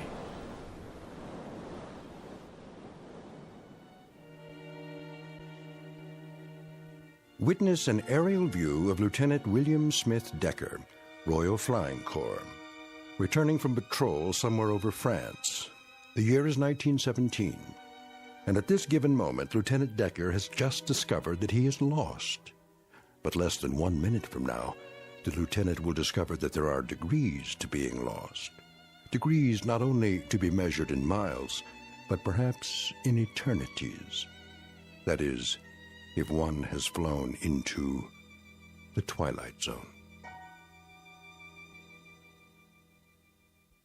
And now, The Twilight Zone and our story, The Last Flight, starring Charles Shaughnessy, with Stacy Keach as your narrator.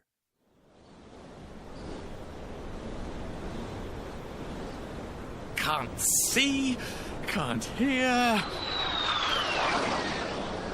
Oh, good Lord, what was that?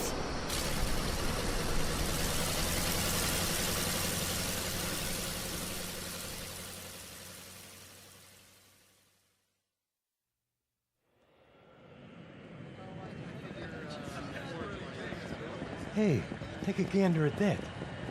What in the... Is this a joke? Who does he think he is? What are you men standing around for? Just heading into the hangar, sir. Corporal, what is that anyway? What's what? That, sir. Take a look. With 4 wings? At least something's holding it up. Up in the sky. It's a bird. It's a plane. It's super junk heap. Some antique, huh? Get off the field, all of you. Where are you going? To tell the Major. I want to know about this.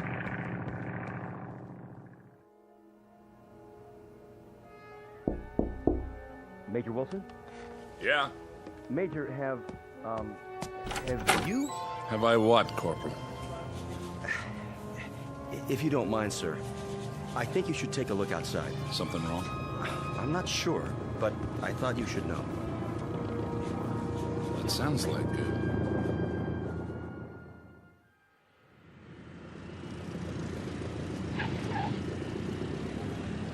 Hey, what gives? Some kind of old-timey stunt pilot. Dig those crazy goggles. So that's a biplane. If I remember my history books, it's a Newport Scout. Favorite of the RAF. Must be from an air show or something, huh, Major? No air shows around here. Who gave him clearance to land? That's just it, sir. As far as I can tell, no one. Look, he didn't get shot down. This is restricted airspace. Jeep. Driver for the Major. On the double.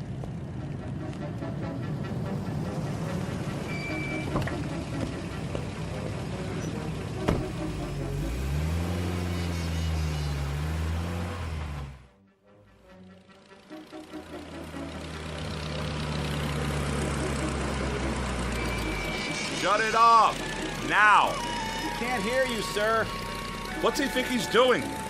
Just sitting there. Looks scared. He's trying to take off again. Block the runway, man. Move! Can't roll over us. That's it. Cut him off. My best, sir. All right. I surrender. Shut off your engine and climb down. Now. Look at those boots. Leather jacket, silk scarf. Didn't I see this in some old movie? If you didn't, I did. Hands up! Stand clear of that thing.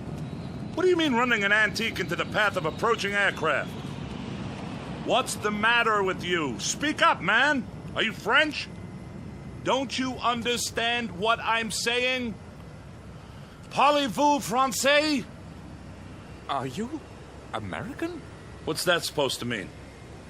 What do you think you are? Why, I honestly don't know. Can't you see this is an American base? But all these... All these what? Experimental aircraft. We had no idea you chaps were so advanced. Are you British? Yes. How long have you been in it?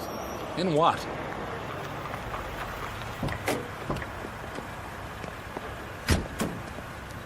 What's going on, sir? Get it out of here. How do we do that? Tow it. I don't care. But get it off the runway. Yes, sir. You'd better come with me. Oh, of course. Get in. Extraordinary vehicle. It's a Jeep, all right? Back seat. Oh, yes. Administration building. Yes, sir. Whoa! Hold on, flyboy. You'll fall out. I just can't believe it. Believe what? Well, an airstrip so close to the lines. How long? I don't follow you. What lines? How long what? Why the war? How long have you chaps been in it?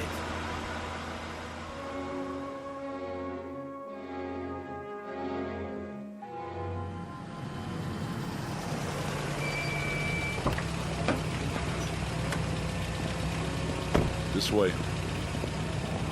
Quite impressive. I have to hand it to you, Yanks. Major? Lieutenant. I say, what's she doing in uniform? She's a WAF. How's that? Women's Air Force. I see.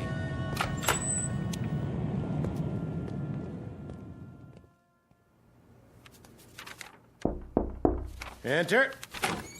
Major Wilson is here, General. Ask him if he can't wait till later. I have to sign off on this report. It's something kind of special, sir. Oh, all right. Show him in. Come in, Major. What is it, Wilson? I thought everything was under control. Someone to see you, sir. Who's this? Well, sir, this man, he's British apparently, landed on our airstrip a few minutes ago, delaying Captain Bradford's takeoff, I might add. The aircraft, such as it is... Who are you? William Smith Decker, sir. First Lieutenant, Royal Flying Corps. You mean Royal Air Force? No, sir. Royal Flying Corps. All right. Well, what are you doing here? Doing, sir? Why are you dressed like that? Is there an air circus nearby? Air circus? Stunt pilots, that sort of thing. Or are you making a film? Film?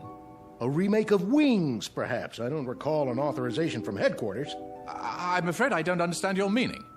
Oh, you don't? Well, out with it, man. Why are you wearing that costume? This is my uniform, sir. I say, where exactly am I? Where exactly do you think you are? Well, I must admit, it's all a bit confusing. I thought I was landing at the 56th Squadron Air Base RFC. Must have gone considerably off course. He's disoriented. He certainly is. Either that or he's pulling an elaborate joke, something I have an extremely low tolerance for. If you'd like me to take him to the infirmary... I'll handle this. If you'll allow me to explain... 56th Squadron RFC, you say? That was once an official installation, as I recall. Was, sir? What's today's date? June the 5th. What year? I'm afraid I'm missing the point. Just answer the question. Why? 1917. 1917. Isn't that correct? Well, isn't it? Or are you fellows using a different calendar? It's June 5th, all right. 1959, Lieutenant. Oh, good Lord. Oh, careful. You don't look so good. You sure you're not having me on? Sit down. Some water. May I, General? Yes, of course. Did you say 1959? Drink this. You don't have anything stronger? Lieutenant... Decker, sir. You don't seriously expect us to believe... But it's true. When I took off this morning, it was 1917. Then... the cloud. Cloud? It was suddenly there, in a clear sky. And while I was passing through it, I couldn't hear my engine. It was like being swallowed up. Oh, come now, man. Yeah, yes, the same sort of thing happened to Geinmeyer. Who? Geinmeyer. Wasn't he a French fighter pilot? Yeah, he simply disappeared one day while flying. At the memorial service, a cardinal said he belonged to the skies, and the skies have taken him. And in my own outfit, Captain Ball disappeared the same way. He was last seen flying into a dense white cloud. I should have known. Say, just who the devil do you think you're fooling, Decker? Or whatever your name Sir, is? I swear to you, when I left base this morning, it was June 5th, 1917. Mac and I were going on our usual patrol, and... Who? Mac, Captain Mackay. Mackay? Yes. Alexander Mackay? How did you know? What have you to do with him? How did you know? I suppose you're going to tell us that you didn't know that Alexander Mackay, Air Vice Marshal Alexander Mackay, is at this very moment en route to this base for a tour of inspection, that your arrival here is purely a coincidence. Well, that's impossible. And why is it impossible, Lieutenant Decker? Because he's dead.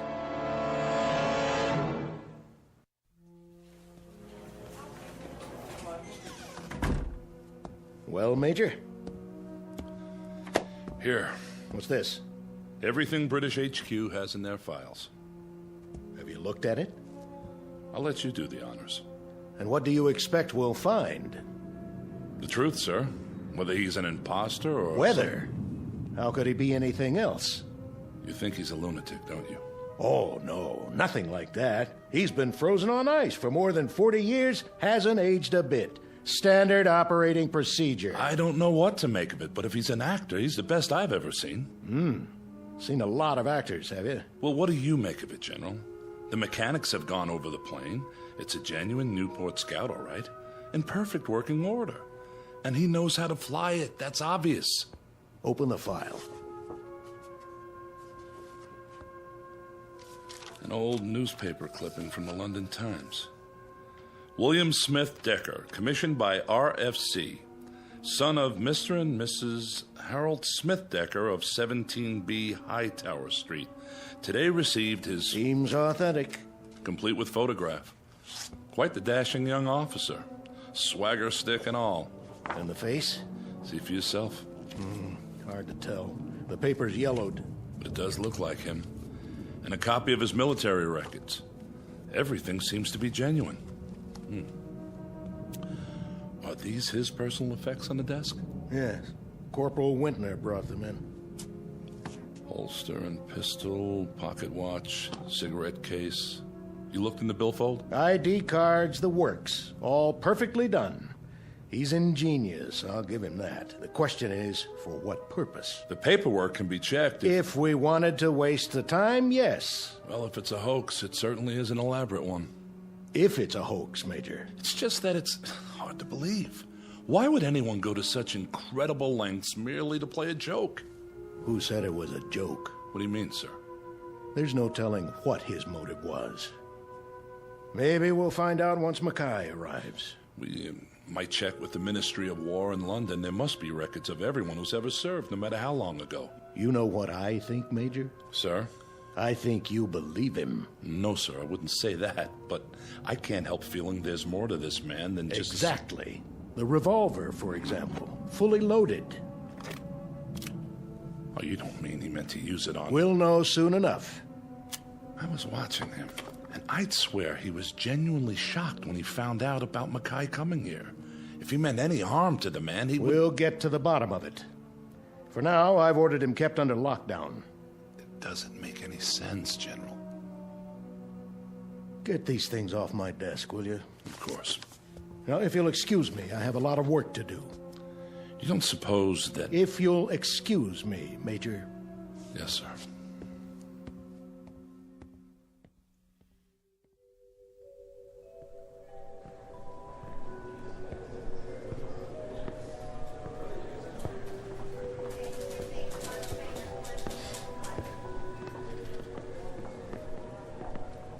Major?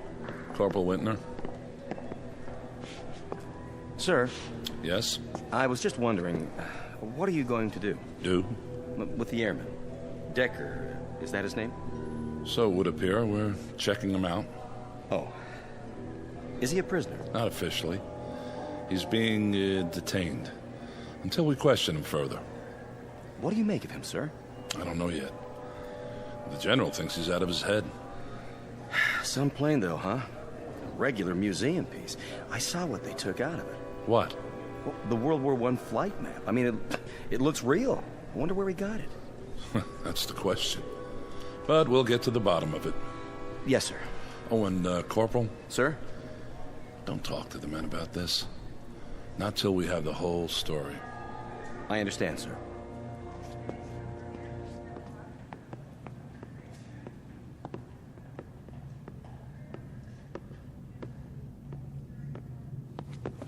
Major Wilson? At ease.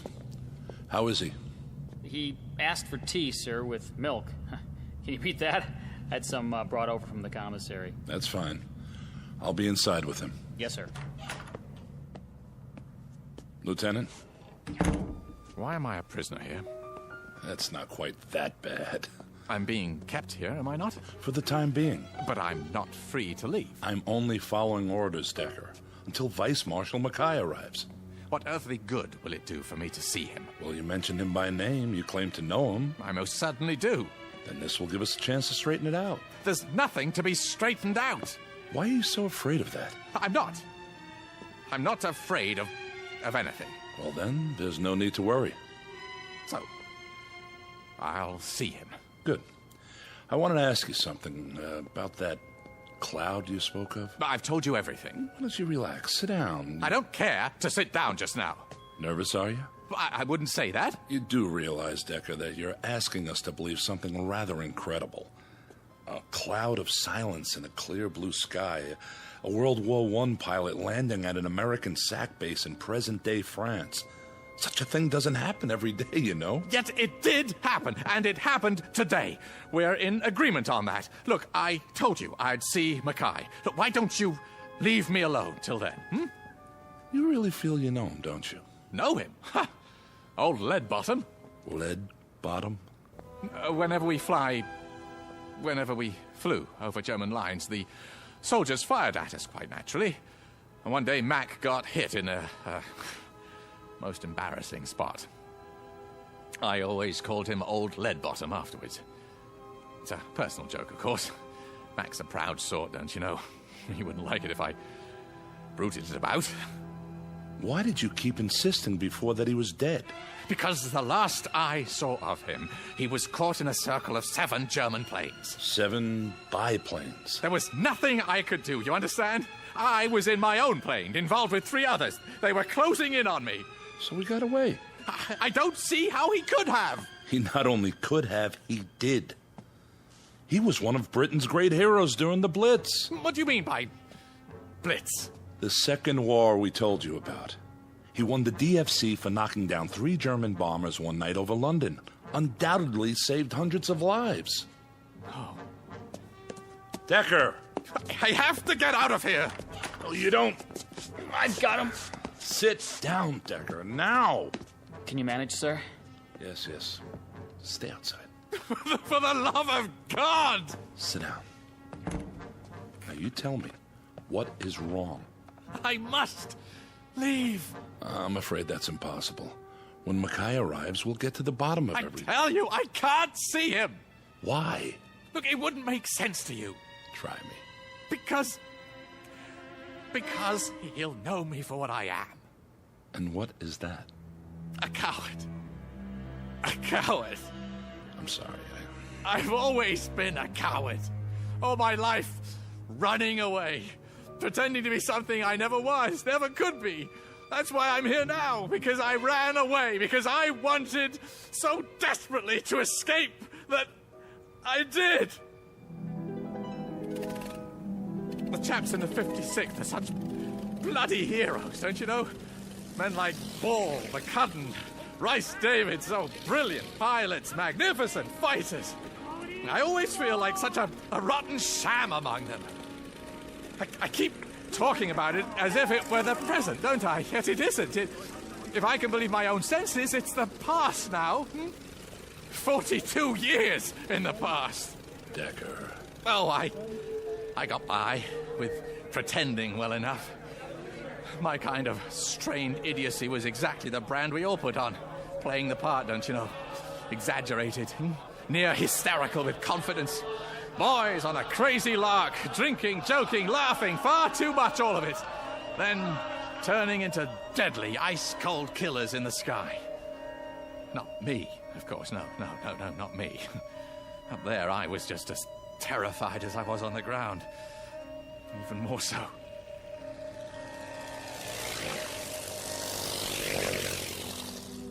Mac and I were supposed to go on patrols together, flying backup for each other. Most of the time, I talked him into splitting up, but he didn't mind. I believe he actually hoped he'd run into trouble. Me?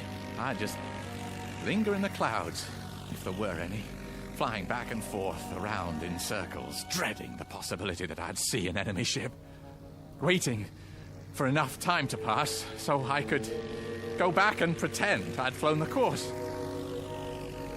Sometimes I even thought I'll land behind the German lines, let myself be captured. Their pilots always get the best of treatment as prisoners of war. Except I've been afraid of doing even that. Afraid that somehow the truth would come out and I'd be discovered. Discredited. I couldn't bear that. I'm such a dreadful coward that I'm even afraid to admit my own cowardice. I have to carry on the self-delusion, don't you know? I've actually fired revolver bullets through the cockpit walls just so, later on, the chaps would see them and be impressed. I told them I took enemy gunfire. God help me.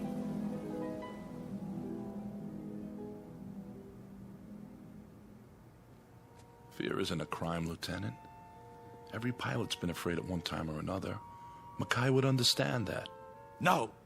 What makes you even think he knows about it? Because it was I who let the Germans trap him. You said you were fighting 3 German planes yourself. How could you possibly... I wasn't fighting anyone. I was running. Don't you understand? I was trying to get away.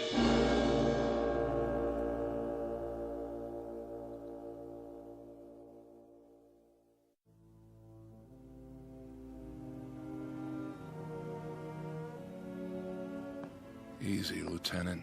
It's true. When the Germans came at us, I flew away. I just deserted him, left him up there to die. But he didn't die. Listen to me. I don't understand what you're saying. I mean, it's not possible. Perhaps he got help. What? How's that? What is it? What you just said. I only meant that... That he got help. Oh. Could it be? Well, it's certainly in the realm of possibility. Then don't you see? See what? Maybe I'm the one who helped him. Maybe... Decker, when I said he got help, I was referring to other pilots in the area, other fighter planes. But there wasn't anyone within 50 kilometers who could have helped him. Decker, what do you... Well, maybe it wasn't just an accident that made me land here. Maybe I was brought here for a purpose. To find out that Max survived. To find out that time has given me a second chance. I'm not sure You've got to let me go. I can't do that. You must. Don't you see? It's the only chance I have. The only chance he has. But he's alive, Decker. He's on his way here now. How can you be sure? How do you know that if I don't get back, he may not be here? How do you know that he won't have been killed 42 years ago? There's no reason to think that this man's I'm the reason, standing right in front of you. This is insanity. It isn't. Look, I tell you, history may be changed if I don't do something. Mac will have died because he had to die. Unless I help him. Stop it. I beg of you, in the name of pity, let me go back. I deal in human lives here, Decker.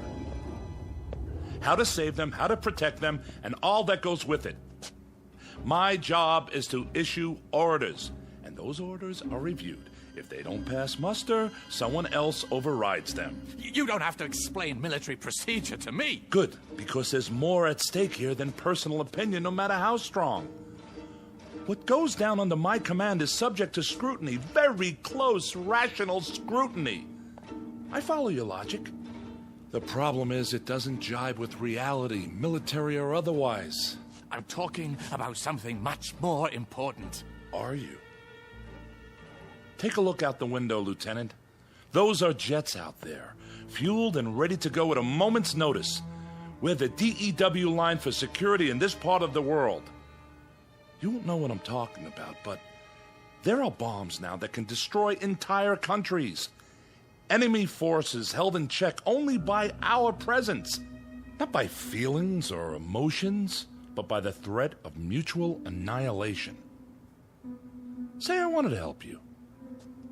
Say I believed your story, no matter how outlandish it sounds. Even so, there's nothing, absolutely nothing I can... Well, maybe you can't, but I still can. Where's Major Wilson? Out of my way. What are you... I said, get out of my way. Here now, you can't... Stop it! Someone, please! Where are the hangars? Help! The prisoner's escaping! For the love of God, woman, I only want to see my plane. Where? The South Field, but... Thanks. You've just changed the course of history. Cheers! Hey, stop him!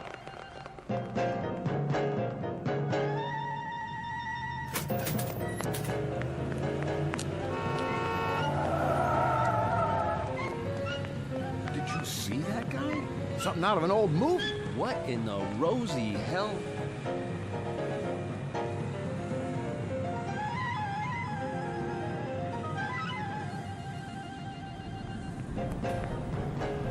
Hey, fella, where do you think you're going?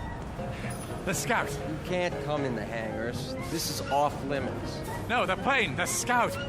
Where is it? Not in here. And for God's sake, why are you dressed like that? Ah, I see it. Where'd he go, Sarge? There! Running out the other end! Stop him! Will you get a load of that? Chasing some guy in a white scarf and breeches. What is this, the Dawn Patrol?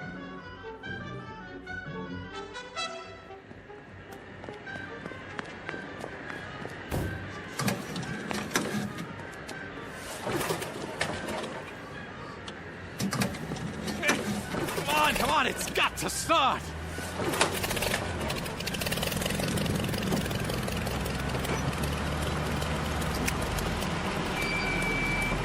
Turn it off, Decker! No! Right now! Get your hand off the switch! Out of the plane. Can't you understand? It isn't just for me. You said it yourself. What about the hundreds of lives he saved? Are they all to be lost as well? If you're right. Are you willing to take the risk? Turn off the engine or I'll fire this pistol into your head. Fire, then. I'd rather die. Shoot him, Major. He's getting away. Shoot!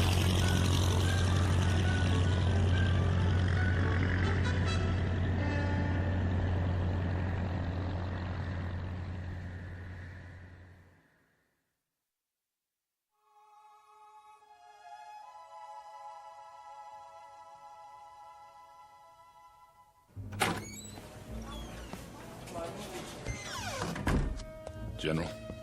You're in trouble, Major. I hope you know that. I understand, sir. Well, what do you have to say for yourself? I don't know how to explain it. I just couldn't pull the trigger. Your thought processes elude me, Wilson. They positively elude me. Letting that maniac loose. Yes, sir. I'm trying to understand. You had him. How could you... Yes? Air Vice Marshal Mackay, sir. Fine. We were supposed to meet him when he landed. I know, sir. I'm sorry. Marshal Mackay. How'd you do, General? Very pleased to meet you, sir. I trust you had a comfortable flight. Oh, yes. Splendid. Good, good. This is Major Wilson. Honored, Major. The honor is mine. Now then, shall we begin the inspection? Or perhaps you'd care to have a meal first. Not really. I'm on a bit of a schedule this afternoon. Sir, may I ask you a question? Not now, Wilson. But what is it, my boy? Well, sir, do you know a man named William Smith Decker? Really, Major? Smitty? Why, yes. You do? I should know him. He saved my life. What? Then he did go back. How, sir? If I may ask, how did he save your life? Well, we were out on patrol together. This was back in the Great War, of course. Usually we split up, covered different sectors. But that day, our planes were side by side, for a while at least, when a formation of Germans dropped down on us. You fought them off, both of you? Not at first. What do you mean? Well, for a time, I thought old Smitty was lighting out on me. Can you imagine? He flew away? So it seemed. He climbed up high, disappeared. Into a cloud? How did you know? A white cloud from nowhere. Couldn't say. I suppose it was white. And then? Well, then, from out of the cloud, it seemed, Smitty came diving down, machine gun chattering away. Guess he'd been waiting for his chance. Knocked out 3 of the bandits before they got him. Saved my life, rest his soul. I say, what's all this about? How did you know? The Germans. Didn't they usually bring back the personal belongings of pilots who were shot down? Quite often. Did they bring back his?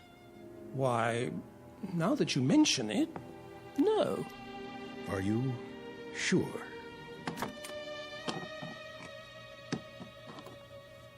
Where in heaven's name did you get these? They're his. I know them anywhere. But how? So, you've never known exactly what happened to him, to your friend Smitty. What the devil is going on here? We might be able to fill you in on the details. After all these years? How could you? Maybe you'd better sit down, old lead bottom. What did you call me?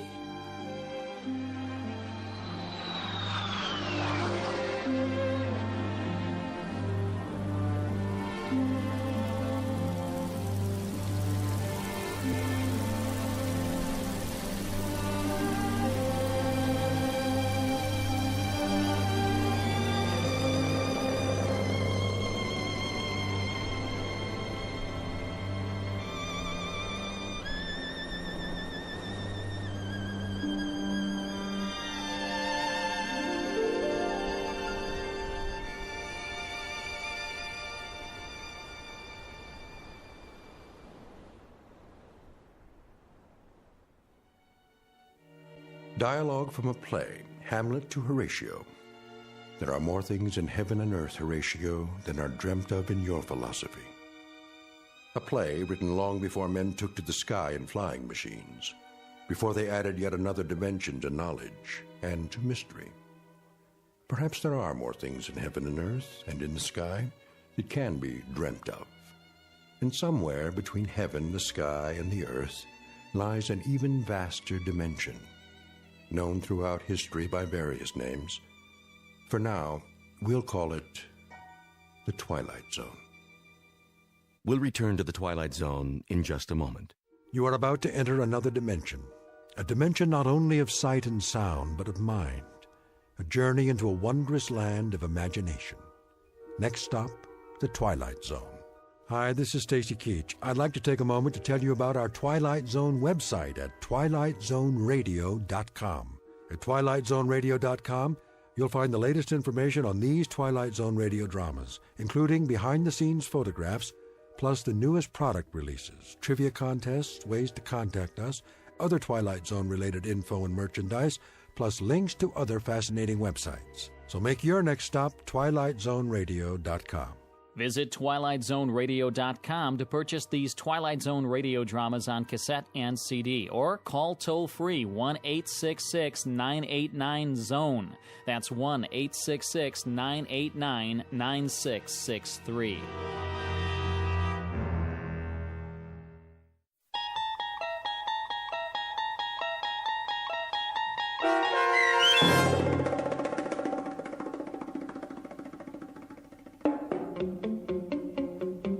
The Last Flight, starring Charles Shaughnessy with Stacy Keach as your narrator, was adapted for radio by Dennis Etchison and written for The Twilight Zone by Richard Matheson. Heard in the cast were Mike Starr, Roderick Peoples, Nigel Patterson, Doug James, Jeff Lupetin, Kurt Napig, Steve Kay, Carl Amari, Richard Hensel, Jamie Barron, and Linda Reiter. The producers of The Twilight Zone wish to thank CBS Enterprises and the Rod Serling Estate for making this series possible. This copyrighted radio series is produced and directed by Carl Amari for Falcon Picture Group. Sound design and custom Foley effects for The Twilight Zone by Cerny American creatives Bob Benson, Craig Lee, Michael Slaybach, and Matt Sorrow. To learn more about the Twilight Zone radio dramas and to contact us, visit our official website at twilightzoneradio.com. Doug James speaking.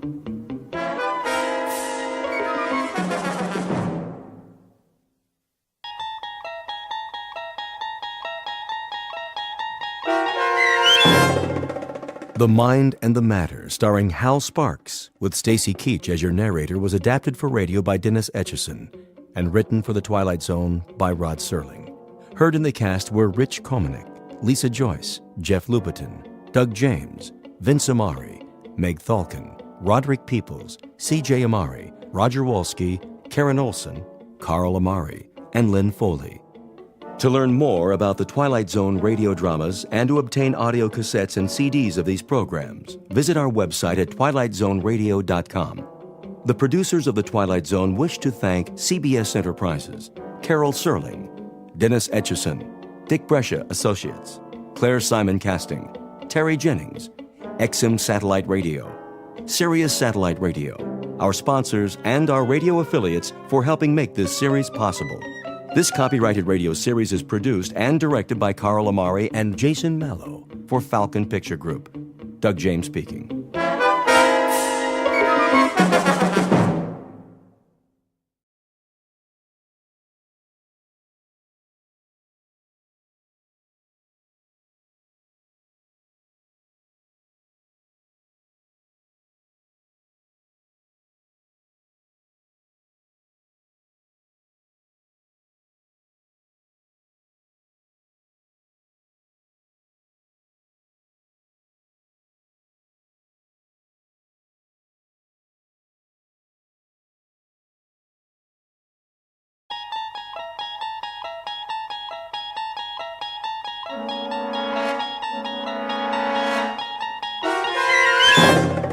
You're traveling through another dimension, a dimension not only of sight and sound, but of mind. A journey into a wondrous land whose boundaries are those of imagination. Your next stop, the Twilight Zone.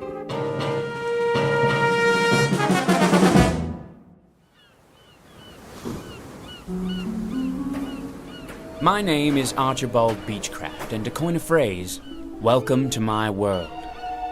And a wonderful world it is. You might even call it paradise. To tell you the truth, I don't remember exactly how I got here, but I assure you I have no intentions of leaving.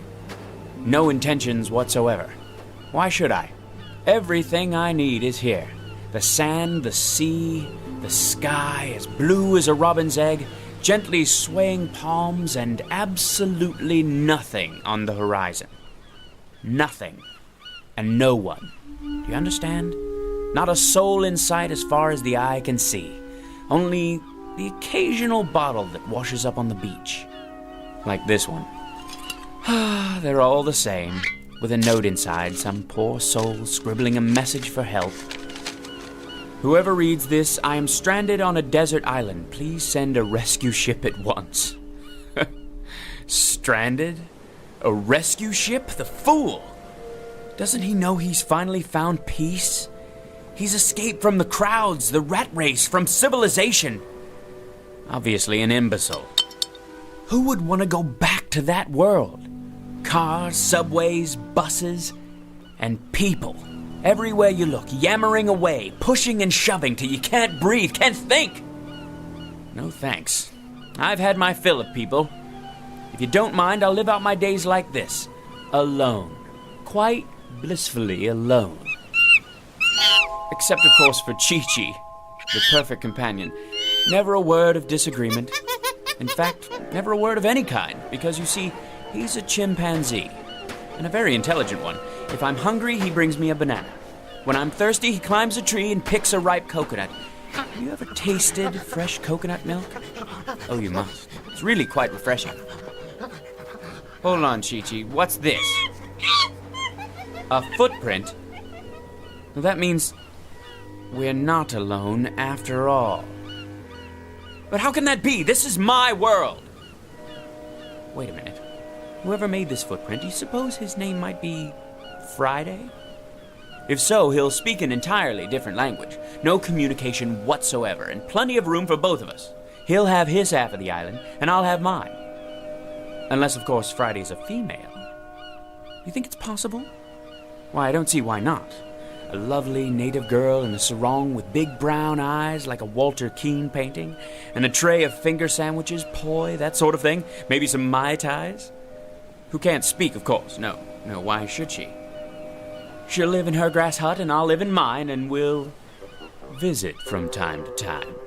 An ideal arrangement, I'll give her a lei, a flower lei, whenever the spirit moves me. And when the spirit doesn't move me... Now where's that coming from? There aren't any telephones on my island. It can't be a telephone booth on the beach. Most ridiculous thing I've ever seen. Yes, who is it? Who in the... Hello, who's there? Hello? Who? Hello?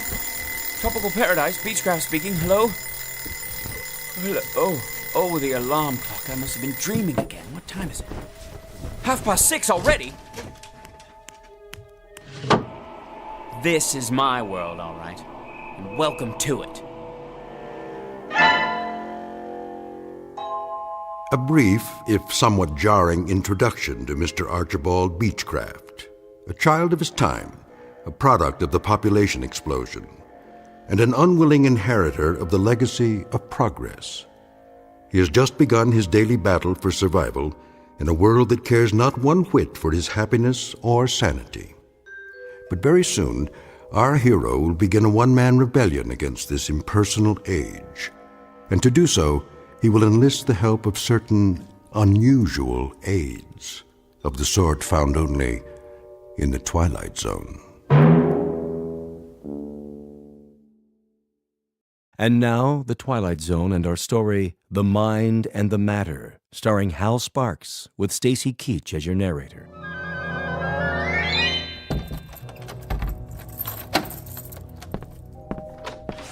Morning, Beechcraft. I don't see what's so good about it. How's that? If you'll excuse me, I'm late.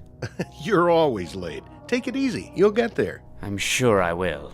And what an unmitigated joy that will be. 91, 92, 93. Stand aside. I don't have to. My mom said I could play. And I said move it. 94, 95, 96, 97. Why do you have to do that here, inside the building? Oh, you made me lose count. Now I have to start all over again. 1, 2, 3, 4. Get out of my way, you little wretch. Ma, that man called me a wretch.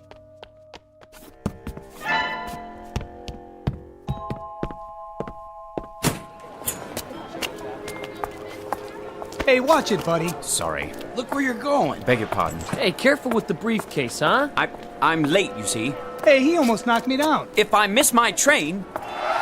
Red light, mister, red light. But I can't wait for the light to change. If I do miss my train, then they'll dock my pay, meager though it may be. And if they do that, well, there's no limit to what they can do. I'm not about to jeopardize my position just because of all the rude, inconsiderate people who are are ruining this city. Positively ruining.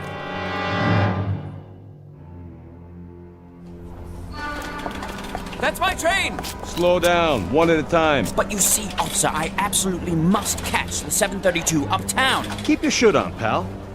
Let me through, please. Watch who you're pushing. You don't understand. This is my... Hands off, buddy. One person per token. I don't have a token. Well, then you better get one at the window. But I overslept. I'm late. One at a time, folks. Let's keep moving. Let me on, please. Hey, you stepped on my foot. Move to the back, please. This elevator's full. But I absolutely must get to the 15th floor. Why don't you wait for the next one? I can't wait. I'm late as it is. I said this one's full. Surely there's room for one more. Sorry, Beechcraft. If I could just squeeze in. Will you watch the elbow? I do apologize. Going up.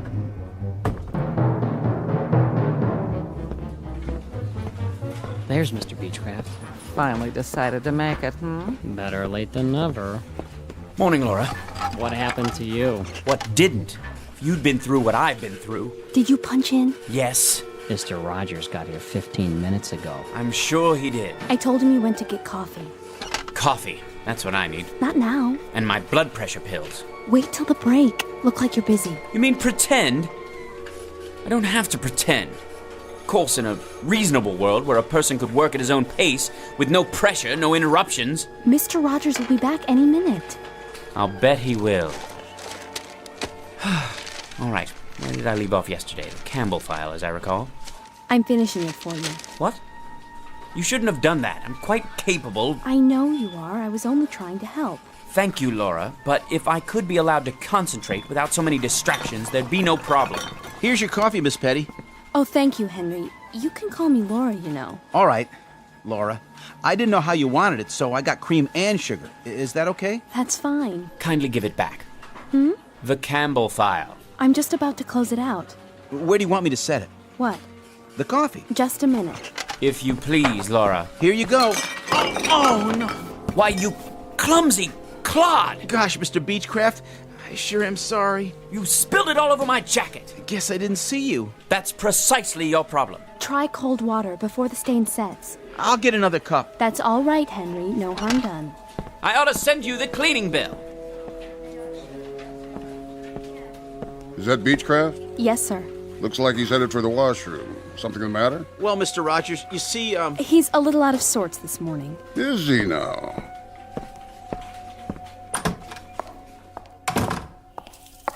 Feeling ill, Beechcraft?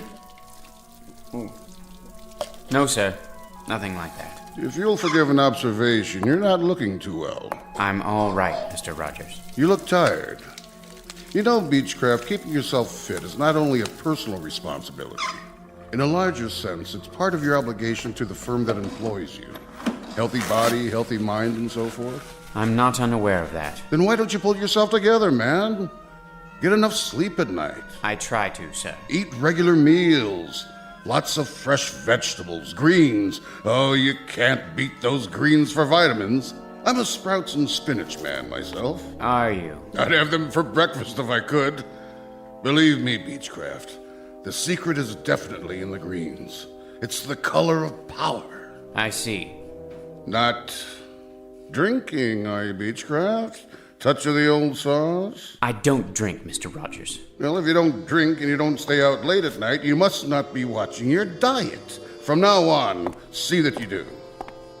If you'd really like to know, Mr. Rogers, if you'd really like to know precisely why I'm so dead tired, try coming to work on the 732 subway train every morning, then jamming into an elevator with a herd of cattle, then trying to work in that den of cacophony you call an office. Take hold of yourself, Beechcraft. Then standing in line in that so-called cafeteria during that so-called lunch hour, which is never more than 42 minutes. Oh, that's really good for the digestion. Then getting trampled to death in the subway again at 5:38 every night. Then standing in line with more people at a Greasy Spoon restaurant, followed by another line at a movie or a concert or anywhere else I care to go. But always standing in line, always getting shoved, always getting jostled, always getting pushed around by more people. People! For goodness sakes, man, take hold. I'll take hold, Mr. Rogers. I'll take hold when I can achieve that milestone, that millennium, that absolute perfection that only comes with solitude. Understand? Solitude. That means no people. You read me, Mr. Rogers? They're the ultimate insult, and my problem is simply that I can't get away from them. At no time, except during the wondrous 7.5 hours I spend in my bed every night. And even then, I hear them outside. Hear what? People. Raucous, shrieking, shouting people. Herds, droves, legions, hosts, armies, bevies, flocks and coveys of people. I don't like that look in your eye, Beechcraft. I don't like it one bit. If I had my way, here's how I'd fix the universe. I'd eliminate them all. I mean, cross them off. Get rid of them.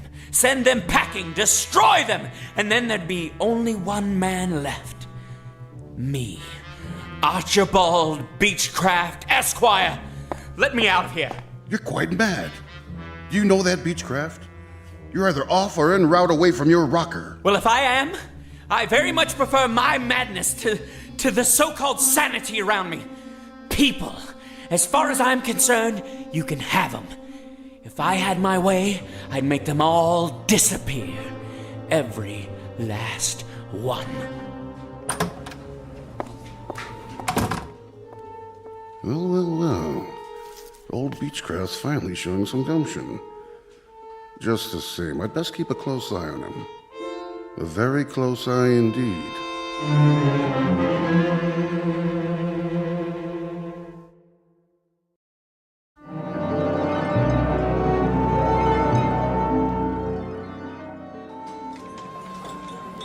I'll have a baked fish. Yes, ma'am. Salisbury steak for me. Coming right up. Oh, and an extra roll. Vegetables with that? Broccoli. Sure thing. No mashed potatoes, no french fries, no... I'll have the succotash today. Club sandwich here. Dessert? How's the tapioca pudding? Lumpy. I need another fork. This one's dirty. You got it. One club sandwich, coleslaw, no fries, coffee black. Here you go. That's it, sir. That's right, the usual. Oh, I see. Cash or charge? Cash. Take my wallet out of my pocket. There's hardly room to turn around. Here. Don't you have anything smaller? No, I'm afraid not. Your change. Hurry up, will you, buddy? We don't have all day. I'm doing my best. If you'd allow me to put my wallet away. Next, one double macaroni and cheese, salad with ranch. Excuse me. The seat's saved. Well, how about the one next to it? Now, he'll be right back. Of course. Of course he will. Hey, Mr. Beechcraft, over here. Thank God. I'm obliged, Henry. Think nothing of it, Mr. Beechcraft. Squeeze right in. That was my plan. Been saving it for you. I was sort of, well, I wanted to make up for this morning. This morning? When I spilled coffee on your coat. I'm really sorry about that. Say, Mr. Beechcraft? I have a friend. You don't say. Works in the used bookstore around the corner. I went there before lunch. Whatever for? Oh, I like to read. All kinds of stuff. Do tell. Horror mostly. That's my favorite. Why am I not surprised? Some of those paperbacks are pretty cool, you know? There was one about these giant worms that live in the sub-basement of an office building. And if you took the elevator down there late at night, these big white old worm things will be waiting for you. And they must have been really hungry, because... Please, Henry. I'm eating. Oh, yeah. Anyway, I went over there today, and I saw this. So I sort of got it for you. What is it? Story of a serial killer who wants to depopulate the earth? Nothing like that. Take a look. I thought you might like it. The mind and the matter. How you can achieve the ultimate power of concentration. Think this is something I need, Henry? It's really rare. There are only a few printed. A little on the occult side, isn't it? Maybe so. But seeing as how you always have so much work to do, my friend is kind of a student of the mind. He swears by this, says it's the last copy. The publisher was supposed to destroy all of them. For what reason? Too powerful. Tells you how to make people do things. Things? Would you believe it, Mr. Beechcraft? I've seen him. I've seen my friend cause a woman to do something fantastic. How's that? It's true. He was in a department store, and he saw this woman at the sale table, and he concentrated real hard on one particular thing, and Mr. Beechcraft, as sure as I'm sitting here in the cafeteria of the United Tool and Die Company, that woman, you won't believe this. What? Well, that woman picked up a chartreuse and orange scarf, paid for it and everything. She never would have bought it in a million years. Who would? But he made her do it, just like that. It's the truth, I swear. Will you please try to be more careful? Oops, there goes the coffee again. Sorry, Mr. Beechcraft. Thank you so much for the book, Henry. Now, if you don't mind, I think I'll be leaving. I've had more than my fill. Mr. Beechcraft, Chapter 3. Read that one first. Remember, Chapter 3. Right, Henry. Chapter 3. Initial phenomenon of intense concentration. Focus on a single desired outcome, then close your eyes, mental picture, repeat 3 times. Ready to go back? Not yet. I have to fix my makeup. Okay. Wait, I think I'll have a soda first. Want one? Nah.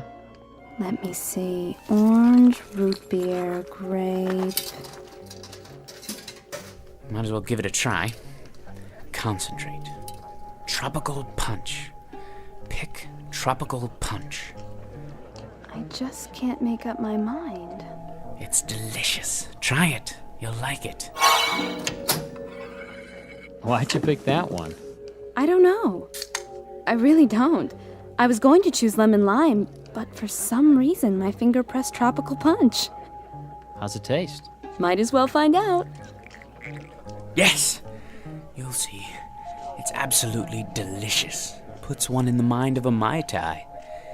I think I'd better read the entire book. Chapter 4, to achieve your heart's desire. Heart's desire, eh? Very interesting. Very interesting indeed.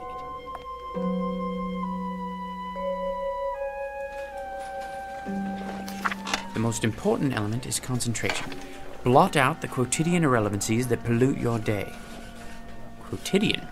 Nice vocabulary. Mr. Beechcraft? The science of the mind requires absolute adherence to the following rules. Mr. Beechcraft? What is it, Laura? Did you turn in the Campbell file? Campbell? John R. From this morning. I don't see it. I'll get to it. Now then. The following rules of mental control over the omnipresent phenomenology of the modern environment. I really need the file before Mr. Rogers comes by again. Silence! Can't you see I'm reading? Sorry I disturbed you. Oh, Laura, how was your beverage, by the way? Beverage? In the hall, the can of soda. Tropical punch, wasn't it? Oh, yeah. Not bad, actually. Reminded me of a pina colada. Did it now? Delicious, I bet. I'll just get back to my book. A very important book. Very, very important. Distractions which divert 98% of our brain capacity from the more highly evolved regions of the cerebral cortex.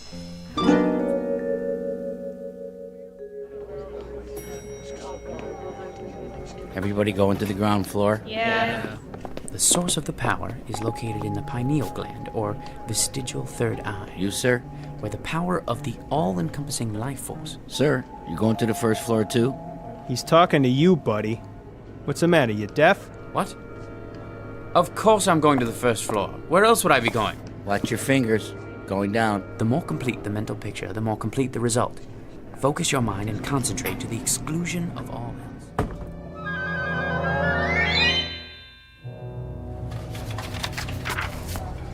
From the lower to the higher chakras, until you feel the power surging. You getting on the train or what? Oh, yes. Then move along. All aboard? Please step back. The doors are closing. Mental imaging of the desired result to the exclusion of all else.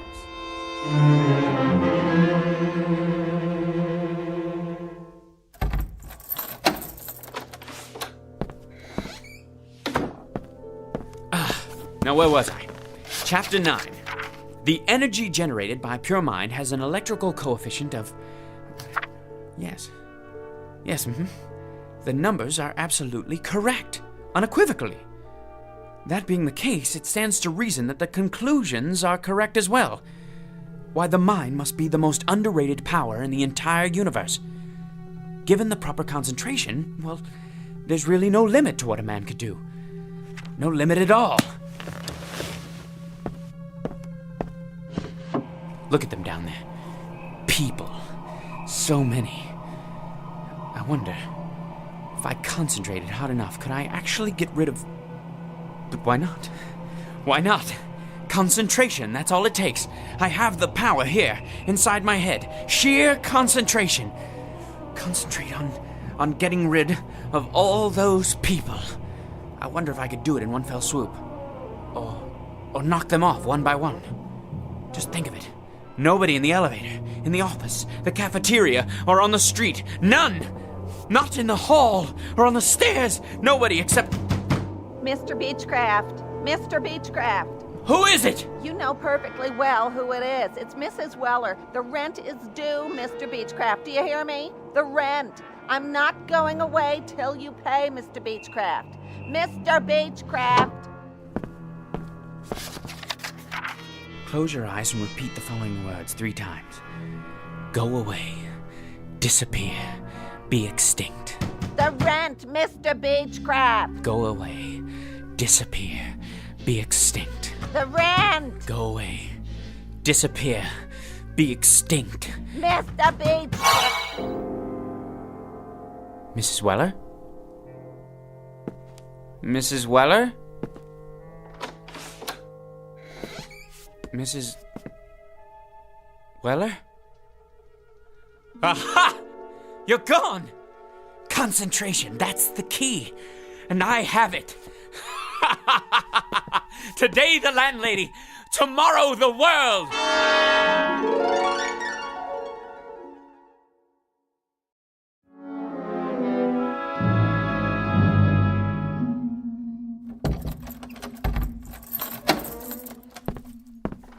Good morning, Beechcraft. Is it? I only meant... I know perfectly well what you meant. Why don't you just keep to yourself and mind your own beeswax? Well, I don't know why I bother, Beechcraft. I was only trying to be a good neighbor. I've tried to be a good neighbor for years, and what good does it do me? Why don't Go you keep away, to yourself from now disappear, on? I'll stay in my be apartment, extinct. and you stay in yours. Go and away, never the twain shall meet, disappear, okay? be That extinct. Suit you because it suits... Aha! I wasn't dreaming. It works. 113, 114, 115, 116. Out of the way, son. Make me. 117. Very well. 118, Go away, disappear, be extinct. Go away, disappear, be extinct. Hey, give me back my ball. I don't have your ball, young man. Then where did it go? Ma! Silence! Ma, the I'm bandit afraid you took leave my me no ball. choice. Go away, disappear, Ma! be He won't give it extinct. back. He won't. And another one bites the dust. Hey, watch it. Out of the way, jerk. I was here first. Let me through, please. I need to catch the 732. Officer, that man cut in front of me. Hey, you! I said you! Surely you're not addressing me. Put a token in like everybody else. I don't have a token. So get one. I don't have time to buy tokens. If I miss my train... Step out of the line. What for? I'm writing you up. You're gonna get a big fat fine for cheating the city out of... But it's only a token. I'll mail it to you. I'll deposit 2 tokens tomorrow morning, but I simply do not have the time. Yeah, I heard it all before. This one may take some doing. What'd you say? Nothing, officer. Concentrate. Go away, disappear, be extinct. Are you cursing me out? Go away, disappear, be extinct. All right, that's it. I'm taking you in for insulting a transit officer. I got a nice pair of bracelets that'll fit you just fine. Go away, disappear, be extinct. You were saying, officer? You were saying? All right, 732, let's get ready to rumble. Beechcraft is coming through.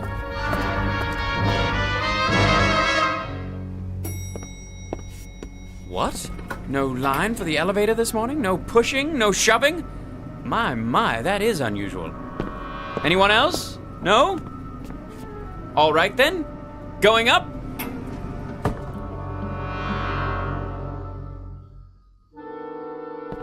Morning, everyone. Laura? Ah, you're not here, are you? Slept in, I presume? Like a great many people. Fine with me. I'll just sit down here and get to work without being rushed. Now, where was I? Oh, yes. Jones Stephen. A rather large export to the UK. I'll just see if everything's in order. At my own pace for once. Yes. Better finish this one before Mr. Rogers gets here. If he ever shows up. Now, let me see. All well and good. A major improvement. Only, when I finish this and the other files, what else is there to do? With no one breathing down my neck, how should one occupy his time? Isn't it time for lunch yet?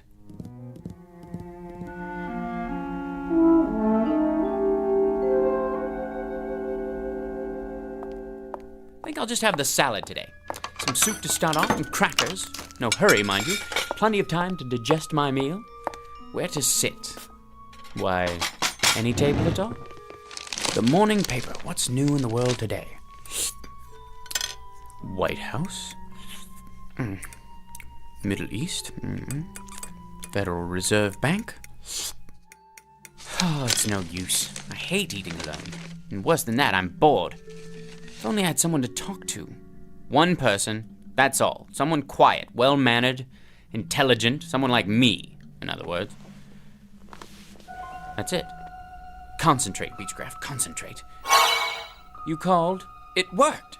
Of course it worked. Don't you have any confidence in yourself? Pleased to meet you. The name's Beechcraft. I know. And your name is? Archibald. Call me Archie. You too. Call me Archie as well, if you like. I like it just fine. How's tricks, Arch, old man? Bit on the slow side this morning. Look here, Arch. This isn't working. Wouldn't you agree? Why not? Let's be frank. Too much of a good thing. Well, I wouldn't say so. But you're thinking it. Let's just say I'm temporarily accessible to suggestions about how to occupy my time. Face it, you're bored to tears. Solitude is one thing, but loneliness is quite another. Loneliness. I despise people, loathe them. And I, Archibald Beechcraft, have done away with them. For good and all, mind you, for good and all. I'm leaving. You haven't finished your lunch. I don't have much of an appetite. Thought about any alternatives? Alternatives to what? To this. It's like an empty movie set in here. I don't even want to think about what it's like outside. Look at yourself. You don't have idea one about how to fill the day. People are bad enough, but inactivity's even worse. You're talking nonsense. I'm content. I'm honestly and truly content. For the first time in my life, I have managed to rid myself of the worst scourge there is. The general populace. So what are you going to do? Splurge and buy a can of tropical fruit punch from the soft drink machine? Will that do it for you? If the truth be known, I would appreciate a little diversion of some kind. Any kind. You mean like a change in the weather? That's it. Perhaps a little unseasonal rain. Or a lot of rain. Let's make it a tropical storm with thunder and lightning. The works. That should shake things up. All I have to do is concentrate. Not that exciting, is it? Maybe we need to add something spectacular. Like an earthquake. You sure you want to do that? Why not? Here goes. You mean there it goes? I can imagine what the office looks like right now. My desk! All your files on the floor. Gonna take some sorting. Enough! No earthquake and no storm either. Forget it! So now what, Arch, old man? I've had it for the day. I'm gonna take the rest of the afternoon off. And do what? Stroll down the street? Take a ride on the subway all by your lonesome? Boy, I'll bet the old apartment building's quiet as a tomb. It's starting to get to you, isn't it? The thing of it is, I don't care much for people, but it's difficult not having anyone. Present company excluded. I guess it's a trade-off. That's the crux of the problem. Frankly, there isn't a breed of human being that I can stomach. Ever think of a Cocker Spaniel? I never cared much for animals either. Most of all, though, I can't stand people. Thanks. Well, except for you, naturally. But that's because you're a higher class of individual. Wait a minute. That's it! That's what? Why didn't I think of it before? People I can stand. That's what I'll do. I'll create people who are just like me. A world full of Archie Beechcrafts. Now that's a thought. You bet your sweet life it is. I'll will it. I'll concentrate, and from now on, everyone will be exactly like me. It's so simple. And when will this new era be ushered in? tomorrow morning, I'll re-people the earth. Nothing but my kind of folks. In fact, why wait? How about right now? 15th floor, everybody off. Look at them, like sardines. Rude, thoughtless people. Worthless, every last one. Nobody has any manners nowadays. Late. Thanks to them. Listen to them. They sound just like me. You're not kidding. Take a gander at their faces. They look like us, too. A rather handsome lot, you must admit. Where are they headed? Back to work, I presume, those who chose not to dine in the cafeteria. A sight for sore eyes, eh, Archie? It certainly is. Now that I've decided to replenish the population in a kinder, gentler mold. This, I gotta see.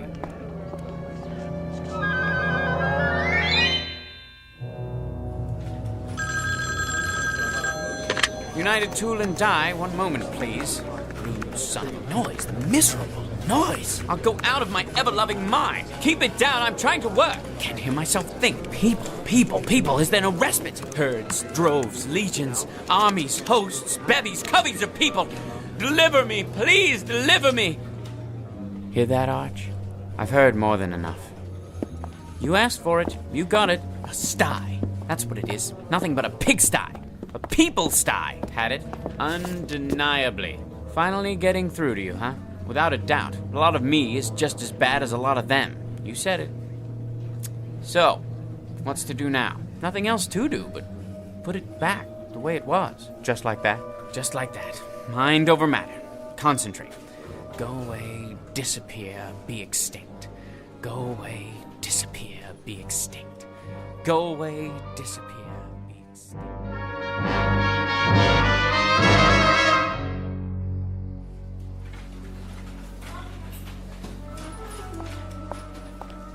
Hello, Mr. Beechcraft. Why, hello, Laura. How nice to see you. What? Oh, nothing. It's just good to have you back. I haven't been anywhere. No, of course not. Hi, Mr. Beechcraft. I got your coffee. Miss Petty, Laura. You didn't have to do that, Henry. Careful now. Oh, Mr. Beechcraft, sir. Please forgive me. You should be more. Forget it, Henry. Nothing serious. It isn't? Not at all. Just another little spill on the old sleeve. I'll take care of it with my handkerchief. Gee, thanks, Mr. Beechcraft, for being so nice about it. Tut-tut, my lad, tut-tut. Something else, Henry? I was just wondering, sir. Yes? That book I gave you? Did you get anything out of it? Not really. Why don't you take it back? You sure? Frankly, it's a lot of pap. Interesting, but totally unbelievable. And now, if you'll excuse me, I think I'll get back to work.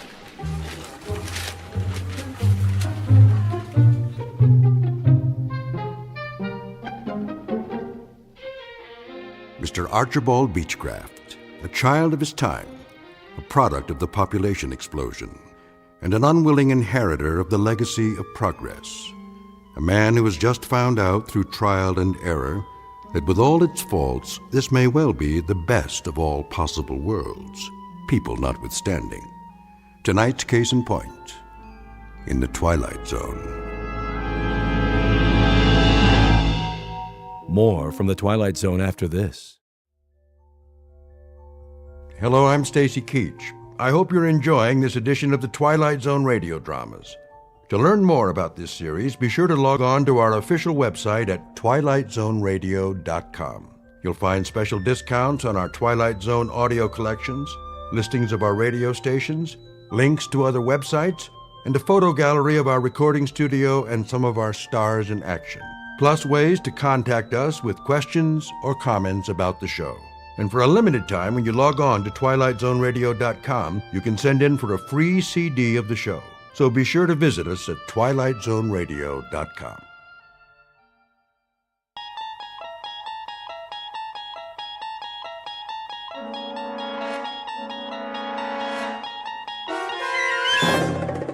You unlock this door with the key of imagination.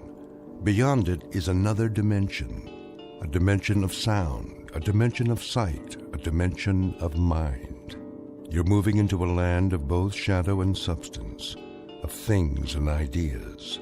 You've just crossed over into the Twilight Zone.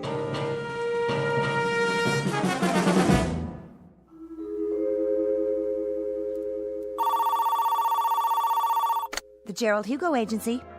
Mr. Hugo's in a meeting. May I take a message? The Gerald Hugo Agency. No, he's still in a meeting. Yes, the same writer. Please hold. Now get this, Mr. Hugo. If this one ain't surefire, I'll cut off both my hands. You ready? Champion of the world. Robert Redford, maybe. Harrison Ford. You want to make him younger? I give you Adam Sandler. I appreciate it. So, he's champion of the world. But he promised his girl he'll never fight again. He made a vow. You know, Mr. Hugo, like a promise. Real solemn. Here are the network contracts, Mr. Hugo. Thank you. But now, here comes the rub. Get this. The champion's kid brother has like this incurable disease that can't be cured, and he needs an operation like yesterday. Mm-hmm. Yeah, and the doctor comes to the fighter and he says, "Hey, man, you want like your kid brother should live or what?" I mean, that's the conflict. Don't you think it's a kick right in the head? I do feel a dull ache. Here's this prize fighter who made this vow to the girl, and the newspaper guys start in on him, see? But I mean with the needle. Spider is a cheese champion. Who's Spider? The fighter. And now, here comes the meat. He promised his girl, but when he tells her he's gonna fight, she starts palpitating, and she calls him a filthy, rotten, dirty... Line 1, Mr. Hugo. Excuse me, Julius. See, the beauty of the story is that you can dress it up any way you want. Maybe he ain't a prize fighter. Maybe he's a cowboy, and he promised his girl he'd never shoot a gun again, and it's her kid brother that's got the disease. What's the matter? Don't that grab you? Why don't you go downstairs and cross the street on a red light? How about science fiction? There's this rocket man who promises his girl he'll never go up in a spaceship. Julius, you've been here all morning. I'll give you this. I've been an agent for 23 years, and I've never heard so many variations of the same story. Now, would you mind going home? I've got a big deal cooking here. A big deal? You doll baby, you were saving it for a surprise, weren't you? It's a sale, ain't it? The zombie story. I knew the minute I wrote it, that thing was surefire. Listen to this, honey. It's fantastic. This dame marries a guy who walks around on his heels all the time. She thinks he's punchy, but it turns out he's dead. All the time they're married, she don't know it. Julius, let me put it to you this way. American Zombie didn't sell. The love story where the lady scientist falls for a robot, that didn't sell. Naked Weapons about a gang of topless ninjas, that didn't sell. They laughed me right out of the office. So I put it to you, Julius. Why do you persist? Why don't you go back to doing what you did before? Streetcar conductor, Mr. Hugo, there ain't no more streetcars. And besides, I get motion sickness. Let me put it to you another way. Number 1, you will never make a writer. Number 2, you'll starve to death if you try. And number 3, you're wasting my time, the producer's time, and everybody's time. Helen, phone up Jerry Bradshaw at Paramount. Tell him I've got a series proposal to show him. That's it, a TV series. Oh, Mr. Hugo, don't you get it? This is an absolute bolt from heaven. I got so many television series ideas, I can't sleep at night. Boy meets girl. Every week, we get a different boy and a different girl. Julius. Oh, how about a quiz show? Pick your own embalmer, we'll call it. You make this deal with the contestant that when he kicks off... Julius, what do I have to say to get you out of here? Give me a chance. It's all I ask. Let me write a pilot script. Julius, my boy, I'm not a hard man. The television industry today is looking for talent, and the writer is a major commodity. But for me, to try to sell you to a network is like trying to con the Queen of England into buying a salami. But I could give it a whirl, couldn't I? What's the series about? Maybe it's right up my alley. That's the point. This particular series and you go together like the black and tan at an IRA picnic. It happens to be based on black magic, conjuring, that kind of thing. Now, what do you know about black magic? What do I know about it? What do I know? You ask me, Julius Mulber, what he knows about black magic. I could research it. Julius, let me get back to work now. What about the series, Mr. Hugo? My career is on the line. Give me till next Wednesday. Make it Tuesday in a pinch. All right, Julius, you latch onto a couple of books, knock out a rough outline, and let me have it by 4 o'clock Monday. I'll submit it for you. Why, I don't know, but I will. Mr. Hugo, you're not gonna live to regret it, and I mean that from the cockles of my heart. You're absolutely dead right, Julius, and I mean that from the cockles of my heart. You've just witnessed opportunity, if not knocking, at least scratching plaintively on a closed door. Mr. Julius Moomer, a would-be writer who, if talent came 25 cents a pound, would be worth less than car fare.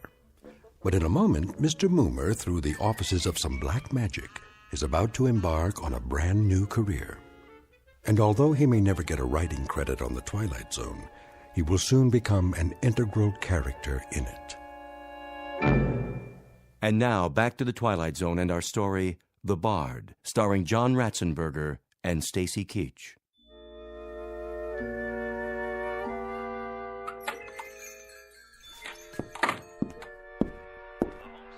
Hello? Anybody here? Yes. Hey, what are you listening to? The ball game. Oh, this is the Minor Arcana bookstore, right? Sure is. What'll it be? I have a special price on first edition Keats. Okay, show me a keep.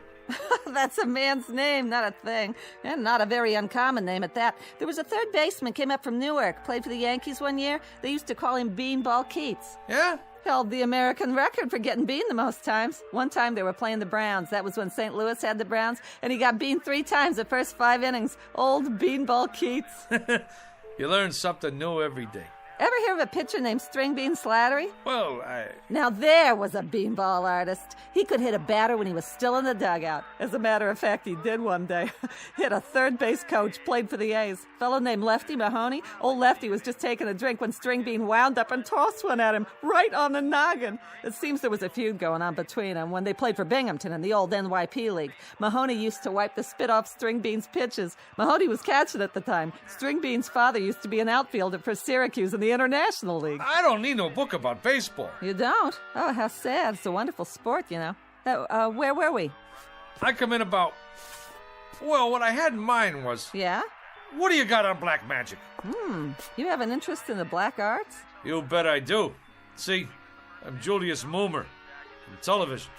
Oh, I'm Sadie Polodny from Newark. I'm afraid I don't have very much on black magic. I have a great deal of information on the Black Sox, however. You probably know they threw the series that year. Terrible thing. Very discrediting to the game. And they could have taken the series 4 in a row, too. That's where that expression, say it ain't so, Joe, comes from.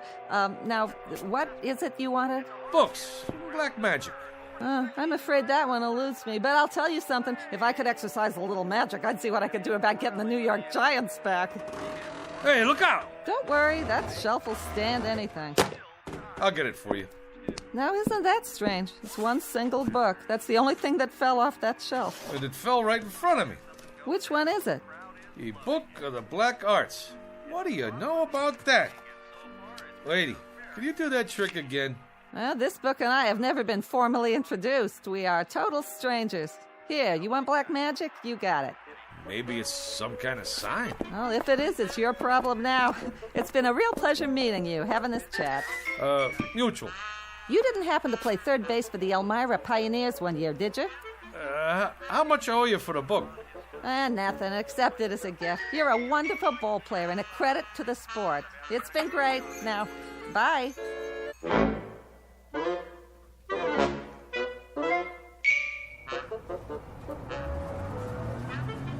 Make the sign of the pentagram and repeat 3 times. Let's see if I got this right here. In the name of the Prince of Darkness and the Black Sabbath, Beelzebub, Beetlejuice, Asmodeus of Astrogoth, Ozzy of Osborne. I can't say all that. Zaza zoom, ba ba boom, ipsy dipsy, ba ba boom. Hey, none of that on this bus. What? All right, buddy. This here is public transportation, and there's rules. Do you mean me, driver? Yeah, you. I don't need no crazies on my bus. But I was only... Out. Hey, you don't have to throw my book. It's a very valuable tome there. I never touched it. It got off with you. But I left it on the back seat there. Get out of here. Oh, what do you know? Just like a puppy dog that follows you around. Looks like this little book in me. We got a thing going on.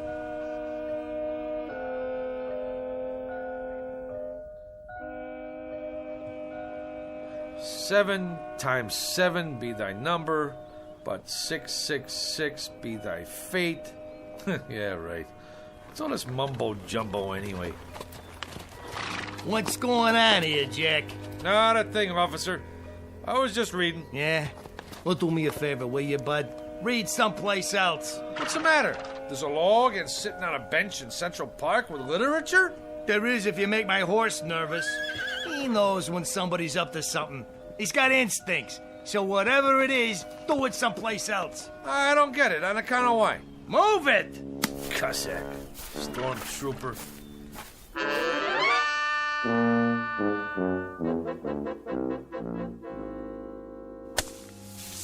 There.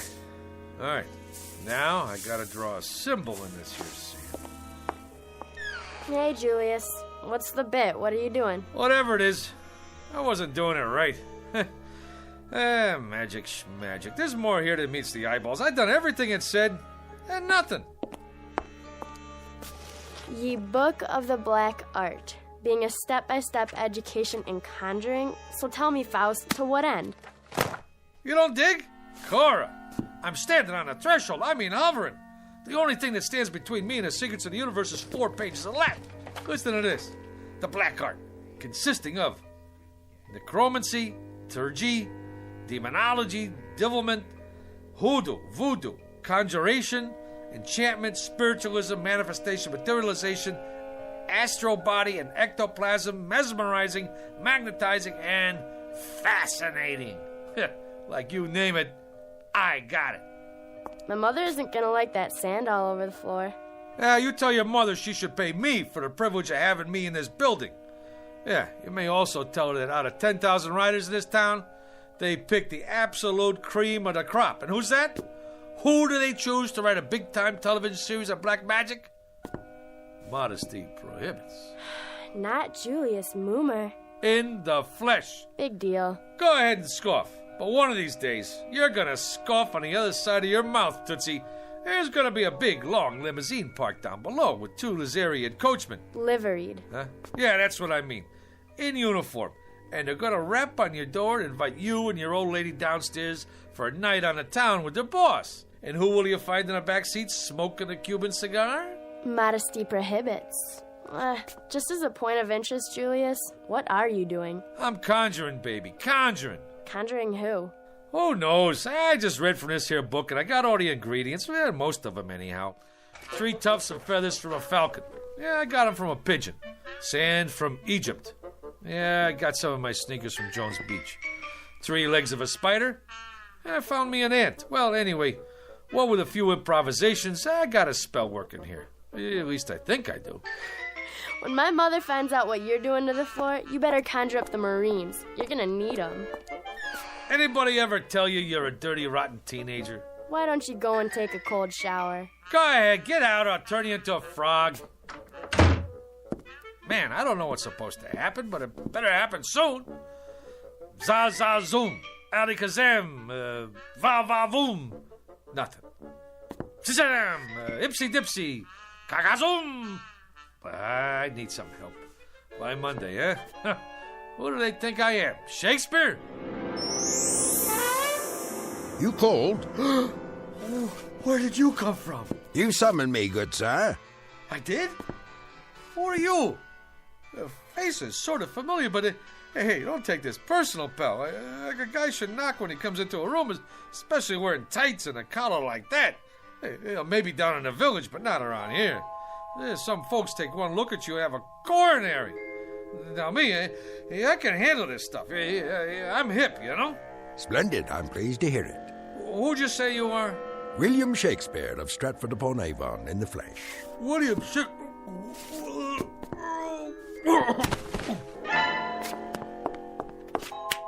Good sir, I await your pleasure.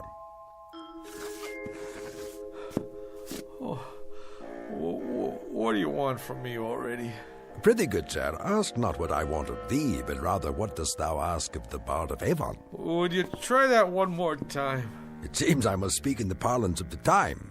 Your time. I simply said, good sir, it was you who conjured me up, and I'm at your service. What would you ask of me? On the level, Pops. You mean to say you're the Shakespeare? Man, you've been dead 1,000 years. 'Tis true, of course, but death be not proud. You required a service of me, hence I am at your disposal. Well, He speaks, yet he says nothing. Romeo and Juliet, Act 2, Scene 2. Quaint surroundings, decidedly so, if squalid. And this, an ancient printing device, perhaps? Yeah, that's my Underwood typewriter. I inherited from my old man. He used to write letters on it. You would ask me to compose a sonnet, perchance, a play? You have but to ask, Mr. Moomer, is it? You mean you can knock me out a couple of pieces? Good sir, you have but to ask. What nature of authorship would you require? Oh, I got me an idea, Will. You don't mind me calling you Will, do you? What's in a name?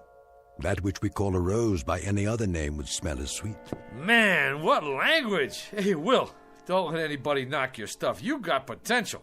But here's what we'll do.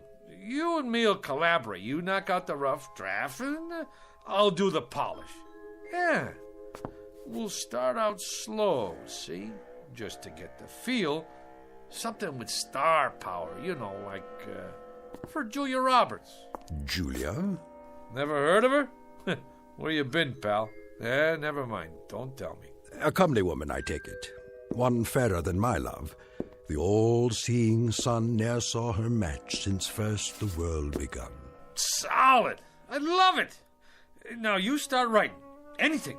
Maybe a twist on the old Romeo and Juliet thing. You know, like West Side Story. Oh, swear not by the moon, that crazy, crazy moon. Take it, booby. Right. If you don't object, I prefer my own writing instrument. A feather, huh? A quill pen, actually. Will, baby, I don't care if you write with your feet. Go, man, go. Create. I'll just make us some coffee. Gilbert and Sullivan, Rimsky and Korsakov, Lennon and McCartney, Moomer and Shakespeare. I like it.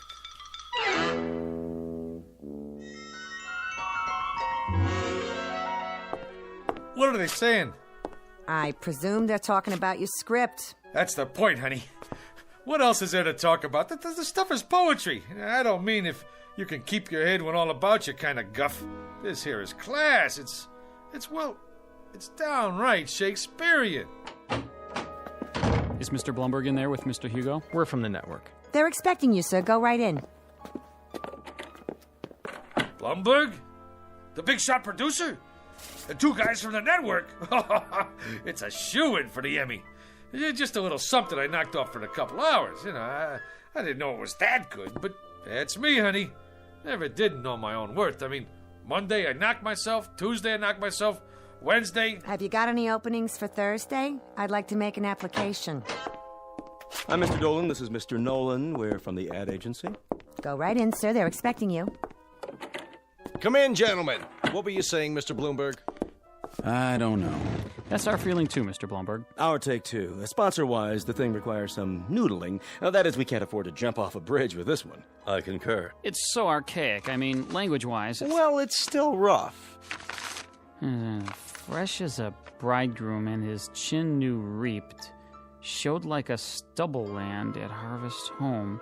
He was perfumed like a milliner, and twixt his finger and his thumb he held a pouncet box, which ever in and on he gave his nose and took it away again. Well, you gotta say this for it. It has imagery. Right, Mr. Blumberg. Imagery it has.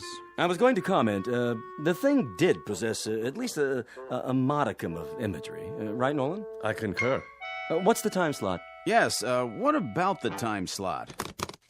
Thursday, 10 to 11. And what's the lead-in? The Indefatigables. Solid show. The private eye with insomnia never sleeps. Ratings-wise, it's a solid smash. May I? Please.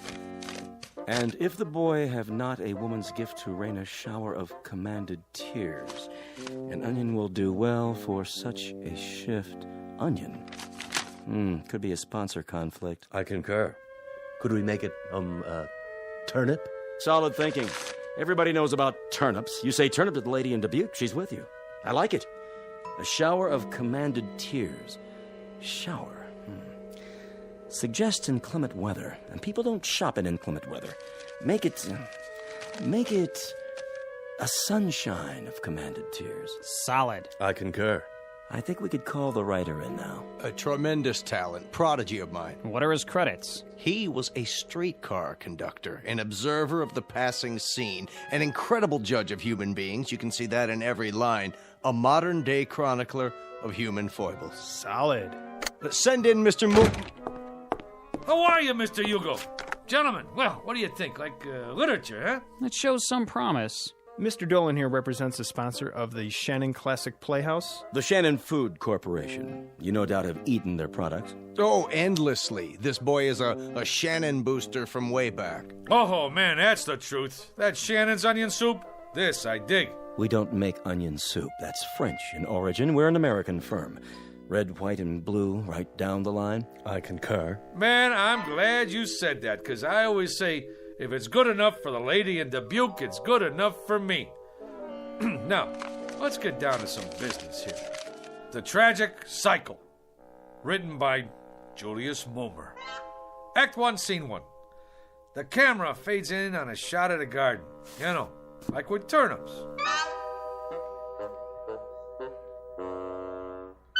The whole thing about writing is to stay in there and keep punching. It's like Keith said one time.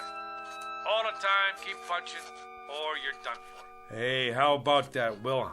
Taped this show last night. You like it? Verily, a most impressive performance. Ain't that the truth? Ladies and gentlemen, welcome to this week's interview. Our guest tonight, Mr. Julius Mulmer, that rising young author whose tragic cycle will be seen next week on this network's Shannon Classic Playhouse. Mr. Mulmer, I'm told you've been writing for some time. You've come a long way. Yeah, it's like progress. Wasn't one of your early works in the horror genre a story about a zombie? Yeah, how about that?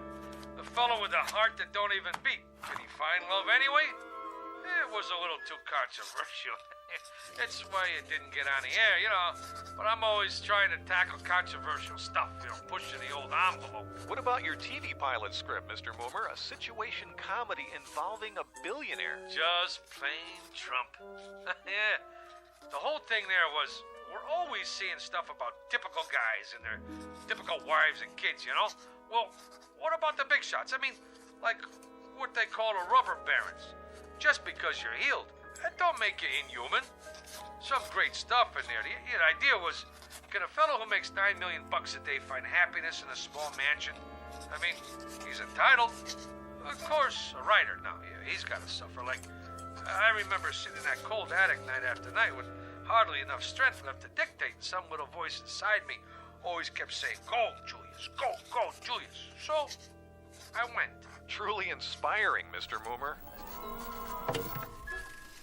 That kind of got me. Right here. I, too, felt a twinge of a sort. I believe I've finished this last sequence, Mr. Mulmer. Yeah? Let me see. Uh-huh. You know something, Will? You got a real thing with words. It comes from working in an attic, Mr. Mulmer. A little voice deep inside me keeps saying, go, William, go. I like that. Anyway, can't you just see it? The Shannon Food Corporation, ta-da, presents The Tragic Cycle, written by, ta-da, Julius Mulmer, from an original story by Julius Mulmer. Additional dialogue by Julius Mulmer. Lucky I'm so modest. A thing like this could go to a guy's head. They're already talking another miniseries, movie contracts even. Maybe a Broadway musical. Well, you don't look so good. Like a strutting player whose conceit lies in his hamstring. That's from Troilus and Cressida, Act 1, Scene 3. In short, Mr. Mulmer, you have not been prone to extend credit where it is due. At no time, for example, have I heard the name Shakespeare, or for that matter, any suggestion of collaboration on our play. Well, baby, we gotta play this one by ear. I tell them a guy named Shakespeare helped me write this, they'd stick me in a straitjacket. Be that as it may, the point is, Mr. Moomer, I have finished my task. I will now take my leave. What, are you out of your mind? This whole thing is coming out velvet. You want to creep back in some crypt and get forgotten? Come on, man, you're big time now. I'm making you a household word all over again. With all due modesty, would the name of William Shakespeare have survived the test of time without the support of Julius Moomer? Yeah, but fame flits. Who remembers yesterday's champions? Sure, Root hit a lot of home runs, but who asked him for his autograph now? Nobody. Nijinsky, that's pretty good, but who remembers her last movie? You did some right, but out of sight, out of mind. Shakespeare's dead, long live Mickey Spillane. Get me? My good man. You can't desert the ship. Now, what are people gonna say? That Fink who didn't have no gratitude? We got projects to do. Go out to Hollywood. Hey, the babes go crazy for guys with beards. I shall ponder it, Mr. Moomer. Till when? Till the morrow. To date, you have not seen fit to invite me to any rehearsals. Tomorrow I shall survey the actors performing in it, and if justice is done to what I have wrought, perhaps I shall remain for a time longer. Now you're talking. Now I shall take a walk.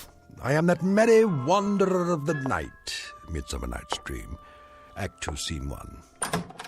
To be or not to be, Mr. Moomer, that is the question. Oh, wait a minute. Rehearsal? How can he go to the rehearsal? Will, do me a favor, please. Don't rock the boat.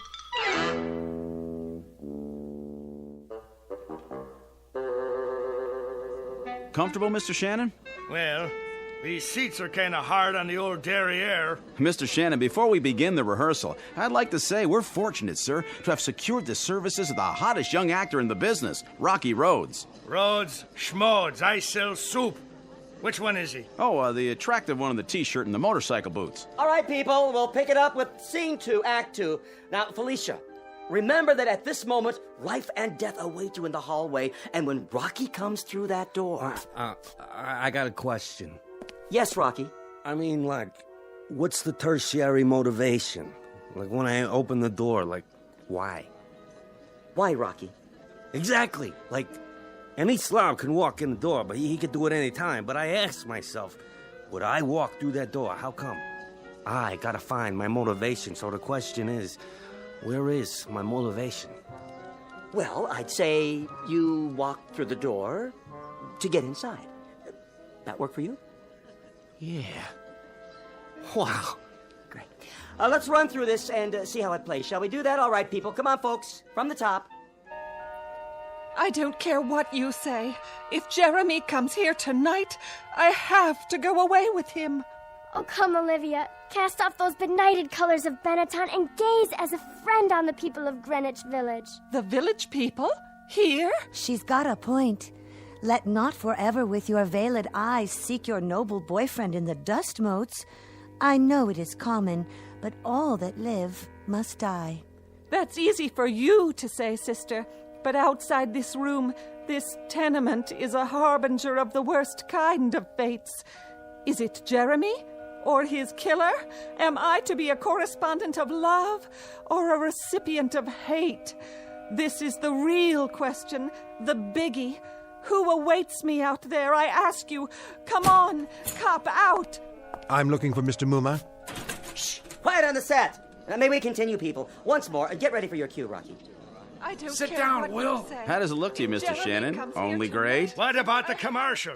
Where does that come in? Right after the opening teaser. Are they gonna put a spotlight on the soup? Well, that comes in the first commercial. I know when that comes in, but I want to make sure you see the label.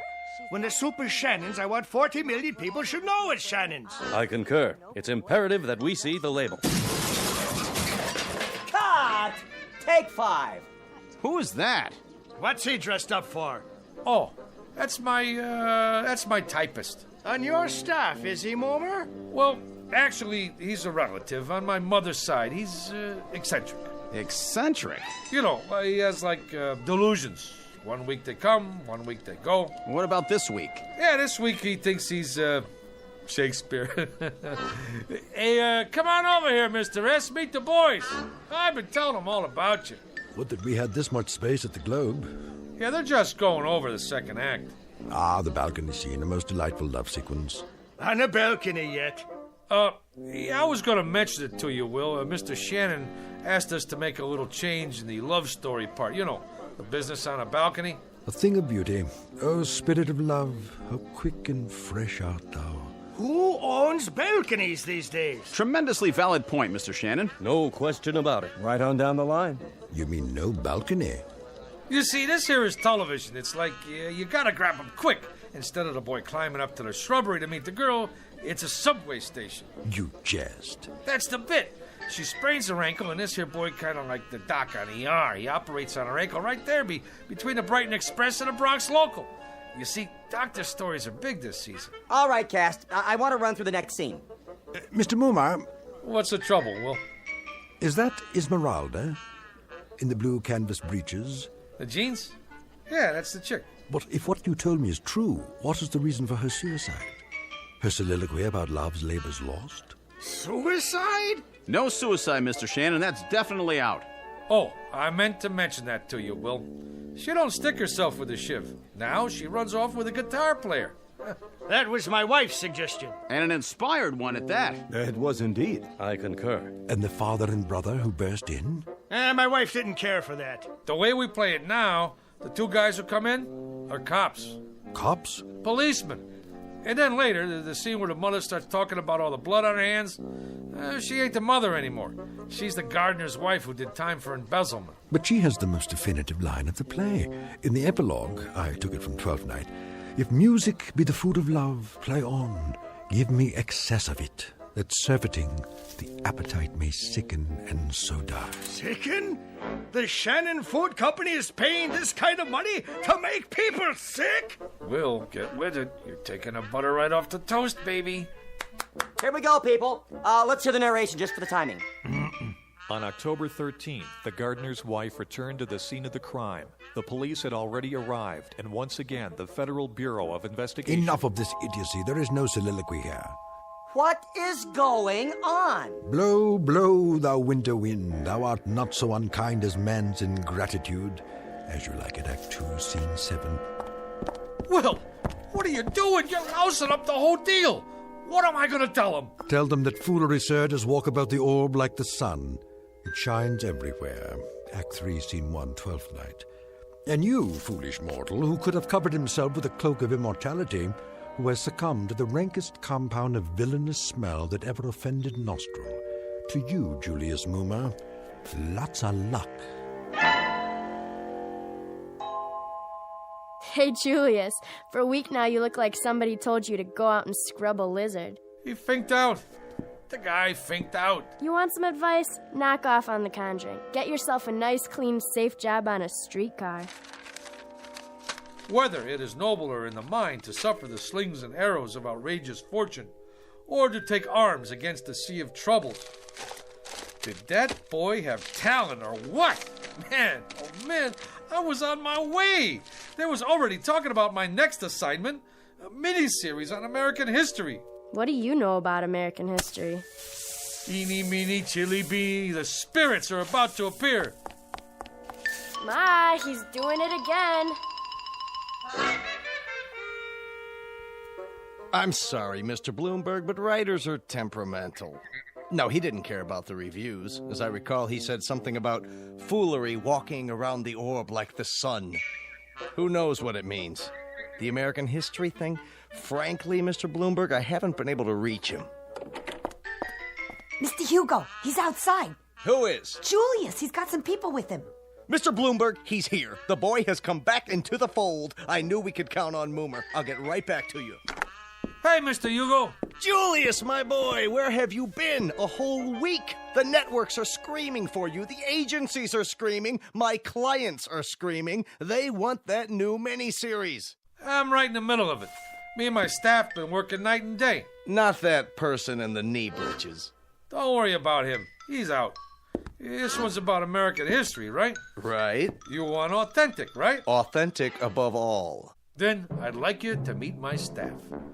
Send them in, will you? General Robert E. Lee, General Ulysses S. Grant, George Washington, Abe Lincoln, And the little lady here is Pocahontas, in the flesh.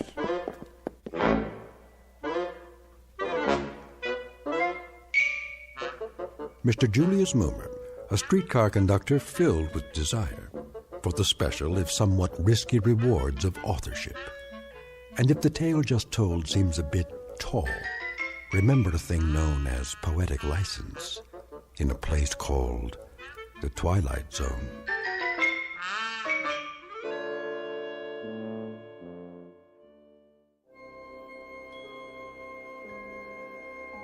Hi, this is Carl Amari, producer of the Twilight Zone radio dramas. I'd like to take a moment to tell you about our official website at twilightzoneradio.com, where you'll get the latest news and information on these Twilight Zone radio dramas. Plus, at twilightzoneradio.com, you can digitally download 3 free episodes or any of our episodes for only $1.95 each. In this age of ever-changing technology, we've decided to make these episodes instantly available to you by making the Twilight Zone radio dramas a digital download-only series. This means that this series will no longer be offered on CD. The CD collections at our website are now being offered while supplies last at buy one, get one free. So be sure to get your favorites before they're sold out. Be sure to visit us often, and I'll see you in the zone.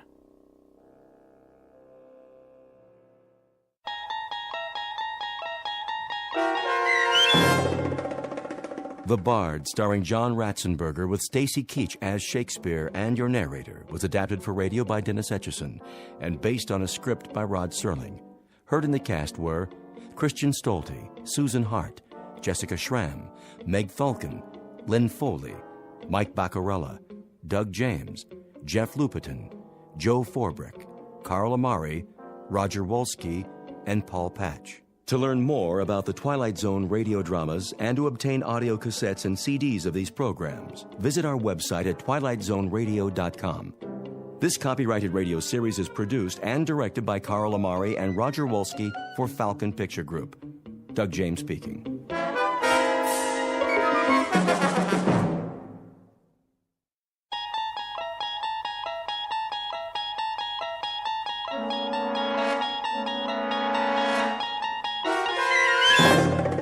You unlock this door with the key of imagination.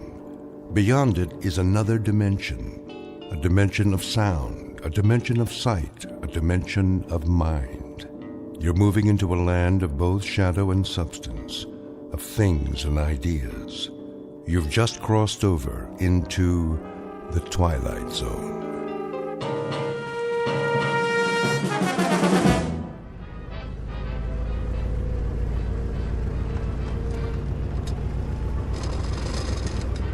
That looks like a good one. Does it? Well, it's hard to tell from here. And good as any, I guess. Ralph Wiggins Auto Wigwam. Doesn't sound like an Indian name. No, wait. What's the matter? There's another dealer down the block. Honey, I don't know if we can make it. Or the one across the street. Look, Hennicut's Cut Rate Car Sales. I think I've heard of him. I haven't. We don't have much choice. This clutch is about to go. Turn in here, at the driveway. See it? Where? Past the billboard with the lights. Just in time. At least they're all on the same block. If we don't see what we want, we can walk to the next dealer. Sure, honey. Looks like this one's got a lot of cars, though. They're not very new. That's all right. Dollar for dollar, the best buy is always a used car. Is that what they say? That they do, young lady. That they do. Hello. Howdy. Beautiful night, huh? Not too warm, not too cold. Out for a drive, were you? Saw my sign and couldn't resist, am I right? We're just looking. Sure you are. I understand perfectly. A young couple like yourselves. Just get married, did you? It's been 3 months, 6 days, and 5 hours. I knew it. How could you tell? Does it show? Like a halo, little lady, around both your heads. Why, I can always spot newlyweds when you've been in the business as long as I have. Look all you want. You're entitled. Just don't take too long. I'll be closing up in a while. Of course, that ought to be more than enough time. Mr. Henniker. Yeah? Excuse me a minute. Another one of my satisfied customers. How do you start this thing? Give it another try. Are you sure this is the right key? Sure, I'm sure. Engine's clean, just gave it a tune-up. No extra charge. Something's wrong with it. No. Needs a little breaking in is all. New points and everything. There you go, Mr. Nolan. You got yourself a great deal. A honey from Hennicut. Drive it in good health.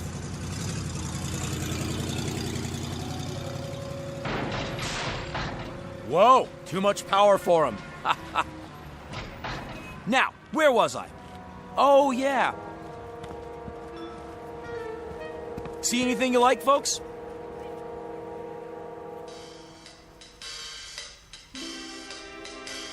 This, as the banner over his lot proclaims, is Mr. Harvey Hennicut, an expert on commerce and con jobs. A brash, bright, and larceny-loaded wheeler-dealer who, when the good Lord passed out consciences, must have gone for a beer and missed his.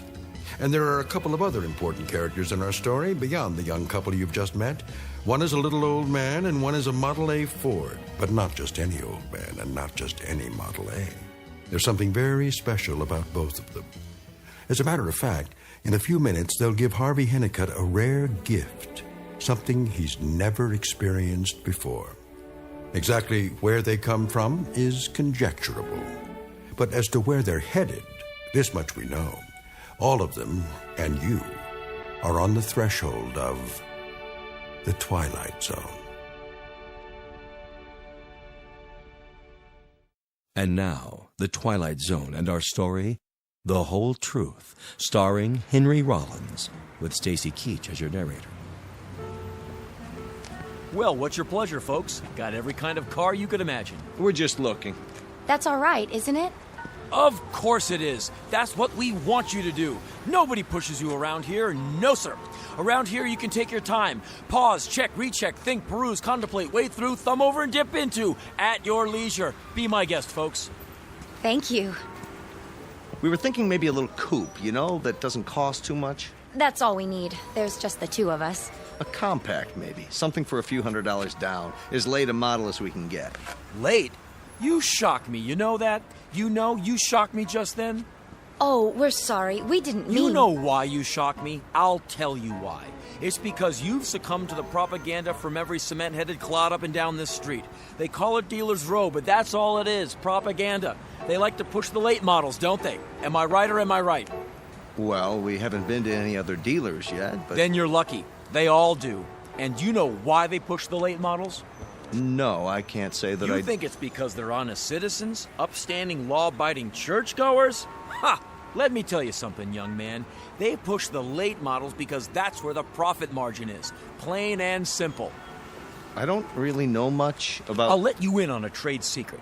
They'll cram those new babies down your gullet because they'd rather make a buck than a friend. Repeat customers, they don't know the concept, but that's what keeps a business going. A year, 2 years, 5 years down the road, friends are what counts. But these new car dealers, they'd rather fill their wallets with cash than fill their hearts with the fellowship of man, or woman, as the case may be. You understand what I'm getting at? I can see it in your eyes. You're bright young people. We were just looking for transportation. We figured that the newer the car... New? Ha! That's where you're completely wrong, where you've suddenly gone amiss. That's the fork in the road and it's headed you straight up a blind alley. You don't want a late model car, one of those new jobs. Oh, no. We don't? Not one of those rinky-dink jobs slapped together on an assembly line, covered with chintzy chrome and plastic or whatever they use now. Crazy designs, idiotic names, and no more workmanship than you can stick in a thimble. No. I'll tell you what you want. You want the craftsmanship that comes with age, the dependability of proven performance, the dignity of traditional engineering, the maturity. Well, this is what you've been looking for. Take a gander. It'll get you where you want to go, and it'll get you back home. You have my word on it. And just for a few dollars more, you can have that guarantee in writing. This one? But isn't it a little... too old? Not at all. It's a classic. Kick the tires, put your foot up on the bumper. Go on, you can't hurt it. Oh! What happened? My mechanic, he just put a new grill on the front, so it'll look absolutely perfect. You can do that, anytime. All parts interchangeable. He was just about to torque down the connecting bolt, but he must have gone to get a different wrench. If you're gonna do a job, do it right, I always say. Maybe we should let him finish. Not to worry. Did you know that the original prototype of this car was a Mark II tank? Really? Oh, yeah. When you get on the freeway with this baby, everybody else, get out of the way.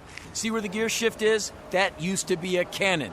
Now, why don't we sit down somewhere and talk turkey? My office is a good place, nice and private. I don't know. Well, I do, because this is the one you want, and this is the one you're gonna get. I'll bend over backwards to make you a deal. When you drive it off this lot, you're gonna feel so... Come on, honey. Huh? Where are you going? Well, if we could... maybe if we could look it over first and then see what else you've got. What else? Don't you know a good thing when you see it? This one will be gone by the time I close up tonight. Bargains don't last long on this lot. Here, check it over from the inside out. That's all right. No, I insist. Be my guest. Go on, slide in the front seat. Get the feel of it. Relish the luxury. Class like this doesn't come along every day. Hello? Be right with you, Grandpa. Come on, young fella. See how they built cars back when they knew how to build them. Well, if you say so. Come on. You too, madam. Here, have a seat. Just slip right in. There we go.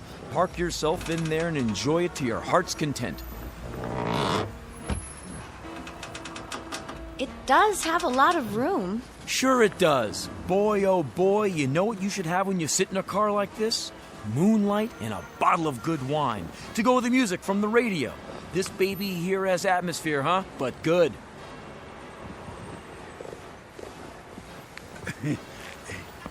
Are you Mr. Hennicutt? Yeah! Relax a minute. Feel the magic. I'll be right back. How do you do? Well, that depends, Gramps. What do you have in mind? I wanted to bring you my car. So I see. Where'd you get it? Out of a museum? It's a genuine Model A, original factory stock. If you came here to park it, I'll charge you a nominal rate, but if you're here to sell it, you'll have to give me a minute so I can have a little laugh. Ha ha ha! There, I got that out of my system. I'll give you $50 for it. Any junk man, he'll give you 45 tops just to haul it away. The Smithsonian might beat that by $1 or $2, but don't hold your breath. The parts alone are worth more than that. It's a collector's item. Well, then you better take it to a swap meet. I only deal in cars I can move. If you're thinking about a trade-in, forget it. This here's what you call a white elephant. No, I wasn't thinking of buying another car. I thought you might need it. For what? It's a wonderful old car. Been in my family for years. They built them better in those days, I think. Ah, Granddad, that's the line everyone falls for. The old rhubarb, the saw, the turkey that everybody and his brother's trying to pull on the open market. Cars were built better in the old days. Ha! In your dreams. You don't believe that? Let me tell you something. 10 years ago, even 10 years, they didn't know how to build cars. Not like they have today. It's the new cars that sell. It's the new cars that run. It's the new cars that combine the genius of mind muscle in the assembly line. Modern factories, better technology. Look at this thing. Heavy old sheet metal, painted black. It's great if you're going to a funeral. I see. But I tell you what I'm gonna do. Just because I like your face reminds me of my own grandfather, rest his soul. A man of dignity, down through his declining years until he died. Rescuing a capsized boatload of people on the East River. Is that right? So, I can see my way clear to give you a 60 for it. I'll probably have to tear it down and sell it wheel by wheel, bolt by bolt to an antique dealer, or the first itinerant junk man who comes around, but you caught me in a good mood. 60 I can go, not a penny more. $60 cash? That's the offer. Take it or leave it. And I kinda need the money, but couldn't you make it 70? You try my patience, old friend, to the max. What does that mean? That means 60 is going, almost gone. No, please.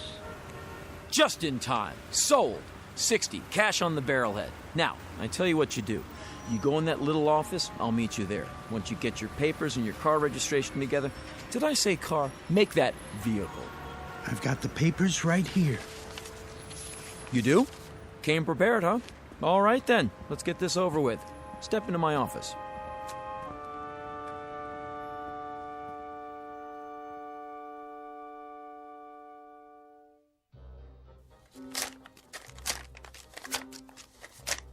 $50, $55, $60. There. Did you sign the bill of sale?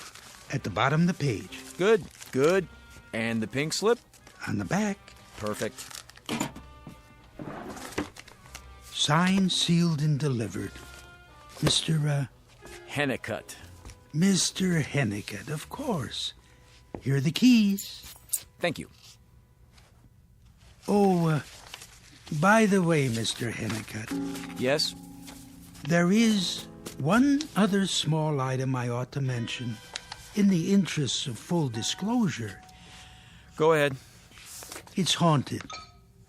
Haunted? You don't say. Oh, yes. Without a doubt. The car is quite haunted.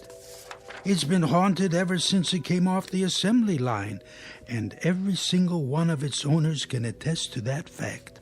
Well, now, I don't suppose you'd mind telling me how it's haunted. Oh, you'll find out soon enough. I will, huh? Did you sign the back of this form? Yes. Right. Or how can I unhaunt it? Wouldn't want to miss a thing like that. There's only one way. And that is? You'll have to sell the car. Oh, sure. I think I can remember that. Well, Mr. Hennicutt, it's been a real pleasure doing business with you. Likewise. Watch your step going out. I think you may find that you have actually gotten the best of the bargain at that. My aged friend, you do me an incredible injustice. Our little transaction, haunted or otherwise, was my charity case for the day. You dwell on that, will you? Dwell on it. No, Mr. Hennicutt. You dwell on it. And I rather think you will.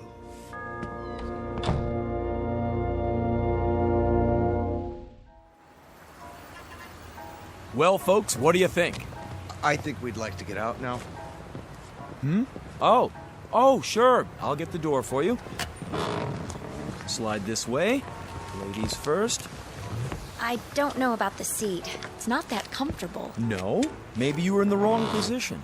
I know you young folks like to snuggle up right next to each other, but the way you've got those bucket seats, of course you could adjust them, slide them any which way. How's the engine? The engine? Runs okay, does it? Oh, it runs. Definitely. Starts right up. How much is it? How much? With the down payment. Minus the trade-in, of course. You do take trade-ins, don't you? Sure. Sure I do. Take anything I can get, hose it off, polish it up, and turn it right around. If it's too far gone, I wholesale it to this guy in New Jersey. What he does after that is none of my business. What? I mean, well, you understand. After that, it's not my worry. Of course, I cherry pick them first. If some little old lady had it locked up in her garage, then it's worth more than Blue Book. Naturally, I don't tell her that. I beg your pardon? What am I saying? Sorry, lost track for a minute there. You got a trade-in, do you? Oh, yes.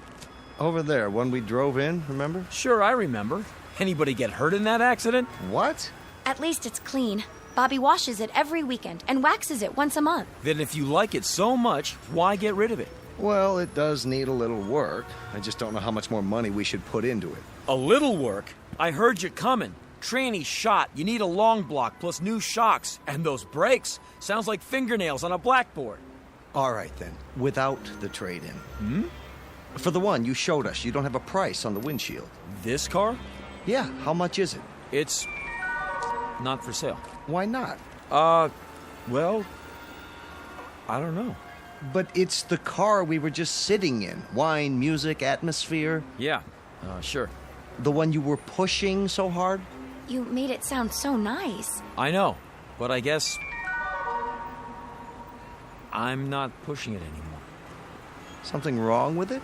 Are you kidding? It's a wreck, a rum-dum. But a minute ago you said... I know what I said, but it hasn't got any points. It hasn't got any rings. It hasn't got any plugs. It eats gas like it owns every oil well in Texas. Just joking, folks. Don't know why I said that. But the tires. Now, the tires are... completely shot. Re-grooved and painted black to look new. Plus the chassis bent. Got rolled so bad we had to weld the frame together from 3 junkers. So, could that cause a problem? I'll handle this, honey. All we want is something to get us around. Oh, it'll get you around. It'll get you around half a block and then it'll stop cold. You'll have to tow it in and the repairs will cost you double what you paid for it. It'll get to be a regular habit every 3rd Thursday of the month. Well, in that case, what else have you got? What else? Oh, well... You must have something in our price range. Well, to tell you the truth, I haven't got anything worth the time it would take to show you. Say, what kind of place is this? Just what it looks like. Everything in this lot should be condemned. I got more lemons per square foot than a fruit grower in Salinas. Listen, kids, take my advice. What you ought to do is, you ought to hit one of the honest dealers. Somebody who'll stand behind his product. And remember, you get what you pay for. Find something you really like and make an offer. Start with 20% off the sticker price and don't drop below 10. Just don't come around here anymore for your own good. Okay, buddy, we'll do that. Come on, honey. What am I doing? Hey! Yes? If you really want to make a good deal... Let's walk over to Ralph Wiggins and see what he's got. Good idea. You mind if we leave our car here for a while? Why would I mind? I got about as much business tonight as a dentist in a graveyard. What in the... I don't know what got into me.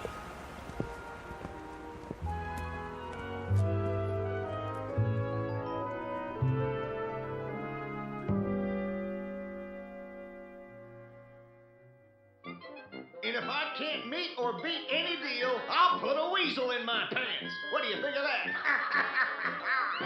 And now back to our feature, Wagons Ho, starring Fess Parker, Dan Blocker, Jonathan Harker, Chris Marker, and Iron Eyes Cody. Hey, boss.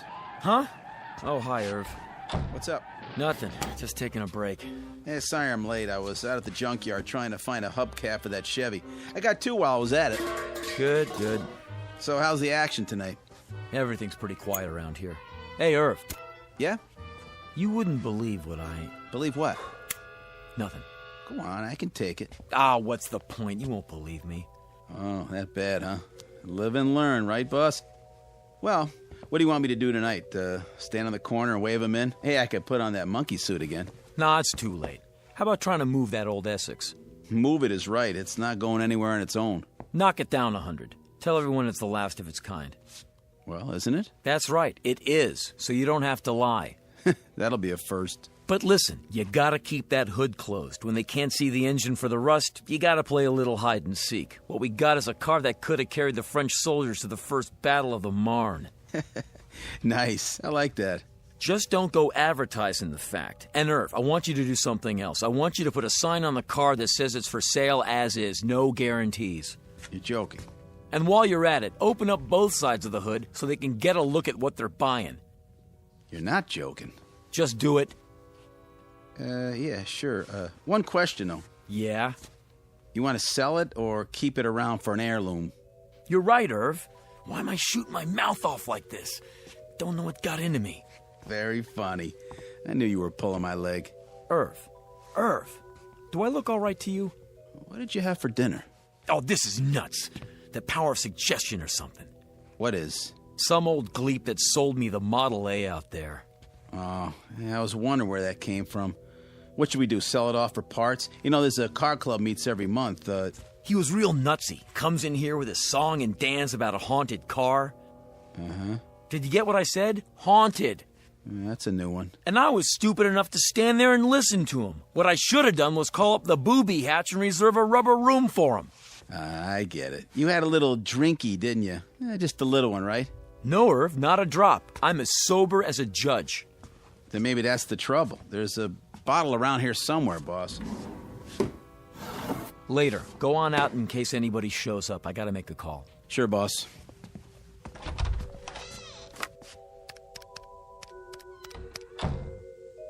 Is that you, honey? Yeah, it's me. You're ever loving. Say, baby, about tonight. I'm gonna be a little late.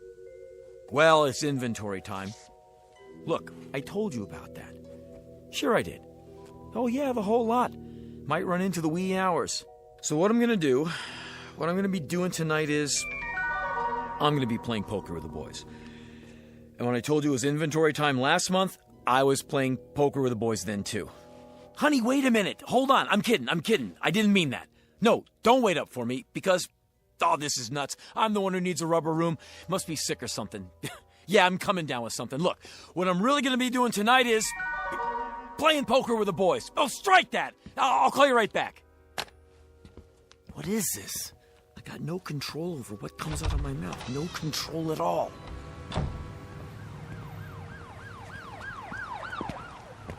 I was just gonna lock up the side gate. Good. You do that, Irv. Hey, boss, what's the matter? I mean, you don't look so good. Irv, I'm in the midst of a calamity. The old gleep I was telling you about, the one who said the Model A was haunted? Yeah? He was right. Whoever owns that car has to tell the truth. Irv, you dig what I'm saying? You ever hear of anything more ghastly? Me, Harvey Hennicutt. From now on, as long as I own that car, I don't have a choice. I have to tell the truth, the whole truth, and nothing but.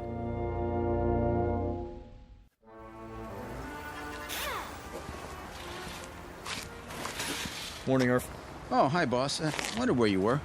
So I went ahead and opened up. Thanks. Thought I'd put that hubcap on the Chevy. It's not a perfect fit, though. Rim must be bent. Hey, I gotta jack it up and take the weight off. Be my guest. Something wrong? I gotta clean up.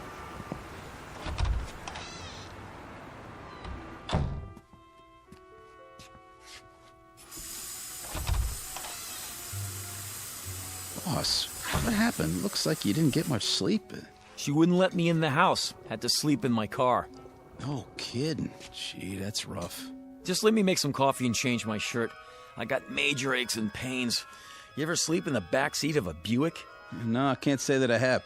Oh, boss, you got a message. Tell her I'm moving in with a friend for a while. That'll teach her.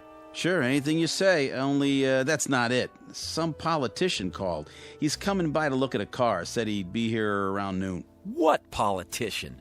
I wrote it down. Here, Grimmy or Grimby or something. Grimbley? Yeah, that's it. He's coming here to get a car from me? Yeah, pretty neat, huh? Play your cards right and you can make a bundle. Oh, boy. Tell me which ones and I'll polish them up. Now, that's what I call bad timing. Why? We got a couple of hours. Sure we do. Something tells me this is going to be the hardest sale I ever made.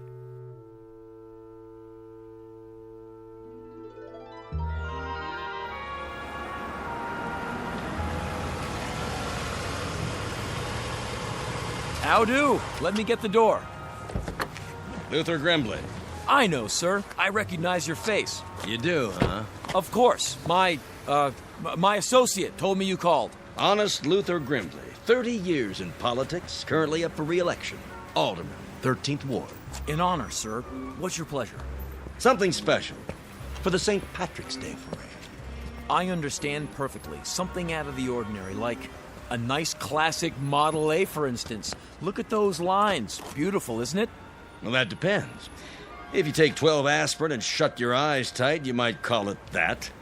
But in the cold light of day, son, that's a wreck. Oh, I wouldn't say that. It's aged like a good wine. Gourmet cheese. Preserves Grandma used to make. It would be a novelty. How does it run? Well, I can tell you one thing. It... Yes? Out with it, son. The block's cracked. The block? All the way through. Let me open the hood so you can see. What else? Where do you want me to start? The tires, for example. Good rubber? Shot. Dried up. Starting to crack. Still got some tread. Might be good for a while. A while? This car's living on borrowed time. Taking that into account, what's she worth? I mean, assuming some idiot wanted a really lousy car to use for a gag or something. So the photographers would put his picture in the paper. Maybe 500? $500? Well, it is unusual. Say 600? Why not 300? What? You don't understand. You see, this is a bad car. It's a lemon, unsweetened. Why, you dirty dog. You clever, wheeling and dealing son of a gun. But that's the truth, the absolute truth. I've heard all kinds of routines, all kinds. Nothing gets past Luther Grimley. But you, clever little cookie, you, this is the old reverse English, isn't it? The old twistaroo. No, sir, that's not it at all. Why, you sharp-shooting devil, you knew I wanted it, didn't you? You knew, as soon as I laid eyes on it, something that would stand out. Tell you what, I'll give you $250 for it, mainly on account of its good politics to drive an old chestnut. The retired folks, the ones in the rest homes, they'll see that and it'll warm the cockles of their hearts. Make people realize I'm not getting rich off them. That I'm one of them. You want to give me 250 simoleons? Make that 225. Huh? I didn't notice the dent in the fender. Oh. Deal? 2 1/4? As is, no strings. You better trot out the strings right now, buddy boy. Trot out those strings. I want to know what I'm getting. Let's see here once. You're offering me 2 1/4 cash, as is, no returns. But... But what? Well... It's haunted. Haunted? This car is haunted? Yeah. Yes, sir. How is it haunted? Whoever owns it has to tell the truth. What do you mean by the truth? The whole truth, the real Megillah, and the only way you can stop telling the truth is to sell the car to someone else.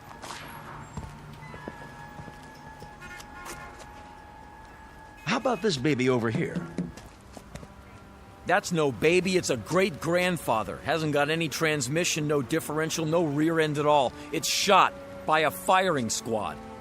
By golly, that's the goods, isn't it? You really do have to tell the truth. So that's it. That's the reason for the backwards pitch. You don't have a choice. You have to tell it like it is. So what about the Model A? What about it?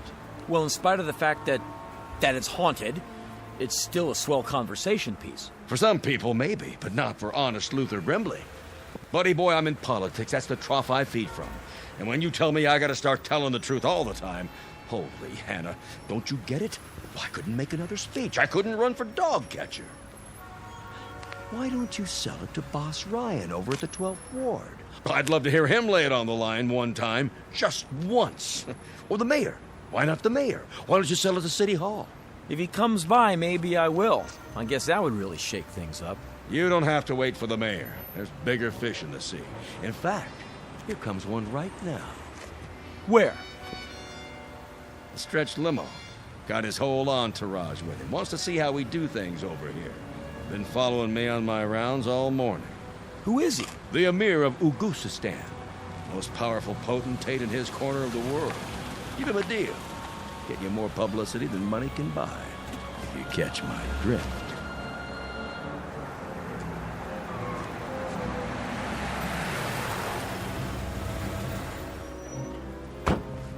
All right, get the camera set up. Over here is good. What's all the equipment for? We're eyeball news team. Give me a sound level. Where's the mic? Use the clip-on. Hey, what do you fellas think you're doing? It's all right, Irv. It's for TV. TV? Yeah, 6 o'clock news. Are you the manager? No, I am. Harvey Hennicutt's Cut Rate Auto Sales, where the deals just keep on coming. So long, Amir. I gotta get back to work. You know how it is. Keeping democracy running. The Emir is grateful for your hospitality. Anytime. That's the American way, huh, boy? You better believe it.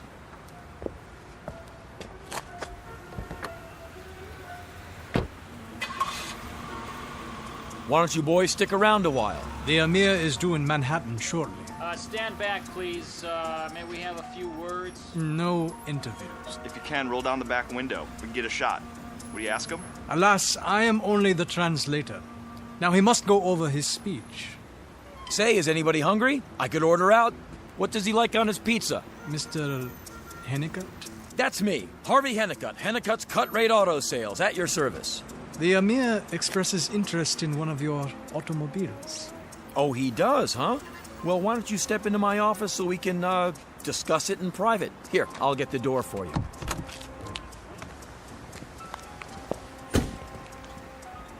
Get a shot. Follow them inside, handheld.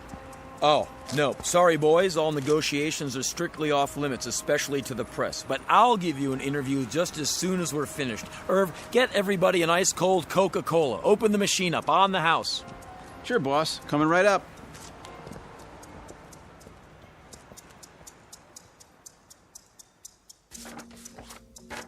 All he has to do is sign right here. You can take it out to the car if he doesn't want to come in. Everything seems to be in order. Go ahead, then. I'll get the keys. Do you need a pen? Mr. Hennicutt. Yes? It's your motives I'm concerned about. Don't worry about my motives. I'm not trying to cheat you. Of course. But it is an example of Mr. Henry Ford's great contribution to your country, the production line. Quite brilliant, really. That is why the Emir desires it for his collection.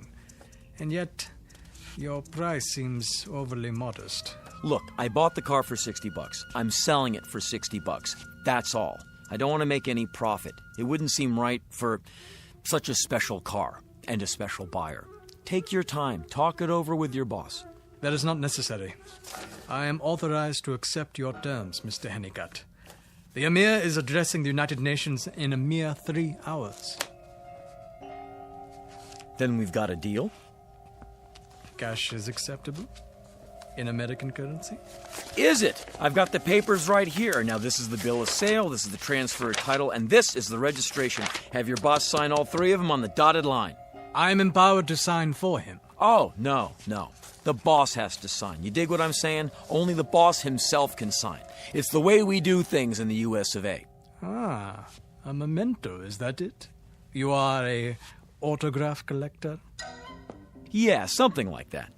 In that case, I'll take the papers to him. You do that, and tell him he's one lucky dog. What? I mean, you got $1 million worth of propaganda. You know that? All you have to do is tell your people back home that this is the kind of car the average American drives. Nothing too rich. We believe in equality. And truth. Most of all, the truth. Anything else doesn't go here. You tell your boss that.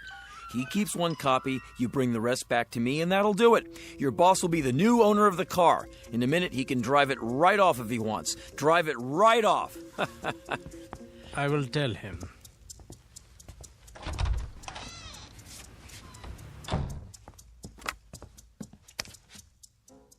Operator, long distance. The New York Times. No, wait a minute. Listen, operator, can I ask you a question? If an American citizen has something important in the way of news, I mean real important, that could affect foreign policy, well, who should he call? That is, look, just get me the White House, will you? And tell him I'd like to talk to the president right away. I guarantee he'll want to hear this. It's important.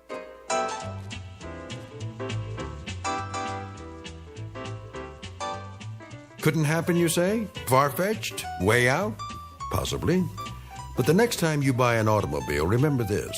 If it looks as though it went through the Battle of the Marne, and the seller is willing to throw in an arm, not to mention one of his legs, be cautious. And once you sign the bill of sale, be particularly careful about telling your boss that you've missed work because of your grandmother's funeral, when you were actually at a baseball game, watching a doubleheader with the Dodgers. Because you'll be the proud possessor of an instrument of truth, manufactured and distributed by a dealer with exclusive rights to a territory called the Twilight Zone.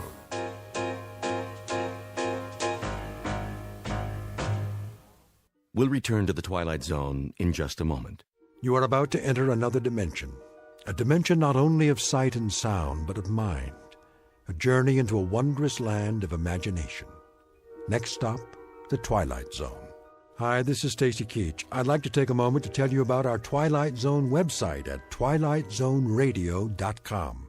At twilightzoneradio.com, you'll find the latest information on these Twilight Zone radio dramas, including behind-the-scenes photographs, plus the newest product releases, trivia contests, ways to contact us, other Twilight Zone-related info and merchandise, plus links to other fascinating websites. So make your next stop twilightzoneradio.com. Visit twilightzoneradio.com to purchase these Twilight Zone radio dramas on cassette and CD, or call toll-free 1-866-989-ZONE. That's 1-866-989-9663.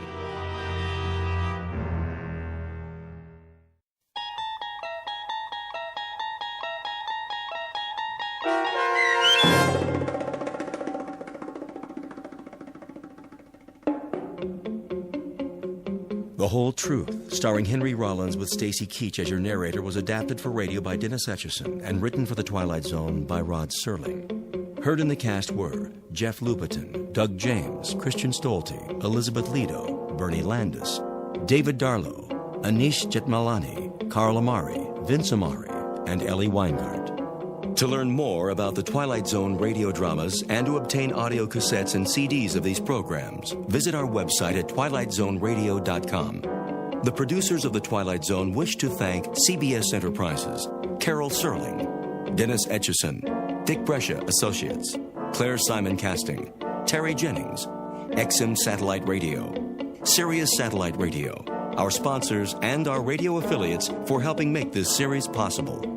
This copyrighted radio series is produced and directed by Carl Amari for Falcon Picture Group. Audio editing, sound design, Foley effects, and mix for the Twilight Zone radio dramas are by Cerny American creatives Craig Lee, Michael Slaybach, Bob Benson, and Jason Rizzo. To learn more about the Twilight Zone radio dramas and to contact us, visit our official website at twilightzoneradio.com. Doug James speaking.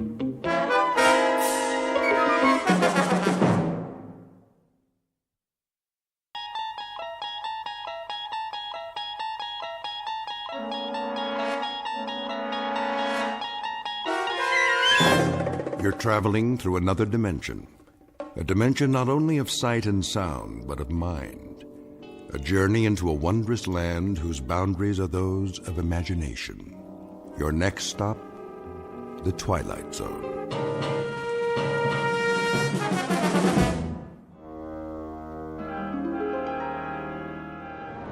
Shouldn't be long, eh, Cap? Not unless they move to Italy. I bet old Benito would like to do that. We're almost there. See that mountain range just over the horizon? Well, now, what do you know? I think I might have seen that a few times. All we do is maintain course and the boot will pop right up, big as life. Sounds like you've done this before, Captain. You like Italian food, Blake? Me? Yeah, spaghetti's okay. No meatballs, though. They give me heartburn. Okay, no meatballs. Beautiful day like this, I thought we'd just bomb the supply dump and sit down and have us some lunch before we head back.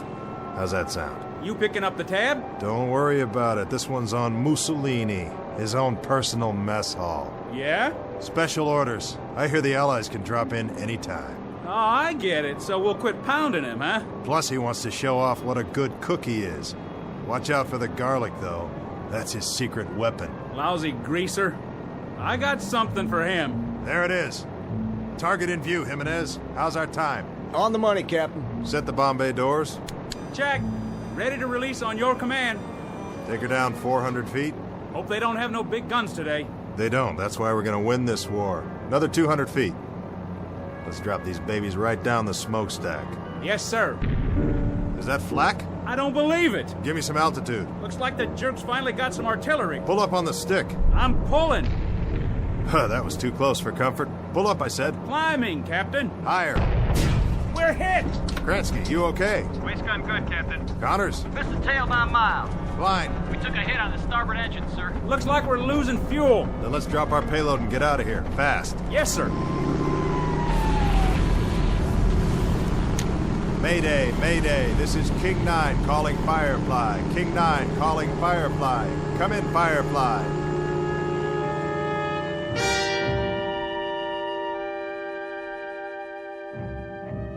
This is the war in Europe, 1943.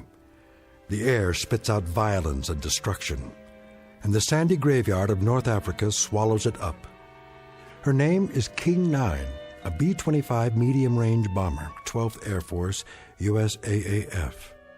On this hot, still morning, she took off to bomb the southern tip of Italy, manned by a crew who knew the risks when they signed on. Between them, they have several thousand hours of flight time, much of it in combat. They have followed these coordinates before, armed with a deadly payload for the enemy. A fairly routine run, certainly not her first, but unfortunately, it may be her last. Because this time she's taken a hit that's forced her off course and into a region not listed on any map. She won't return to home base on this day or any other.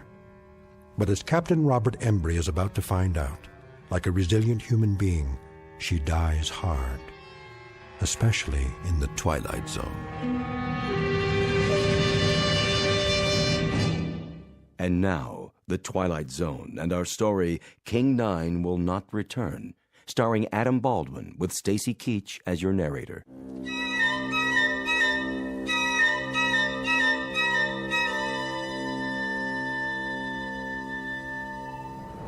What's the damage, Blake? We took a hit on the wing tank, Captain. How bad? Needle's dropping fast. We're leaking fuel. How much? A lot.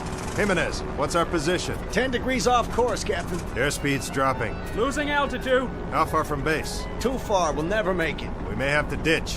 Down there, oh, mamma mia. Take a look around.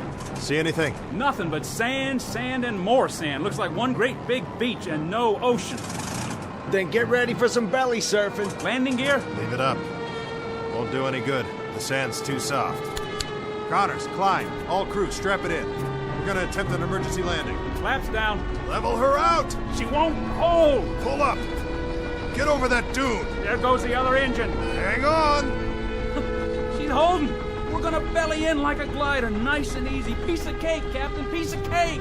Watch it! Watch it! We're coming in too fast. I can do this, I promise you. Captain, look out!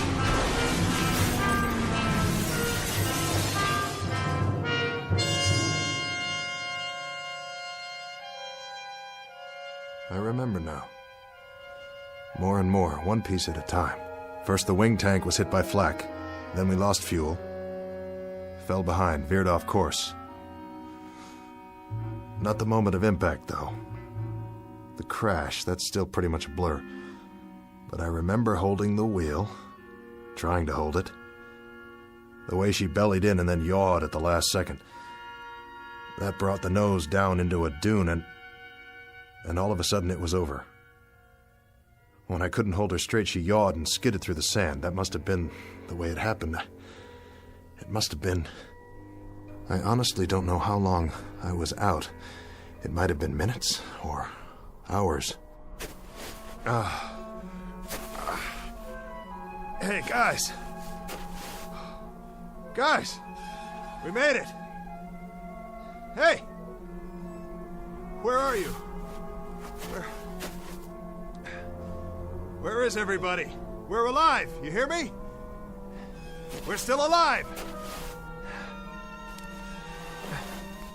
The crew. What about the crew? Did they bail out? Did I order them to bail out? No. No, I didn't. I remember that much. We rode it in together. They stayed with me all the way down. Because I'm the captain. Yeah, that's right. Captain Robert Embry. That's who I am. Blake's my co-pilot. Jimenez the navigator. Kransky, radio op and waist gun.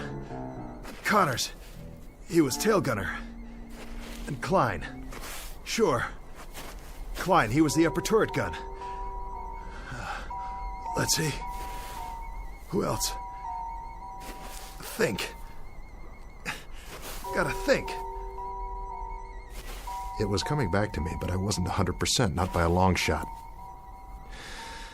My leg was racked up and my head felt like someone caught me with a left jab and a right hook that put me flat on the canvas. Now I saw the plane about 100 yards away and I knew I had to get back inside to see if the guys were okay. Blake!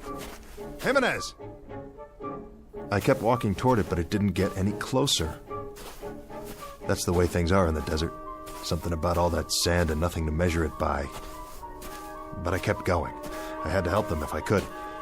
If there was any way, any hope. Are you all right? Connors! I climbed up on the wing and finally got in through the gun turret. I dropped down inside. Blake? Blake, answer me. That's an order. And there was Blake's cap on the co-pilot's seat. I knew it was his, but I turned it over and looked inside anyway. Blake, Gerald S., First Lieutenant, USAAF. And the radio op. His headset still plugged into the radio, but he wasn't there either. Jimenez. And Connors. All gone. If they were still on board when the plane crashed, then where were their bodies? No, I couldn't let myself think that way. Piece it together. That's what I have to do. Piece it all together. We bellied in, and I must have been thrown clear of the plane. That's what happened. Sure. Knocked me cold. I could have been out for hours. And the others, they... What about the others? Where are they? They didn't jump. They couldn't have. The chutes are still here, all of them. And they're not dead. They couldn't be dead. There are no bodies. But if they left the plane and started walking, why didn't they take me? Morse code. Yeah, I'm here. We're here. Wait. Give that to me one more time. Mayday, Mayday, this is King 9 calling Firefly. King 9 calling Firefly. Pancaked in the desert, 1 hour 30 minutes from last checkpoint. Bearing 290 degrees, terrain flat and sandy, low hills to the north. No other landmarks, no sign of crew. Mayday, Mayday, King 9 to Firefly. Come in, please. No answer. Nothing in the headphones, not a blasted thing.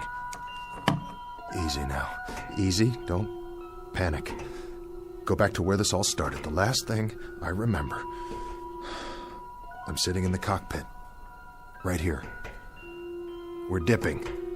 The ground's coming up to meet us, and we're sitting down hard. Flaps down. Level her out. Get over that dune. She won't hold. I can do this. I promise you.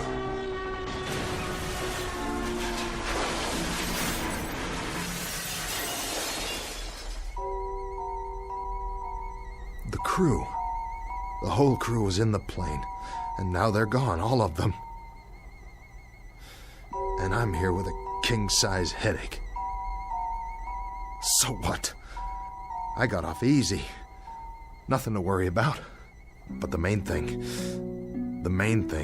is not to forget. I'm responsible for this crew. I'm in charge. As far as it's within my power, I've got to keep them alive. I've got to keep them out of this. Every last man. I command this aircraft, and I'm responsible. I'm in charge. Nobody else. I'm responsible for all of them. Klein, Jimenez, Connors, Blake, Kransky, every last man. Who's out there? Blake? Is that you? Blake? Blake!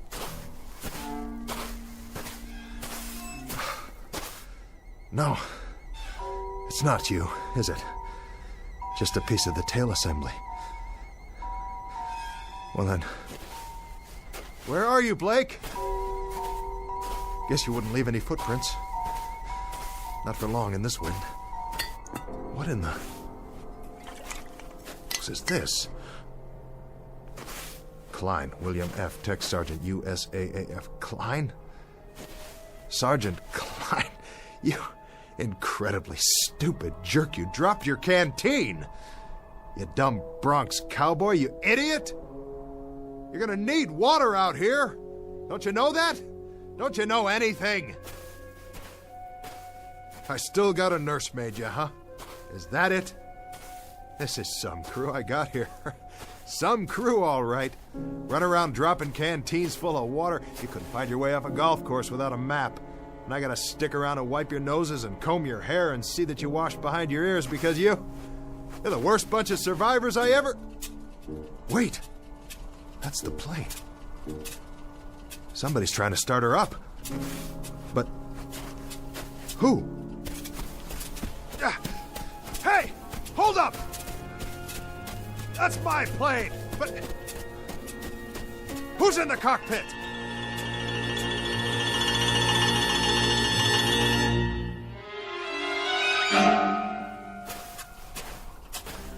Who's in my plane? Is that you, Blake? Blake! I see you! Right there in the pilot's seat. Don't tell me that's not you. Look at me, over here. I'm over here. Blake! Blake! Blake! Blake, it's Embry. It's me. It's the captain. I'm here. I'm here, Blake. Blake, what's the matter with you? Can't you hear me? Blake! Where are you? Where'd you go? What's the gag, Blake? Hey, come on, fellas. If this is a gag, knock it off. It's not funny anymore. Strictly not funny at all. Why are you guys hiding from me? Don't you get it? I'm only trying to do my job. That was when I knew, really knew, something was very wrong. It was more than the flack and veering off course and the crash and not knowing where I was. Oh, I was in the desert, all right. But where exactly, and where was my crew? Huh? If someone was playing mind games with me, the question is, who? And for what reason? Because wherever I was now, I wasn't just in the middle of a desert in North Africa. If I was the only one there after all, then the mind games had to be going on in my own head, and not anybody else's. The big question was, why? The first thing I had to do was pull myself together and find out if I really was alone. And if I was, what the devil had happened to the others. I had to find out, don't you see? Whether I survived or not, I had to know.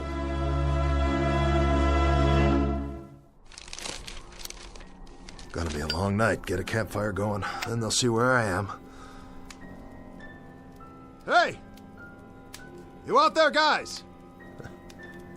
Sure you are. You started walking, didn't you? With or without your canteens and your rations. But you won't get very far. You couldn't have. I wasn't out that long. You watch it, boys. The animals are restless tonight.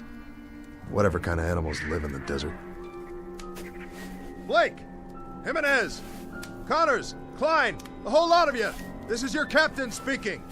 Look over your shoulder. Here I am! I'm waiting!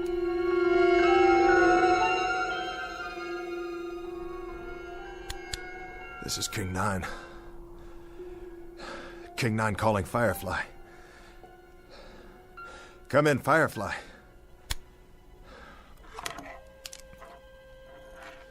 Let me tell you something, Firefly, if you're still out there.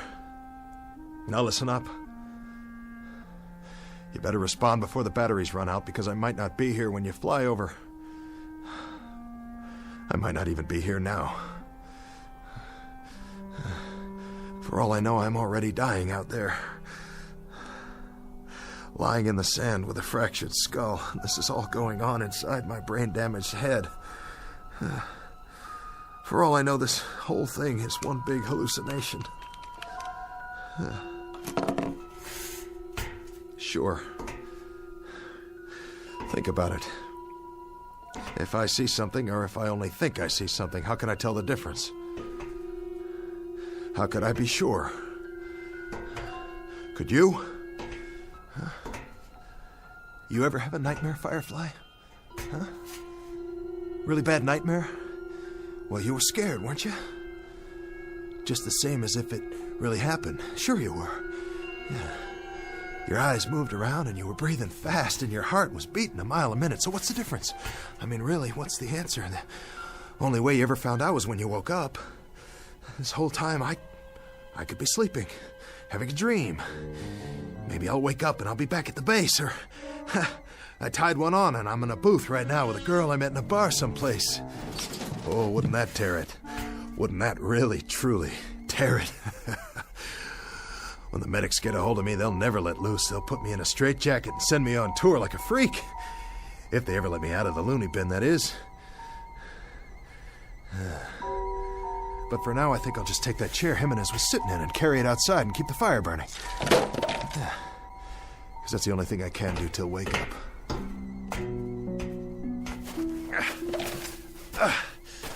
Hallucination, hell. I saw Blake.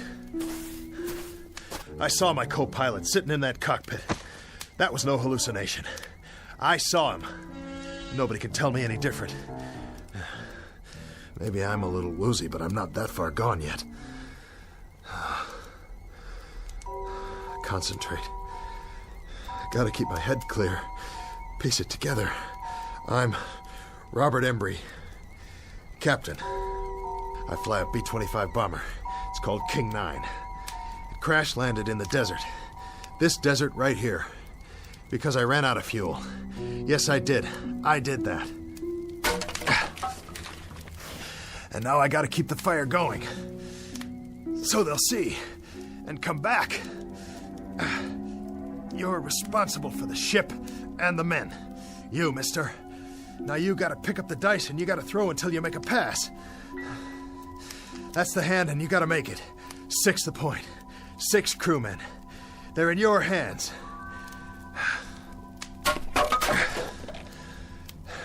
So what do you do first? You build the fire up.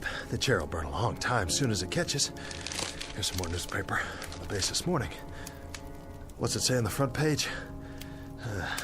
Can't make it out. Picture of a plane.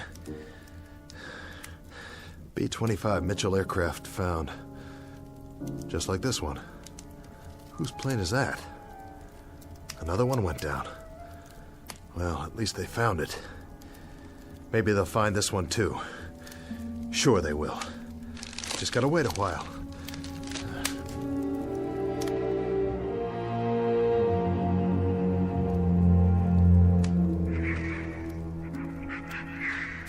Embry, Robert, 24 years old. I took pre-flight training at Amarillo, and then I took multiple engine at Randolph, and I went to England. And then to Africa. And now we're based in Tunisia. And we were on a routine mission to southern Italy, and we caught some stray flak where there wasn't supposed to be any. And then we ran out of fuel. And I got the poor devils off. Of course. I did that too. It was my fault. I got that much down, no question about it. It was my fault. But where are they? Where'd they all go? Hey! Hey, fellas! No more hide and seek, okay? Time to come home now.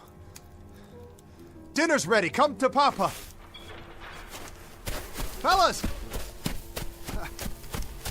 Fellas! What's this? A cross?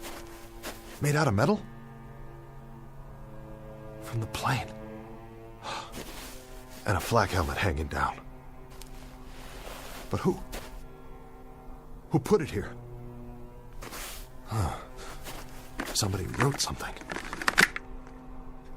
Tech Sergeant William F. Klein died of wounds received in crash April 5th, 1943. Rest in peace, buddy. The crew. Oh, Klein, I didn't know. I didn't know. I'm sorry. I had no idea. Rest in peace, kid. Rest in peace. Captain!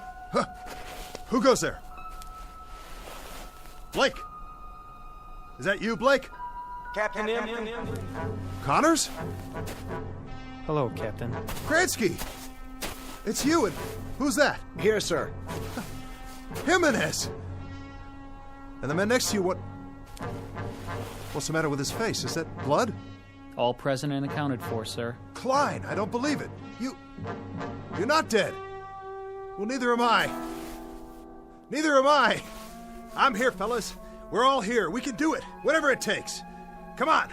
Plane's over here. I'll show you. See, it's kind of banged up and the aft fuel tank's definitely shot, but the other engine looks okay. And some of the instrumentation's haywire. Of course, we'll have to get our wheels down. We'll have to raise the ship and get under there. Because we're not going to walk out of here, that's for sure. That's a definite. Can't walk out, so we're going to have to fly. But I'll get her up, boys. You can trust me. I'll get her back up. How does that... Hey! Hey, where'd you go? You hiding behind that sand dune again? What do you want to do that for, huh? Hey, guys. Where are you? Listen to me. We can do it. I can do it. You'll see. All we have to do is get this propeller out of the sand and free it up.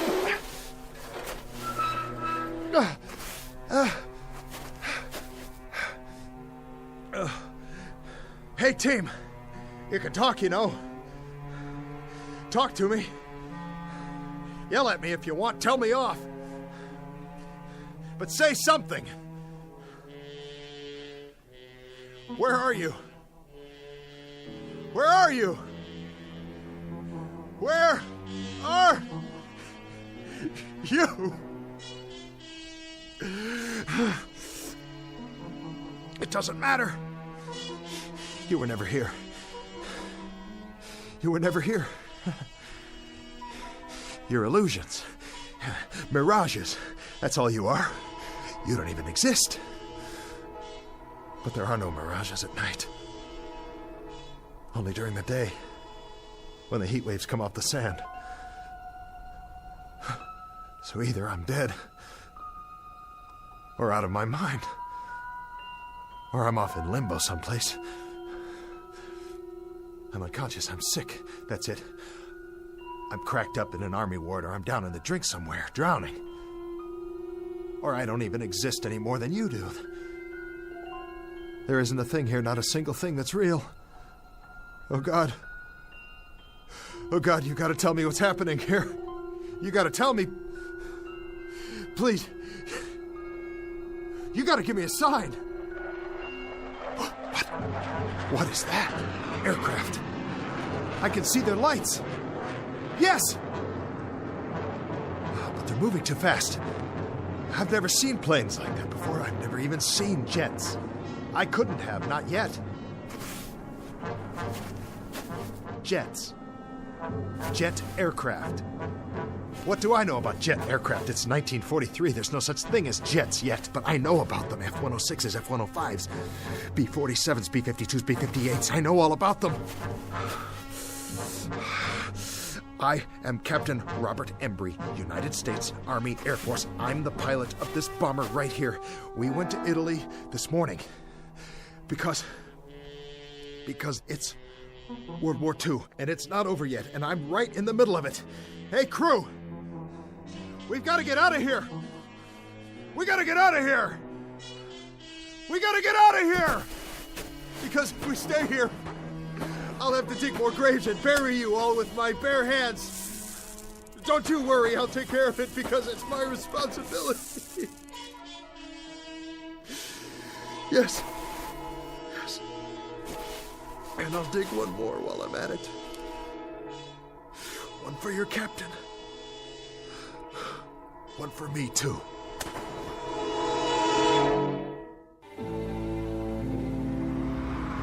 It's your Tribune here. All the news. Latest on the Kennedys. Big changes in Cuba.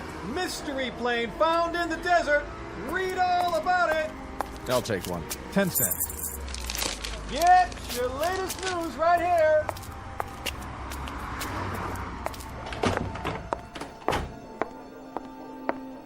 Paging Dr. Benway. Dr. Benway, please go to ICU. VA Hospital, please hold. Where's Dr. Martin's office? 3rd floor to your right. Thank you. Veterans Administration, how may I direct your call?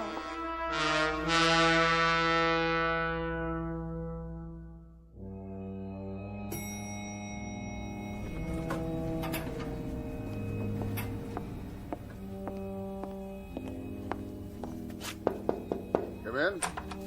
Dr. Martin. Yes? Stephen Markham. Oh, thanks for coming over on such short notice. Not a problem. Your patient, Embry, is that his name? Robert Embry, age 41. He was admitted a few hours ago. May I see his chart? Happened this morning. He went by a newsstand, looked at a paper, and went into shock. When the ambulance got there, he was almost catatonic. This newspaper? Yes, that's the one. And that's what set him off, the front page? That's why I thought we should have a psychiatrist in on it. Odd.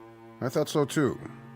So after he came around and told me the story, I spent the day digging into the fellow's background. I checked with the Pentagon in Washington.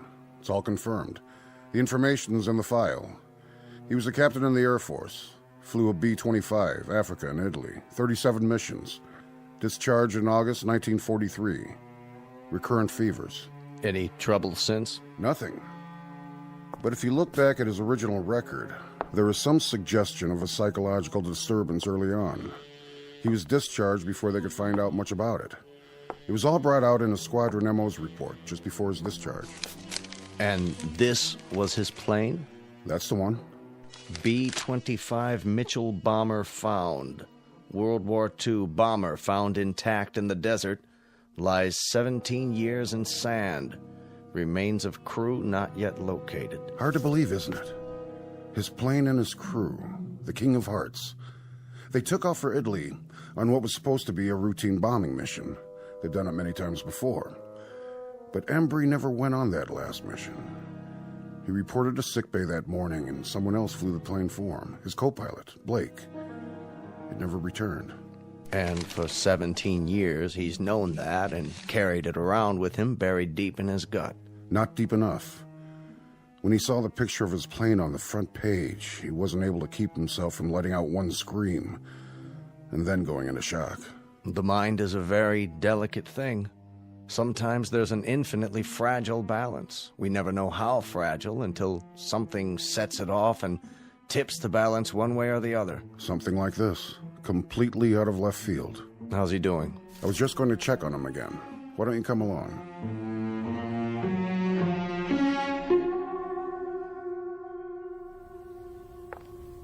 Oh, Doctor, I'm glad you're here. Did he get any rest? For an hour or so. He still seems agitated and disoriented. Thank you, nurse. Dr. Markham here would like a word with him. Of course. How are you feeling, Mr. Embry? Sorry, I don't know what's wrong with me. That's what we're here for. To get you back on your feet. That's our job. Crazy dream. Crazy. Was it? I went back. Where? The desert. Take it easy, Mr. Embry. You don't have to go over it again. Go ahead. You went back, and then what? Back to the ship. I tried to find the guys. I looked for them, looked all over, I swear. But they were gone. I thought I saw Blake and then the others, but it wasn't real. A mirage. Yeah, a mirage. An illusion, that's all. He wasn't there. None of them were. It was an illusion, Mr. Embry. You know that now, don't you? I guess so. I guess so. It seemed so real. It's over now. All that's behind you. Is it? I should have been on that plane. I should have gone on that mission. I chickened out. You didn't chicken out. And you had no way of knowing that the plane would never come back. You'll realize that as time goes on, and you'll feel better for it, Mr. Embry. It's out in the open now. You don't have to keep it buried inside you. That's what's been hurting all these years. How did you know? You've been carrying around one gigantic guilt complex for something that wasn't your fault. Buried. Yeah. Buried. I found Klein's grave. Did I tell you that? He was killed in the crash. Take it easy. But then I saw him. And I saw the others, too. I thought I did. I thought I did for a moment. The whole crew. I would have buried them, you know. The last thing I dreamed, I was digging graves for them in the sand so they could be buried just like he was. You need to get some sleep now. I'll ask the nurse to give you a sedative. As soon as you're ready, you can get back to your life, but there's no hurry about that. What you need right now is rest. Another crazy thing. Another part of the dream, whatever it was. I was standing in the desert, and I asked for a sign. And I looked up, and there were these planes overhead in the night sky. They were moving fast, and they made streaks, and I could tell by the sound. They were jets. Isn't that wild? It was 1943 in the African desert, and up above me were jet planes. F-105s and 106s. Just as if I'd gone back there today. Did I? Did I go back? To the plane?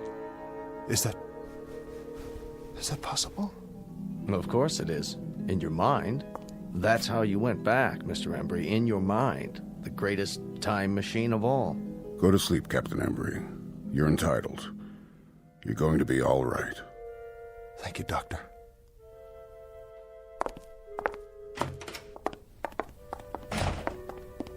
So, What do you think?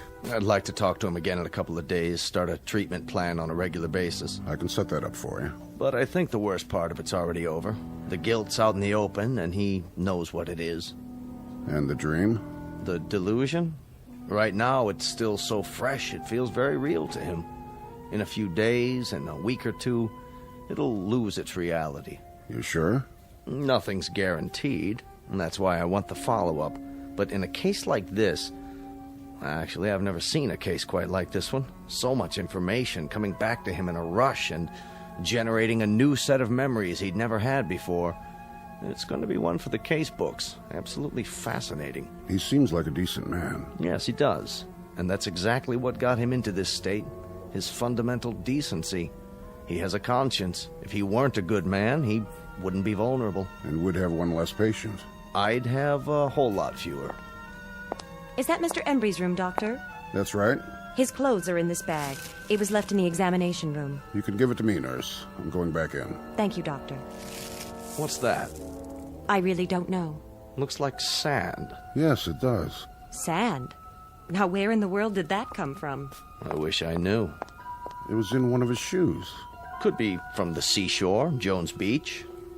Or... Where else could it be from? It could come from a desert. Really, now? I read the article in the paper. It said there were no bodies found in the area, not a single one. Well, the sand would have covered them over. The sand didn't cover the plane. It was sitting there, perfectly preserved. There would have been something left of the crew, too, their bones at least. Unless... Unless what? Unless someone dug graves and buried them.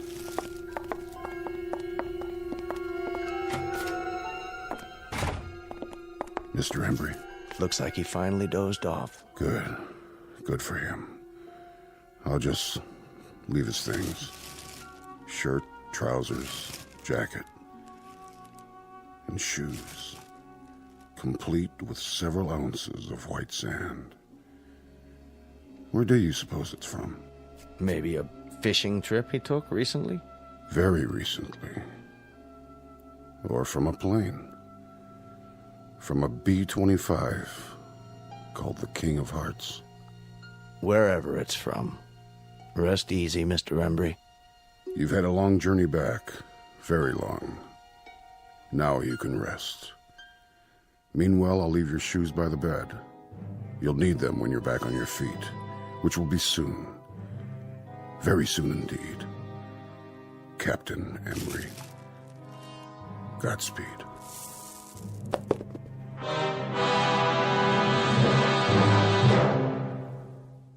Portrait of an enigma buried in the sand. A question mark with broken wings that lies in silent grace. A marker in a distant desert shrine. Odd how the real consorts with the shadows. How the present fuses with the past. How could it happen? The question is on file in a barren desert. And the answer? The answer is waiting for us in the Twilight Zone.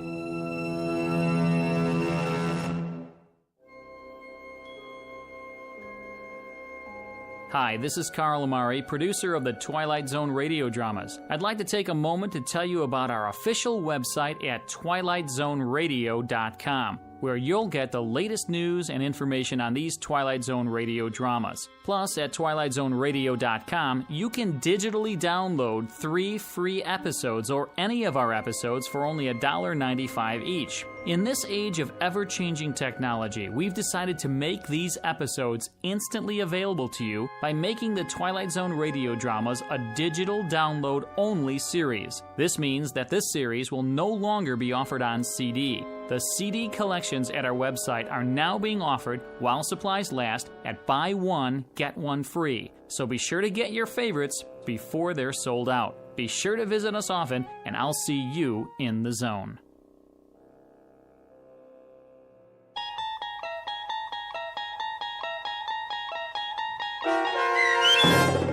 King 9 Will Not Return, starring Adam Baldwin with Stacy Keach as your narrator, was adapted for radio by Dennis Etchison and based on a script by Rod Serling. Heard in the cast were Rich Kominick, Christian Stolte, Craig Wickman, Doug James, Linda Ryder, Michelle Graff, Paul Patch, Carl Amari, Roger Walski, and Vince Amari. To learn more about the Twilight Zone radio dramas and to obtain audio cassettes and CDs of these programs, visit our website at twilightzoneradio.com. This copyrighted radio series is produced and directed by Carl Amari and Roger Wolski for Falcon Picture Group. Doug James speaking.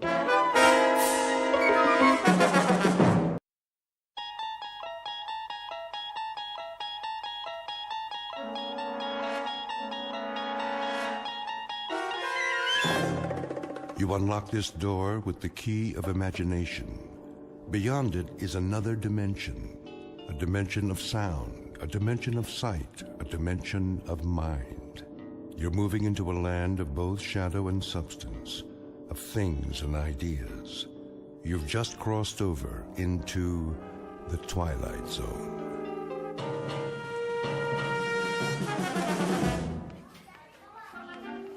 And finally, boys and girls, I hope you've all been to the school library. We'll begin book reports on Monday.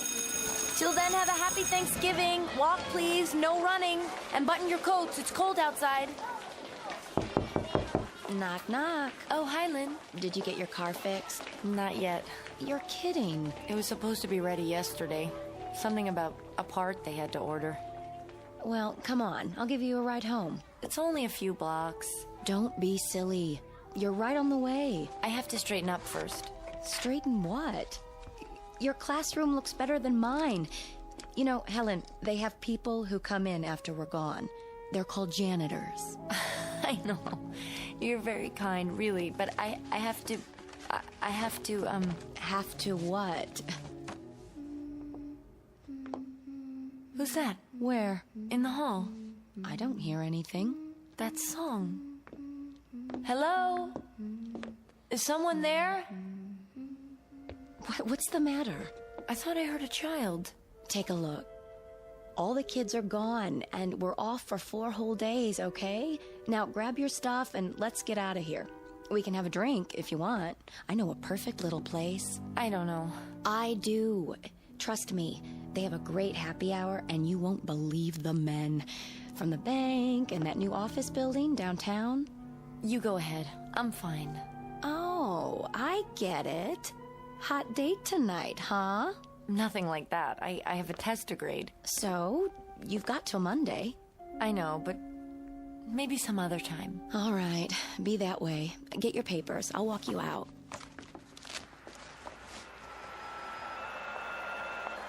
How long has it been now? Since you started teaching? Oh, about a year. 2 next spring. Then don't you think it's time to loosen up? Do something for yourself once in a while. You know what they say, all work and no play. I go out sometimes. Yeah? When? Well, see. It's just that with all the homework and the extra credit... You spend more time on it than they do. You know something? It sounds funny, but I really don't mind. I mean it, Lynn. Kids grow up so fast, they need all the help they can get. They're not the only ones. But they seem so... vulnerable. Well, maybe they are, but they survive. The bumps and bruises, the sore throats and earaches, it all works out, one way or the other. Look at us. What? We made it, didn't we? In spite of everything, we survived. I guess. Don't ask me how. I'm parked across the street. Last chance. Careful, the light's about to change.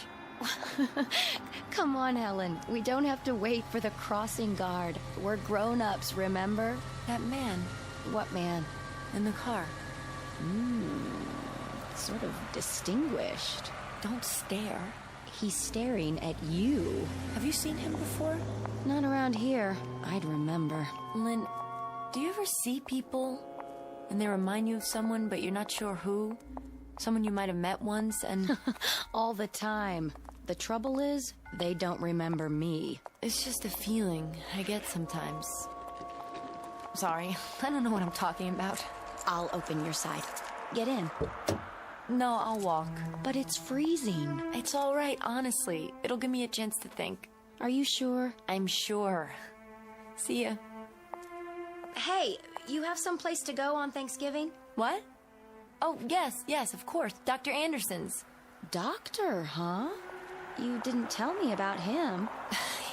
He's an old friend of the family. Well, if it doesn't work out, you can always come over to my place. I'm cooking a really big bird. Thanks, Lynn. Call me later. I will. November, a wind stirs, leaves blow in the streets, and people move a little bit faster just to get home before dark. To this, add a young woman named Helen Foley, age 28, who has a calling. She believes in helping children, whenever and wherever she can. Taken all together, these are the improbable ingredients of a basic human emotion called fear. And the recipe is almost complete. All that's needed now is the face of a little girl, as perfect as a cameo and as solemn as a sphinx. Because Helen Foley is about to learn the properties of terror. In a few moments, a most unusual child will take her by the hand and lead her on a journey into the Twilight Zone.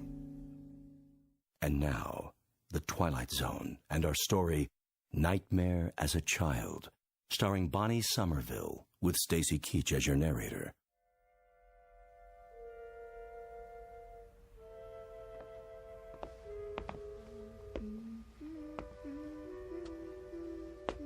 Hello?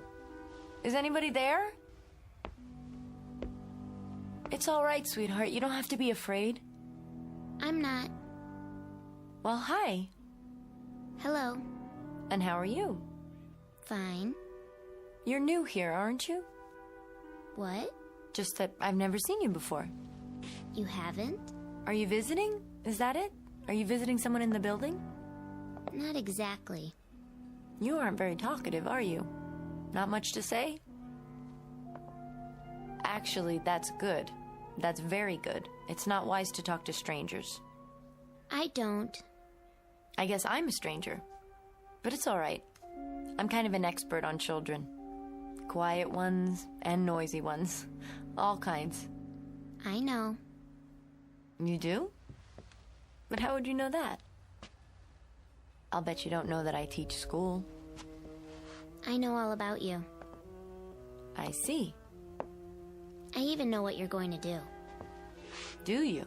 You're going inside. 'Cause this is your apartment. You're right. It is. Would you like some hot chocolate, honey? Well... On cold afternoons when I come back from school, that's the first thing I usually make. A nice cup of hot chocolate. But no marshmallows. What? You don't like marshmallows, do you? Why, no. As a matter of fact, I've never liked them. I don't either.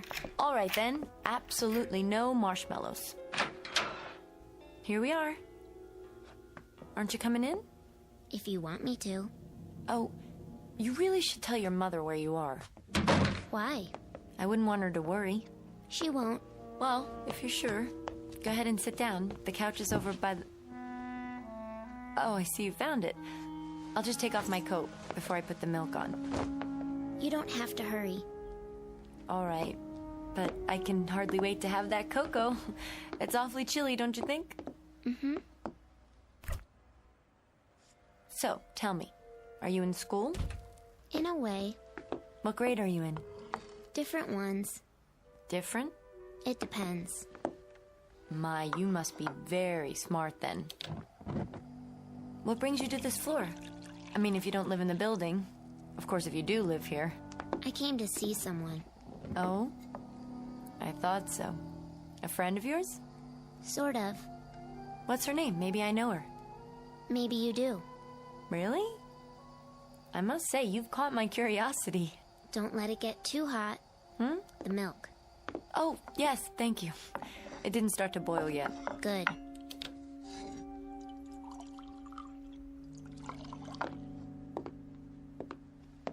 Here we are. I hope I didn't make it too rich. No, it looks just right. Careful. It might be hot. It's fine. I'm glad it isn't too hot. I don't like hot things very much. I don't blame you. I don't either. I know. You got burned once. What? A long time ago. With hot tea. How did you know that? I just do. You still have a scar. right below your elbow. But how could you... When you were a little girl, a pot of tea fell off the stove. You were playing in the kitchen. That's how you got burned. Is it? Don't you remember? Why, no, I didn't remember. Until just now, when you said it. My arm, yes. My arm. How could you forget that? There are a lot of things I've forgotten. What kind of things? Things that took place when I was a certain age. Seems like a different life now. Does it? Something else must have happened to me then, a long time ago. I'm not sure exactly what it was. But there's some things that I'm rather vague about. I know that too. How in the world? I know all about you, remember? Yes. Yes, I do remember you saying that. What's the matter? Nothing, I think I've had enough cocoa for now. Is that why you're going to the window? To open it? Because you're hot? I'm not going to open the window, that's ridiculous. It's too cold outside to open the window. In fact, I hear there's a storm coming tonight. There is. You know that too, I suppose. Yes. What else do you know? About people. Which people? The ones you see when you're walking. When I'm walking? They look familiar to you sometimes. Now, why ever would you say that? When you pass them on the street, or see them in a bank, or they walk by you, they look like somebody you used to know, don't they? Well, once in a while. But when you try to remember where you saw them, you can't. No matter how hard you try. I wouldn't say it's quite like that. Yes, it is. It happens lots of times. Like today. Today? Did somebody go by you today who looked familiar? Why, no. Really? It's not very polite to contradict people. I told you, I didn't...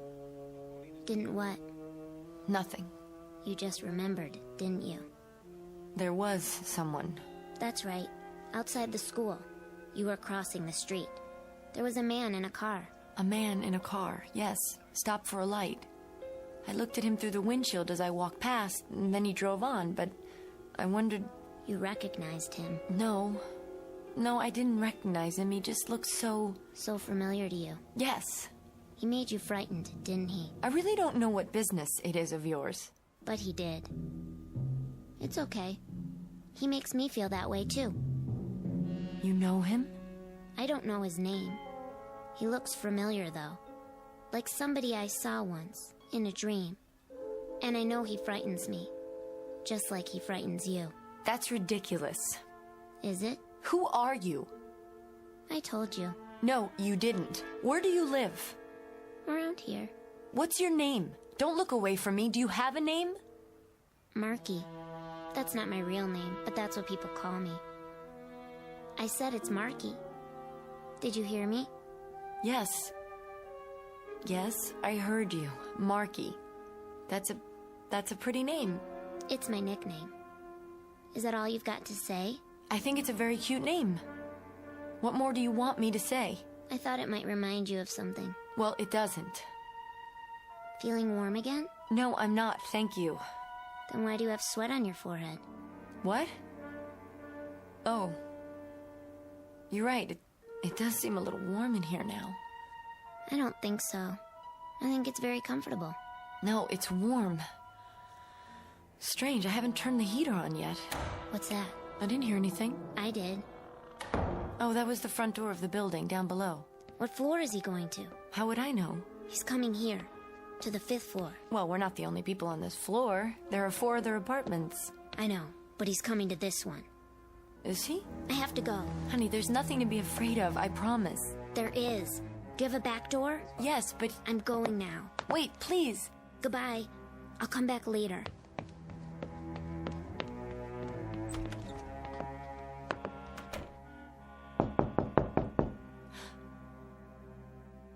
Who is it? Miss Foley. Miss Helen Foley?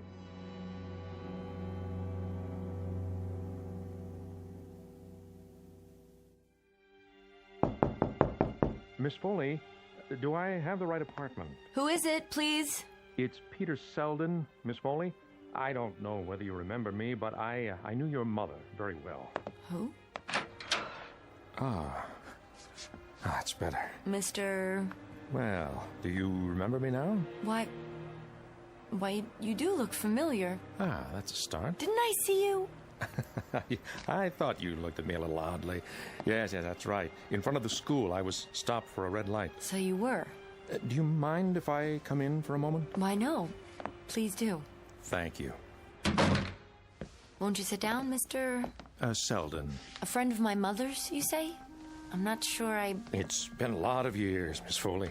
Quite a few, indeed. 18 or 19 at the very least. That long? Then I must have been... Got you stumped, huh? Well, it's no wonder. As you were just a child then. You couldn't have been more than 10 or 11. But I remember you. I used to work for your mother. Peter Selden, her financial consultant. Any bells yet? I do seem to recall the name. I'd heard that you... Well, after the tragedy, you were ill for a time. Isn't that right? Yes. Quite some time. What were you able to recall? Pardon? You said you seemed to recall...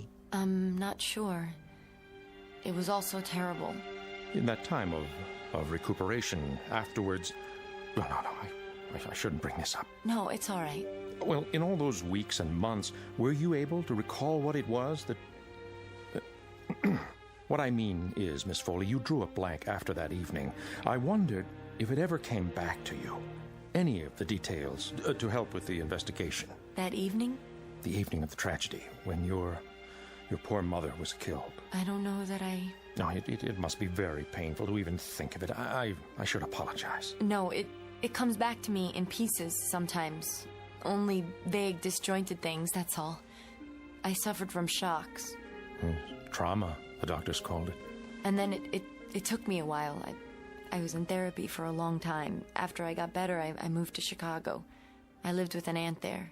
Yeah, so I'd heard. I've only been back here for a year or so. I teach elementary school. Yes, I'd heard that too. You'll forgive my interest, but I remembered you so well. I always wondered what became of you.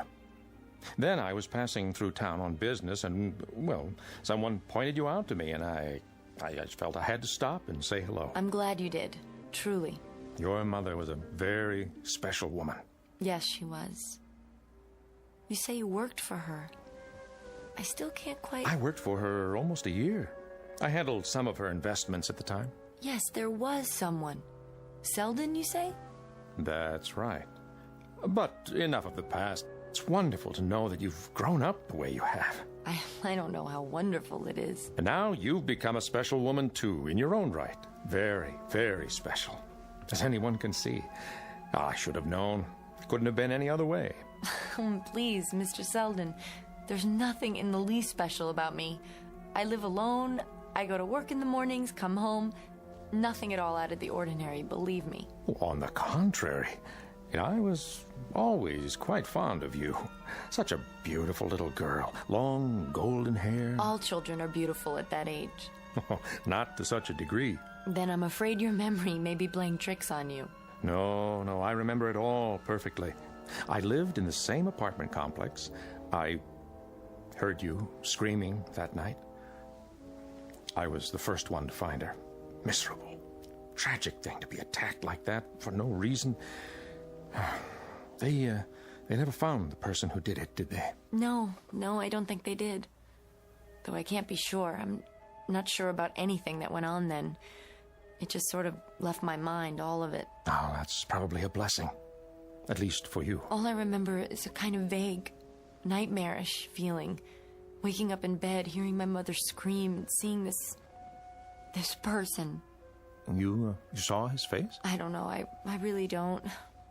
If I did, it's one of the many things I've forgotten, or at least pushed out of my mind. Pity for the police. There's no statute of limitations on murder, you know. The police did all they could under the circumstances. So, tell me, Mr. Selden, are you here for a while? No. I'm just passing through. So you said. I forgot. Well, I'm delighted you stopped. The pleasure's mine. Excuse me for a second, would you? Certainly. Hello? Helen? Sorry to bother you. Dr. Anderson, how are you? Very well. And you, my dear? Oh, I'm fine. Just a little cold in the apartment is all. They say there's a storm coming. I don't mean to intrude, but I wanted to remind you about tomorrow night. Tomorrow? Thanksgiving dinner. Come as early as you like. And please don't bring a thing. We have more than enough food. You know, I really should be going. No, please. I'll be right with you. You have a visitor? That's all right. A friend of my mother's. And who might that be? Someone who worked with her. How do you feel about that? Any anxiety? No, I think I remember him. You do? You've never mentioned him before? It's beginning to come back. He worked with her on some things. We'll talk about this tomorrow. For now, I want you to make note of any associations that come to mind. If you're troubled by any new recollections, call me at once. I'm always available, my child. Thank you, Doctor. I will. I promise. Yeah, I've kept you too long. I'll be going now. I'm sorry. Wouldn't you care for a coffee first or a cup of cocoa? It looks like you already poured one for yourself. I interrupted you, and now it's gone cold. This cup? Why, it's not mine. I put mine in the sink. It's... Something the matter, Miss Foley? That's odd. What is? She'd almost finished her cocoa, or at least I thought she had, but here it sits, untouched. That is odd. But she's a rather odd little thing herself. You're referring to... The little girl who was in here, just before you came. Strangest little thing. So solemn, so wise, you might say. That's the only way I can describe her. Well, I'll say goodbye now. I must ask her how she does that. Does what? Her trick. Sitting there sipping cocoa and leaving a full cup. Yes, that sounds like a regular magician. Little Marky, I mean. Marky? That's her nickname. She wouldn't tell me her real name. Marky, that's what she calls herself. You don't say. Don't you care for the name, Mr. Selden? Oh, in fact, I like it very much. That was your nickname, Miss Foley, when you were a little girl. They called you Marky. Marky. Marky. Marky. Something wrong? What? Oh, nothing's wrong. Except that it's quite a coincidence. This little thing camping on my doorstep having the same name as I did. I suppose it is. Now that's odd, too. I'm sorry, what is? The way things are coming back. Oh? You're right, I was called Marky. I haven't thought about it in years. But that is what people called me, isn't it? I'm sure that given time, you'll remember a lot more. Is that what the doctor said? Dr. Anderson? Yes, that the memories would come back gradually? He doesn't know. None of them do. You're looking a bit pale. Here, perhaps you should sit down. No, I'm all right. I was just listening. Full of talents, our little Marky. Well, how do you mean? Her singing, for one. Oh, she sang for you. She's singing now. I don't hear anything. Has she stopped? I mean that. Listen. To what?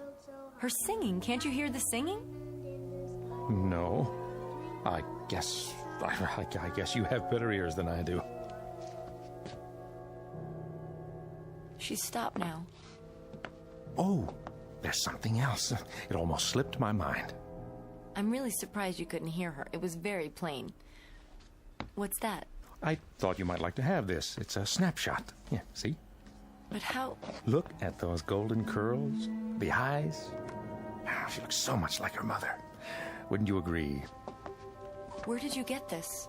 Your mother gave it to me a long time ago. So very much like your mother now.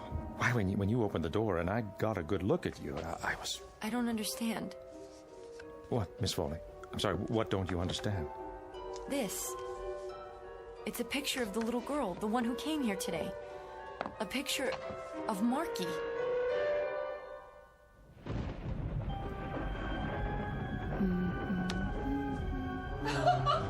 Don't laugh at me, I'm telling you. I'll do something about it. I will. Get out! Mommy? Help me! Please! Help me! Silence! Mommy!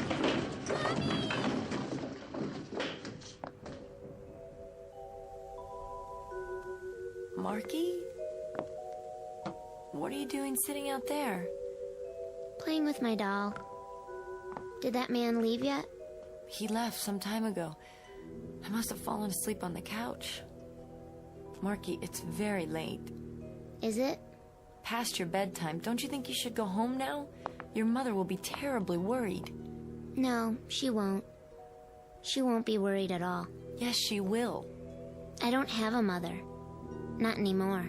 You don't have a... Do you remember now? About Marky?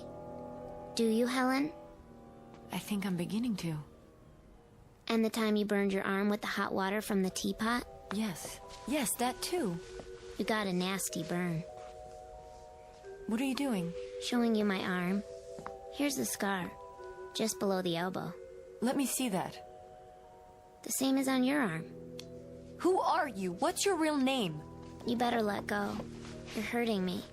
I'll let go, but first I want to know who you are. I want to know where you're from and what your true name is. Tell me. Do you understand? Tell me. You don't know? You don't have any idea? And you were doing so well, Helen. You were starting to remember things. What things? Remember what things? What's that? Where? On the coffee table.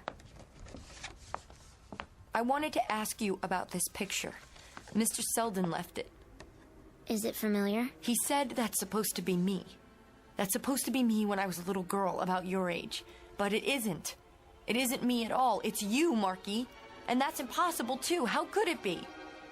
You still don't understand, do you? Understand what? And that's... That I'm you, Helen. And what? Now, and that's... Stand and do you? I'm you. What? Now, and that's... Talk is... And do you? I am you. What? Now, and that's... I'm you when you were you. I'm old you. What? Now, and that's... Marky when you were you. I lived with your mother in the and other that's apartment. I was asleep in the bed that night.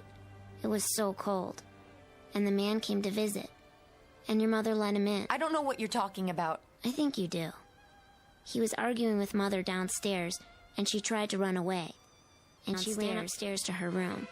And the man came after her and caught her. And he choked her. Remember, Helen? Yes. He choked her, and then he picked up something heavy, and he hit her on the head, and she fell. And then you screamed. And the man looked down at you. He looked right at you. And you screamed, Helen. You screamed so loud. The storm. It was raining that night, too. The lights, they've gone off. Marky, stay close to me. I'll light a candle. I have one somewhere. Marky? Marky, where are you? Be careful. Who's there? Take it easy, Helen. It's only me. Lynn! Oh, God, I thought... Thought what? I don't know. I fell asleep on the couch, and I must have been dreaming an awful dream. I shouldn't have walked in like that, but I heard your voice, and the door was open. You okay? Oh, come in, please. I got to thinking about you, over here, alone. I'll bet you haven't eaten. Actually, no, but... So I thought, I'll stop by, and if you're hungry, we'll order something to go. You must be soaked. I got here just in time. Now the power's gone out. It looks like the whole block. I was looking for a candle. Now, where are those matches? I've got some. Here. Great, thanks. Who were you talking to? Oh, that was Marky. Nice name. Where have you got him hidden? It's a little girl. I want you to meet her. Maybe you can tell me if what she says is... Marky, honey, you can come out now. I don't see anybody. She was here, I swear. It's raining really hard, but we can still order Chinese. They deliver. Yes. Yes, I'd like that. Oh, something hot. Sweet and sour, whatever. What's the number? I think it's... Oh, no. What? There's no dial tone. The phone lines must be down. I'll make us some coffee. How far's the restaurant? Just at the corner. Then I'll go get some stuff. No, I couldn't let you do that. Don't worry about it. You have an umbrella, don't you? Yes, but... Plus, I've got my car. No problem, honest. I'll get soup and everything. The works. Then I'm paying. Just let me get my purse. You are too nice, Lynn. Tell that to my last date. Here, that should be enough. I'll get the coffee going. Be back in a flash. I'll get an extra fortune cookie in case your little friend shows up. Where did you say the umbrella... Behind the door. Got it. Don't open it indoors. It's bad luck. If you say so.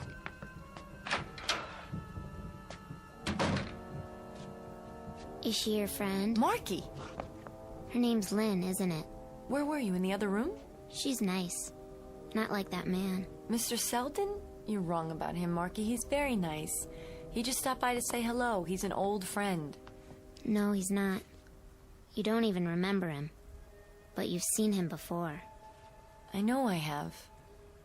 Is it coming back yet? Is what coming back? The last time you saw him, before today. I don't know what you're talking about. Now sit down, and I'll make you some fresh hot chocolate. Hear that? Someone's coming. She must have forgotten something. Lynn, is that... Hello again, Miss Foley. Mr. Selden? What are you... We didn't quite finish our conversation. Where's Lynn? Oh, I wouldn't worry about her. Why do you say that?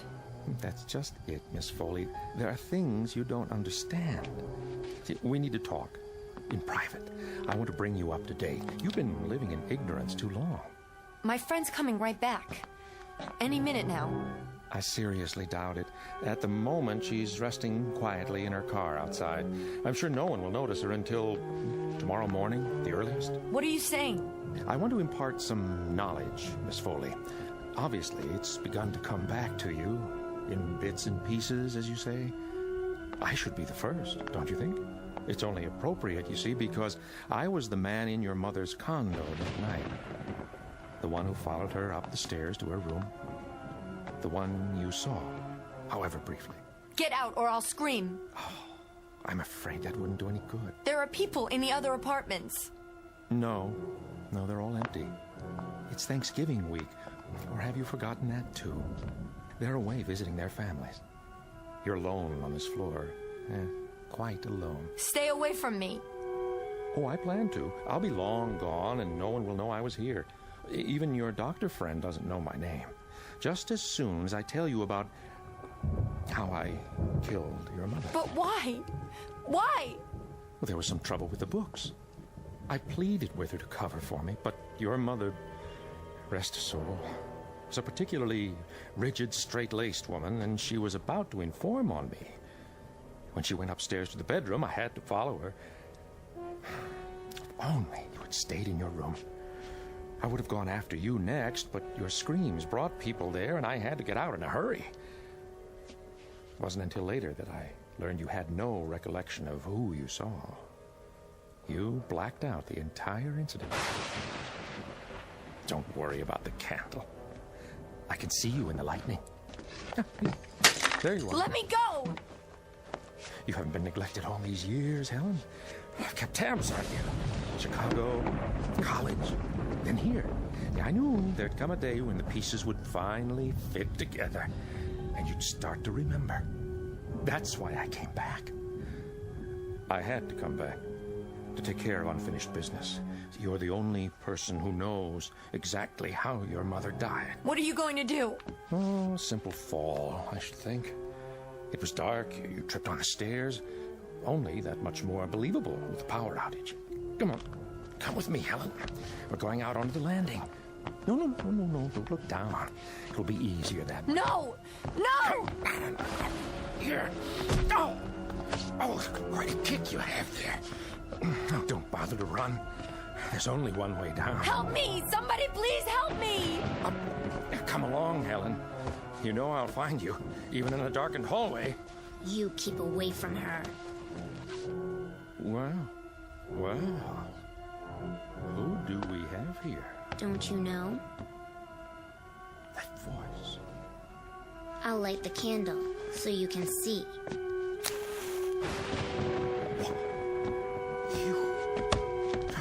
That's not possible. Come here, you little wretch. You... Marky, look out! The stairs! Yes, the stairs. One more step, and up we go. Watch out, mister. Wherever I go, you're going with me. Marky!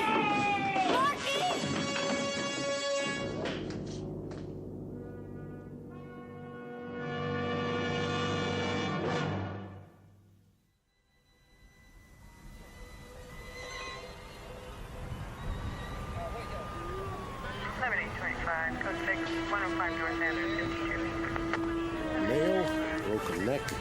55 years of age. Hey, Fran, want to get a picture of the body? Sure thing, Lieutenant. How is she, Doc? Gonna be all right? I've given her a sedative. She's a very fortunate woman. If she were any less fortunate, we'd have a homicide victim on our hands. At least that's the way she tells it. So where's the other one? Other? She keeps talking about some kid. Says a little girl fell downstairs with him. There is no other body. Only the man. Name of Selden, according to his ID. The child she speaks of. That is her. What? A part of her buried deep inside. A memory that finally had to come out. It took the form of herself as a child. Too weird for me, Doc. The human imagination itself is weird. But sometimes in a crisis, it could mean the difference between life and death. Here's her other friend, Lieutenant. Just like she said. Found her in a car half a block down. Somebody slugged her on the head and dumped her inside.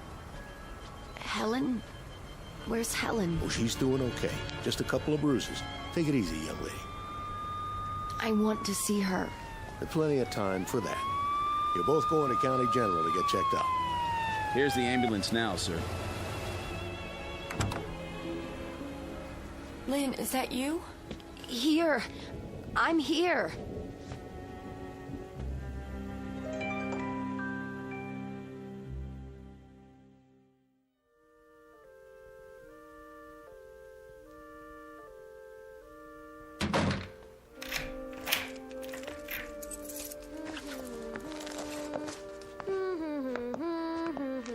Hello. Hello, little one. Where are you going? Back to work. I was sick for a while, but now I'm better. I have a whole classroom full of kids about your age. They're waiting for me. Oh, are you a teacher? Yes, I am. You know something? What? You have a lovely smile. I do? It's wonderful, truly.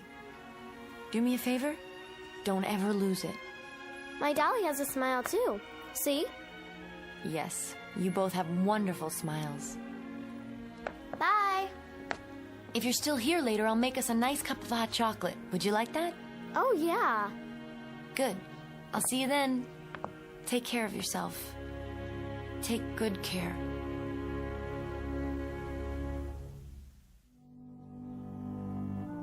Miss Helen Foley, who lived for a time in darkness and woke up from a nightmare, who found a spot on the tapestry of her life and rubbed it clean, then stepped back and got a good look at what she had left behind in the Twilight Zone.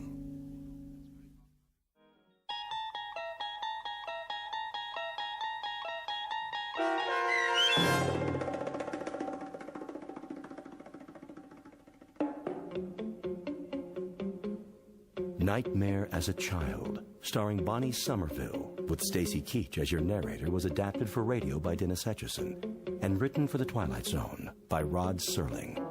Heard in the cast were Dana Bokor, Roger Mueller, Elizabeth Leto, David Darlow, Roderick Peoples, Doug James, Jeff Lupetin, Linda Ryder, Meg Thalkin, and Amanda Amari. The producers of The Twilight Zone wish to thank CBS Enterprises and the Rod Serling Estate for making this series possible. This copyrighted radio series is produced and directed by Carl Amari for Falcon Picture Group and Westwood One. Sound design and custom Foley effects for The Twilight Zone by Cerny American creatives Bob Benson, Craig Lee, Michael Slaybach, and Matt Sorrow. To learn more about the Twilight Zone radio dramas and to contact us, visit our official website at twilightzoneradio.com. Doug James speaking.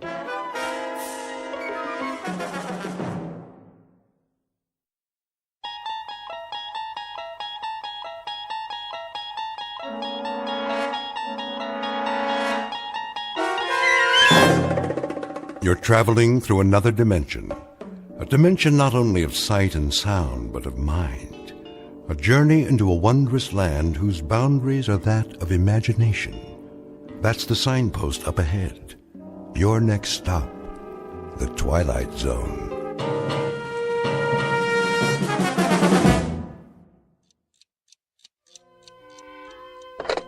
Front desk? This is room 14, yeah. Jackie Rhodes. Listen, I was just wondering... What? No, I already paid you for the week. Sure I did. Didn't I? Well, I thought I did. No problem. I'll drop it off downstairs first thing in the morning. That's right. Cash, same as always. Yeah. You know I always pay my rent. One thing about me, I ain't no welcher. I got a big payday coming tonight. Anyway, the reason I called, can I ask you a question? No, that ain't it. I know you don't do room service. I was just wondering, is my phone working okay? Uh-huh. Well, the reason I ask is I'm expecting a call. A real important call, and... You sure? Not a one, huh? No, I ain't been out of the room. See, I've been waiting right here for this very important call, and... You would have put it through to me, wouldn't you? Sure. Okay. Oh, one more thing. Am I ever going to get my air conditioner fixed? Well, when the super shows up tomorrow, ask him again. Leave him a note or something. It must be 100 degrees in here. Yeah. Thanks. Come on, George. Come on. You said you was going to call. Oh, what a night. Can't even go out for a cup of coffee. Yeah. Oh, hi, George. Fine. You too? Nothing much. Yeah, well, I've been sitting there waiting. That's right. Expecting a call. From you, of course. Yeah, George. Yeah, sure is a hot night, ain't it? Uh-huh, George. George, I was just wondering what kind of job you had in mind tonight. Well, now, look, I've been sitting here 3-4 hours, and if you want to know the truth, I've been roasting to death and like to go out of my mind. All I'm asking you is... George, hey, whoa, will you listen to me? Will you listen? I'm not trying to cop out. I am definitely not trying to cop out, all right? I just wanted to know what kind of a... Well, because you know I got a tendency towards nerves, George. Well, you can sit in a hotel room only so long, and it's such a hot night. George, you know I ain't complaining. Whatever the job is, I'm up for it. Sure. You got a number one boy here is what you got. You know that. And I'm going to do the job for sure. George?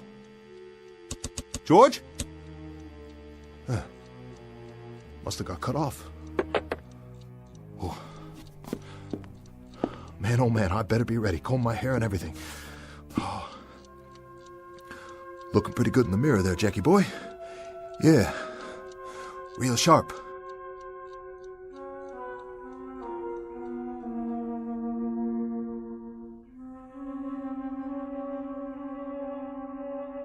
This is Mr. Jackie Rhodes, age 34. If there were a who's who for nickel and dime crooks, conmen, and small-time grifters, his chronology would state the following. Simply that he was born in New York City, went to a boys' reformatory at age 11, followed by a state penal institute at age 19. He has been picked up along with the usual suspects on every count from petty larceny to extortion to assault with a deadly weapon.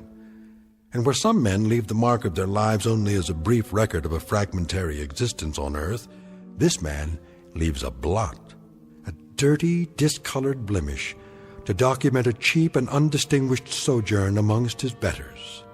What you're about to witness in this room, and particularly in the chipped and dusty mirror above the dresser, is a strange kind of mortal combat between a man and himself.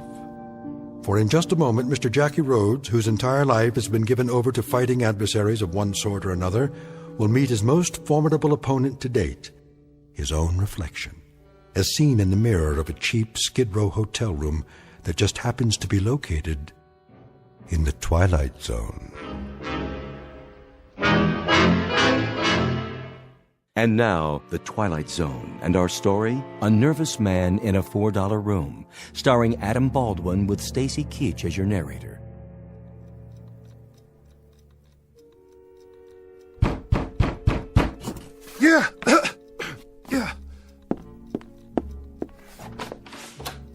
How are you, George? In the pink. And how are you, Jackie? I'm all right. I'm all right, George. I've just been kind of nervous about the action tonight. You know, I was wondering what you had in mind. What a gorgeous place you got, Jackie. Yeah. $4 a night. You can't go wrong. No, you can't go wrong. But you can get roasted to death in the heat or poisoned by small creatures. You ever see any cockroaches in here? Nah. Me and the roaches, we got an understanding. That's good. How about rats? You have to set traps? No rats. That's good. Real good. Personally, I hate rats. You know what I mean? Oh, yeah. I know what you mean. Say, listen, George, what about tonight? What's the job, anyway? Does it make any difference? Difference? No, don't make a difference. I was just wondering. Just wondering what you had in mind. What would you like to do, Jackie? What's your heart's desire? Are you kidding me, George? You're pulling my leg, ain't you? No, I asked you a question. Simple as that. Well, if it was up to me, I'd like something with some decent odds for a change. What's that? It's just that I'm all the time getting the hard stuff, George. Last 2 times I almost got picked up waiting out front in the car. Remember the heist? I remember. That stuff ain't for me, George. No? Because if they pick me up one more time, that's 3 strikes and out. I'm long gone and for good.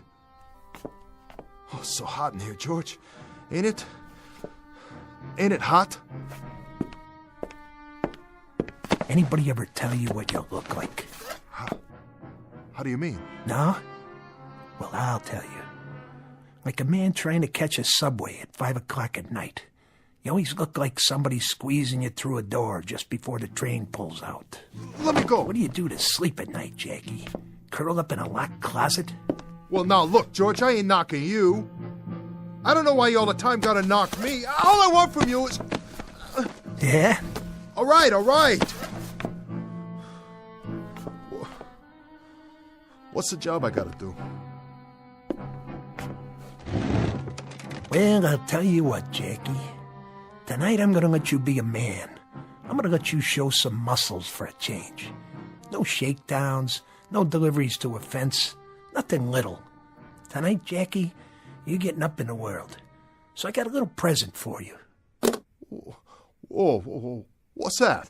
What do you think it is? 22 special. I don't want it. Oh, careful, it's loaded. What do I need a gun for? Well, I'll tell you. Old man runs a little bar on 38th Street, between Lexington and 6th. Feisty old bum, always giving us trouble. Don't like to pay off for the jukebox we got him. Don't like to pay off for the protection. We lecture him all the time and he spits in our eye. How do you like that for gratitude? Well, you don't keep this kind of stuff a secret for long. Lots of people hear about it. We go to another place and we say, "Here you are, pal, here's your bill for the jukebox." And you know what, Jackie? They want to spit in our eye, too. They hear there's an old gleep on 38th Street who don't pay, so why should they pay? Till tomorrow morning, when they find the old gleep sprawled out over his bar. And you know what? Everybody else falls in line real quick like. Now that's simple, ain't it, Jackie? Even you can understand that. Kill him? You want me to kill him? You're the one, Jackie. I just stopped by to tell you. And give you your present. George,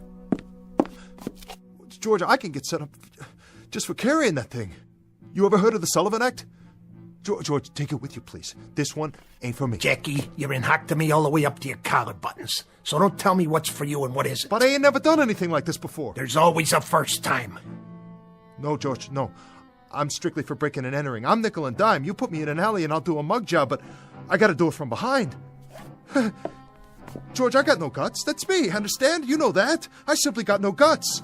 Why don't you get somebody else? Get a couple of torpedoes. That's why I need you, Jackie. Because my old barkeep knows every torpedo I got on the line. He wouldn't let him in the front door. You, he don't know. So you're the one. But George, you know me. I'm a gutless wonder. Tonight you gotta get guts, Jackie. I don't care where from. Look under the bed or go buy some. Or get them on the corner. But you find them and you do the job. The bar closes at 2, you beat her when he's about to lock up, and then you do it. George! George! I'll be back here at 2:30. If I find out that you welched on me, that you chickened out, you are dead. Please, George, please! Thanks a lot, George. Thanks a lot. Oh, never used a gun before. Never. What are you looking at in the mirror? Yeah, you, Jackie Rhodes. Some tough guy, huh? Look at you. So what's the beef? What's the big deal? All you have to do is go out there and get rid of an old guy, some dopey old guy, probably 90 years old, probably 100 years old. That's all, some old gleep. That's what George called him, a gleep. And you can't even do the job. Well, I wish I could trade you in. Yeah, another model.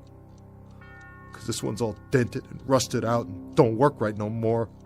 And it's scared. It's all the time scared. Why? Huh? Why are you so scared?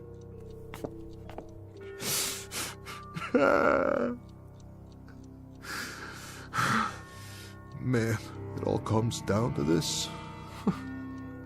Took you a long time to get here. Real long. How many nights in the tank? How many months in stir? How many hours in cheap, dirty hotel rooms like this one? $4 a night to roast to death. Oh, what a way. What a long, miserable way. And for what? What do I got to show? A $4 hotel room and lots of security. Oh yeah, just like a floating crap game. Look at you in the mirror. Yeah, you look at yourself for once in your life. Sweating like a pig, biting your nails. And those eyes, those beady, scared little eyes. George better stick with apples and oranges. He better start squeezing cantaloupes for a living, because he ain't no judge of people. Not this one. Jackie Rhodes, the big-time killer. Killer Rhodes. Well, I know you, Jackie Rhodes, and you ain't no killer. You're a softy is what you are, a great big soft bowl of oatmeal. You got no bones in your body. When the good Lord passed out spines, you must have gone for a beer and missed out. Oh, I wish I could trade you in on a new model. I swear to heaven, I wish I could trade you in right now. No matches. Great. A cigarette and no more matches. That is me all over. That's my little Jackie, halfway.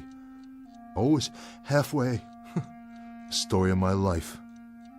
A left-handed guy in the cafeteria line, a one-armed paper hanger, an icebox salesman at the North Pole. Need a match? Huh? Go on. Light yours off mine if you want. Who are you? Well, who do you think? The name's Rhodes. Pleased to meet you, Jackie. What do you say? Oh! Take it easy, Jackie. Come on back over here. Let's you and me have a talk. Yeah.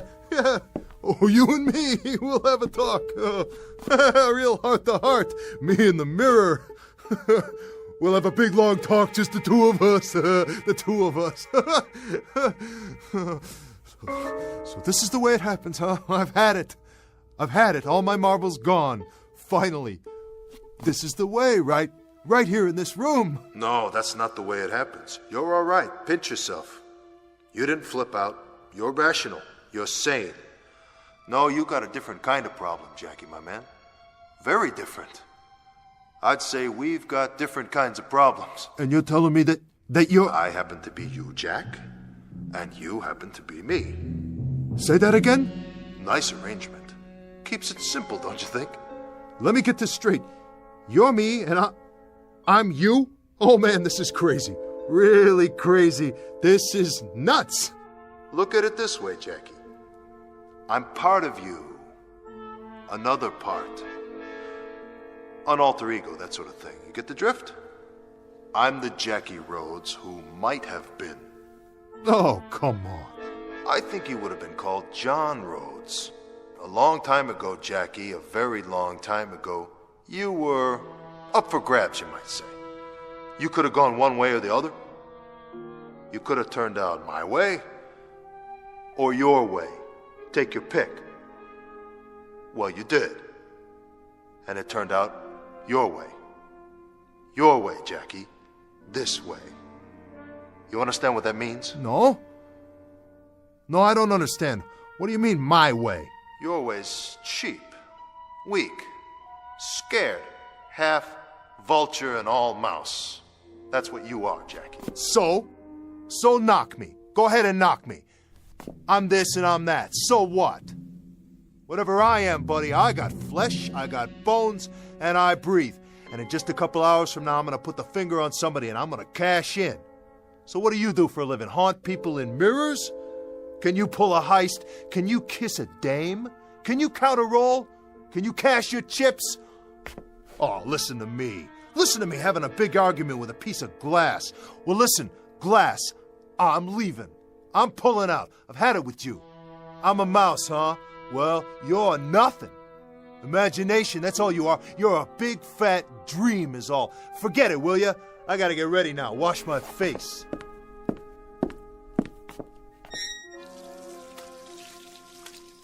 Whoa, some dream. I must have been asleep for a minute. Jackie. Whoa, what are you doing in here? How can you be in this mirror too? Go ahead, Jackie. Finish washing up. It's a big night. You leave me be. I know what I'm doing. You ain't even real. Stay calm. Get away. I'll shoot you if I have to. I mean it. Then where'll you be? In a million pieces, that's where. You can't kill me, Jackie. Because I'm not out here. I'm in you. No matter where you go, I'll be right there. In a store window, in a shiny car, the water in the gutter, I'll be there. I'll always be there. You get away! You get away from me! Oh, don't fold up on me now, just between you and me, old friend. There's a lot that's got to get settled tonight. A whole lot. That's right, Jackie. You got a big night ahead of you. We both do.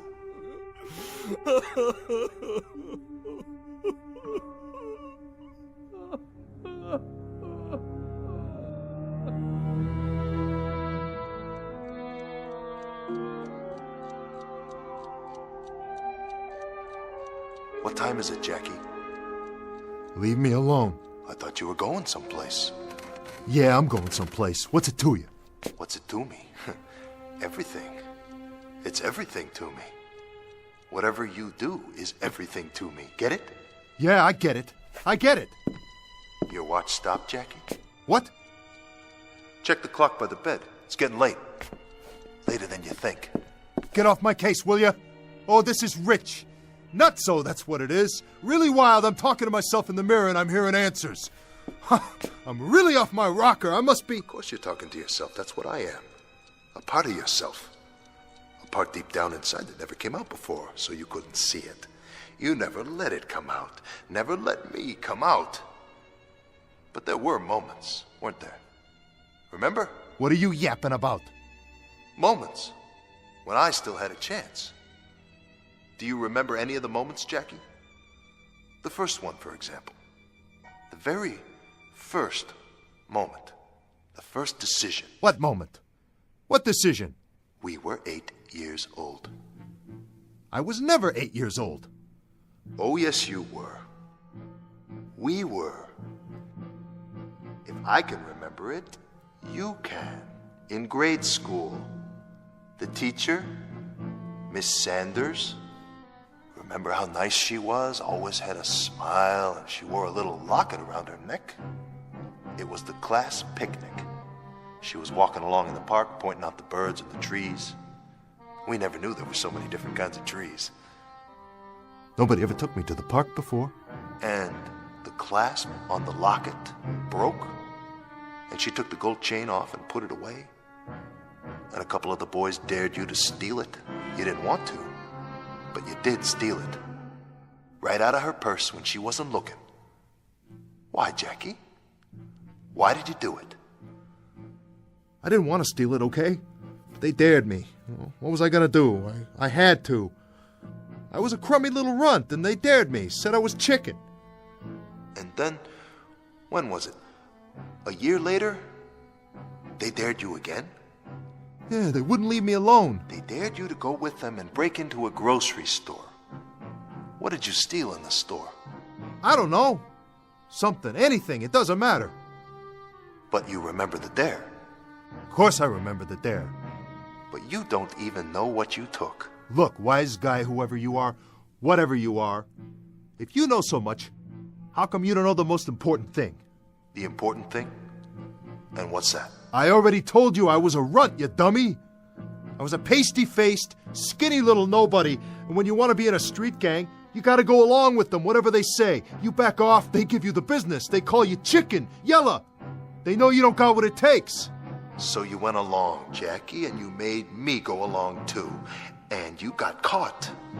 Not the other boys, you. And you spent 11 months in a reformatory. What did you prove for all that trouble? Oh, what do you care? Tell me why you're saying all this to me, or shut up! Just shut up! Oh, knock it off! I'm trying to sleep in here! Keep your voice down, Jackie. Why should I? Because you're not the only person in the world. You can't just think about yourself all the time. There are others. Look, I want you to level with me now. What are you? No more fancy talk. What's all this alter ego stuff? You read that in a book somewhere? I think you know what I'm talking about. All right, you're part of me. I give you that. I ain't dumb, you know. No, you're not. You're inside my gut someplace. Well, what are you, a conscience? Is that what you are? You tell me. All right, you're a conscience. So what do you got to say about anything? What gave you the right? I haven't had anything to say about it until now. You never let me out before. But now I've got something to say about it. Oh, boy, do I. I've been waiting a long time. I never let you out. Oh, that's rich. Well, look, buddy, you ain't got no invitation.